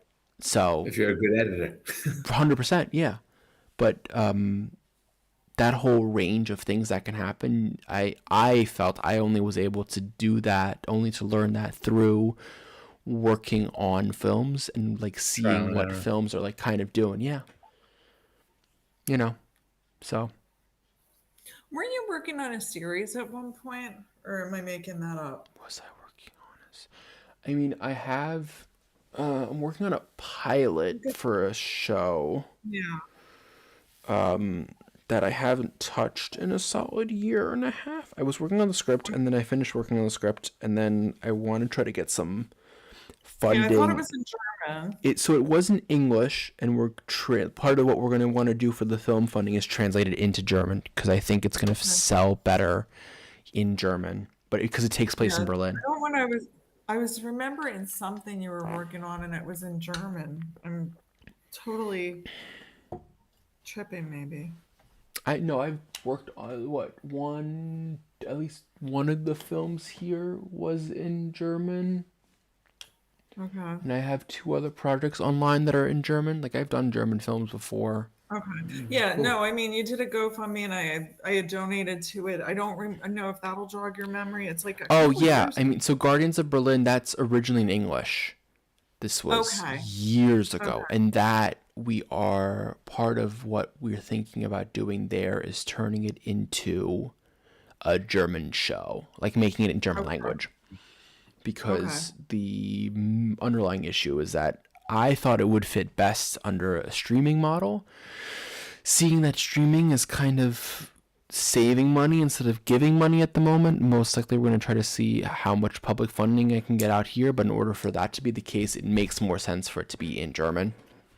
And Okay. plus, international productions are just a lot like more favorable than they were like 4 or 5 years ago when I first made it. So, yeah, it's but I'm really excited. That was a really cool project that like was a lot. It was about the same budget as this will be. What, Guardians, the first 2 episodes of Guardians, we had a budget of 4K. We're gonna end up having anywhere between, I mean, depending on if we're able to raise anything more tonight, right? Like, it'll be around 5.5 to 5.6K for Split by a Pond. Nice. I donated, by the way. I appreciate it. Thank you so much. Oh my God, please, absolutely. It's been very cool to see how many people we've gotten to kind of support the product and how many people have been like wanting to support. I mean, I was talking with Georgina about this. Both of my old senseis gave money, right? I've had German awesome. school teachers that I've given money. I've had friends who have come out of the woodwork to give something. And it's a mixture of just supporting the people on this project, supporting the message of this project. And it's just like, it warms my heart every single moment that I've been able to be like, hey, this is like, look at all the people supporting.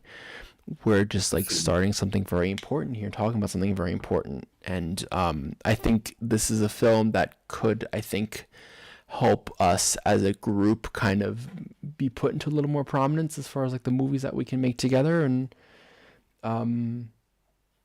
yeah, see where we can kind of go from here. And I'm super excited for what that brings, and for how we can kind of keep moving on and keep moving up in the industry, because I think that's all of us want that at this moment. All of us want to try to get into that push. And so I feel that this film could do that if we do everything right, and if we're able to kind of work the way that we want to. But it's a long road, as every film is, and nothing is guaranteed. But I know this team is working very, very hard to make sure everything is done the way that it can, and we go from there. That's good that you got a good crew behind you. Oh, I mean, you guys included, going to be super, super, everyone's super committed. Everyone from my assistant Hannah, who will be coming in what is it? It's 4:30 now. So in 4.5 hours, she'll be online. She's doing the 9 a.m. slot, the 9 a.m. out here, the 3 a.m. for you guys slot. Kind of kickstarting the last like leg to like everyone that's in the U.S. kind of working while I'm kind of out here doing the work out here. So it's been very cool to be able to have all that support, and I am forever grateful for it, because as I said, this is a team effort, and the earlier we figure that out, the better for everyone involved. Mm-hmm. Yes, there's no I in team, Cameron. 100%. Except if you look at the A, you can technically make an I. I knew you were going to say that. How did I know you were going to say that? Because it's 4:30 a.m. and I'm tired, and it's a stupid joke that like is easy to make. There you go. I gave you a layup there, bud. Appreciate it. I really do appreciate it. You're welcome. Oh man, you guys must be getting pretty tired too, though. It's 10:30, or you guys also stay up late, people? Stay up late, but I'm trying to go. Trying to get earlier. back on track to like go to bed a little earlier, get up a little earlier, and not go to bed late and get up early and then be like a little miserable all day. Like that's not fun for anybody. And Marcel has tonsillitis, so that's fun. Oof. Yeah. That's tough. It is really tough. When is your class? When do you guys always have your classes? Thursday night? Thursdays. Well, Thursday, yeah. Okay. All right. So Yeah. gotcha. Very fun. Yeah. It's awesome. We'll get our scene tomorrow. Yeah. Okay. Yeah. So we get like 3 days turnaround. Yeah, we were getting 2-day turnaround. Yeah, but we said, Just give us that extra day because yeah. he's hitting us with a lot. It's good. There's life and everything else. Yeah, I mean, we try to get together like at least once a day once we get it before the scene. Before the scene, like just to go over our lines and just to get comfortable with it. But it's challenging because you want to be off book or we want to be memorized and not be ready to go when we get to class. And sometimes you get tripped up by some lines or you get tripped up by something, and it'll kind of throw you for a loop. In your head. Yeah, you get in your head, and so just trying to figure out how to get out of our heads and memorize the lines and not, and just be ready to go. But it's really cool what we got going on, so we're excited about it. I'm super excited for you guys. This is going to be super exciting, and I know you guys still have a few weeks. I don't know how much longer you guys have the course. I don't know how long the course goes for. Must be for a few more weeks at least. 5 more weeks. So, Yeah, but another 5 weeks. Excited to see where you guys end up afterwards and what kind of actors you'll be and what kind of cool stuff you guys will be in after the fact, and excited to work with you guys in July in this capacity, and things always change, and hopefully we can work as actor director at some point too. That would be a lot of fun. Well, that would be fun. And listen, if you ever write anything, we play a good husband and wife. Yeah, he's seen. It's direct. We've been cast as it so many times. We've done Heidi's movie. Yeah, too. Heidi, and the Alien movie too. Yeah. Yeah. Which we still have to see. It's like we film these things and we're like, can we ever see it? Yeah, we just want to see what it it looks like, Yeah. and it's footage for us too as well. Of course, yeah, 100%. So just a little note to self: plant a little seed in your head. I'm breaking your job. But I know Noted. But yeah. But, that being said, I'm gonna let you guys get back to the rest of your night. Thank you so much for joining us here. Thank you for having us. Absolutely. We still have a little over 11 hours of this to go. I am regretting this at this point, but we are in the middle of it, so we are gonna power through. Keep drinking that coffee. We'll do. I have about an hour and a half off, and then Anthony will be the next one up, and then which will be absolute blast because he is coming from working this weekend, so he's going to be exhausted. I'm going to be exhausted, and we're just going to kind of egg each other on for a couple hours. He met Anthony. Yeah. He was the light. Heidi's movie. Yeah, Anthony Perella. He's not only my editor for all my films, but he is also my business partner in Capcom Productions. He's one of the people that I've worked with now. I mean, this is going to be our third film together. He was also on Knocking on Doors. Funny enough, he did lighting on the day for the cafe scene. Okay. I Which, don't remember. That's okay because he looked very different back then. But I had asked people on Facebook, on this Facebook group for film, if anyone would be willing to help out, and he was like, yeah. And I didn't know this at the time, but he studied in Pittsburgh, in the area of Pittsburgh. He drove out from that area for the shooting day. Oh my gosh! Wow. And then that's amazing. Yeah. That morning, and we've had a couple of conversations since then of not doing stupid things, and that's one of those things that you don't. I appreciate him doing that because I got to meet a friend now, but Anthony, it's okay. Don't be insane. It doesn't help. That's dedication. And you always have to have those friends that you're Yeah. like, oh, don't be insane. Like, Of course. Yeah, you know. They're like the best kind of friends. But yeah, so if this conversation has spurred you to contribute, please give a pledge. The QR code, like, I'm making it so easy for everyone. There's a QR code that you have to scan. Like, that's it, you know. And the QR code. Scan it, It's guys. Please, Very guys, simple. share around the link if you guys are able. But the two of you, thank you so much for coming on and keeping me company Thank you over for these having us. last Thank you for having us. couple of man. hours. And I'm excited to work with you guys in the summer and then be back stateside.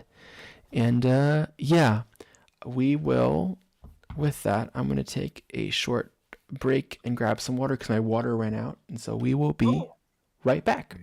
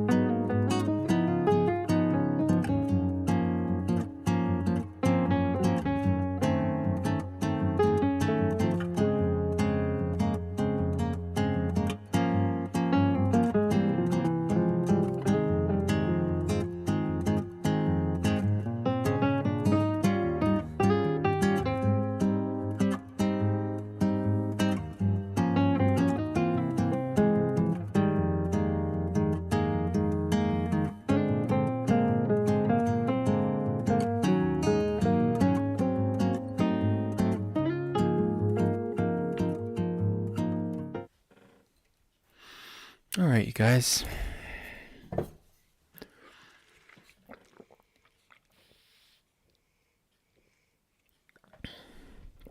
At some point in there, over the past few hours, we hit the halfway point. That must have been a little over 2 hours ago, so that would have been right before Georgine, so I must have been on break. And Scribbles, I did see your message. If you are both a night owl and a morning person, then that just means that you don't sleep, and that's not okay. Love you, bud. But sleeping is important. Trust me. Sleeping is important. That's just how it is. We're here to make money. If you would like to contribute, please do so. It's been a time. Anyone that wants to join us to play some games, you are more than welcome to do so. I am trying to trying to stay awake. And I think we're staying awake. I've come to a point where like we're just like up, but it's just like exhausting. Yeah. So, and it was going to be clear from the beginning, but this middle portion was going to be the toughest. But we are here to get some people to give pledges. We are here to say thank you to those that have. And we are here to celebrate, have a celebration of making films and making this film made, and to kind of just see how I do with streaming. If I can stream alone, I think I've been pretty good at showing that I can. That being said, I've been talking a lot over the past few days, so I have some tea to kind of soothe the voice, because I'm starting to hear my voice is starting to go. And so as a result, here we are. So, we're currently watching a race because I've got dropped into the middle of a race. But yeah, I'm here trying to get some money raised. And as we kind of head into the morning of the last day,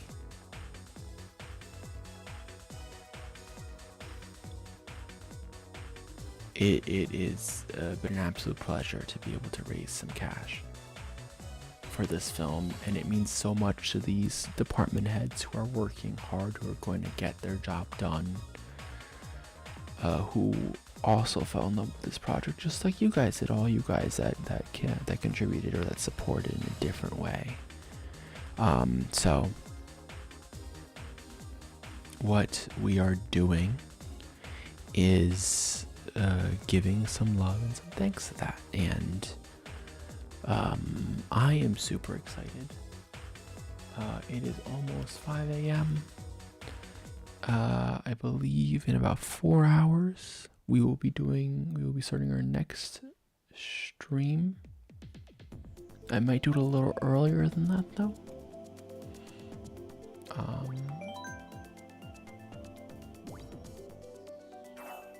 But we shall see. We shall see. If you guys have any questions about the project, please ask. Hopefully Anthony will be logging on soon.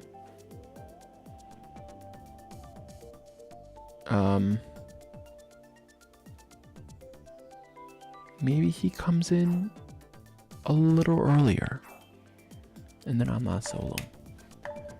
But yeah, so I am drinking a nice green tea with cactus.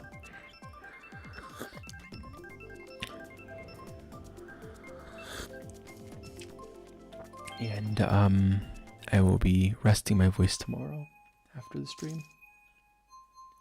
Focusing on making some good on some rest that I need. And working on all that stuff. But as we have less than 11 hours left. And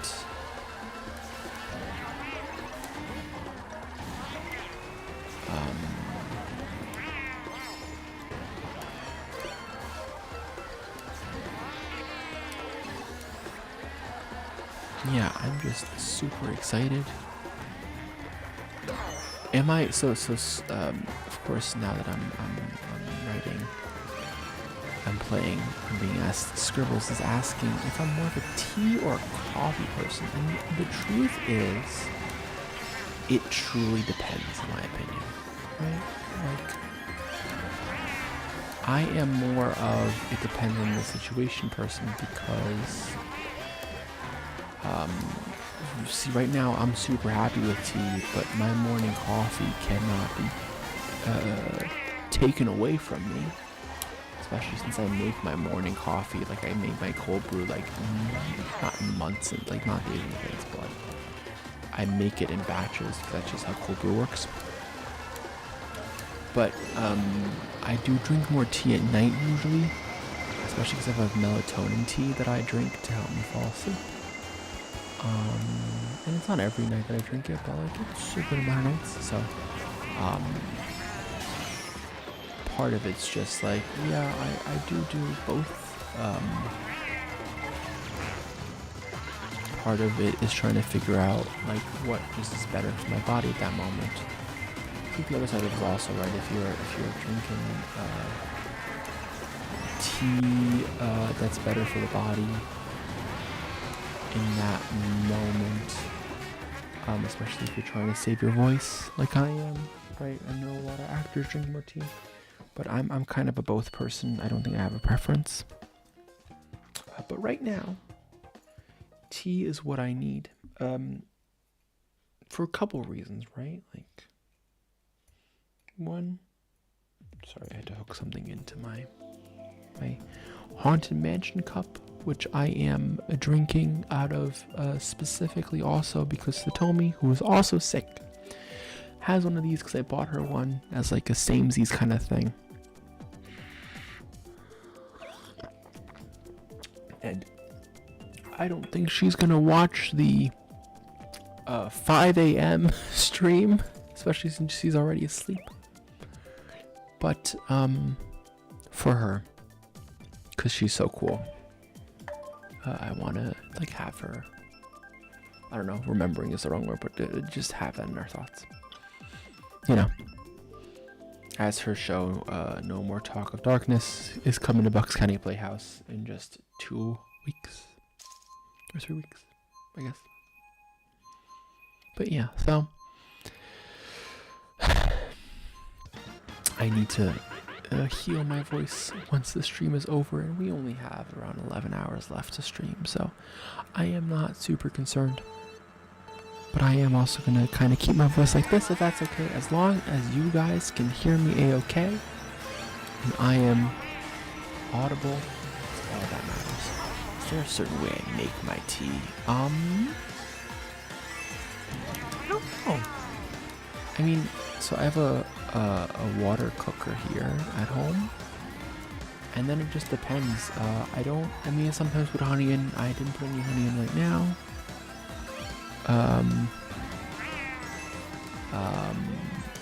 I think part of it's just also the tea that you are drinking, like, because I don't like every single kind of tea.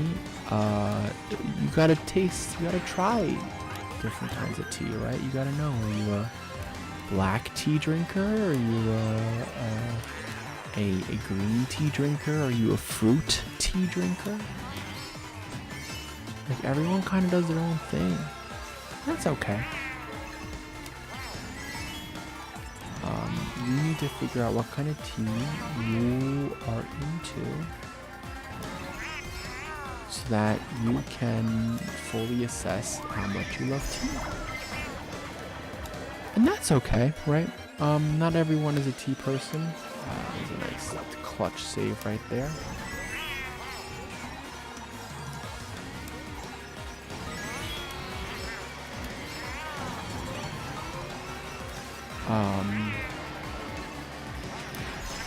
Oh, well, that screwed me over.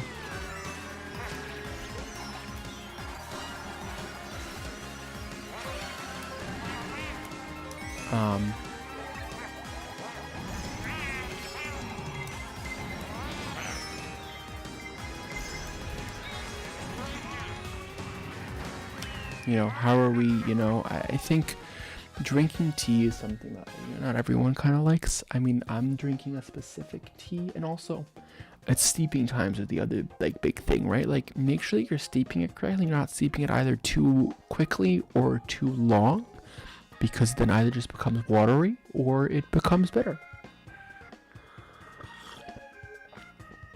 But same thing with, especially if you do cold brew coffee too. Cold brew also needs to have that sweet spot. I have my own blend of cold brew coffee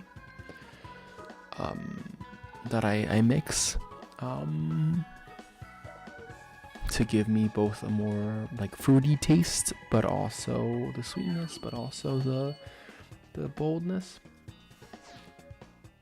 But, you know, here we are kind of talking about tea and coffee. And yeah, I don't know if Tasso. Oh, I think that's Tasso. Tasso, if you want to just join the stream, you can join the stream, my friend. I think that's him, because that looks like him. So if you want to join the talk, I'm just gonna be a little quiet. Just to save my voice a bit while I drink my tea, you know, talk like this. But I think everyone could hear me because no one's said anything yet. So, and my levels seem to be okay. So as long as you can understand me, that is all that matters. Ah, there he is. Good evening, my friend. How are you doing? We're just chilling right now. I'm good, man. I'm chilling too. I got this fucking racing. This is amazing. It's awesome. Perfect, I'm right? digging it. It's lovely. It's great. We're having a blast. I'm, you know, I made myself some tea because I noticed that my voice is starting to go again. It was starting to go yesterday. And I realized I cannot sustainably talk for another 11 hours if I don't get some tea. So this is what we're doing now. Did you hear one of them knows you? He shot a music video at your old space. Who? Robert was his name. He's like, oh yeah, Set to Go Studios. I remember I shot a music video behind the green screen. Yeah, a lot of people have. We've had a lot of music videos at the place. Because music videos are the ones that have less money than we do. LOL. But you know, so. You know, it's pretty cool. But yeah, it was really funny. So we've had that impact among the population of the film industry. So it's my purpose, baby. It's why I'm here. I know it is. But yeah, we're slowly but surely winding down. The time, the ticker is going down slowly but surely. This campaign ends at 10 a.m. Eastern time. So, you know, we still got some time to go. Yeah. Let's see if anyone feels charitable enough to still give. I'll be honest though, like, I am super proud of what we've accomplished so far on this stream and of this campaign in general. You know, all 45 days of this have just been absolutely insane. And it's been a long 45 days. Actually, it's been a long couple months of this, because we started planning this campaign back in August. It became pretty clear that we couldn't do this alone, so part of what we did was start planning this campaign, what we were doing, what we were, you know, going to post, what we were going to post about, what the messaging was going to be, where we were going to do it. Like, it's one of those things that you know, you know it's going to be tough, and so you prepare for it. But I think no amount of preparing gets you ready for what you do. No. So it has been a very exhausting process. Also, I have this feeling that I'm just talking gibberish half the time at this point. I think I've gotten to like the exhaustion phase of like, I'm just so tired that I'm just like talking. No, man, you still make sense. Perfect. You can tell through this entire stream how passionate you really are. That's all it is, Booby. You're good. Enjoying every minute of it. We still have 10 hours and 43 minutes to go on the countdown. Yep. So Yes, sir. Yes, sir. you never know. You never know. What can happen. Because right now it's 11:12 p.m. on our side. That means the interesting folk are popping up on YouTube. They're the ones who are just scouring for all lives that are going on right now. Hey, you know what? And that link is not only in the description, not only the pinned comment, but we checked the QR code 3 times in our first original test stream. That QR code leads to the Seed and Spark, like, for you to give a pledge at the top right of our screen. Like, that's why it's there. Oh, I burned out. That was fun. Yeah, so for sure, people, you know. And what's going to be a lot of fun is within the next like 2 hours or 3 hours, I guess, the sun will come up here. And it's going to be absolutely wild. It's going to be like the insanity that is just the fact that I not only said I was going to do this, but the fact that I am doing this. And the fact that, like, in all honesty, right, as much as we love stretch goals, as much as we want to like move things along, the fact that there is no pressure right now to like super raise is super freeing. You know what I mean? Like, I know exactly what you mean. It'd be so cool to get some more cash, and I assume we're gonna get at least a little bit more. But the fact that we reached our goal, this movie's being made, is super freeing, just so that I can say, hey, look,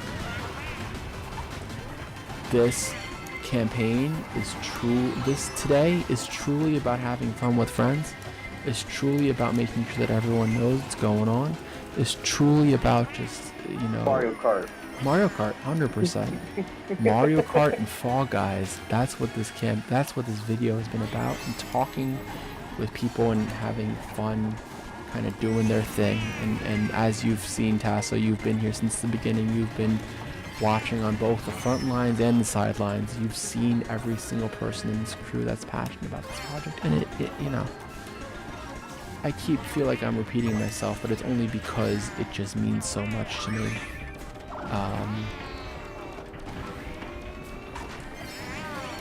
You know, everyone cares. Everyone cares. Everyone wants to be a part of this. Everyone that is a part of this movie is like, I love this movie. And that's all that really matters, is that the passion is there from every single crew member and every single cast member. And that's all I can really ask for. And so, you know, as we get into the weird part of the night as we start to hit the night for you guys, and as we start to hit morning, we'll have some really cool things. I'm going to be doing a cooking show later because I stopped having to think of things, and so I was like, why don't I just cook lunch? And we're going to film me cooking lunch because Seb has to work tomorrow.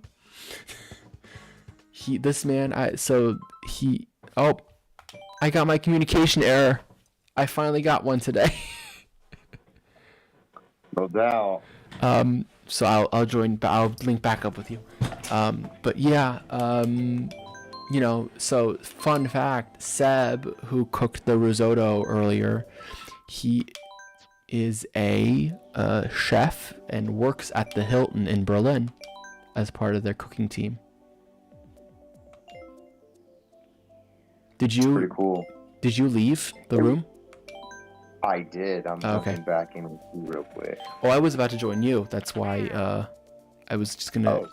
But all good. I'll just join a new room. Yeah. So he actually has like a full-time job and everything, and work. I think he's doing early shifts or early afternoon shifts. So he's like, yeah, I have to work. So here we are. No doubt. Seb was the young gentleman that we were speaking with. Correct. I like him. He seems to have a good character and a good head on his shoulders. That he I really does. enjoy speaking with him. He's a really good human being. If you come out to visit, I'll introduce you to him in person. So that's cool. You know, we love.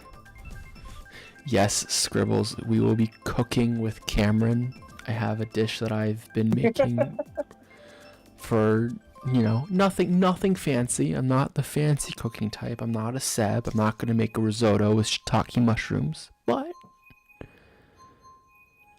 we'll have some fun time making some food. And we'll get to talk, and Leo will be back. So we'll be able to talk with Leo. And it's gonna be great. I'm not even worried whatsoever. We're gonna have a blast.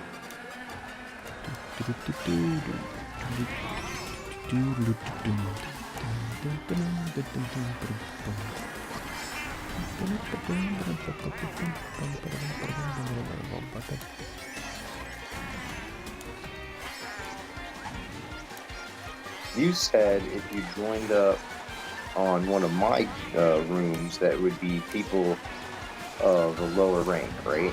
Yes. I think that's what's happening right now.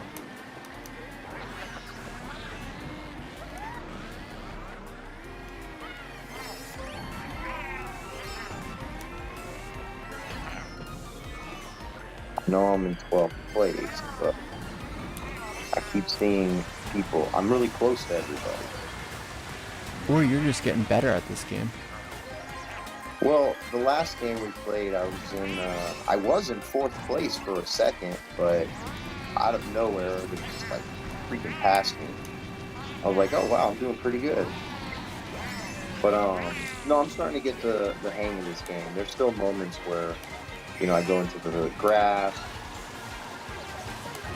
and I'm still trying to get the drift down. But the tricks, I'm getting the tricks. That's the way to do it. That's how you get your small little mini boosts.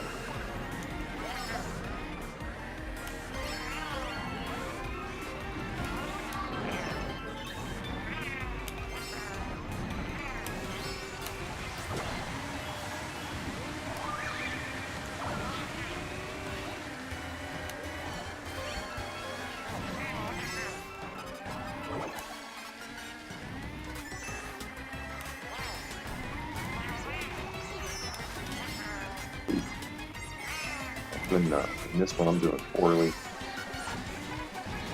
Tricky little track, this one.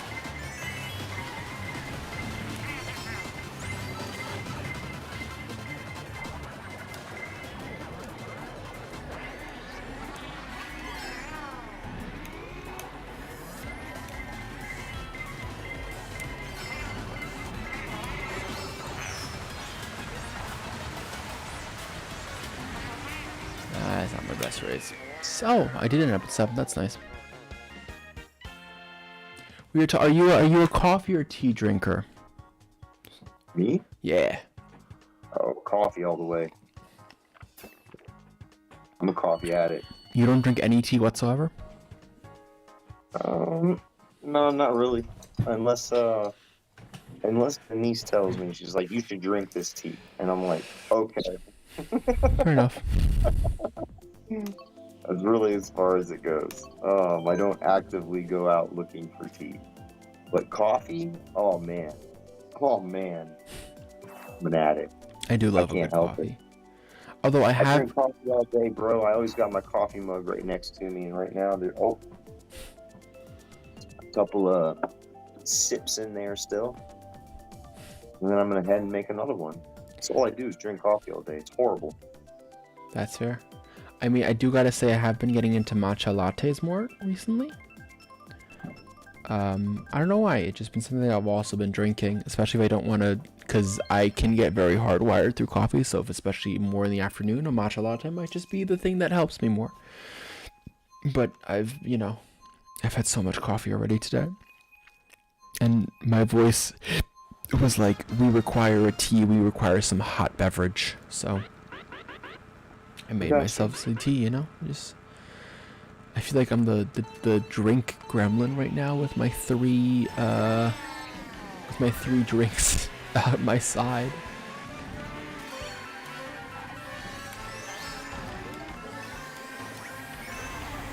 So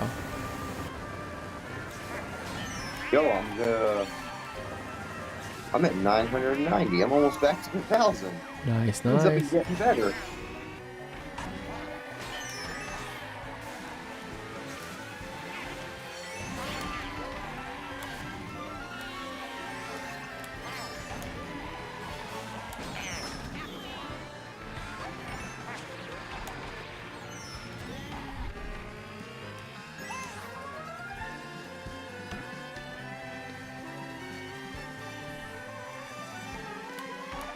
I don't know how it is that all of a sudden I ended up in last, but here we are.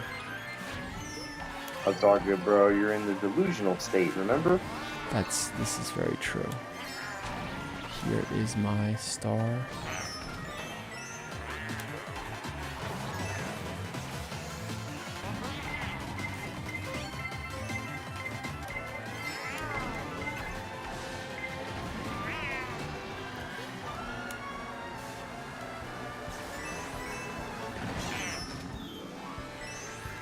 Yeah. Oh, you just hit me with your red shell.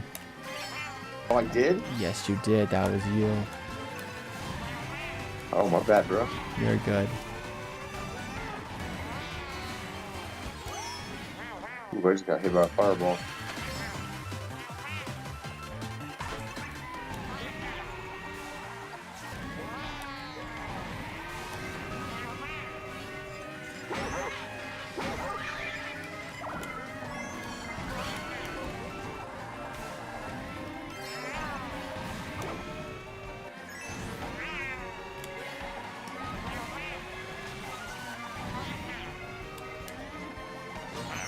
Shoot.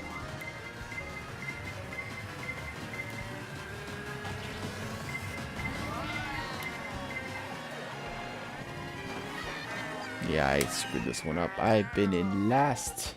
You beat me. Tasso, you just beat Oh my god! Yeah. You beat me. Oh, I'm 989. I went one down. Oh my god, I'm starting to hold my own with all the OGs of this court.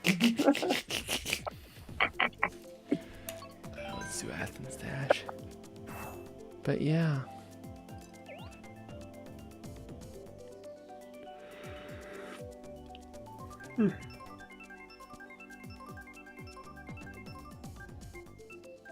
Oh man. I mean, we've been having a time on this stream. It's been kind of insane what's been going on today. It's been fun. It's been a great It's been time. actually good. It's a good change of pace. Yeah, I'm glad I was able to offer that for you, my friend.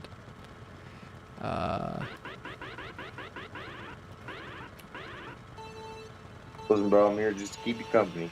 I appreciate it, We got man. you. I really appreciate it. It's yeah, it's exhausting. This whole thing has been super exhausting. I'm gonna be done when I get done tomorrow. I'm just gonna be super happy that it's over, and then I'll remember, oh no, now the real work begins. You know what I mean? I do. Like, we got a whole movie now to make. Not that we haven't been doing work already, but like, you know, the money will then land on the account, and then, you know, we can start spending it, making the movie, which is super cool. So, yeah.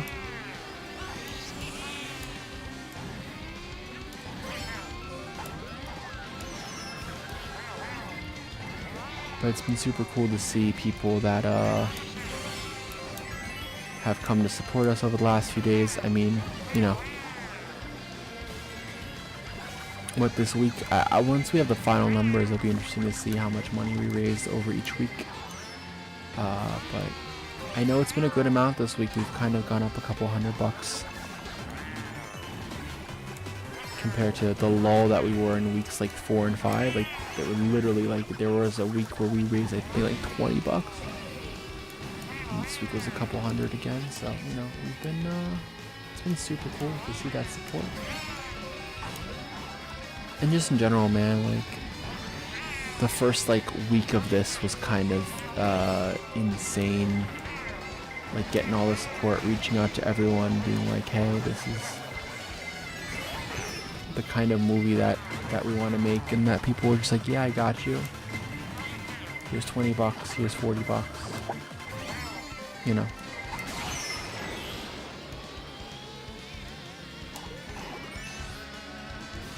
Holy shit, I got third. Nice. Congratulations. That's so cool. I in fact did not get anywhere close to that. I told you, bro. Look, check this out. This is gamer mode now. The later it gets at night, the nastier I'm gonna get. Hey, that's good. Hey, I'm just like, I am so... My brain is just like, yep, here we are. I'm awake.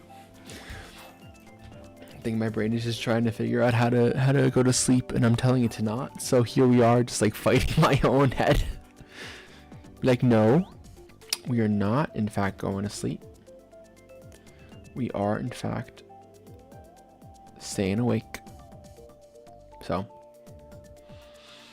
Oh. yeah, no, we're just powering through, man. We're just powering through. You're doing great. You're doing great. Oh, I'm Let's not see worried. if touches or does some freaking parts here. Like, yeah. Let the algorithm know. Let the algorithm know we're here. Yeah. They're like, what is this video late at night? Getting all these hearts.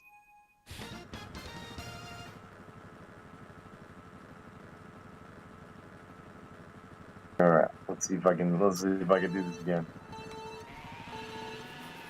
This course, we just had this course. Started off horrible. I blew the engine. It backfired on us.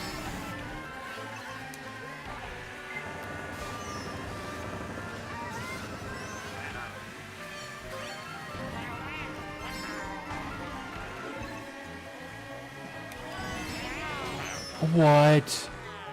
What?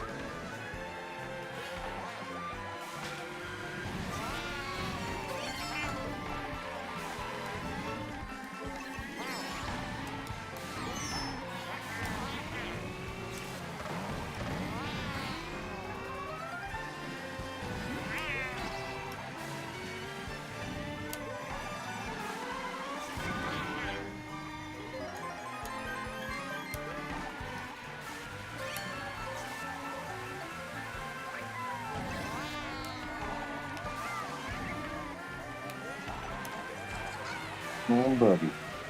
Let's get some.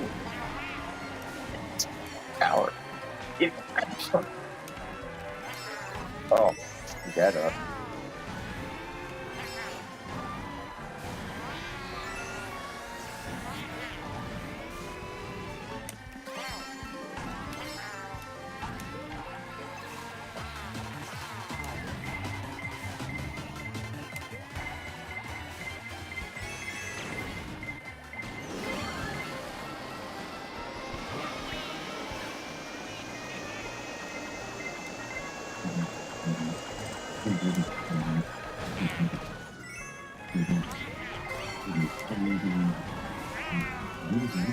Yo, screw you, Wario.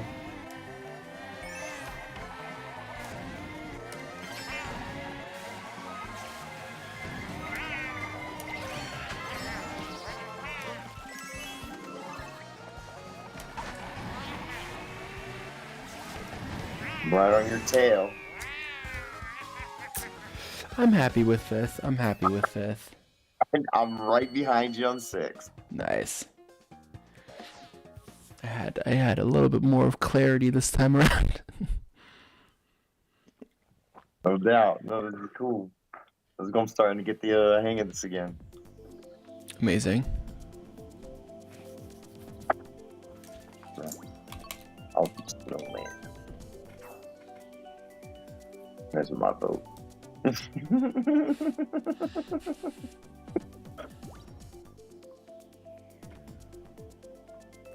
So what's your biggest takeaway from your stream all day? That I shouldn't plan stupid things. No, in all like, this has been super cool. Just to really think about what I'm doing and plan it a little better. I could have planned this a little bit better, I feel, just in the sense of just like not like having more people around, I guess, and like being able to like really be on the ball a little bit more. I think there's just some lulls that I don't know where to talk about, and but I think my true takeaway is that everyone is so committed to this project and everyone's so supportive of this project, especially on the team, that everyone's just willing to just put in the work. And even that is just super cool to see. And it gives me a lot of, I don't know if hope's the right word, but just like good vibes, and like the idea that like this project is kind of super doable, in that it might, like, I feel like we're gonna have so much energy behind it that it's gonna be such a great project to be behind, and that gives me a lot of joy, you know? I don't know if that makes sense. It does. It does. It makes a lot of sense. Sometimes my brain thinks it has a sentence, and then it's at the point where it's like, wait, but does the sentence actually make sense? And then it goes between yes and no very quickly. I can understand that, especially since you've been up all day and now all night. You're in the future. Yeah. Is the sun already coming out on your end? Not yet.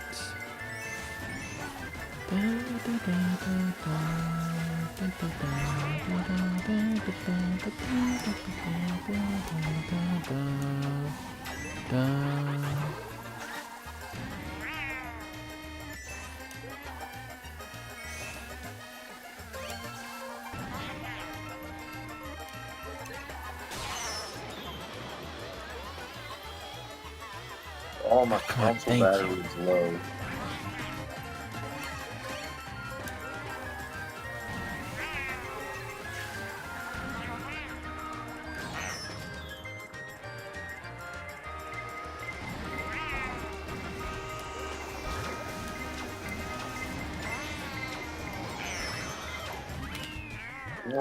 I got screwed at the end there. Yeah, you screwed me, Tasso. Oh, that was you? Oh, you were in a bullet form, weren't you? No, I wasn't. You were in a bullet form, I think. No? There was somebody in front of me that was a bullet, and I came up right behind them and apparently just like exploded them out of that form and just kept going right through. No, I got like hit by the bullet, and then I got hit by a second like bullet or second like thing. And I was just like, I basically stopped. It was so, I was like, no. But yeah. Yeah, I saw that. All right, this is starting to get a little addictive.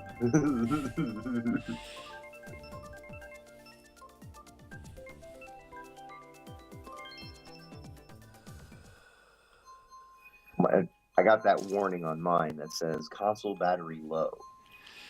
That's no bueno. I know. But maybe I can get through this match before it shuts off. Should be able to.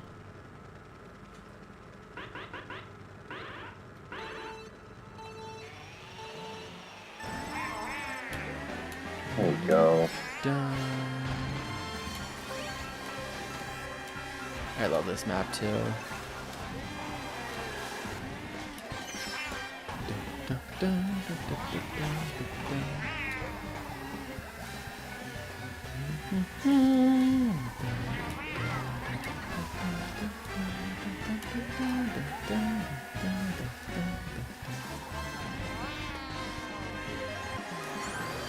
I miss a chance on a item. Hopefully it's not going to hurt me too much right now.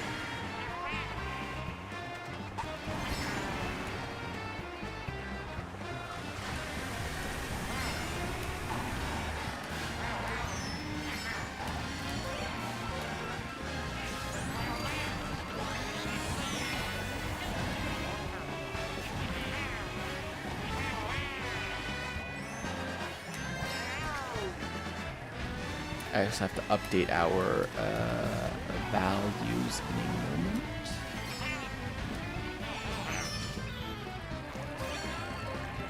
Because we got 22 US dollars.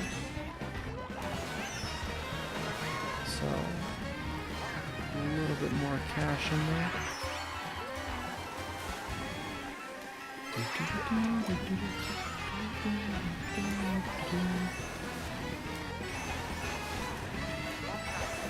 Oh yeah, no, I'm more wonderful.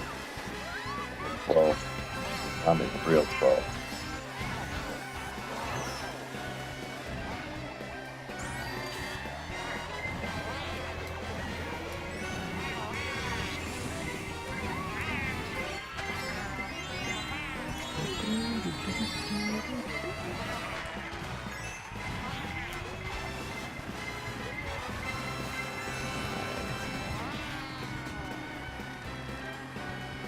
Nah, 8th. I would have been happier with something else, but here we are. Alright.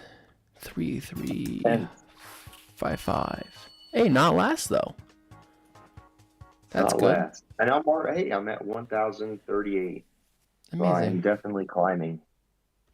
Amazing, my friend. I can blend. I'm starting to blend in slowly.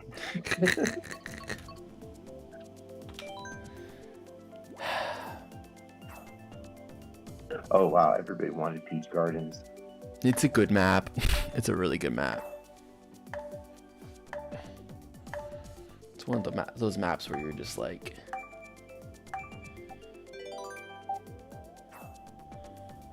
you know, it's a really fun map that I really enjoy. Oh look, our Miis are talking. They were finally talking to each other. The whole time they're walking around opposite sides. You know, sometimes it's just you know, just having some fun. We're just chatting with each other, making sure that the world is a happy place. So Did you you- have to tap. Sorry? You tap your wheel, like you tap it up to go. Oh, never mind. What do you mean I'm trying tap to the figure out how wheel? everybody's doing it boost. Maybe it's a missile boost that shoots you off, like launches you. You start pressing A on 2 once the 2 goes down. Mm. Nope. Well, that's screwing me over. It's okay.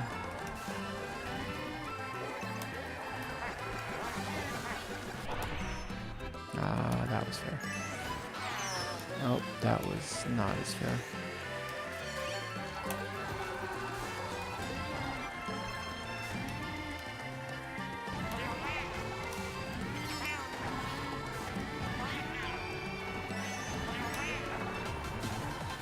Change to go to sleep soon. Yeah. You should plug in your Switch. I don't have anywhere to plug it in and continue playing like I am. Oh, really?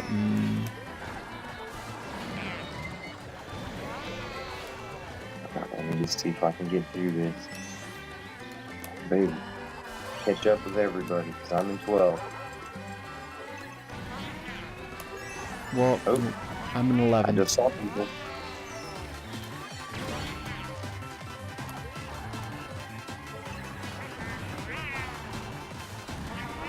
Just around the corner.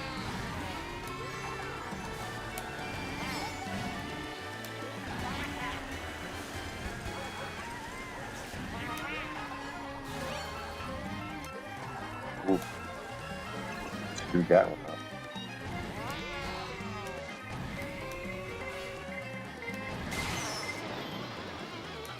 Oh.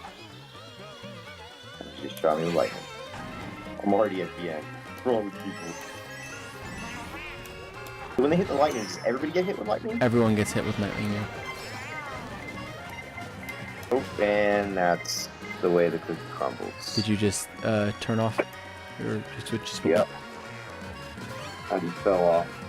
Fell off from that. It was the great sleep.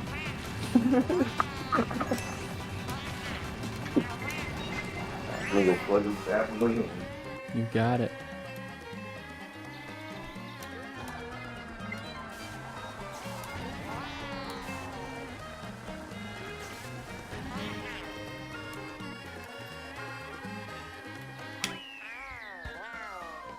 Do-do-do-do-do-do.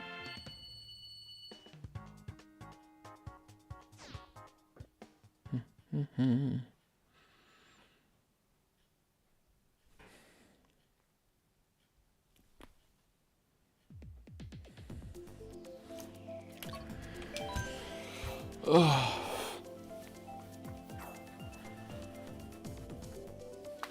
Alright, I did not see the stream for the last couple of moments. As in, I didn't see your comments. Sorry about that, because I had to update the bar, which has been updated. We are now at $3,355. Someone gave $22. Yeah, alright, that's what I'm talking about. It's like, it's bit by bit by bit, my friend. That's all that it is. I told you, it's the late night stuff, bro. It's the late night stuff, 100%. So we're hoping that it keeps going, that we keep pushing, that we keep blasting. That's all that matters. I'm over here holding the Wii remote like I'm about to play.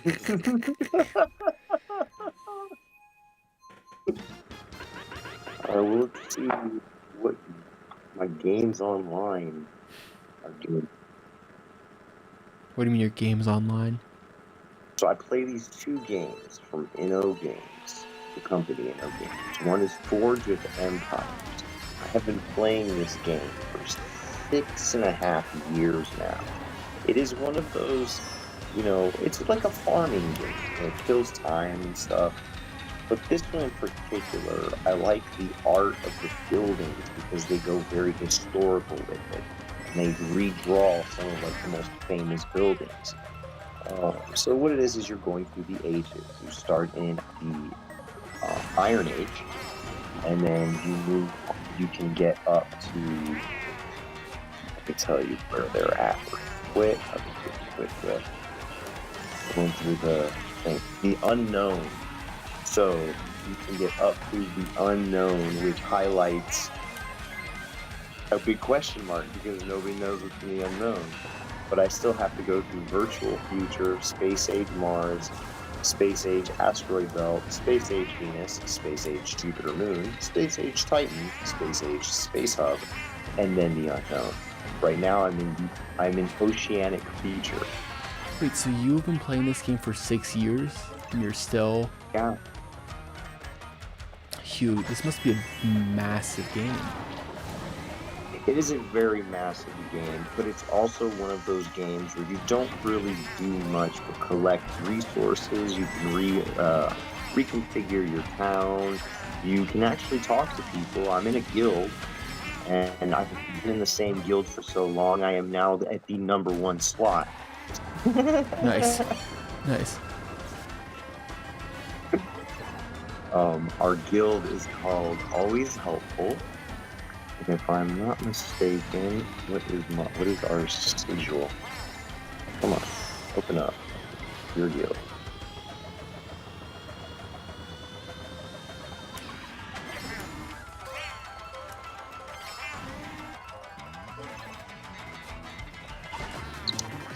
Okay.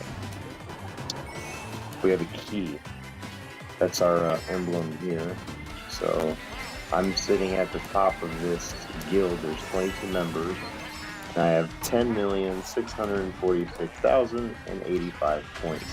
Now, mind you, there are people in this game that are way, way beyond me. Like my neighbors, you know, if you look at the neighborhood, I'm like number 45, you know. But I've been in the same guild for so long where it's like it's always helpful, you know. If you need something, just ask. And our guild treasury is pretty full, so people have plenty to utilize. And yeah, I don't know. I've been playing this game for a very, very long time. It's been like a ritual, I guess. I wake up in the morning, I make my cup of coffee, I sit down. As I'm reading, you know, various articles on new cameras, you know, new techniques with lights, you know, cinematography. I also have this game running on my second monitor. So it's like I'm collecting all my resources. I throw all my production buildings in to run for like 4 hours. So I don't have to touch it for 4 hours. So I just collect everything, do what I need to. Right now we're in the anniversary event. So, you know, it's a whole side thing. And then they have the excursion quest. Then they have an additional small village that you have on the side. You can choose from your small villages in the harbor, the settlements they call them. You can choose Polynesia, the Mughal Empire, the Aztecs, the ancient Egypt, feudal Japan, or the Vikings. And these are all just little extra towns that you can build, and you have little side quests, and it's like you gain nothing but, you know, I guess, what's the word I'm looking for?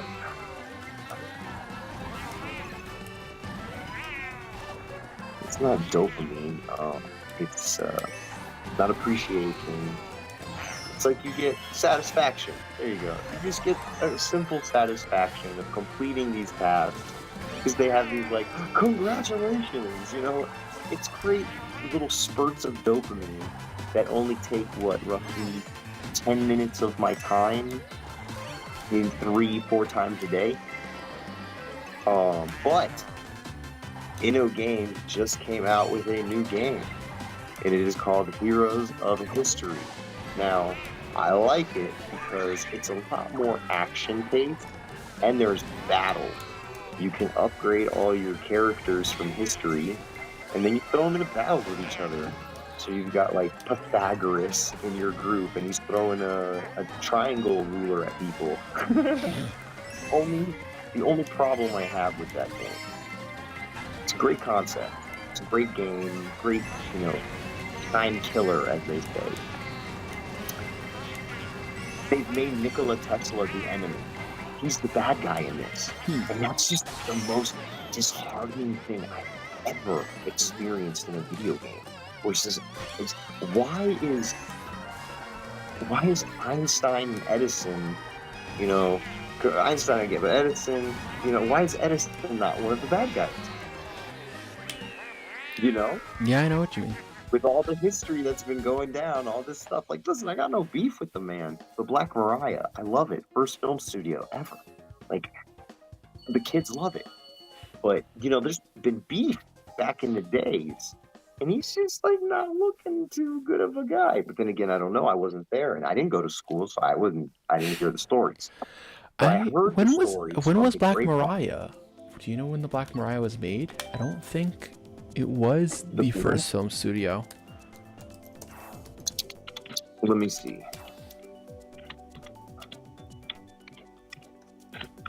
Black Mariah. And I'm typing with one hand, so all my questions that have been coming into there are literally just one hand types. And then I realized that the cursor isn't even on the chat after I've typed the entire question. 1890. So Edison's Black Mariah was 1893. Scoop. And yeah, it's the world's first film studio. Were they? Yeah. I thought it was the world's first. Am I crazy? I might be crazy at this point. I thought in Germany they were making movies in a year earlier at that point. They were, but they didn't have a dedicated film studio. Got you. I see what you mean. Edison created the first film studio. The cool thing about the Black Mariah was that the roof was fixed with mirrors on the inside, and it would lift up so that it could get the rays of the sun to reflect into the building, which then bounced off multiple mirrors that they could change angles. That was their original lighting. And the building itself was on a giant lazy Susan that could be rotated so that it could maintain light during filming. Because the sun's moving. So they just made the building face the sun. Why not? Fucking solutions, right? Yeah. I've actually been to the Black Mariah before. It's a very cool building. That's not where I want to go, but okay.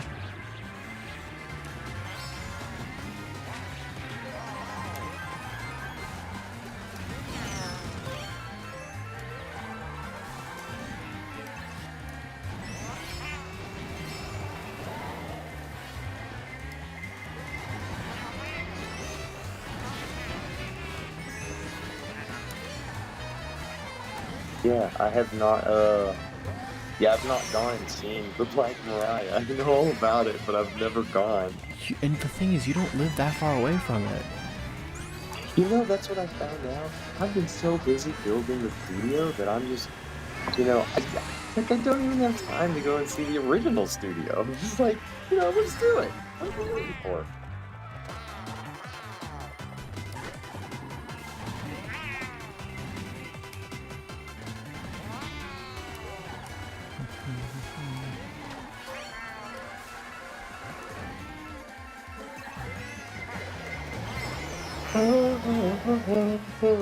But yeah, that was Age of Empires or Forge of Empires and Heroes of History. 2 games that, numb my brain.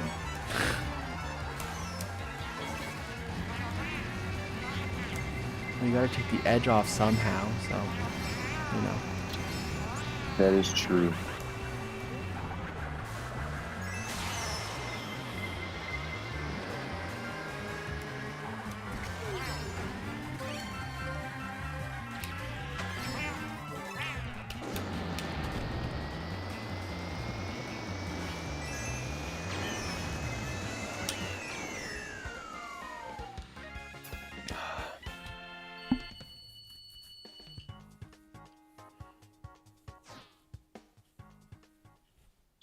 Pretty cool. Where are we at?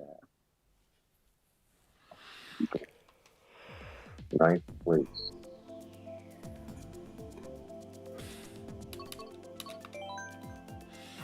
Oh, we're just under.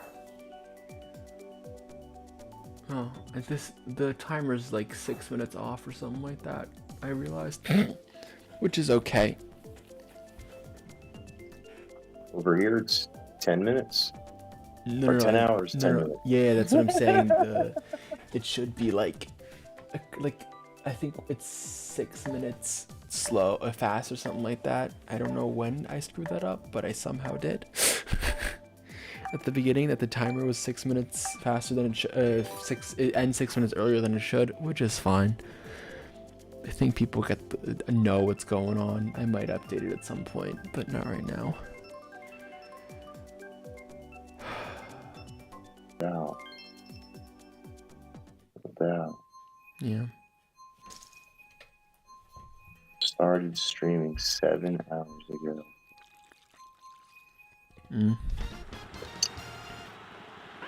This stream started almost 8 hours ago. Yeah, I know. The original one started, I think, 8 hours before that. Yeah.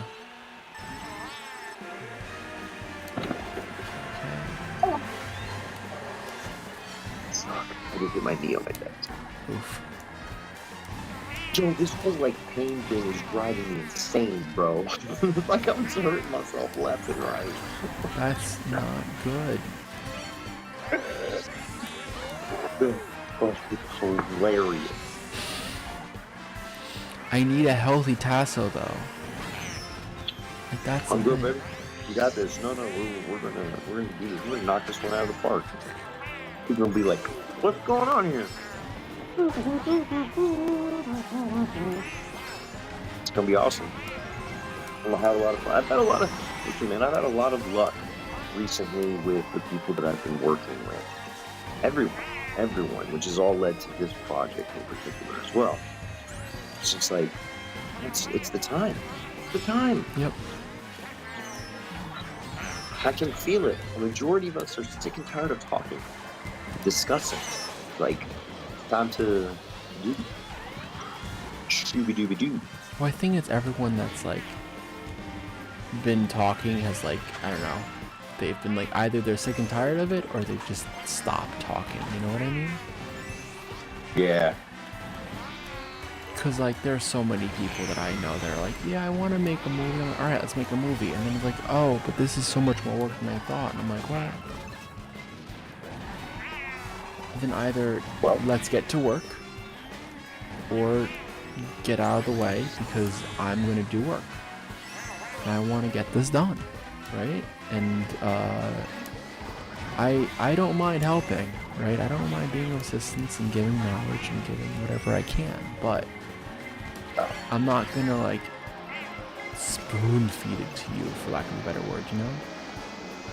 I don't see logic in that. No, not at all. Not for me, at least. Especially with my own stuff going on, so. Give knowledge, but don't coddle. Mm-hmm.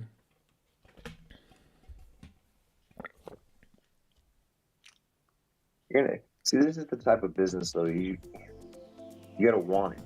Yep. You really have to, want it. Not the whole, going to make millions of dollars. That's a fantasy. If you really love this field, I hate to say it, this stuff comes hand in hand. It just follows. Yep. But here's the other thing, right? Again, if you're in it for the millions, then you're not gonna, it's not for you because, either you're gonna get there or you're not gonna get there, right? You need to be able to bleed at some capacity. And blood is not, bleeding not just actual blood, because don't actually get hurt on a film set. That's not good. But bleeding as in, the emotional or tiredness, and that's what I'm trying to show here, right? It's just I am showing everyone that I mean business, that I'm making this movie and that I mean business. So the money is the money. Scribbles himself says it bugs me sometimes when people say they want to do something and they don't actually go through with it. Meanwhile, here I am waiting for them, thinking it's actually going to happen. How many times has that happened to all of us? How many times I can count, and I don't want to burn bridges or anything. So you don't say the times on streams like this, but you talk about the times. We've had those discussions where it's people. What do they say? All names in this documentary have been kept anonymous. Yeah. You save the credibility of those mentioned. I mean, I have someone that I used to be very close friends with, who I used to like hang out with, and he's like, I want to make this like detective show. I was like, cool, then we're gonna work as a group and write this show together. And he, you know, it was like there was no like he didn't put in the work, and then he had to like get school things on, which was like fine, you know, we were in middle school. But then everyone got mad at me because I got annoyed because I had no idea where the dude was. I'm like, dude, you have to, like, if you're gonna want to be a part of a group, you need to communicate, because we all took the time out of our day to do things for you. You know, here we are literally waiting on you to kind of show the F up. And you don't show up, and then it's my fault that I got annoyed at it. I'm like, no, that's not how this works. Stop it. Well, remember, there's two things. He made a choice, and you made a choice on how to react. Yeah. As simple as that. Once you realize that everyone is on their own process to figure out their kismet, it's easier for you to reassess your particular path. Yeah. Yeah. Which is why here you are. You do your thing, baby. Yeah. You're loved. People want to help. They want to see your art. You've already proven that you can do it. That's it. That's all you have to focus on. You never even have to focus on the negative. That he said, that he did, and all this stuff. It's just, honestly, it's a waste of energy. Yep. Right now, what was it? Did you just get 9th place in the last one? No, I was 5th, but you know. Yeah. See, that's where the energy has to go. That's what right now, what's happening is 5th place.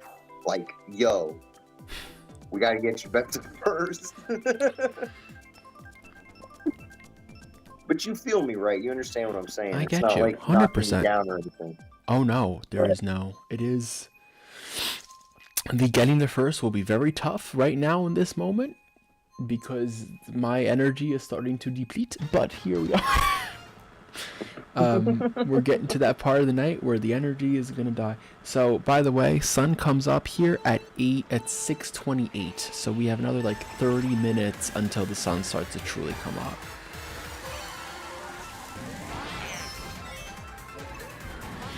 Yep. All right, who's your first person? Well, so Anthony is gonna be showing up at some point online. He's like, he works at, his job is keeping him right now. So once he's done with his job, he's gonna be on for a few hours. And then after that, we have a nice little gap. Oh no, we don't have a gap, because if he stays on for the full 3 hours, then Hannah, my assistant, will be coming live from Germany, from northern Germany, where she does her thing in the day. And then we have, after that is, we start the day. Getting stuff done, you know, I get to cook lunch at some point. Wow. And then Gabby, our production designer, not Gabby Faye, the other Gabby that you met. Yeah. You're Gabby. My Gabby. And then you, and then that's it. I mean, we're very close to the end here. Yeah. Excuse me.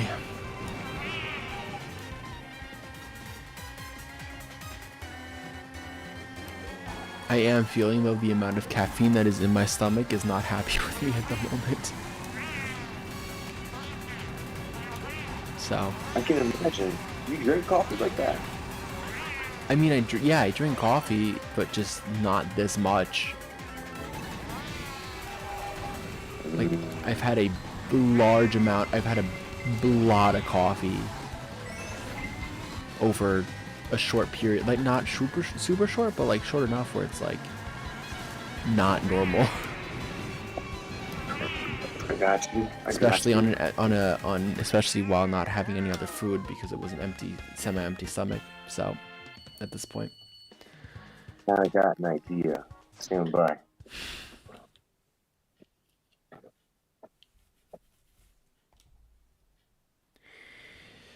Tasso has some sort of crazy idea, and I love crazy ideas from Tasso. They usually are very entertaining. Listen, I'm trying to get back on, man. I'm trying to game with you, bro. I Like see I what haven't you're really doing. like properly gamed with you. So I'm trying to find a device I can like hook up the switch to, because I do have a power cable here, and this phone is at 55%. That's pretty good. Let me see if I can enable this work.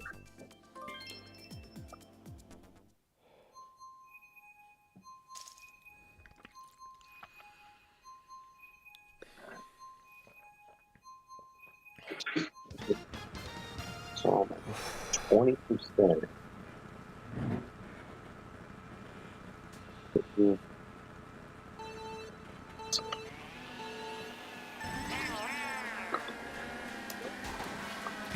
It's the commitment, of getting stuff done that keeps me going. At least it's like, especially if I say, hey, I'm going to make this movie, then let's make this effing movie.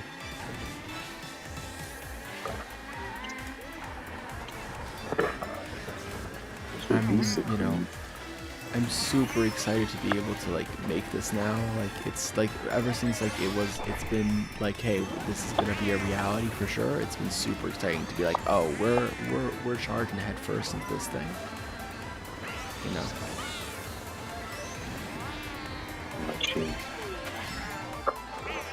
Holy shit! I think it worked. Nice. Let's get back to doing this. I got some froggy this time. Some trail mix.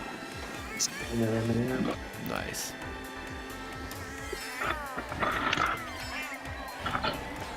That's the midnight sound piece.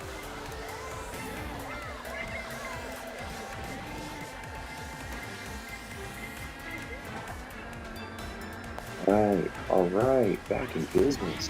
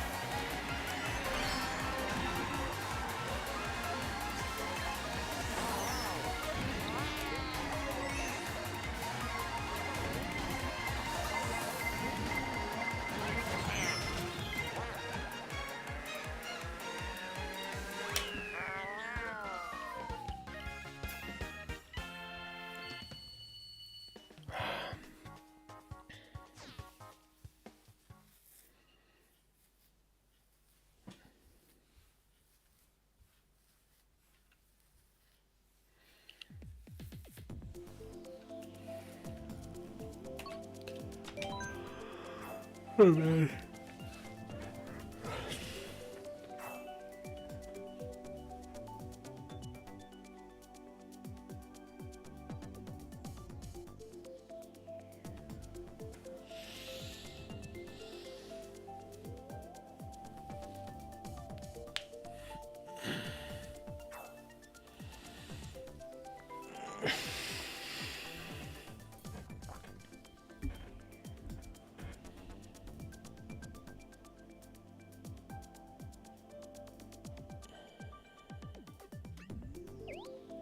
Yup. You're in. I see it. I see you. Yup. As long as I got this work.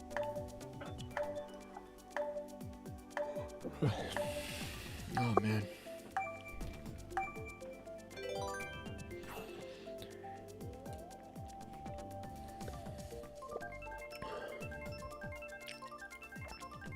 But after having that tea and after drinking all this water, my voice is starting to slowly not hurt when I talk anymore.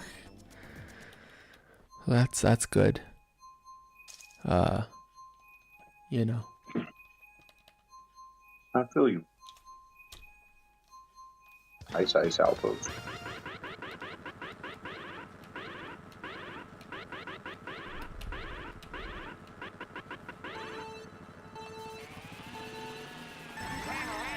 Ice. Mm.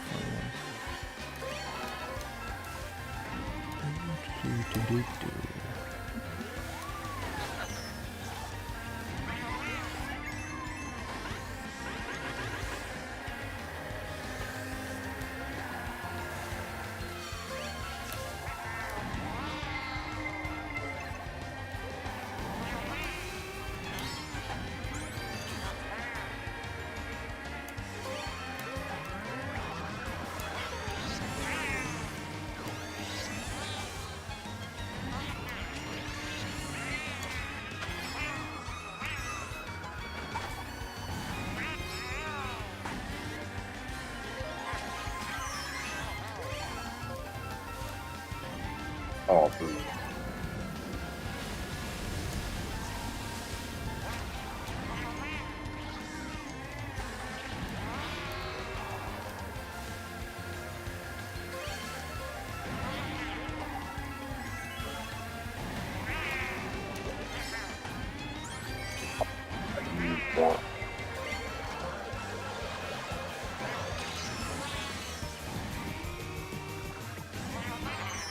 Shit.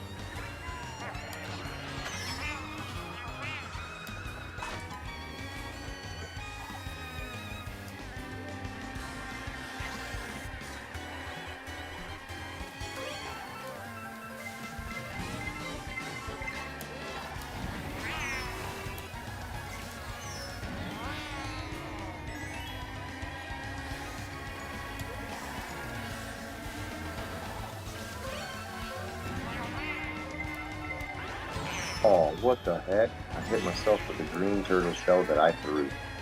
Lovely. That happens all the time.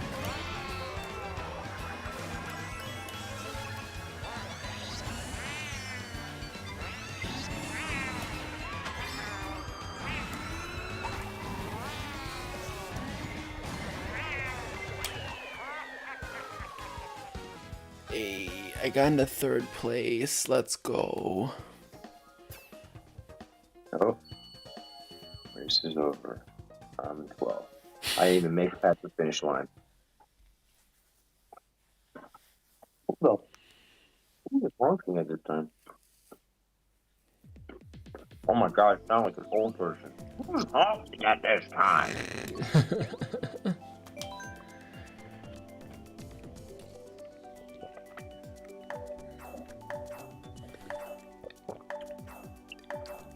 I wish they had like custom messages. I would write, I love cheesecake. I think they don't have custom messages because of what other things you can write if you have custom messages. And at least when they were writing, they were programming this, they were still trying to be more family friendly. So, you know, here we are. Gotcha. You know, but yeah. Oh man, we are Still rocking and rolling. rocking and rolling. Although I do gotta say right now, stream feels like it's lasting longer than it was before. I feel like at like, excuse me, at 3 is when I started to really feel exhaustion. Like the adrenaline all went away and my caffeine kind of I don't know if it subsided or if it just like wasn't effective anymore. Well, you have been you've been going at it for the original 24 hours. So Not almost. And you know, you would have been up for 24 hours in about 3 hours. And then I would be up for quite literally 24 hours. This is what it felt like when I did that 37-hour film challenge. Like, this is like about the same time frame when actually this is I think the moment when I went to bed. At like the 2 hour, like I'd been up for 22 hours kind of mark.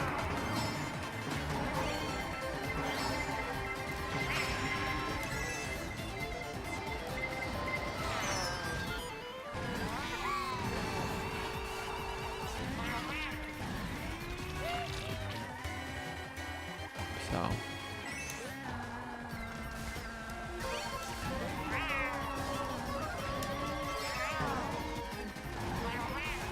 Yeah.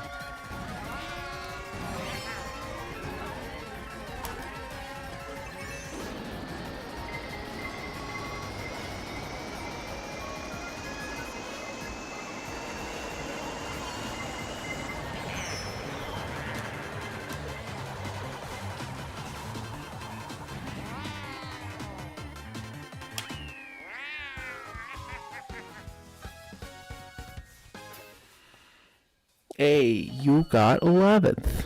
Not last. Not last. That's all that matters. I'm starting to figure this out even more. I had a lot of tricks on those mushrooms. That's good. I had that thing timed out.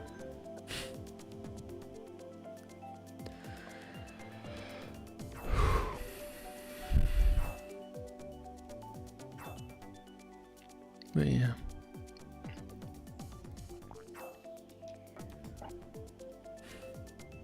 What is this one everyone picked? That's Coconut Mall. Is that a good track? You know what? It's a classic track from the Wii. And so it's sentimental. And there was also a meme that was made about it that I will send to you. It's like this guy going, "You just got coconut mauled. Share this to everyone that you want that coconut to coconut maul them." And it's just like so stupid that it was hilarious. I was sharing it with a friend of mine like on the daily like a year and a half ago. Actually, I might send it to him in a moment to be like, "I've been up for over 24 hours. Here you go. This is my brain."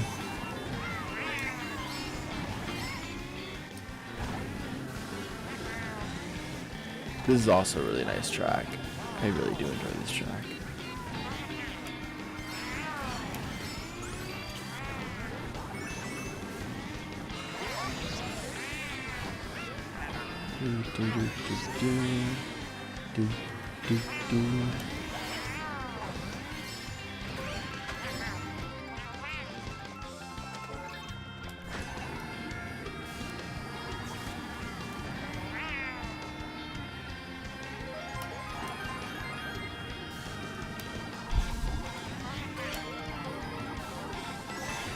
Thank you, Scribbles.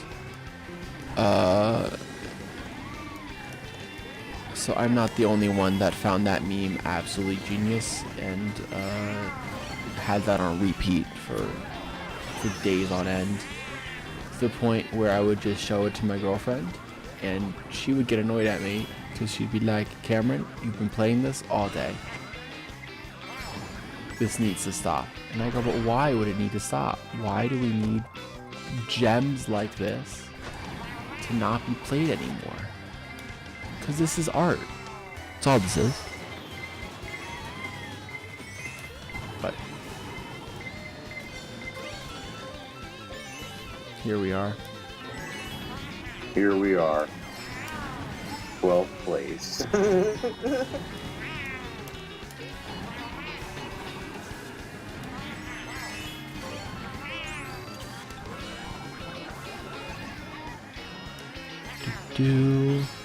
Do, do, do. Nope.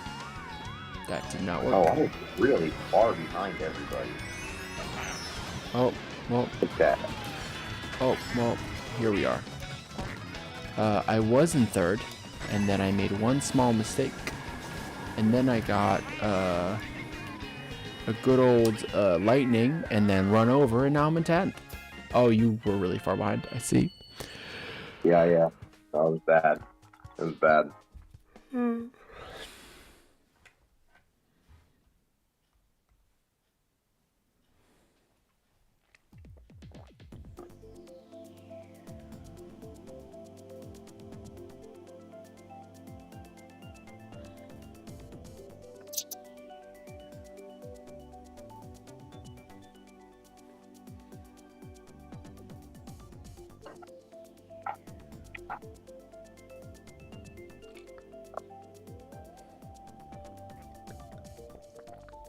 I always pick these tracks with the picture.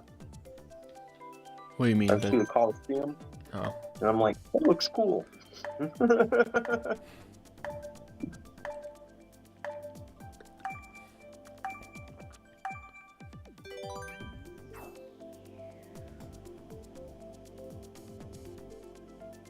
Oh my god, that knee has no face.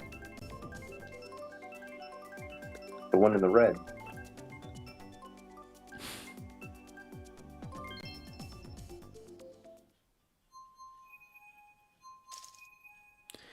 Yep. Tassa, you're getting the meme in a moment. You will be coconut mauled.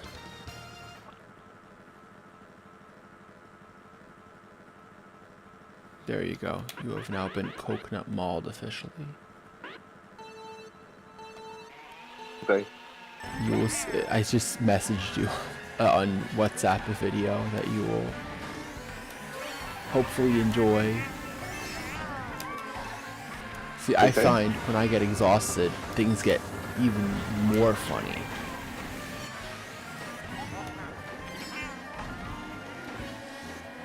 Actually, the video has not sent to you yet, and I don't know why.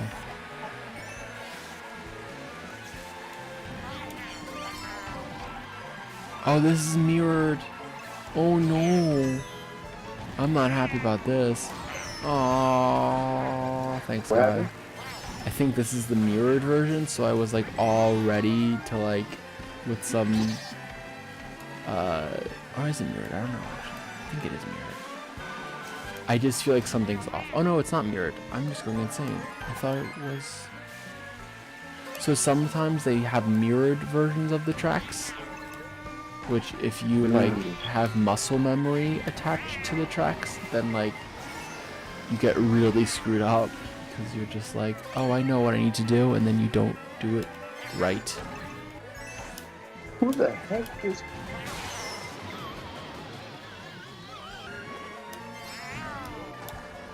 So red shell goes to the last person, blue shell goes to the first person? No, red shell is like a heat sink missile, goes directly to the person in front of you. So somebody was in front of me and then they just passed me. Get it. And the green shell doesn't have any sort of aiming, so you just kind of shoot it.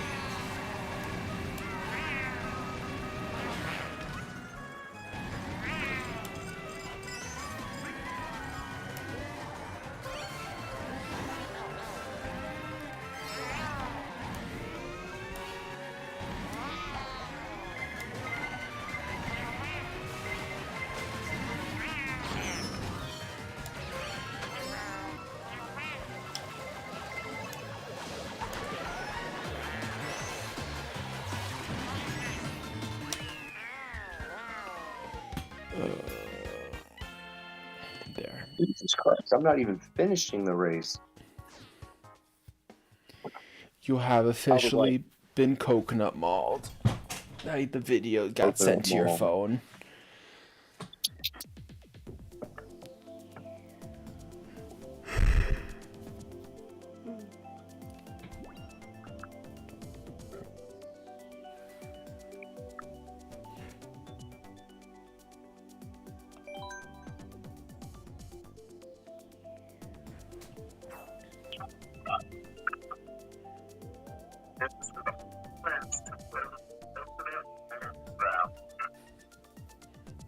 What the fuck?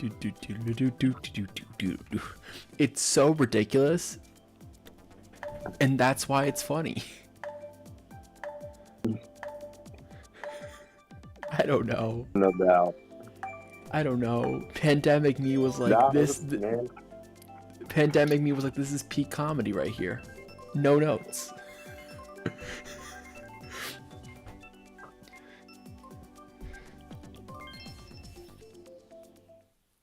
Yeah, it was a friend of mine was explaining to me that type of comedy has a name as well.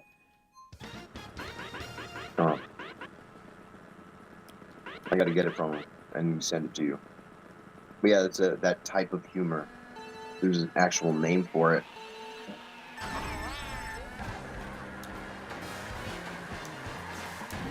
Which was pretty interesting.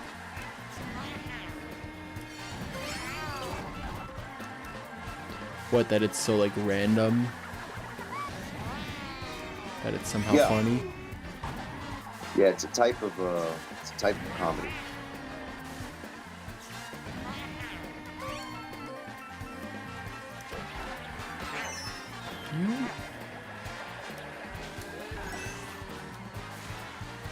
You what? I got hit by a boomerang, and I don't think I was the target, and yet I got hit. And so now it's been a dog race, because I was like in a solid third, and now I'm in like a measly fifth. Alright, I see where you are, and I should shut the heck up. Listen, I'm in 11th, okay? Yeah, How you're many people do we have in this race? 11. Oh. No. I was really feeling it. Which is why I said I need to shut the heck up. I'm really far back. I'm trying, man. For some reason, this is just not working. I'm trying to do all the tricks that I've learned. I guess I'm doing them wrong. My flips are great. So they go off a ramp, I got it.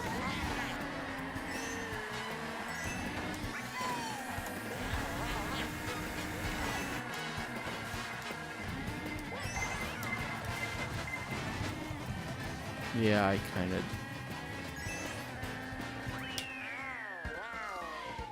Not in Didn't a even good spot. Oh. Yep, I kind of took a nosedive there. In ranking. C'est la vie. Here we are.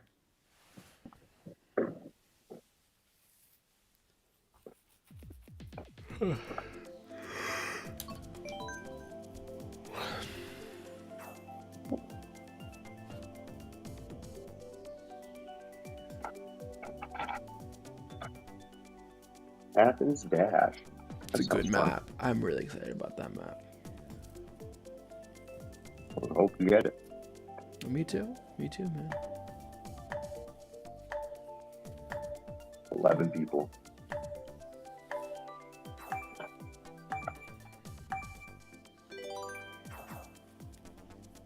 Ooh. Those popped up again.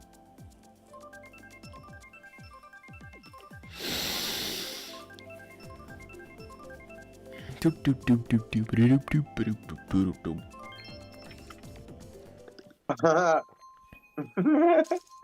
Look it up, Paul. Oh, lovely! I'm so happy. I'm gonna turn the music up just for this.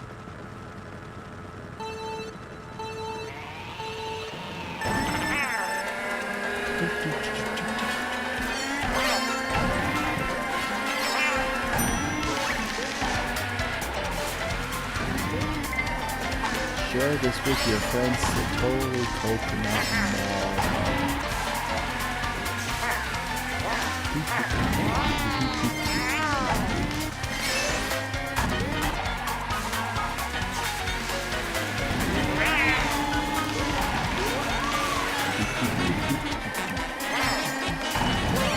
I mean, the fact that we just got Coconut Mall. I'm just in a state of euphoria, Tasso, that I don't think I could otherwise describe. Like, there are states of euphoria that you're just like, you know what? It's the weirdest stuff, and this is what this is. It's truly a state that makes less than zero sense, but it truly doesn't matter. You know why? Because it's coconut mall, Tasso.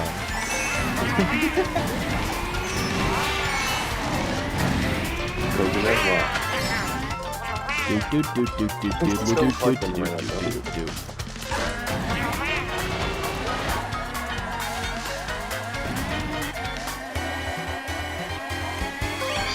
The art of just coconut melon.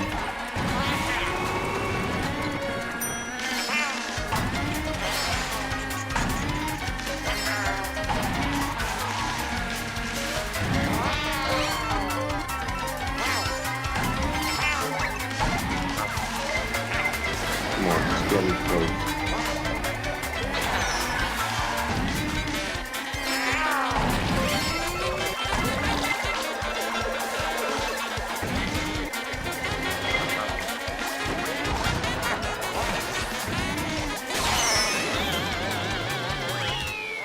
Yes, Queens. Third place in Coconut Mall. Let us go. Crowning achievement. Oh, 11. But I didn't make it across the line, but I was there. I was a lot closer than last time. You got this. Coconut Mall. That was what we need. That was the spur of the moment that we needed for this moment of our lives, you know? If that makes sense? Like, that was like the energy that I currently needed to kind of stay a little more awake. You got Coconut Mall. I just got coconut malt, and you know what? For the better. People are like, hey, you know what? That coconut malling, never a good thing. I disagree. I think it's for the betterment of society that everyone be coconut mauled.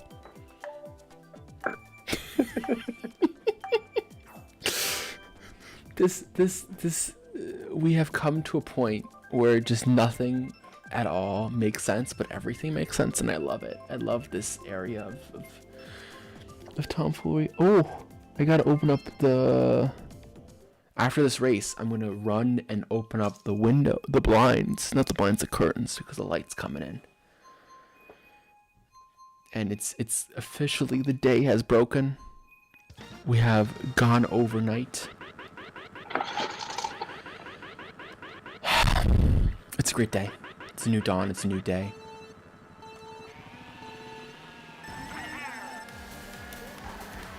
Mm-hmm. And, yeah.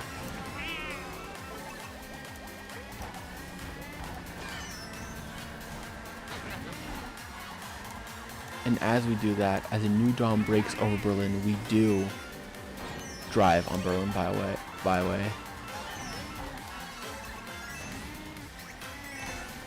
Dun, dun, dun, dun, dun.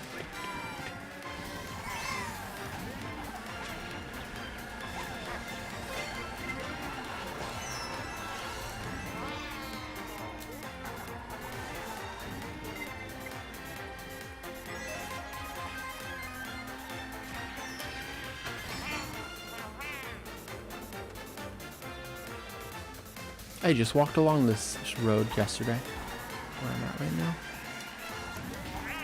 For those that are on stream.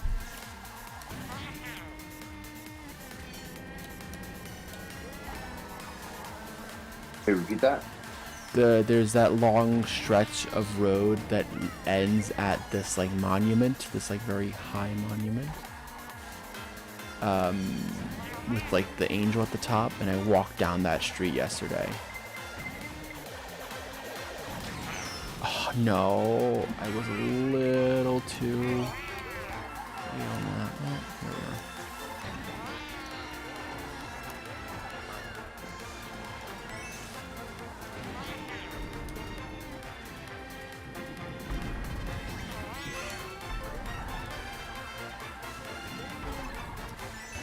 Oh my god.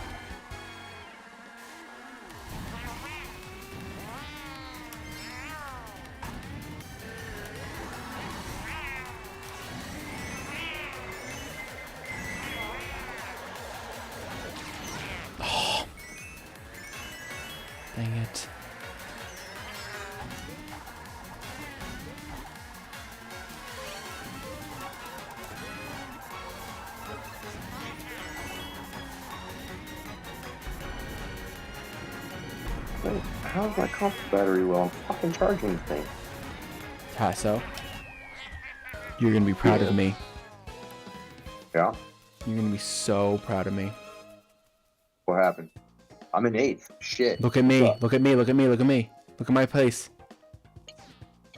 Oh, shit. I was first. All right, I'm gonna open up That's these. what we've been waiting on all night. That is what we're waiting on. Now we're getting you in first. All right, I'm gonna open up this window real quick. Open up the blinds, the shades real quick, so that I get some natural light comes in. I'll be right back.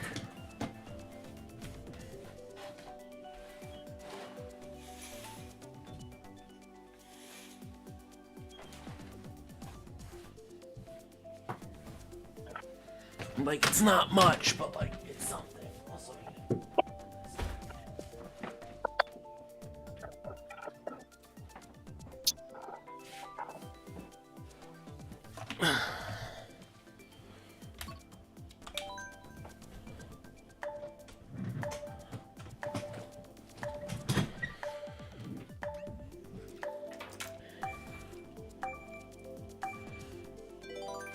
well, that's been forever immortalized that I got first in a race, and that's pretty cool. Yeah, look at our Mii's. Mine's like, hey, man, that's a great job, brother. You got first place. I'm just in there talking.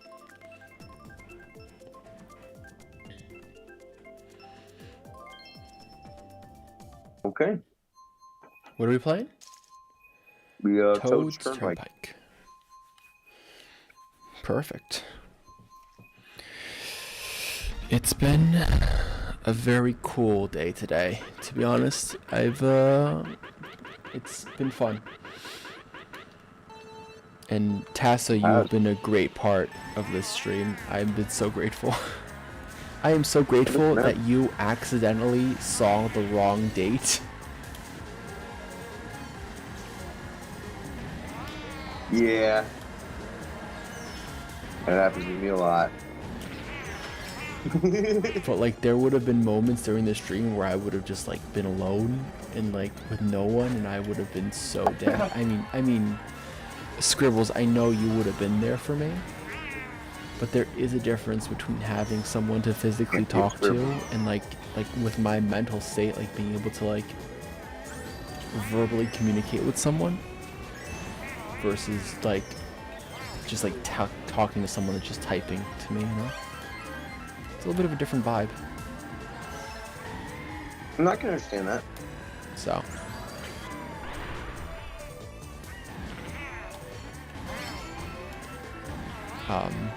Yeah.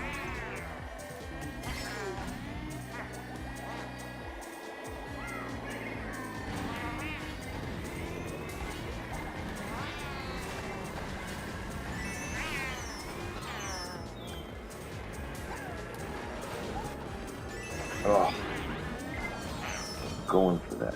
Fucking truck, please. But, you know, Scribbles, you've been here since the beginning of the stream, and that's been so also super dope. Like, well, I don't know if the beginning, but you were there since very early on. I don't remember when you weren't here in the first stream. And that people are staying up with me and doing this craziness, absolutely cool. Absolutely iconic.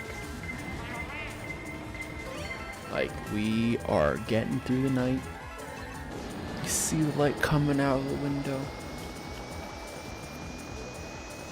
That's super cool, you know? Yeah. Oh, it's been cool, man. It's been cool. You know, well, now you know the process. Yeah. So you can easily do it whenever. You can do it again. Way more structured, much more awareness. Oh man, Scribbles has been here since 2 hours in, so he didn't miss much either. I'm guessing you got like the end of Rolando's talk. It's like my guess. No, Scribbles. Scribbles came in about 2 hours into the stream, so right as Rolando was almost done, I'd assume.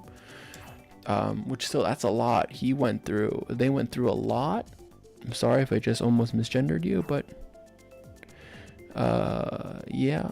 Scribbles, you have been again like here's the thing, Tessa. Scribbles comes like every single podcast that we do, it feels like, and they come to every, like, they're always there when we're doing stuff, and it's an absolute pleasure to have them on board and to have them support us. It's cool. It's cool. It's just great. Like, it's just and we do talk about the fact that we're like, what Scribble's gonna say, like before the podcast. Sometimes, like, it does 100% happen. Like, we do talk about fans that like are super cool. You know. I do. Like, it's always dope to have someone that you can rely on and trust. as part of the crew, knowing that you have, like, you know that someone's listening and you know who that person is.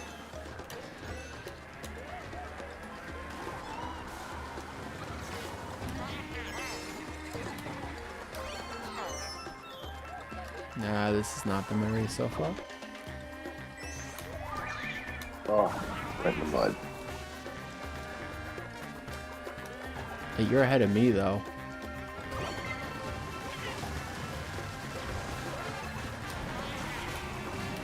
Not anymore. Not anymore. One little mistake, how it can change everything. That's how this race, how this game works.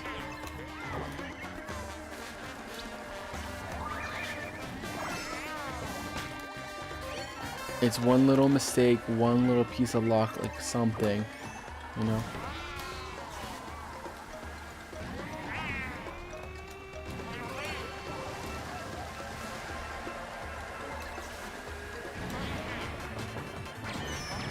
Screw.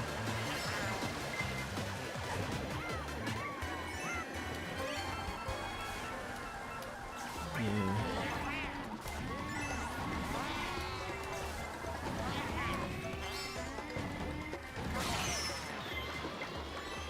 Oh, come on, man. The lighting goal. Yeah, that lightning, a little annoying.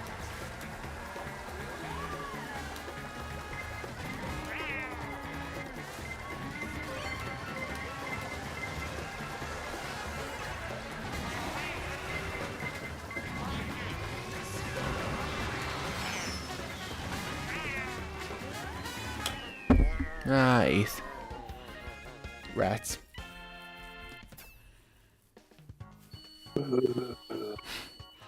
Oh, well, it wasn't the last one. It was 12 this time. All right. Yeah, nice.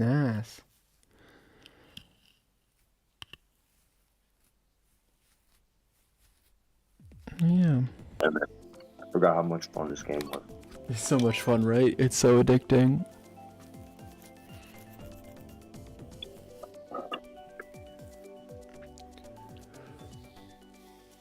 Oh.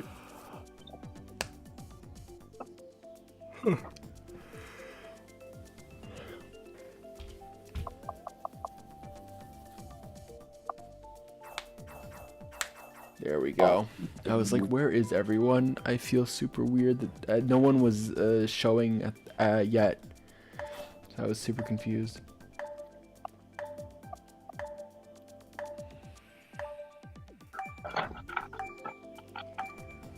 Damn, they already jumped in. What, already jumped in? Yeah, I accidentally turned off the... I was checking the power. And fucking turned it off and logged myself out.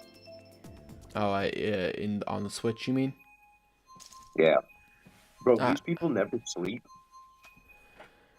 What do you mean never? I've been seeing the same name. I've been seeing the same names basically all day in this bracket. Like, these people, like, really play. Yeah, people take it super seriously.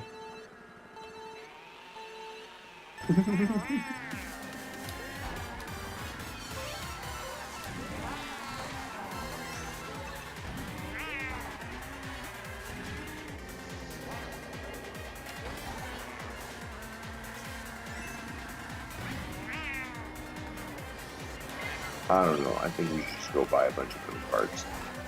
Do this for real. Just throw shells at each other. Honestly, I wouldn't be against it. Look, I've seen it done before, but who says we can't do it too? It'd be fun. Yeah. I enjoy doing things, you know? Why can't I just enjoy doing something because it's fun?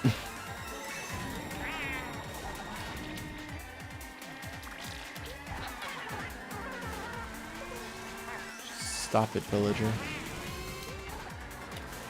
Or who was that? Oh, that's, no. I forget their name. I haven't played Animal Crossing in a hot second. I was thinking about playing Animal Crossing at some point, and then I was like, if I play Animal Crossing right now, that music's gonna make me go to sleep.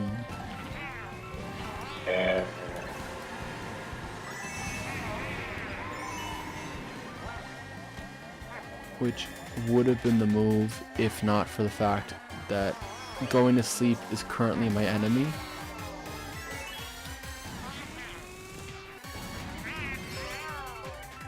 I know the enemy of my enemy is not my friend. The enemy of my enemy is my enemy.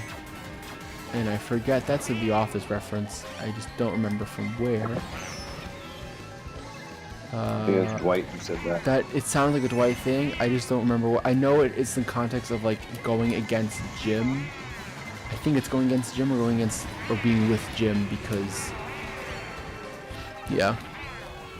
Oh man, I love that show. Where they were, I think it was the episode where they were messing with Dwight on where Jim and secretary girl were pretending to be mad at each other. Oh yeah. Pam, yeah.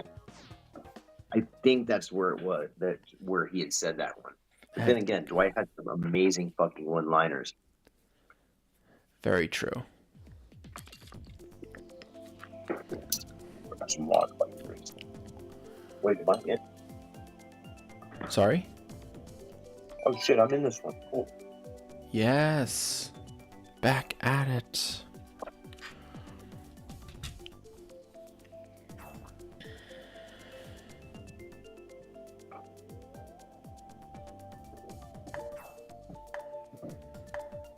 Alright.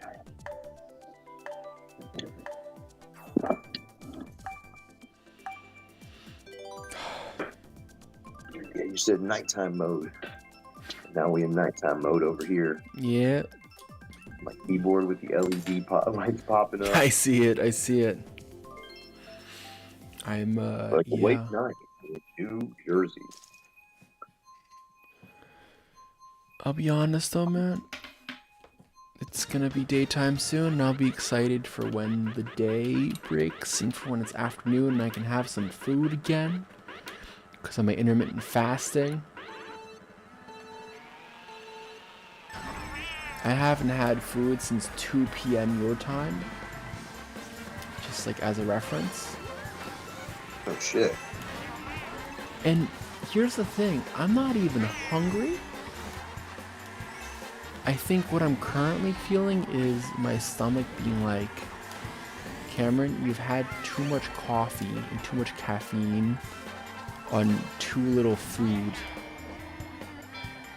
which is now causing your stomach to be not happy with you. And this is the emotion that I'm currently feeling.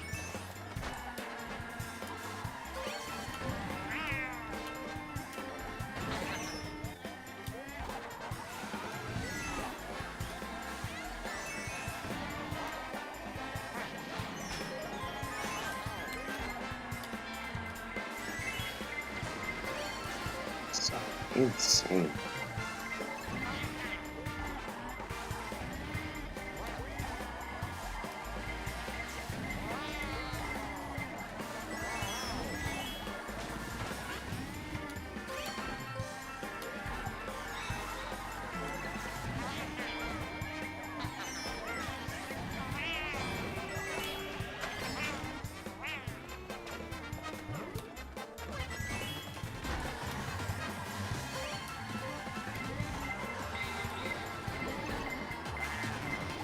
So, you know, we're starting to hit the daytime. We're in Germany. Oh, well, that was stupid of me. I ran into a red shell thinking, oh, my star is still going to be active, and then my star was in fact not active, and so I, like, got caught up by the red shell.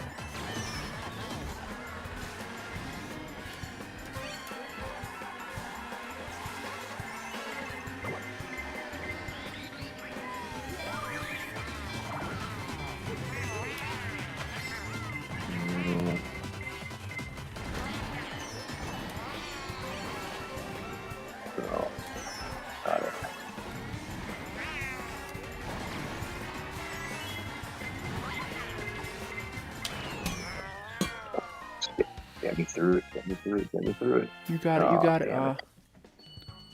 11. That's all right. I beat Lewis. Fucking Lewis, man. I beat him. You got Lewis. You got Lewis. This was the ultimate showdown. You got Lewis. Which one? You know. Bone dry dudes. Oh man.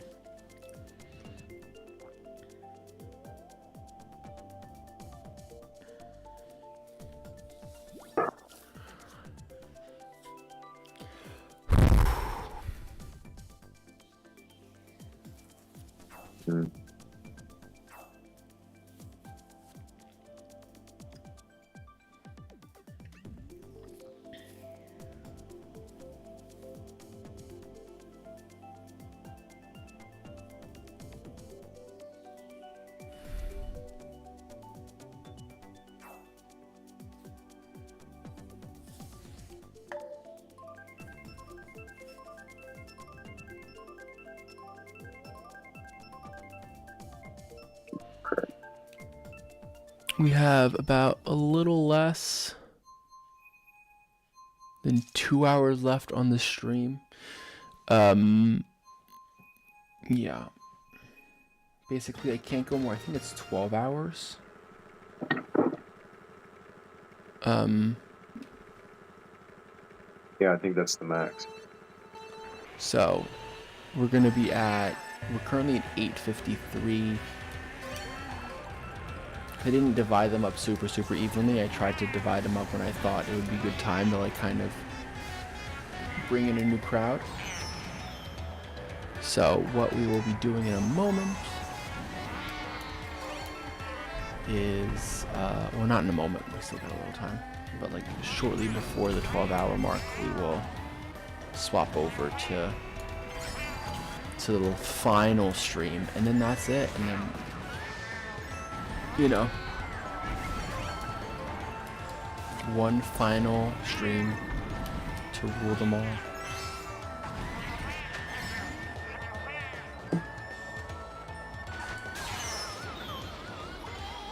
Oh, thank God I turned on my star just as somebody turned on the lightning.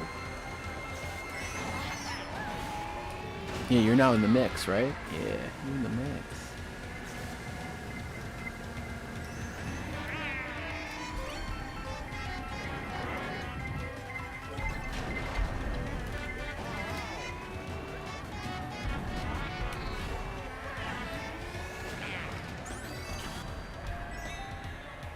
You know.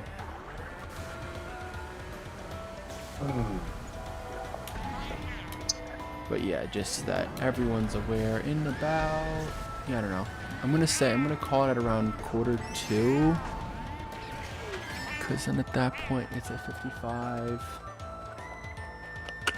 We should be just under 12 hours. We'll swap over and then yeah, 1:45.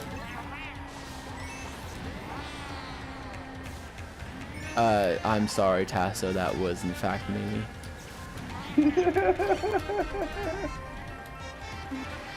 Oh man, what can I say, bro? What can I say? It's all fun and games.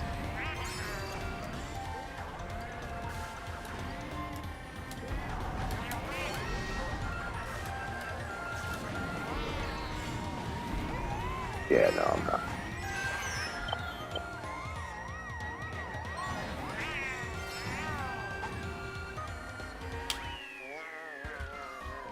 think you're not last though.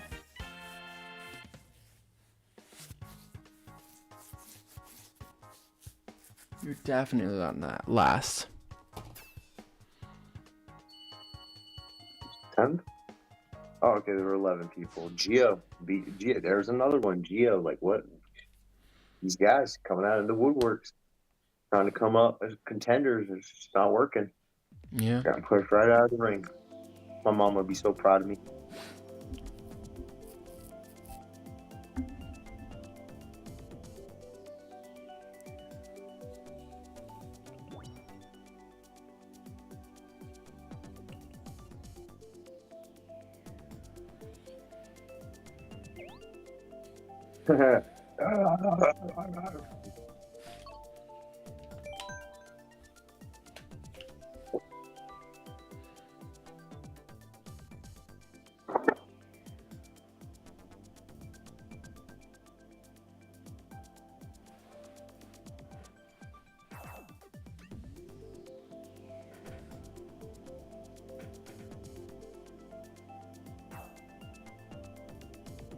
Flipping wild.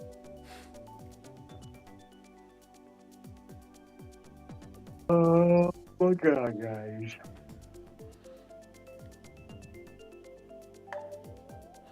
You getting tired too? You starting to feel it? Oh, I always start feeling it around 1 to 2 a.m. It's my new window now. At my new age, for some reason, around 1:30ish, my vision starts going double. That's not And then good. by 2 o'clock, I'm just like, if I'm forcing myself awake, I'm like, yeah, it's the delusional state.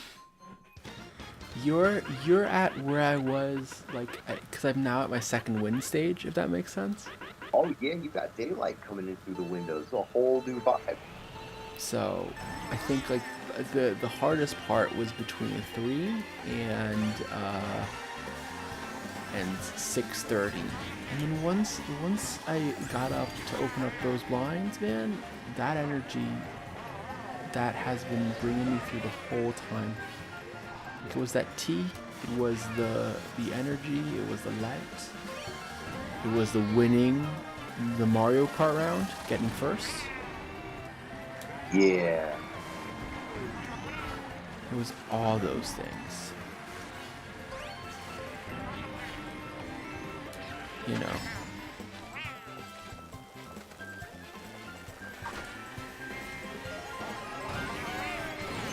So we What? having a blast. I'm having a blast. Oh heck yeah, man.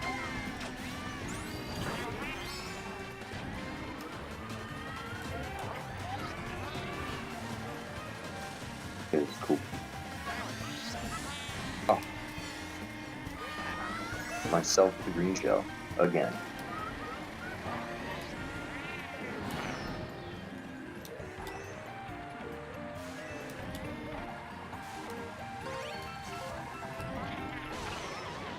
Oh well, this is great.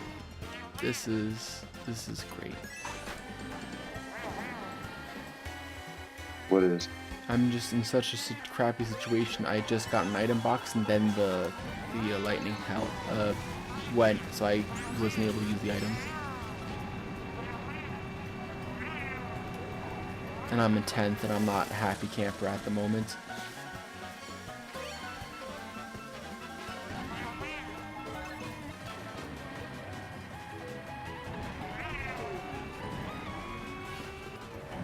I'm trying to catch up.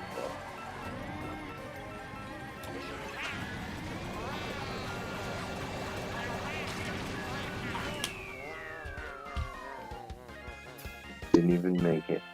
Oh, just past the finish line.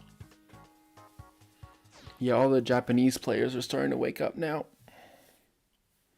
I know. We have no hope. They're really Head for the good. hills now.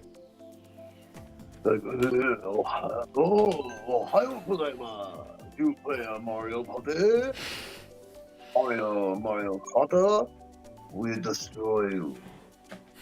Oh boy. Like, run for the hills. The Japanese are coming. Sealand. Are we doing a I World know. War II I reenactment now? guess. So, if looking at all the Miis, is that the Japanese female version of your Mii? And then you got another energized purple dude running in here going like, yeah! Oh boy. The Japanese versions have woken up. LOL.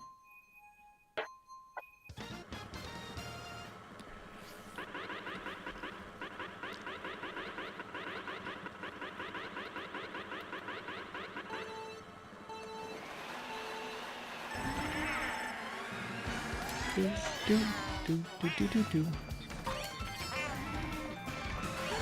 Do, do, do, do, do, do, do.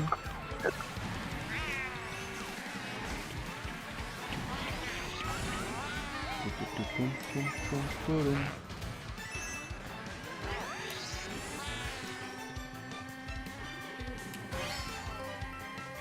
Dun, dun, dun, dun, dun, dun.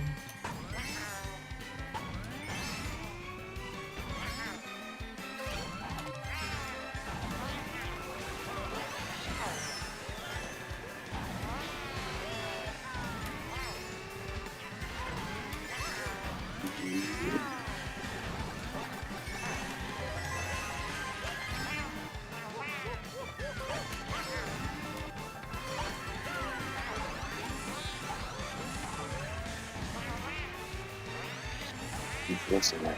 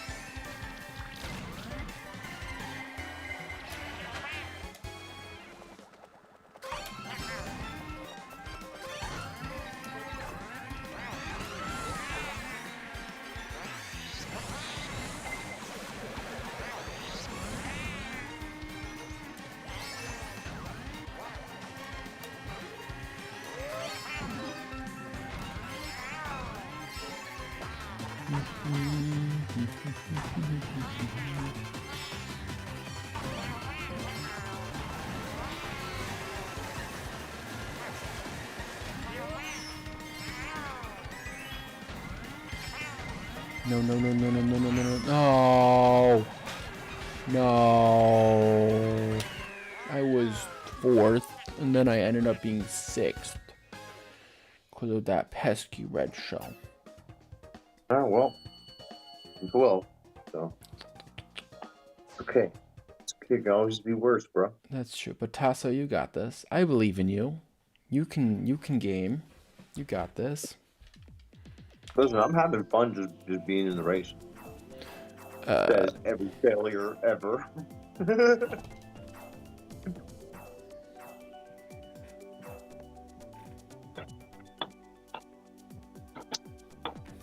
It's alright, I'll do it. You I'll got make this. It will make Grandma proud. Mom's already humiliated. Have to move on to the next one.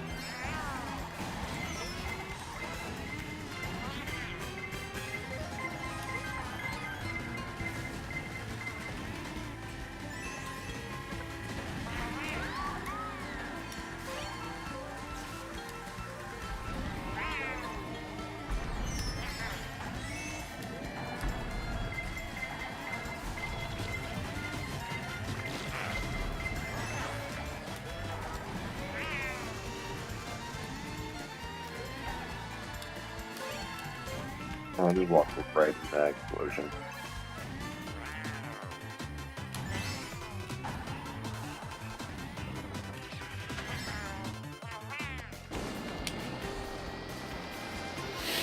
Ugh.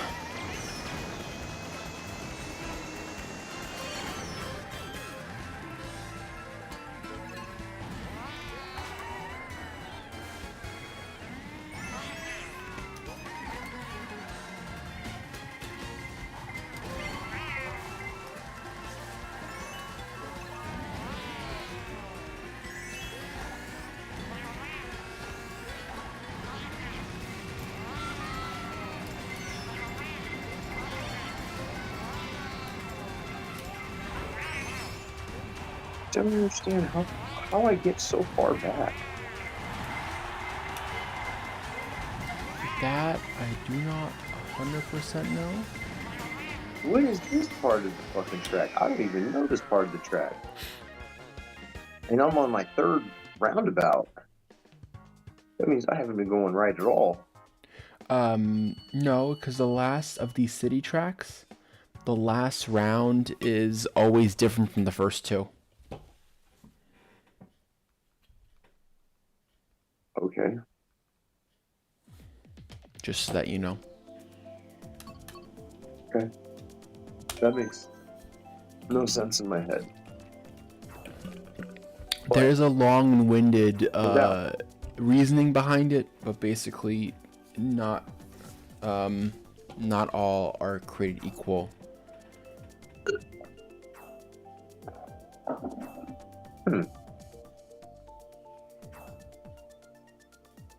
What the hell am I dancing with? What is going on? Bro, my knee is just as weird as I am.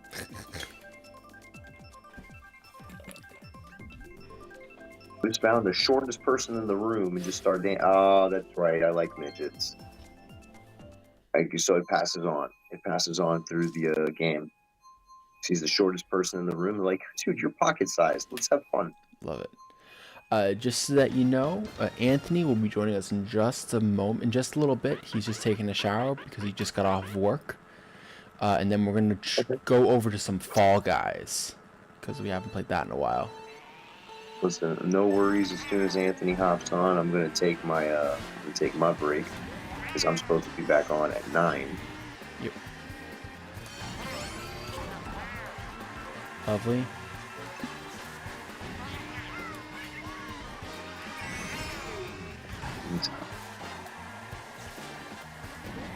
Oh, baby.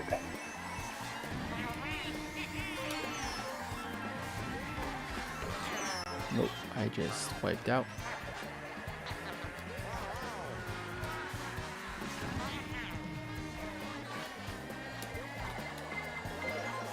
No.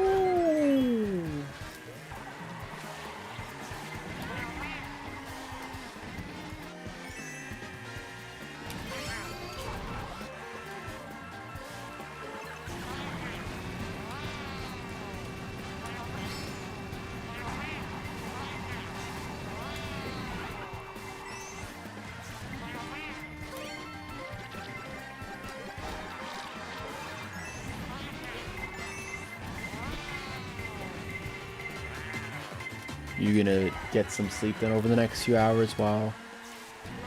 I'm just probably gonna get an hour nap in. Yeah, valid. Totally cool. Yeah, I woke up this morning around 7 a.m. because my arm was hurting.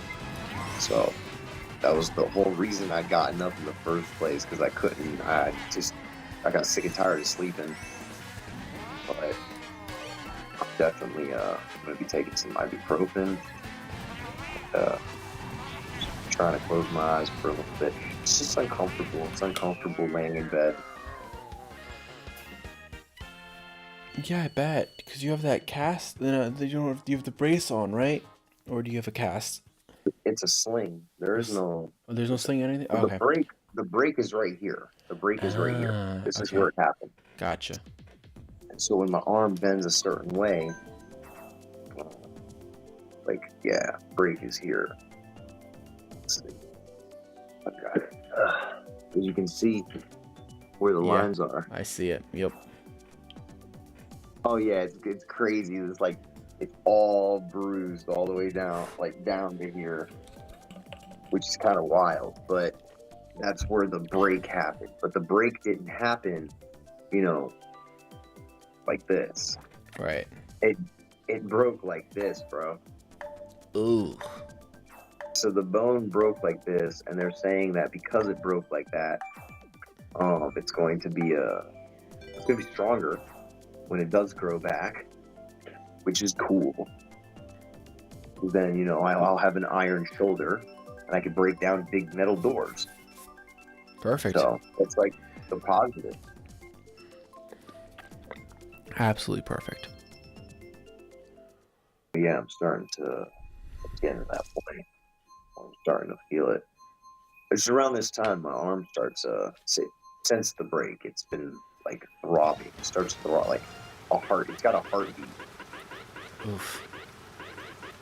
Which is no, it's kind of cool. It's an interesting experience because I've never actually felt this type of pain before. Interesting.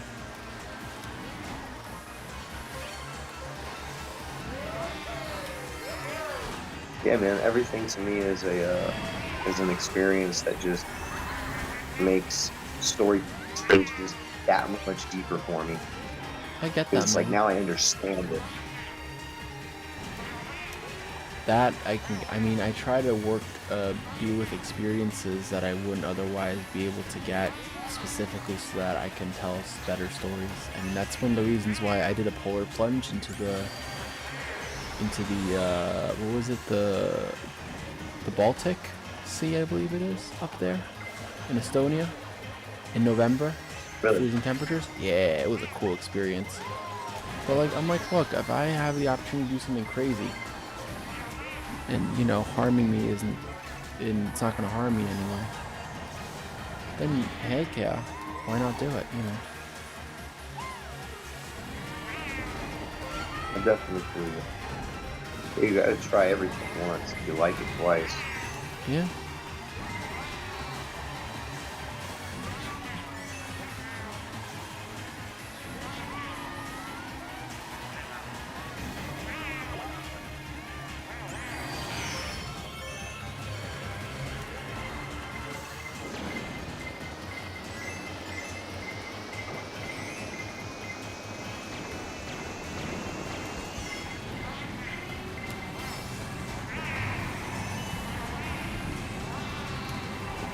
Understand everything happens, and that's right. Electrocuted all of y'all.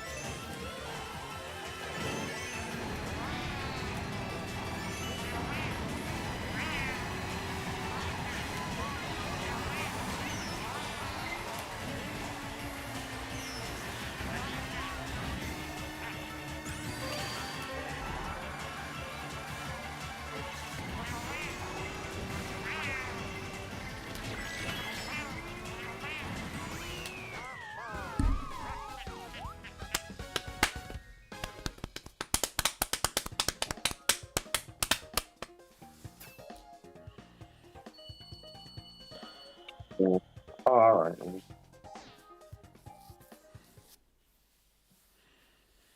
Yeah, man.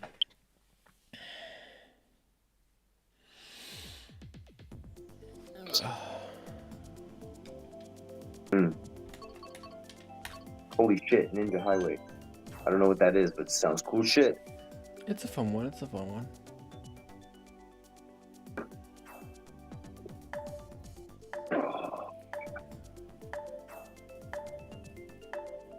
Let's go. Let's go.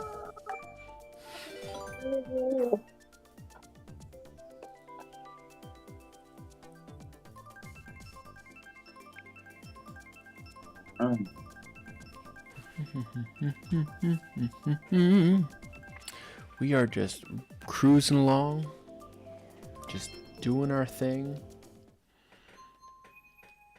You know, That's Tassa it. being an absolute champ today. We gotta love it. You're the champ, bro. You're still going. Remember, you've been awake longer than I have. Your day started way before mine. So You're the real warrior. Yeah, but see, this is my film, so I gotta do this. You are a supporter of what I'm trying to do, and you're championing the cause that I'm trying to set. And still, you know, you're coming on here and filling in shifts that no one else could, and supplying time and accompanying me when, you know, no one else can. And so, you know, that means a lot. That means a lot. So I appreciate it. I appreciate you. Yeah, we're cool.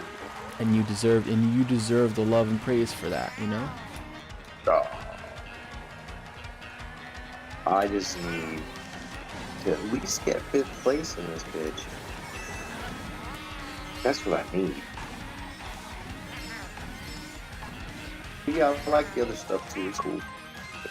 I ain't really complaining, but I just need to get. All right, so on 8.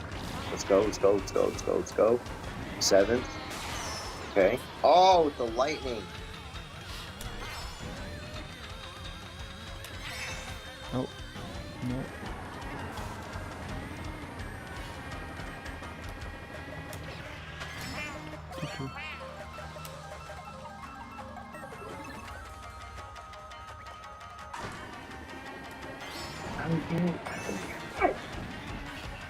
I was just 6 and now.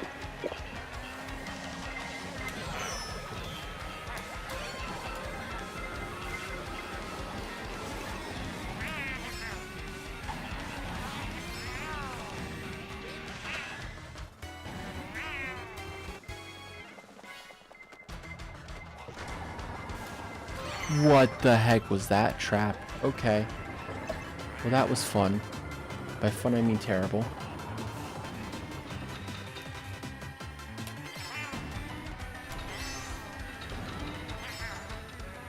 Man, I've just had some very unlucky pieces this round, this map.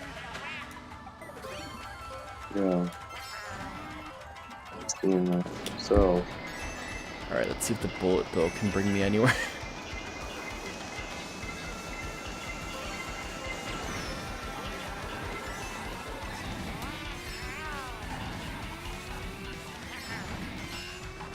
And now bring me 7. Like, Grr. Grr. Grr. you are a little Japanese boy. I'm coming after you. Yes. All right. 11th place. I don't know what his name was, but the flag is Japan. The flag got you. is Japan. That's all I know. That's all you need to know. You know? Oh,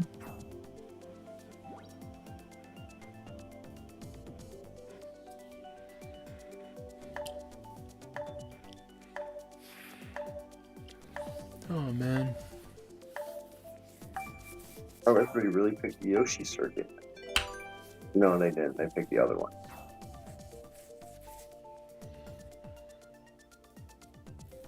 I don't even know what that one is. Which one? The red. Oh, yeah.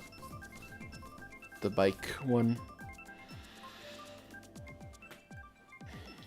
I forget what it's called.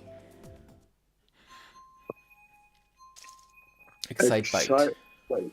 Oh, yeah. Yeah, it's based off of an old NES game.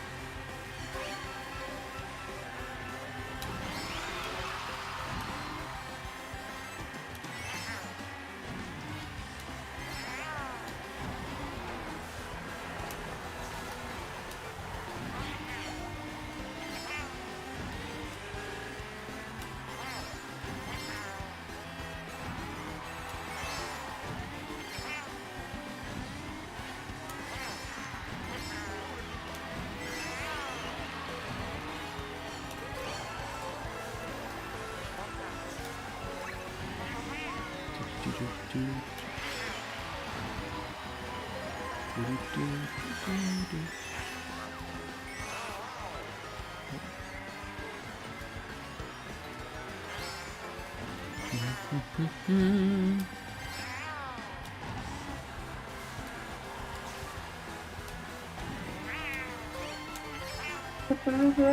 did that come from? Where did what come Somebody from? just hit me off my coins. I don't know, something hit me.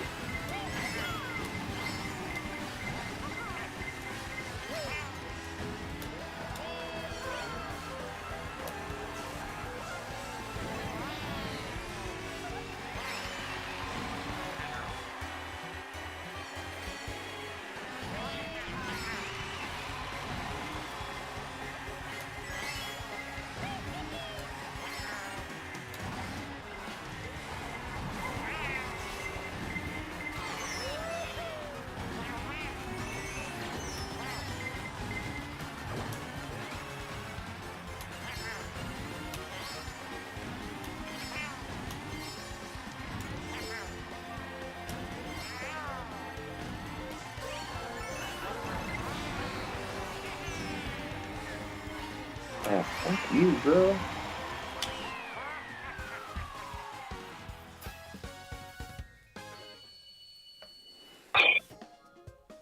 Fuck that.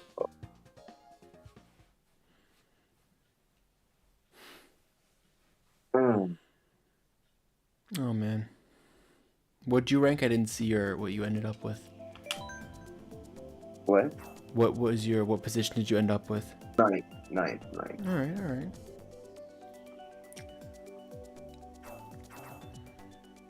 Not bad. Not bad at all.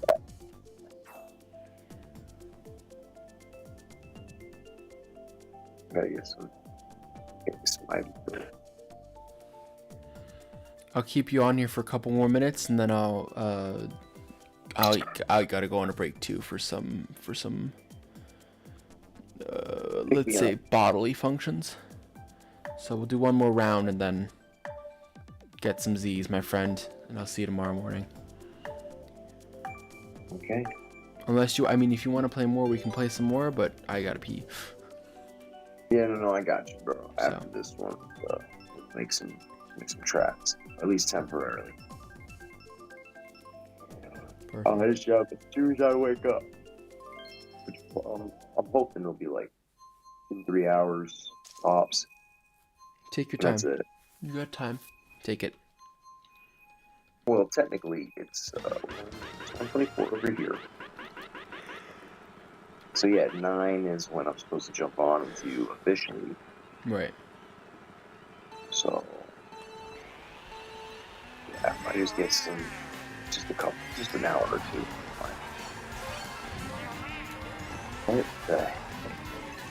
That was a straight dirt bike. Yep.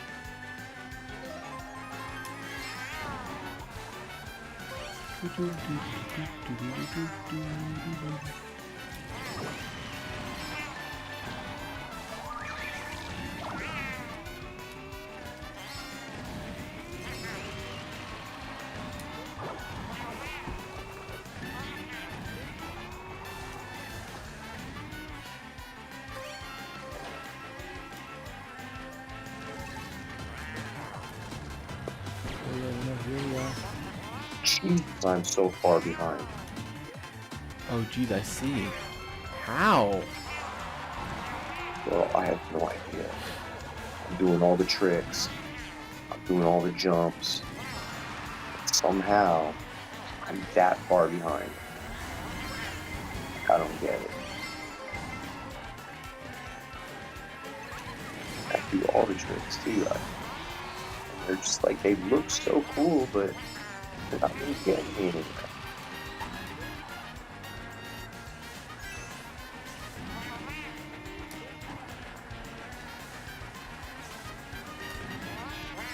Oh.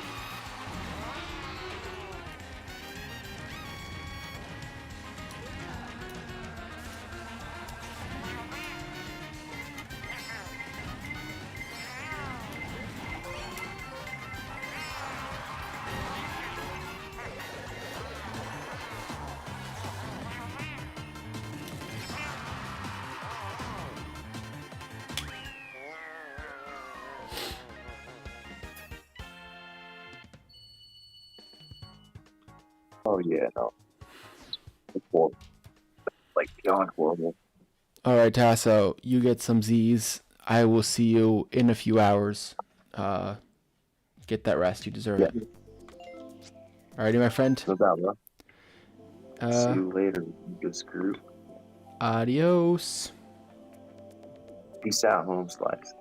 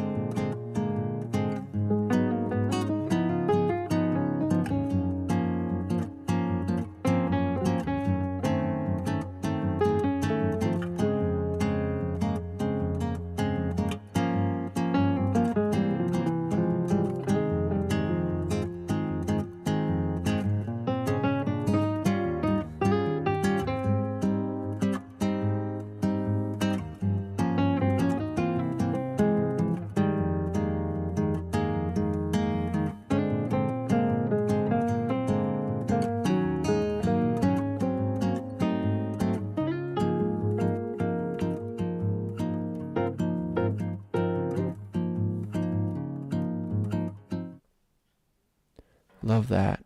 Hello, Anthony. How are you doing?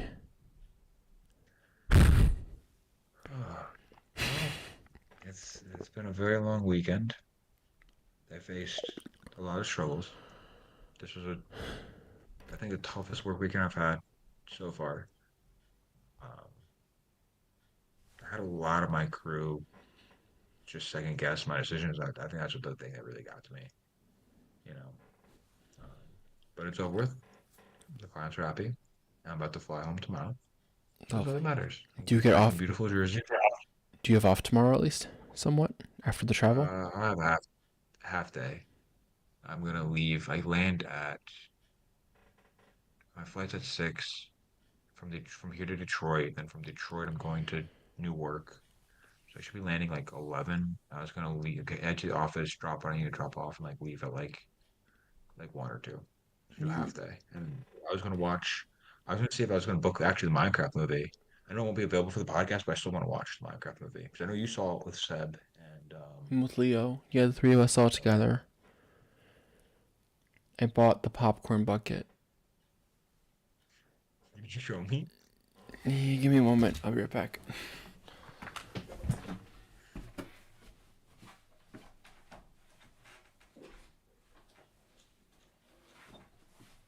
He's for the audience I'm who's hiding it tuning from in now. you He's so that currently you can showing me see it, so that it's a surprise. Surprise. My reflexes are a little slow right now. You're a little tired, so it makes sense. Okay, that's kind of cool. Does it glow or do anything? No, but it has a lid. It's kind of cool. Because you can think about, you can use it as storage. I think that you can put candy in there. Right. I went to visit him in October for the chat who does not know. And he's got beautiful, beautiful German candy there. So if you really wanted to, him and Eleanor could put I added candy in these to the candy. I don't know if you were here for this when I got these. I was there for that. This is the chocolate. Next, I'll have to try that. This is licorice chocolate. I'm so trying that. High-end quality stuff from the Netherlands. Like, these aren't cheap either, but I love them so much. They look good. I was talking about them with Georgine before. Yeah. Did I meet Georgine? Yes, you did multiple times. I'm blaming my tired brain. You met her on Heidi's movie. She was the contact for Heidi's movie that you did lighting for, and then for the 37-hour film challenge, she was there. That's Marcel's mother. Yes, I did. Yes, I did. I totally forgot that's her name. Yep. She's a sweet person. She's cool. I also got a shout out Scribbles, who I don't know if they're on now, but Scribbles, what's going on? Who basically has been on stream for the better part of like the whole entire stream. My beautiful hotel room. For Love those it. who want to see. Love it. I'm gonna move you guys to the bed. Hold on. Whoa, I gotta unplug the computer. Hopefully it doesn't die. Plug it over here.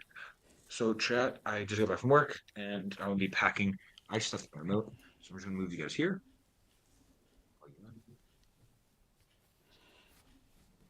The only true thing, Scribbles, you are our hero.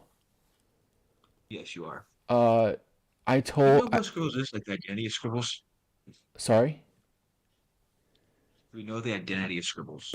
As far as I know, we don't know the identity of Scribbles. None of us do. Like a master wheel of Scribbles. I do know that they have a because they like our posts on Instagram, and they do have a knife from II as their icon thing. Sorry, words are getting very hard to say. Also, so the only thing that's been a letdown, or not a letdown, I should rephrase it. The only thing that I've been the only thing that like didn't pan out is Satomi got sick, and so she wasn't like fully on stream. You can't pan that out. stuff like that happens. 100%. But this woman, I love her so much. She came, like, she was commenting on the stream for like an hour and a half. Like, she was typing in chat Good for her. with like She's a sweet with person. a cold and everything. I was like this, and like she got us like a couple of very big like contributions, like all that stuff. Like I just such a cool person. I mean, we are so blessed to have all these amazing people that are interested in this film, that want to help contribute to this film. Yeah, we are. We truly are. I mean, from the cast, from the crew. Yep. Whenever I hear anyone talk about this film or this project, it's nothing but good things. Starting from you being the leader, being the director, figuring everything out, like putting the most amount of work, most amount of energy, like constantly like perfecting and making your craft better, to like the casting department and the post department and everything. Like everyone's just so passionate about it, and I really think it has to do with the fact that like you could resemble and relate to this film in so many different ways. You know what I mean? Yes. Like no matter who you are, there's some sort of resemblance because everyone has their split. What? I am so tired. Okay. I'm listening. I just had this thought of like, man, I've been doing so much for this stream, because Leo left at, I believe it was 6. So I've been manning the stream since 6. And we had Is that Leo when I commented? I couldn't tell. What? When I commented and I hopped on for a little bit, was that Leo? What do you mean? When you were playing Mario Kart with, was that Leo? No, that was Tasso. No, Leo hasn't been here since middle of first stream, and we are almost at the. You're gonna close us out for this for this second stream.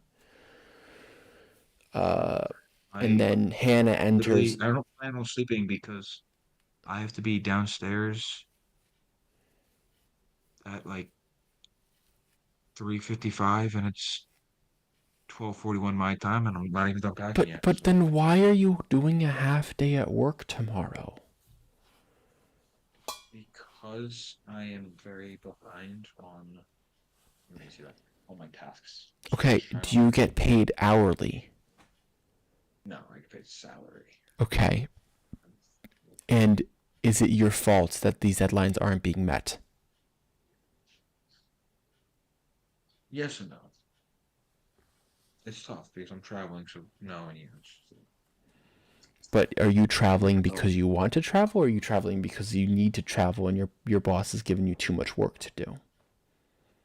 I kind of need to travel for the company. I'm not traveling for fun. I'm traveling for the company. So. But yeah,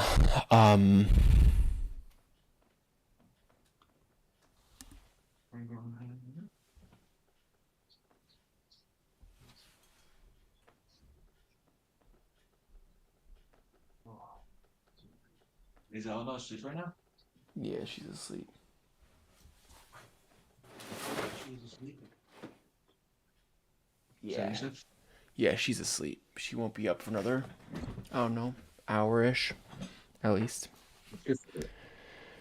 Let her get that sleep. She deserves it. She does, and she starts a new semester tomorrow, so of her last semester of uni. So it's exciting. She's a hardworking girl. And she's been beating all of our butts in Fall Guys and in Mario Kart whenever she was online. So like, you know. I have all this heat, dude. It's so hot in this room.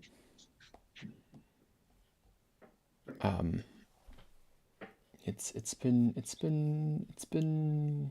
a day so far. It's been a day. But yeah, we had a lot of cool people this on. Hotel room, Sorry? this hotel room, I've like put the heat to 65 and it feels like it's 80 degrees in here. So now I just put the AC on to 66. Hopefully it's gonna kick on. Unless, is there another? Jeez. Nope. There's no other thermostat. So yeah, maybe for those that are watching, Anthony, would you like to introduce yourself? Yes. For those who are watching, I am Anthony. I don't like being called Anthony. I like being called Ant. Um, which is not the end of the world. I don't hate Anthony, but um, I am the post-production supervisor for Split, and I am the gaffer.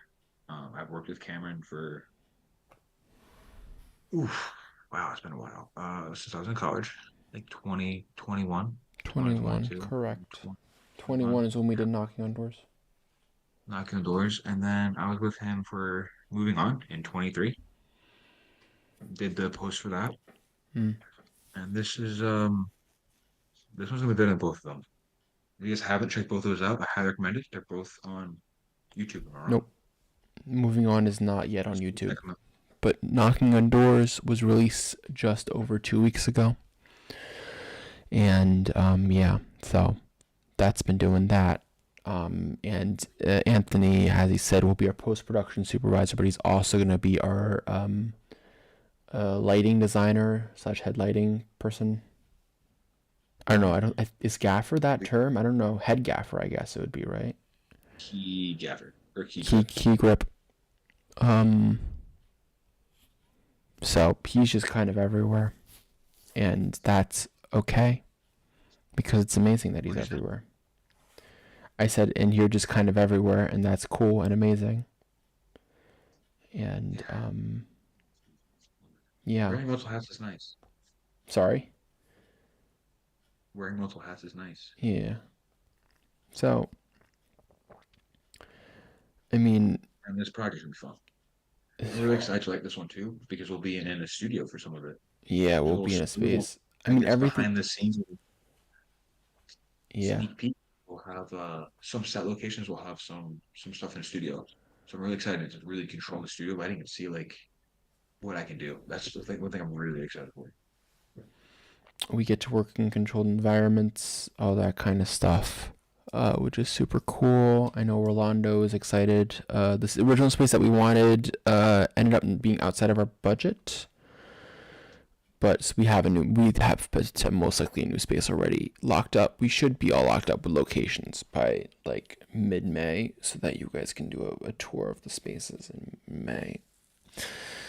That's fine. I mean, I can tour it whenever you want me to. In mid-May, I won't be from. Cool. Yeah, so we are kind of doing that right now. We are, working on that movie.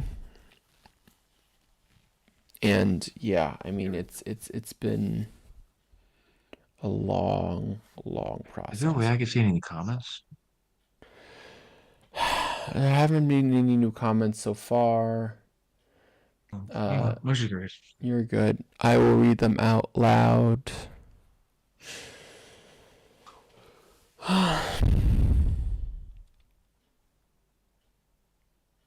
Yeah.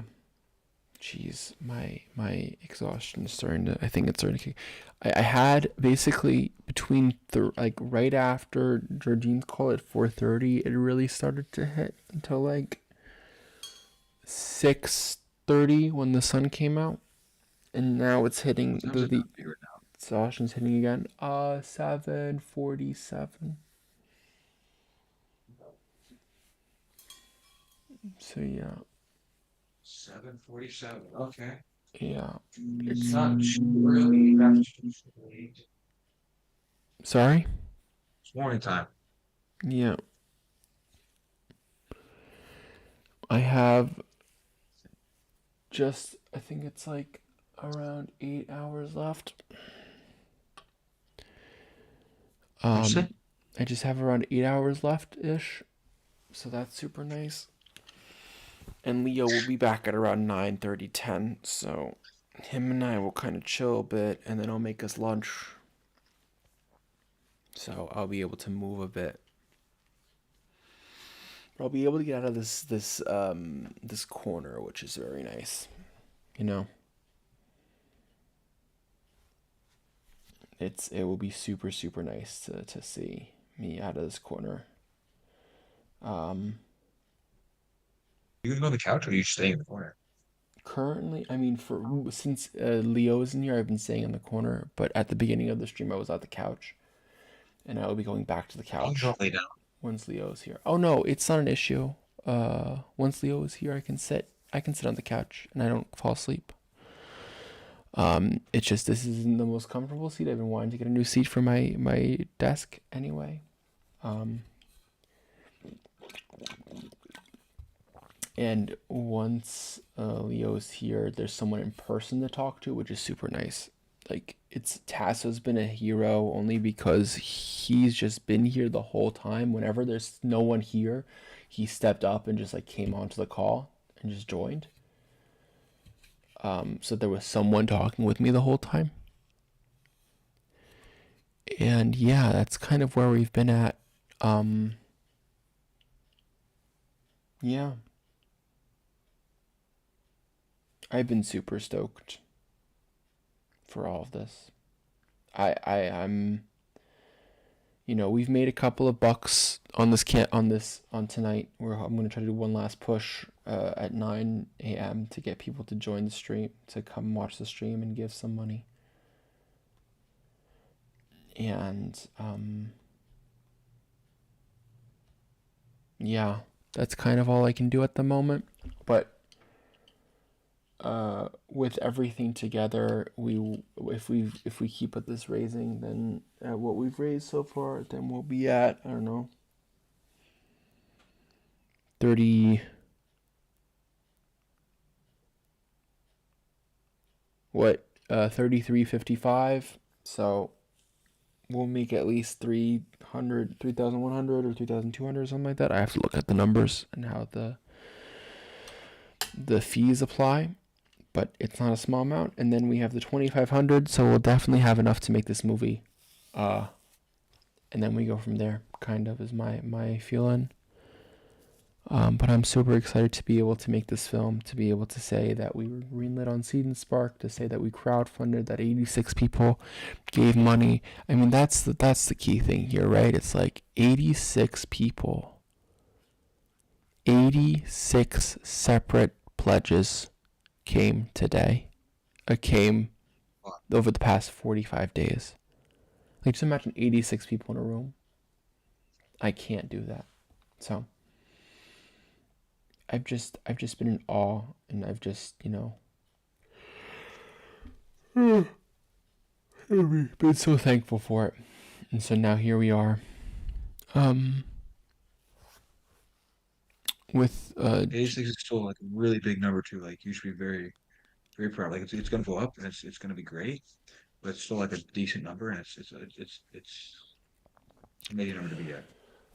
I'm super proud of it. We have, it's the fact that people were like, yeah, let's do this, right? Like, Yeah.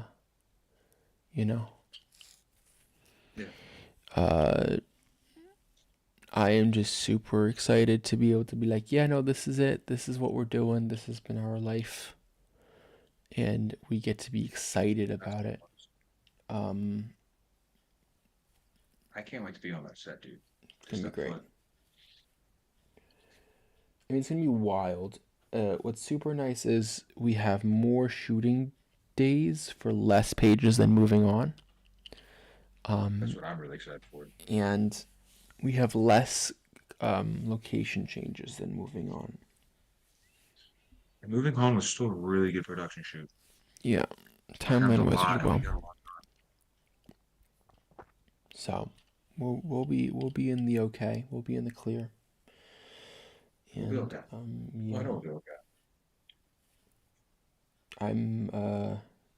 What I'm really excited about is getting to business and getting to kind of sit down and start this.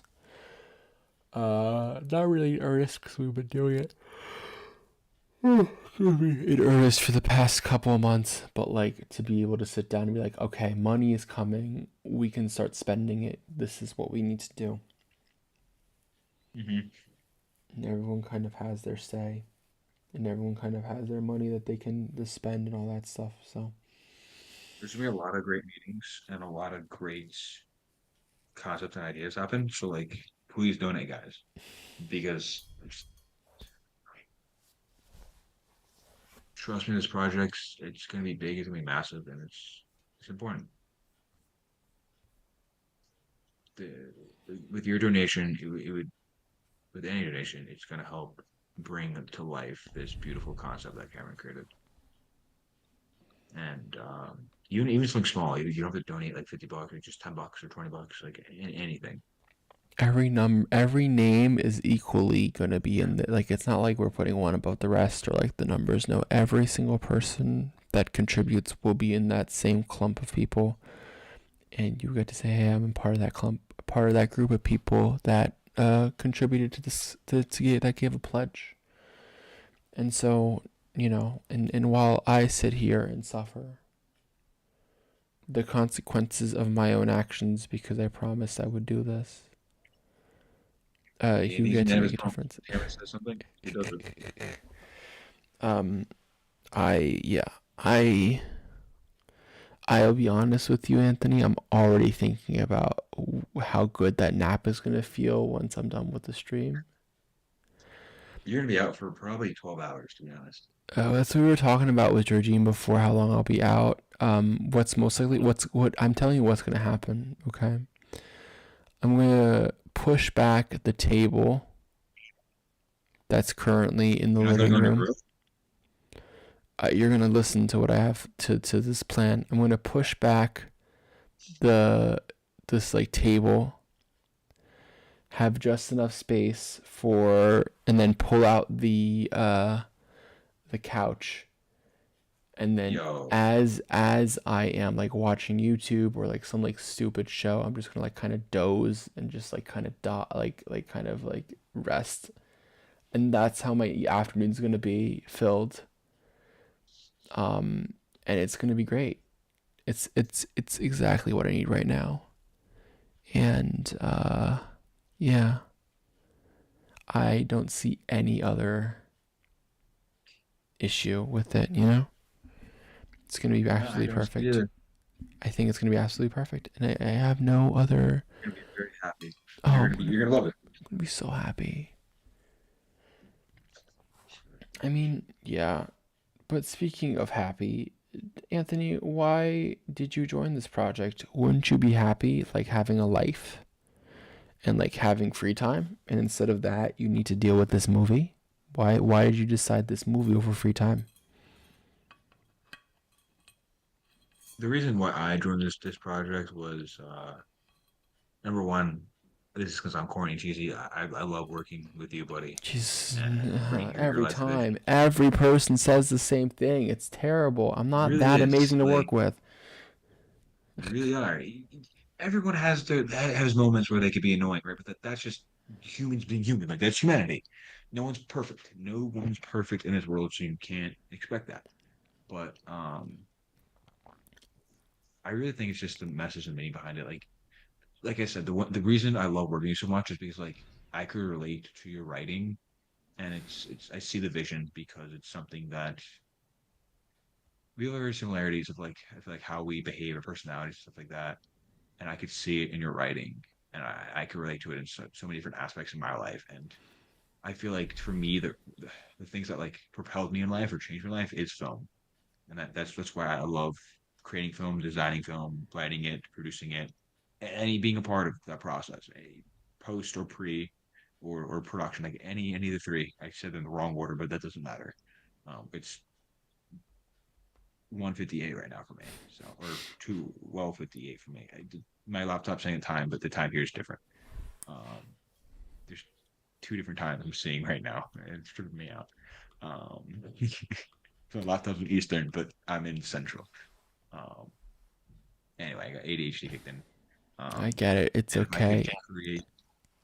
If I could create something like that could push someone else or resonate with something else, is something that I want to be a part of. And I think this can be that project. Yeah. That's my whole spiel. That's my TED Talk. It's a beautiful TED Talk. No notes.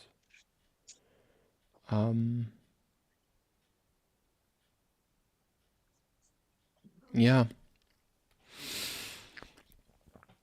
I'm just so excited to make this movie, and I feel like you are like such a good person to work with on this. We've now done multiple films together. We did post-production together. We even did what else did we do? We even do like run a company together, right? Like you know what you're doing, and what part of what makes this relationship so special to me is that you understand me like very few other people do.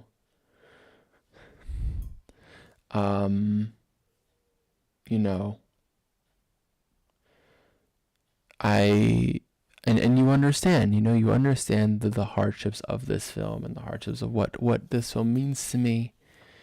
And I'm just very thankful for that you're saying, hey, I'm going to join this. I'm going to be part of this, and that you're going to put in the work to also, come on stream, do the reel and all that kind of stuff, and understand that I've been streaming for almost 24 hours at this point. No, not yet.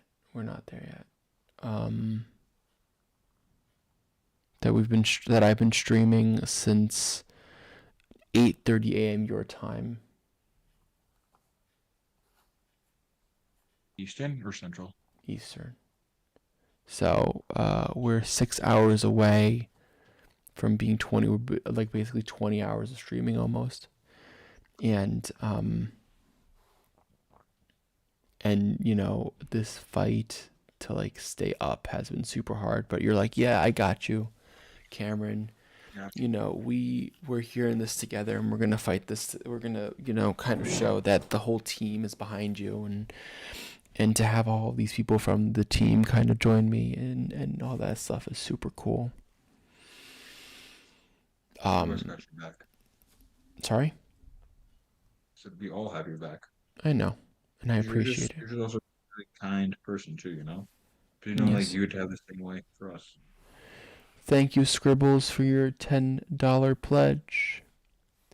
I am very excited. I'm just really tired, so do not take my lack of energy He's gone as for a hot minute. But that's okay. as a anything less than just me being so tired that energy is being conserved for the sake of survival.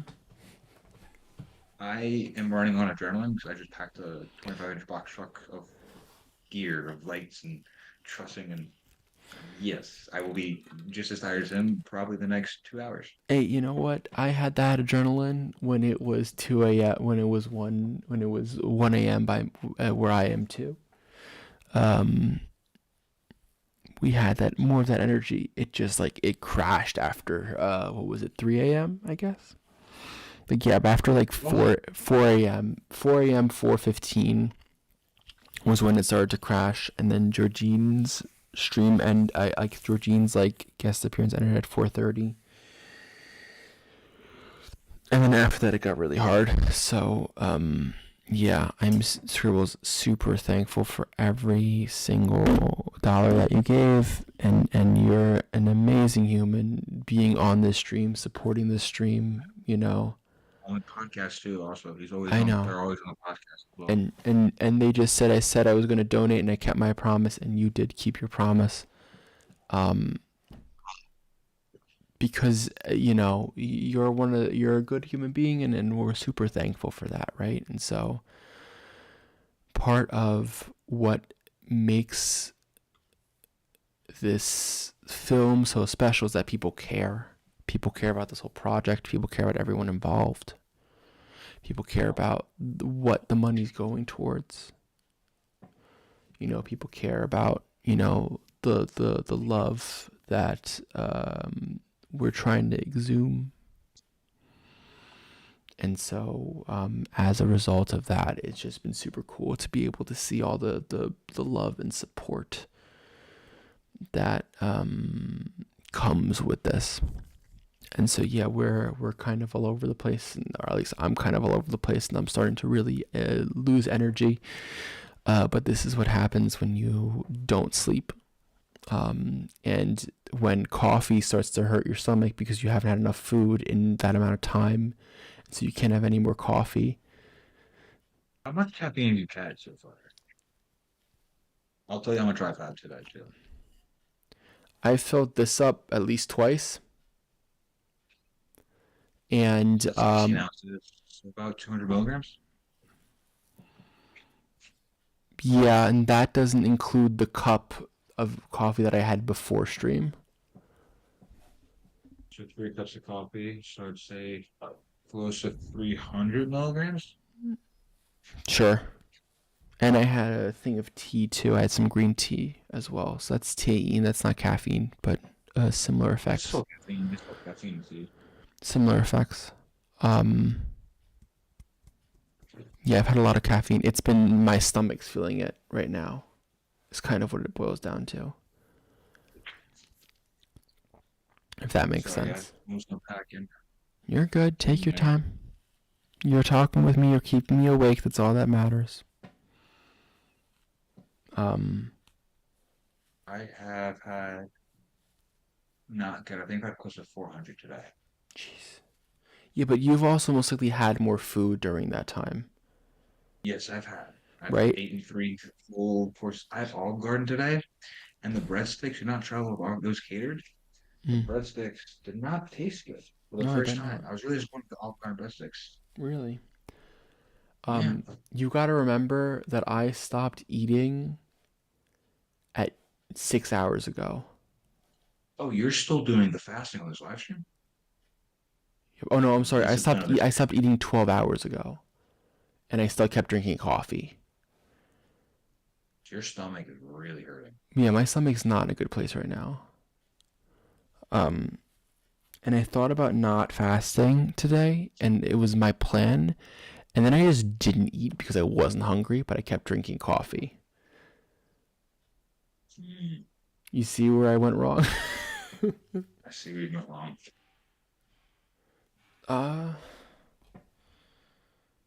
Okay, I'll deal with this later. Why can't I see the comments? Because you should be able to just go on the stream link and see the comments from there. I'm silly. Otherwise, I don't know how. I mean, yeah, you know.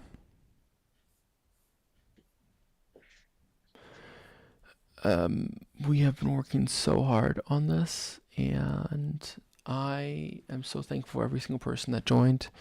As I told Anthony, I will be doing one last big push of messages out to everyone. For the crowdfunding link, or rather the stream link.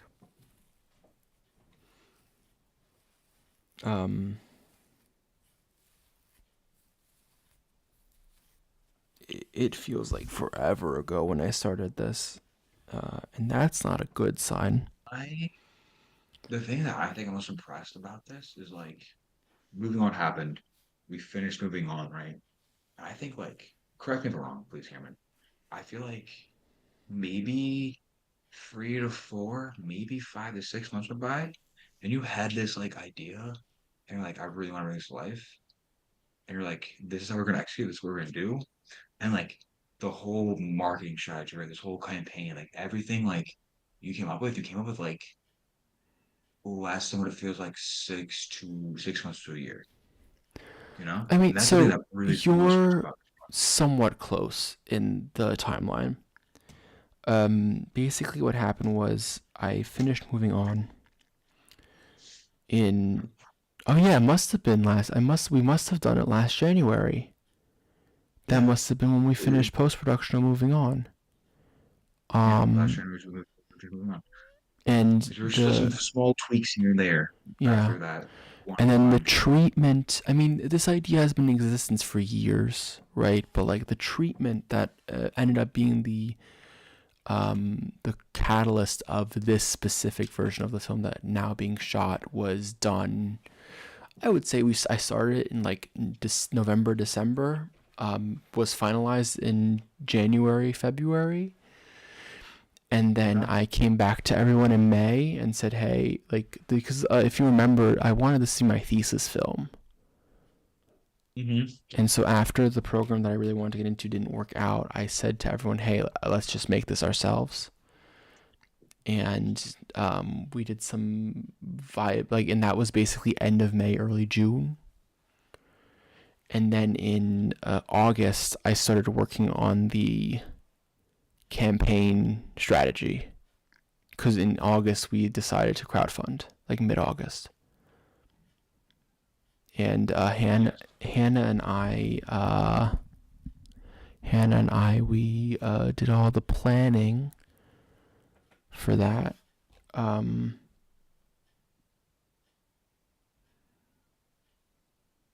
You know, we did all that planning at that time.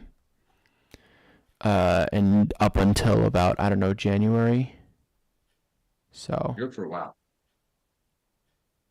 You were planning for this for a while, and then I remember you brought me in very early on to this, like just right when you created the thesis for it, or even before you created the thesis, right when now it's about to happen.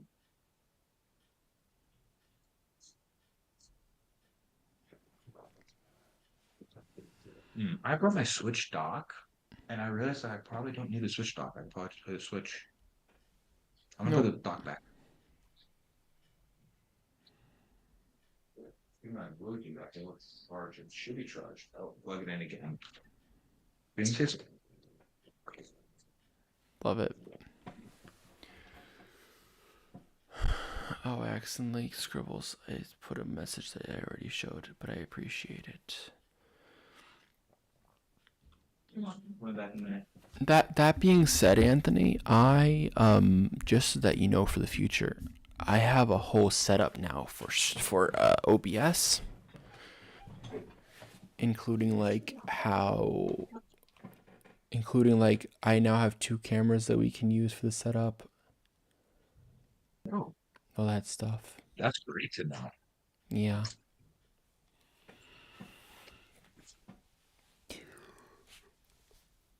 And I am just suffering. How?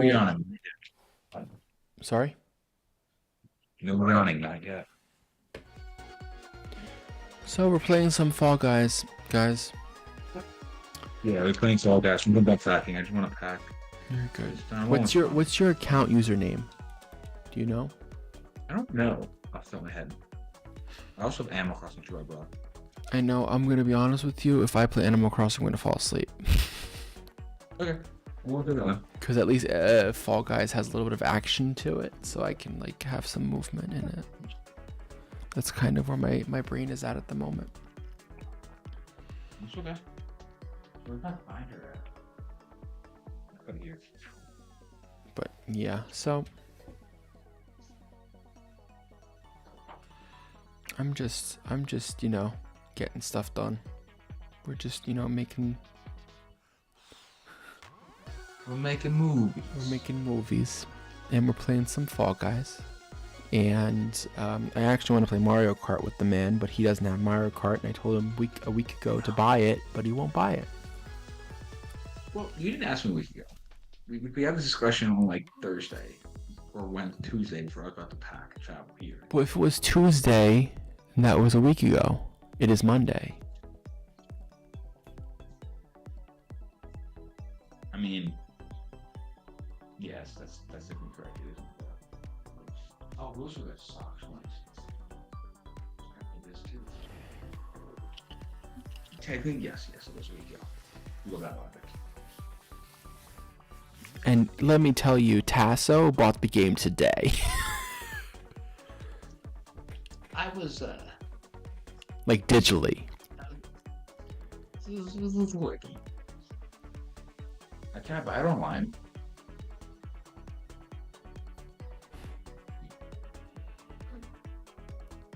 Where do you do that Fall Guys thing? You need to connect to Wi-Fi.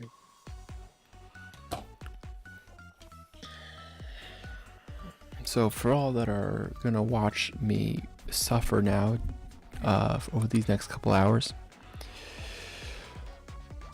I appreciate you, I love you, and I thank you for watching. We are so close to being done with this, and it is absolutely driving me insane. But I will be cooking later, which will be very exciting. I think I'm good. I just want to refill my water. You're good. Take your time. Cooking with Cameron will be the next big thing. It is the next big thing. You should watch it. It will be at 11:30 a.m. Central Time, 5:30 a.m. Eastern. And in about 45 minutes, so 10:02, we will be switching over to stream number 3, because at 9 a.m. Hannah will join me as a part for the last part of the stream, with like 7 hours left. This has been a struggle, but it's okay. Cupid shuffle. Cupid shuffle. AC's finally kicking on. For those who don't know, this hotel room I'm at, the heat, I had it to 67 and it feels like 80.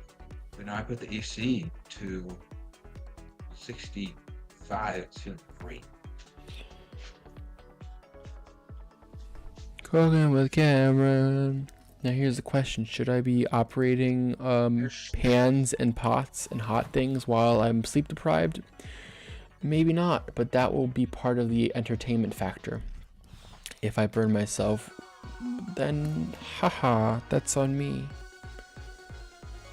If I burn down the apartment, haha.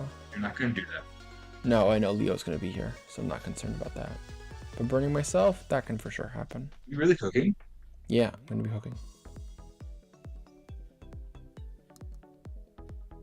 Don't burn the water.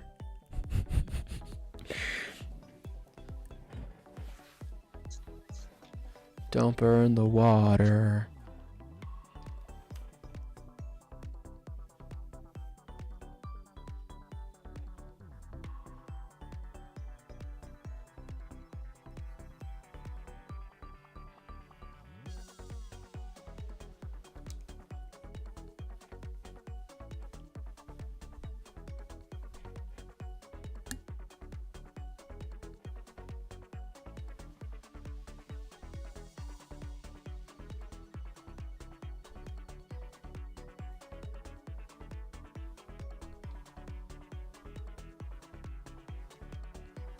I'm just vibing to the music.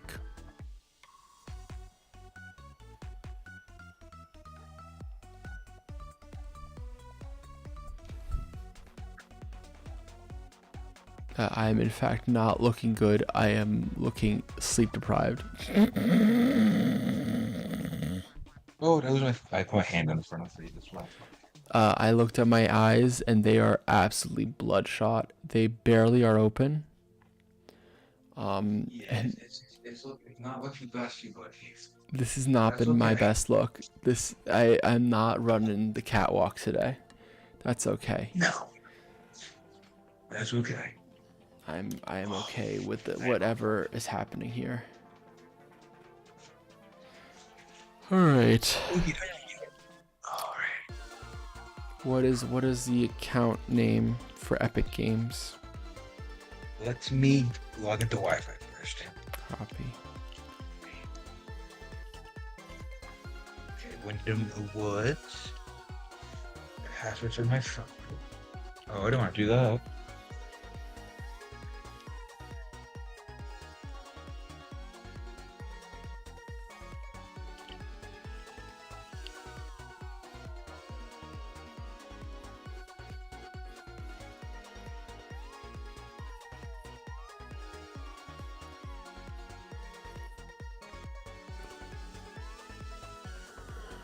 There you go, it's connecting.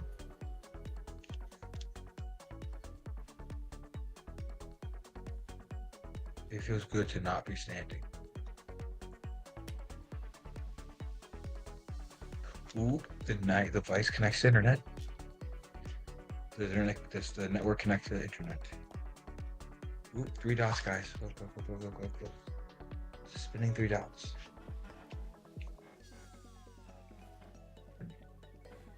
So you were talking about OBS? You used OBS before? Yeah, I have a whole setup now for OBS for streams in the future, and we have had some interest in me doing gaming streams, especially on the off weeks for the podcast. Ooh. But I'd most likely do that on a personal account. I wouldn't do that here. I feel like that'd just be too much. Yeah, it would be way too much. I would be so exhausted. I need a different channel, especially because I don't want to have to do it every other week. I want to be able to have a Sunday off every once in a while. But yeah, actually, since you still need to connect to the internet or you need a couple minutes, I will be right back. You can entertain the crowd. Have fun. Okay. Yay.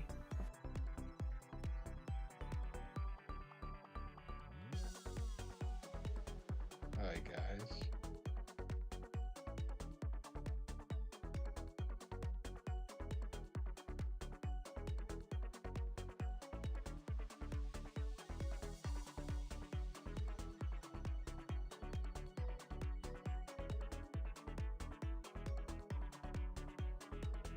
Alright, you guys. I am currently trying to connect to the internet on this. Hopefully it works using Hotel's Wi-Fi, which can be very iffy or spotty. How about my own personal? Oh, registration is required to use network. Next.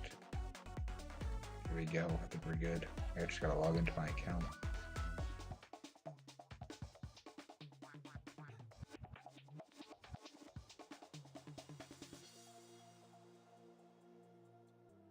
Sign in.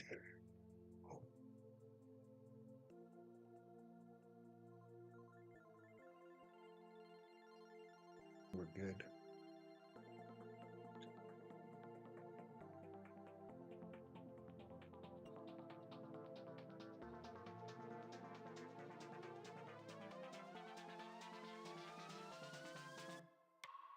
Well, looks like doing a Fall Guys on here, but you know, we'll go to the Eve Star. We can just get Fall Guys.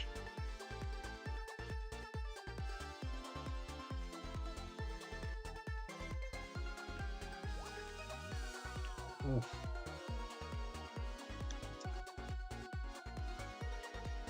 Oh, I wonder if he used the bathroom and changed water. He's back.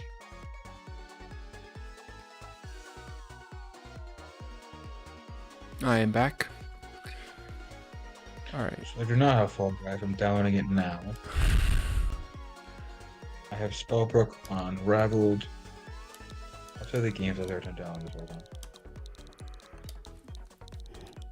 I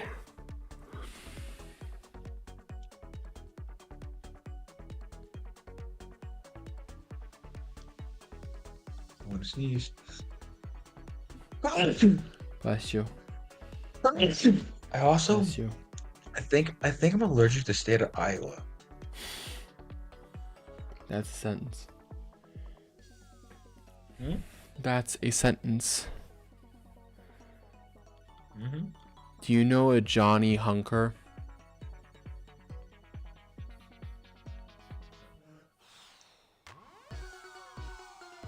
Johnny Hunker. If not, No, I he do know wishes. Johnny. I'm guessing he's wishing us a happy falling. Thank you, Johnny. Please consider giving a pledge to the crowdfunding campaign. You can either click the link in the description, click the pinned comment, or scan the QR code on the top right of our stream. I have been online since 8:30 a.m. Eastern Time yesterday. And I am going live for another until the campaign ends, and most likely what we'll do after that is I will read every single name as a thank you. I guess I'll omit the ones that decided to give anonymously, right? there were some of those. Yeah, there's like 3 people that are anonymous. I guess give it a, like don't say anything about the anonymous people. So I believe that's 3 of them.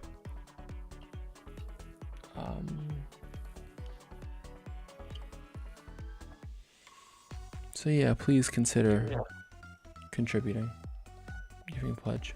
Doesn't do much. Any amount really benefits. It's about the gesture at this point. You know, we're trying to raise as much as possible.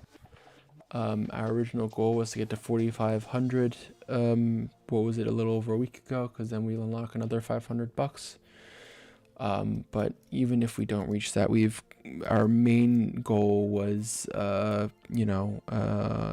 2,500, and we smashed that in 15 days. So we are about $800, a little over $800. No, a little under $800. Under that. Oh, what? Huh? We read a little over $800 on top of that. There we go. That's the word that I was looking for.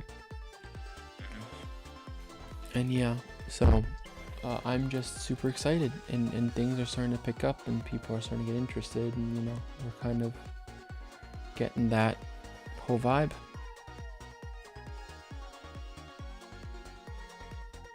So again, please consider giving it a pledge, and please consider sharing around the link, the Seed Spark link. You can either find it in the description as a pinned comment, or if you scan your the QR code at the top right of our stream. Yeah. Ooh. Yeah. All right, Anthony. Let's get in there. It's almost halfway. Okay. Wi-Fi's not terrible, actually. That's good. I'll read you the games I have. I have this. I have Now Dealing Fall Guys. I have Super Mario Party, Just Dance 2021, Zelda Breath of the Wild, Smash Bros, Blue Fire, Unraveled 2, Monster Hunter Rise, and I have Overwatch. I could delete that. I don't know why I have Overwatch. Animal Crossing. Why do I have Borderlands? I could go bye-bye too. I have ARMS. And I have Uno, Tetris 99, and I believe a beta version of Splatoon 2, Broforce, and Spellbreak. I have Yu-Gi-Oh! Too, so I don't have the cartridge for that.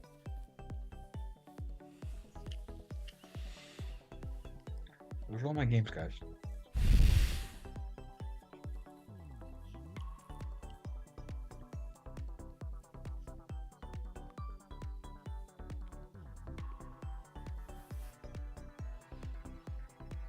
What you got going on? What kind of games you got on your Switch?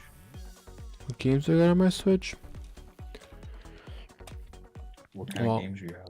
Fall Guys, Mario Kart, Animal Crossing, Ring Fit, Civ 6, Super Mario Party Jamboree, Rabbids Party Legends, Mario Party Superstar, Super Mario Party, Legend of Zelda Echoes of Wisdom, Moonlighter, the NES emulator,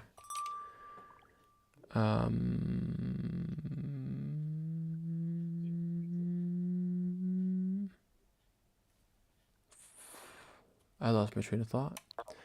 Lego Jurassic World, It Takes Two, MLB The Show 24, Unravel 2, Super Mario RPG, Illusion Island, Harry Potter Lego Star Wars, F-Zero 99, Breath of the Wild, Jackbox Starter Pack, Pokemon Violet, Rocket League. I have a lot of games on here, basically, is what I'm saying. I always wanted to buy one of the new Pokemon games. I just never have. I liked Purple. I liked it. It was pretty good. We will be taking a break in about 20-ish minutes because I gotta swap streams anyway, so I'll take a moment to kind of take a break there. But we are looking to Get some Fall Guys. I'm almost close to it being done. I mean, yes, Scribbles, Luigi's Mansion 3 is a great game, and I love it so much. Hey, thank you, John, for giving a $5 pledge. Super cool from you. Thank you. As I said, every dollar counts, and I mean that. Every name is the same. And now we're back to like even splits, if that makes sense. It's now like 70, so we're now at 3370. 3370. Yeah. I mean, any donation helps so much with just the production. I mean, um, we could be there's a lot we could use it for in production and post. And it's just gonna make the experience and when you watch it, you're gonna be like, my thing is like with contributing, like when eventually we will finish this project and it'll be distributed to you guys and you'll be able to see it and you'll be like, wow, I'm part of that journey and I could see the vision that Cameron has and it's like it gives me a great feeling being able to like whether it's small donation or a big donation, but like my donation was able to capture and create something like that, you know.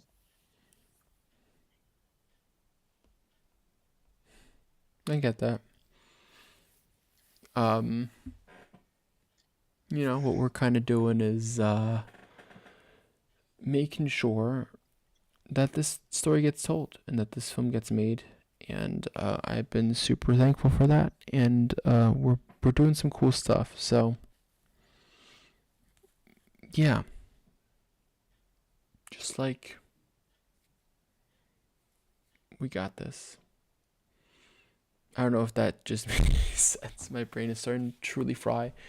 But yeah, we're about to hit like the last like leg of this journey, and so I think right now my head is just like rest until that last leg, and then it will be a sprint from there. I mean, it is, I believe, the shortest section out of the 3.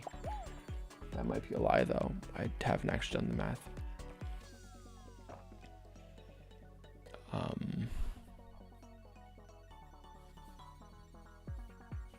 Yeah. I know once this project's over with, I mean, we got other projects in the works too, but it's gonna be so pretty, so beautiful.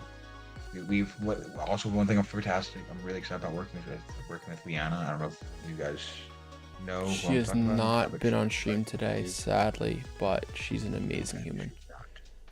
She's an amazing human, very sweet person, and she's the DP, and she loves capturing and creating and telling a story.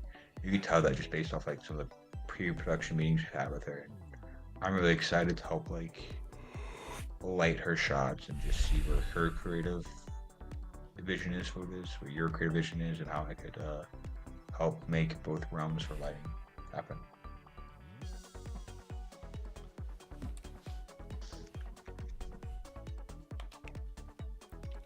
You ready to go with the It's so close, Cameron. It's so close. Look. It's so close. So close. Can I start it while it's downloading? No.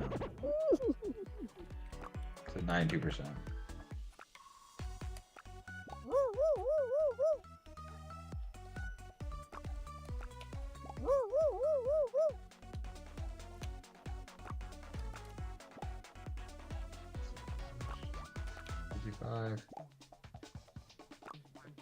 I'm honestly surprised his Wi-Fi is pretty good for the hotel. I think that's me. That's good.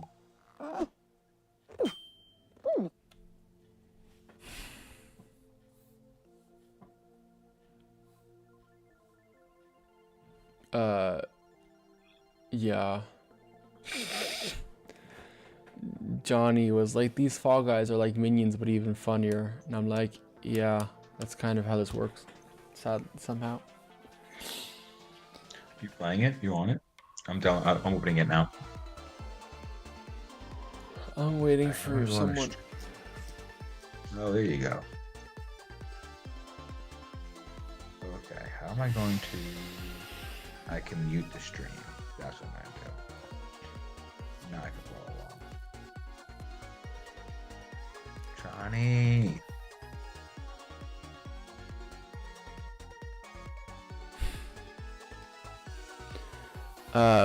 So I don't know how to say this. Just loading. So I don't know why she doesn't have a YouTube account and just comments, but here we are. Laura, who was an old friend of mine, who was funny enough the first person to contribute to the campaign because she sat right next to me while I was setting up the Seed Spark site. Is watching, and she was like, "Can I have a shout out?" And I'm like, "All right." So, Yeah. Thank you for being the first person to contribute, Laura. Luckily, you're not the last. Nope, I don't think she will be anymore. I agree. You know. Okay. So. Loading. Slowly.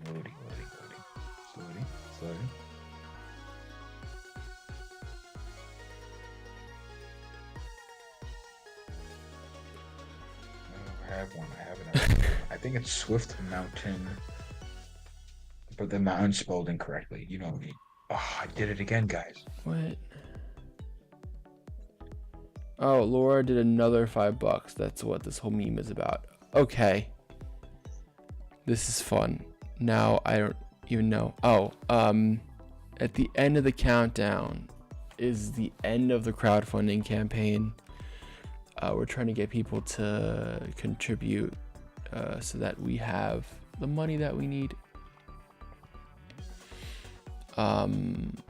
The whole way of this working is the more we make, the more we can, better we can make this film. We've been working on this crowdfunding campaign for 45 days. 2 months. We'll actually no.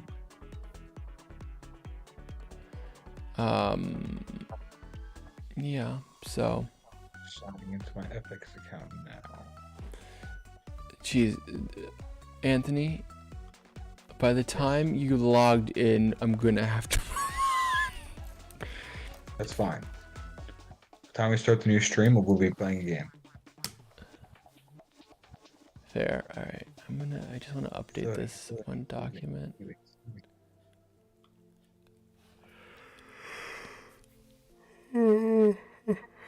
That's my password. Come on, don't be a doo-doo website.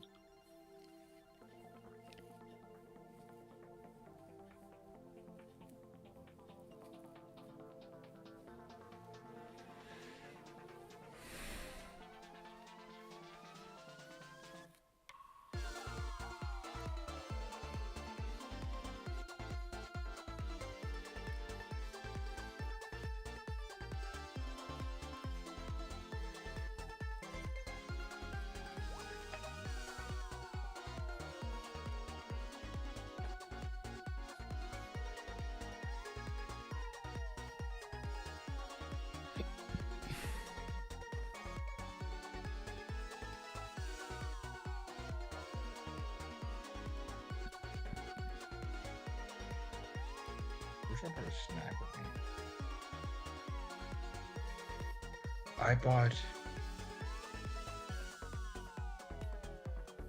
I spent way too much money on snacks at the airport, and at this hotel. How many snacks? But I like the snacks with it. Oh, it's Lost Plum with a capital L and capital P. Why?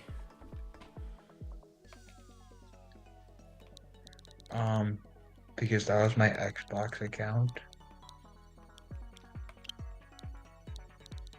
What's wrong with being a Lost Plum? It's the capital letters that really get me. Oh, I don't know. I didn't pick it. Any spaces? Mm-hmm. What is that?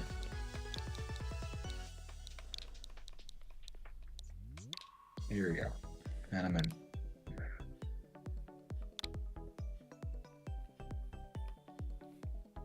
Did you have any numbers behind your name?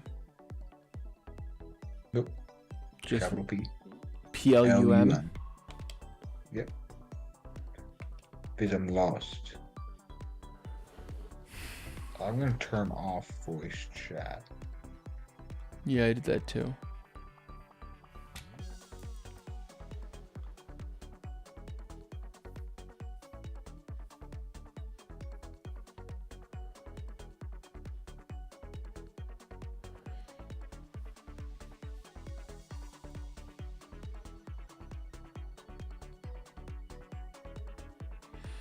Have I ever had a silly moment on set? Ooh, a silly moment on set. Who asking? Is that Johnny? Yeah. I assume I have, both with and without actors. I'm just thinking about what.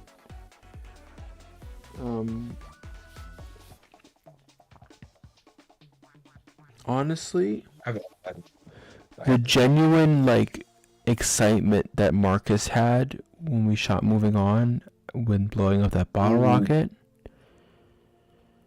that would be one of the funniest moments to me of all time, and one of the silliest.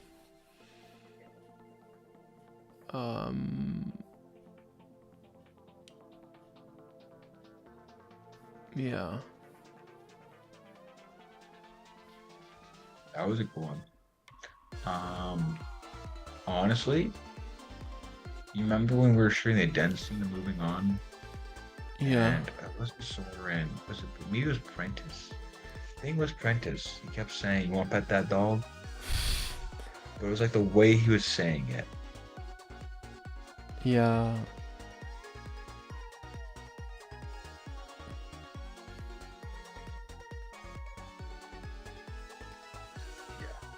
That's gotta be it. Did you get my friend request?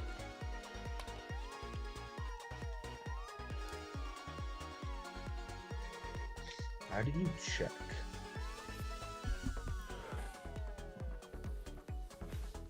Under, if you press minus, and then press right once, like the right bumper once, and then under friend requests.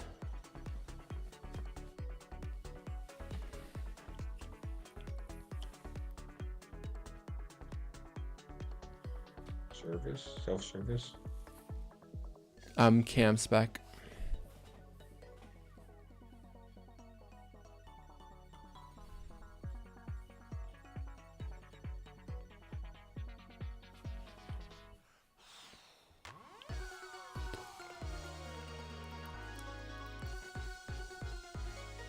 Whew. What's going on, Anthony? What I have to do? I have to hit the plus button. Minus, What's it? Minus. and then press right bumper once, and then you see add friends, then under that friend requests. All my Xbox friends, bro.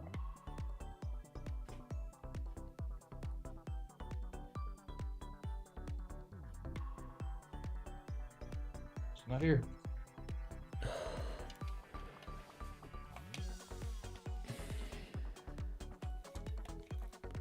Do you want to add me as a friend? Maybe try that. Yeah. I'm Cam Spec, all lowercase, CAMSPEC.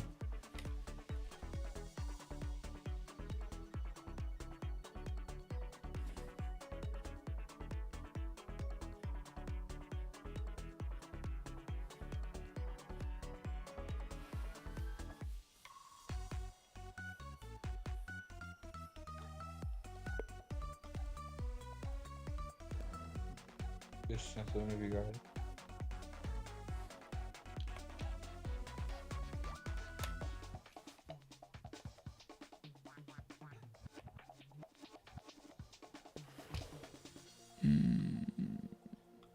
I haven't gotten anything yet. Let me try to close out and close back, go back in. Make sure I spelled the right.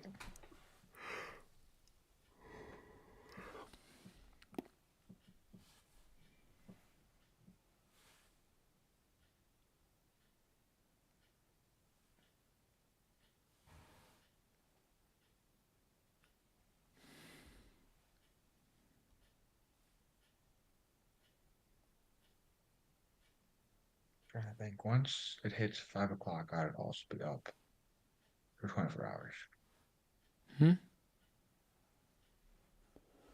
What was it? What'd you say? So once it hits 5 o'clock Central, I'll also be up for 24 hours. Jeez.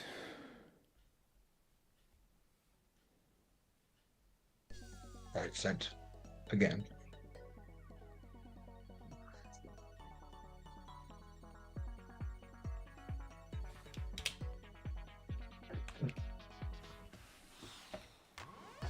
Let me know if you've been received. I have not gotten anything yet. Hmm? At all? Yeah. CAMSPEC.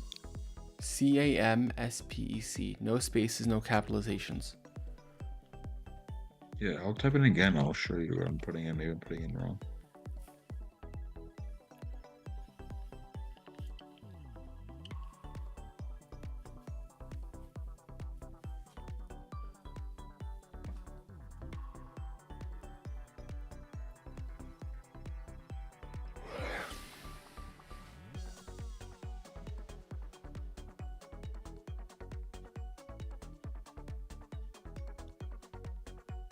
You're in the wrong section.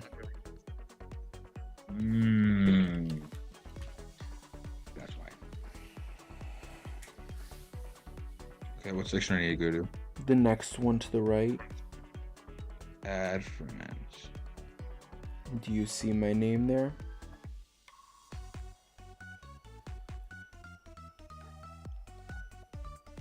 The next one when you hit to the right, when you hit the minus button, right? Okay, when you under add friends.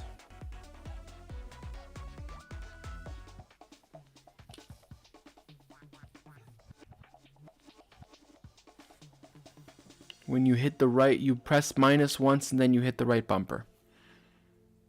Yeah, I don't see. I don't see your request, but I'll just type in your name again. Cool.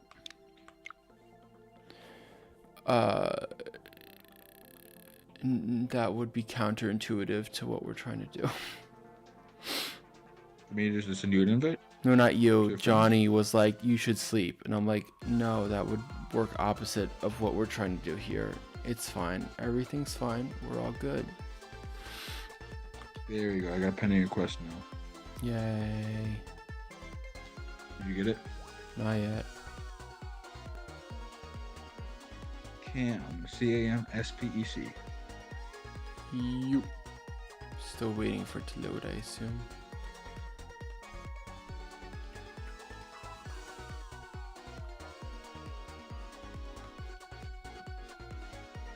And you said capital P plum. Yeah, capital L.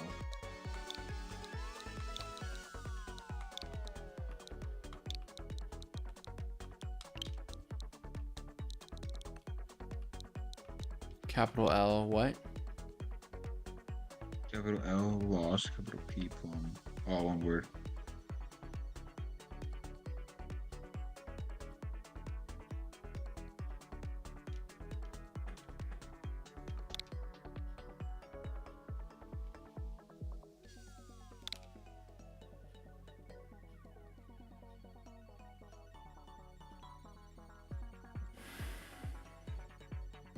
The scribbles, yes, you may join us in Fall Guys. Yeah, go for it. Although, with how this is going, you Plum Lord, right? You said? Lost plum. A lost plum? Yeah. LOSTPLUM.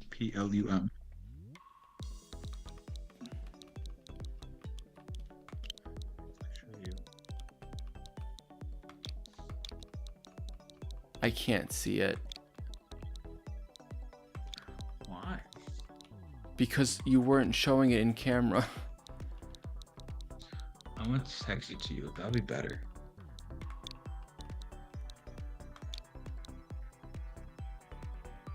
Okay. Anthony, I feel like you're doing something wrong because I just got, I believe, what is Scribbles. Yeah, I sent you the friend request. I'm gonna add you again.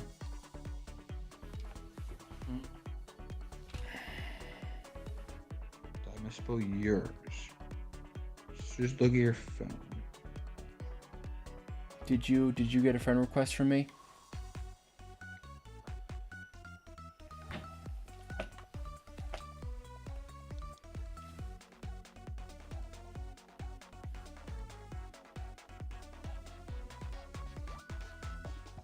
No.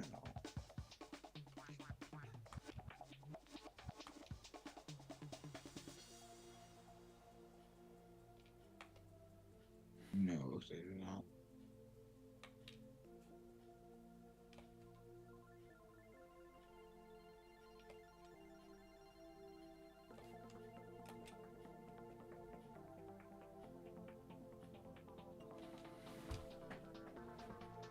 Did you get my text?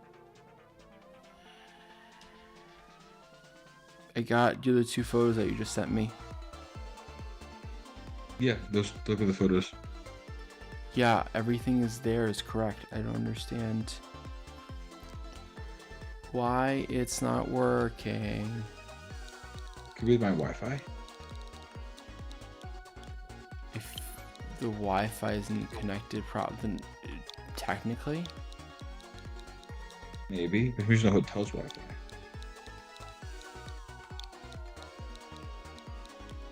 I'd just be confused why you got into. How I got into the well, would the game still upload if it was connected to the internet? Yeah. How did that happen? Just want to make sure.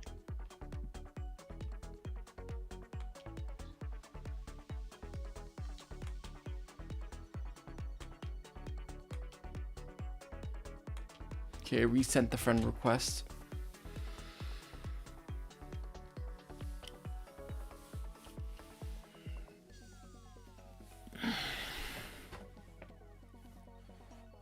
Anyway, I need to though change this to the next stream, so we will be taking a quick break. Ah, it worked. Now I'm inviting you. All right, we will be right. What I will be doing right now is we will be fading to black, and we'll be right back. Wait, I need to go here, and we will be right back.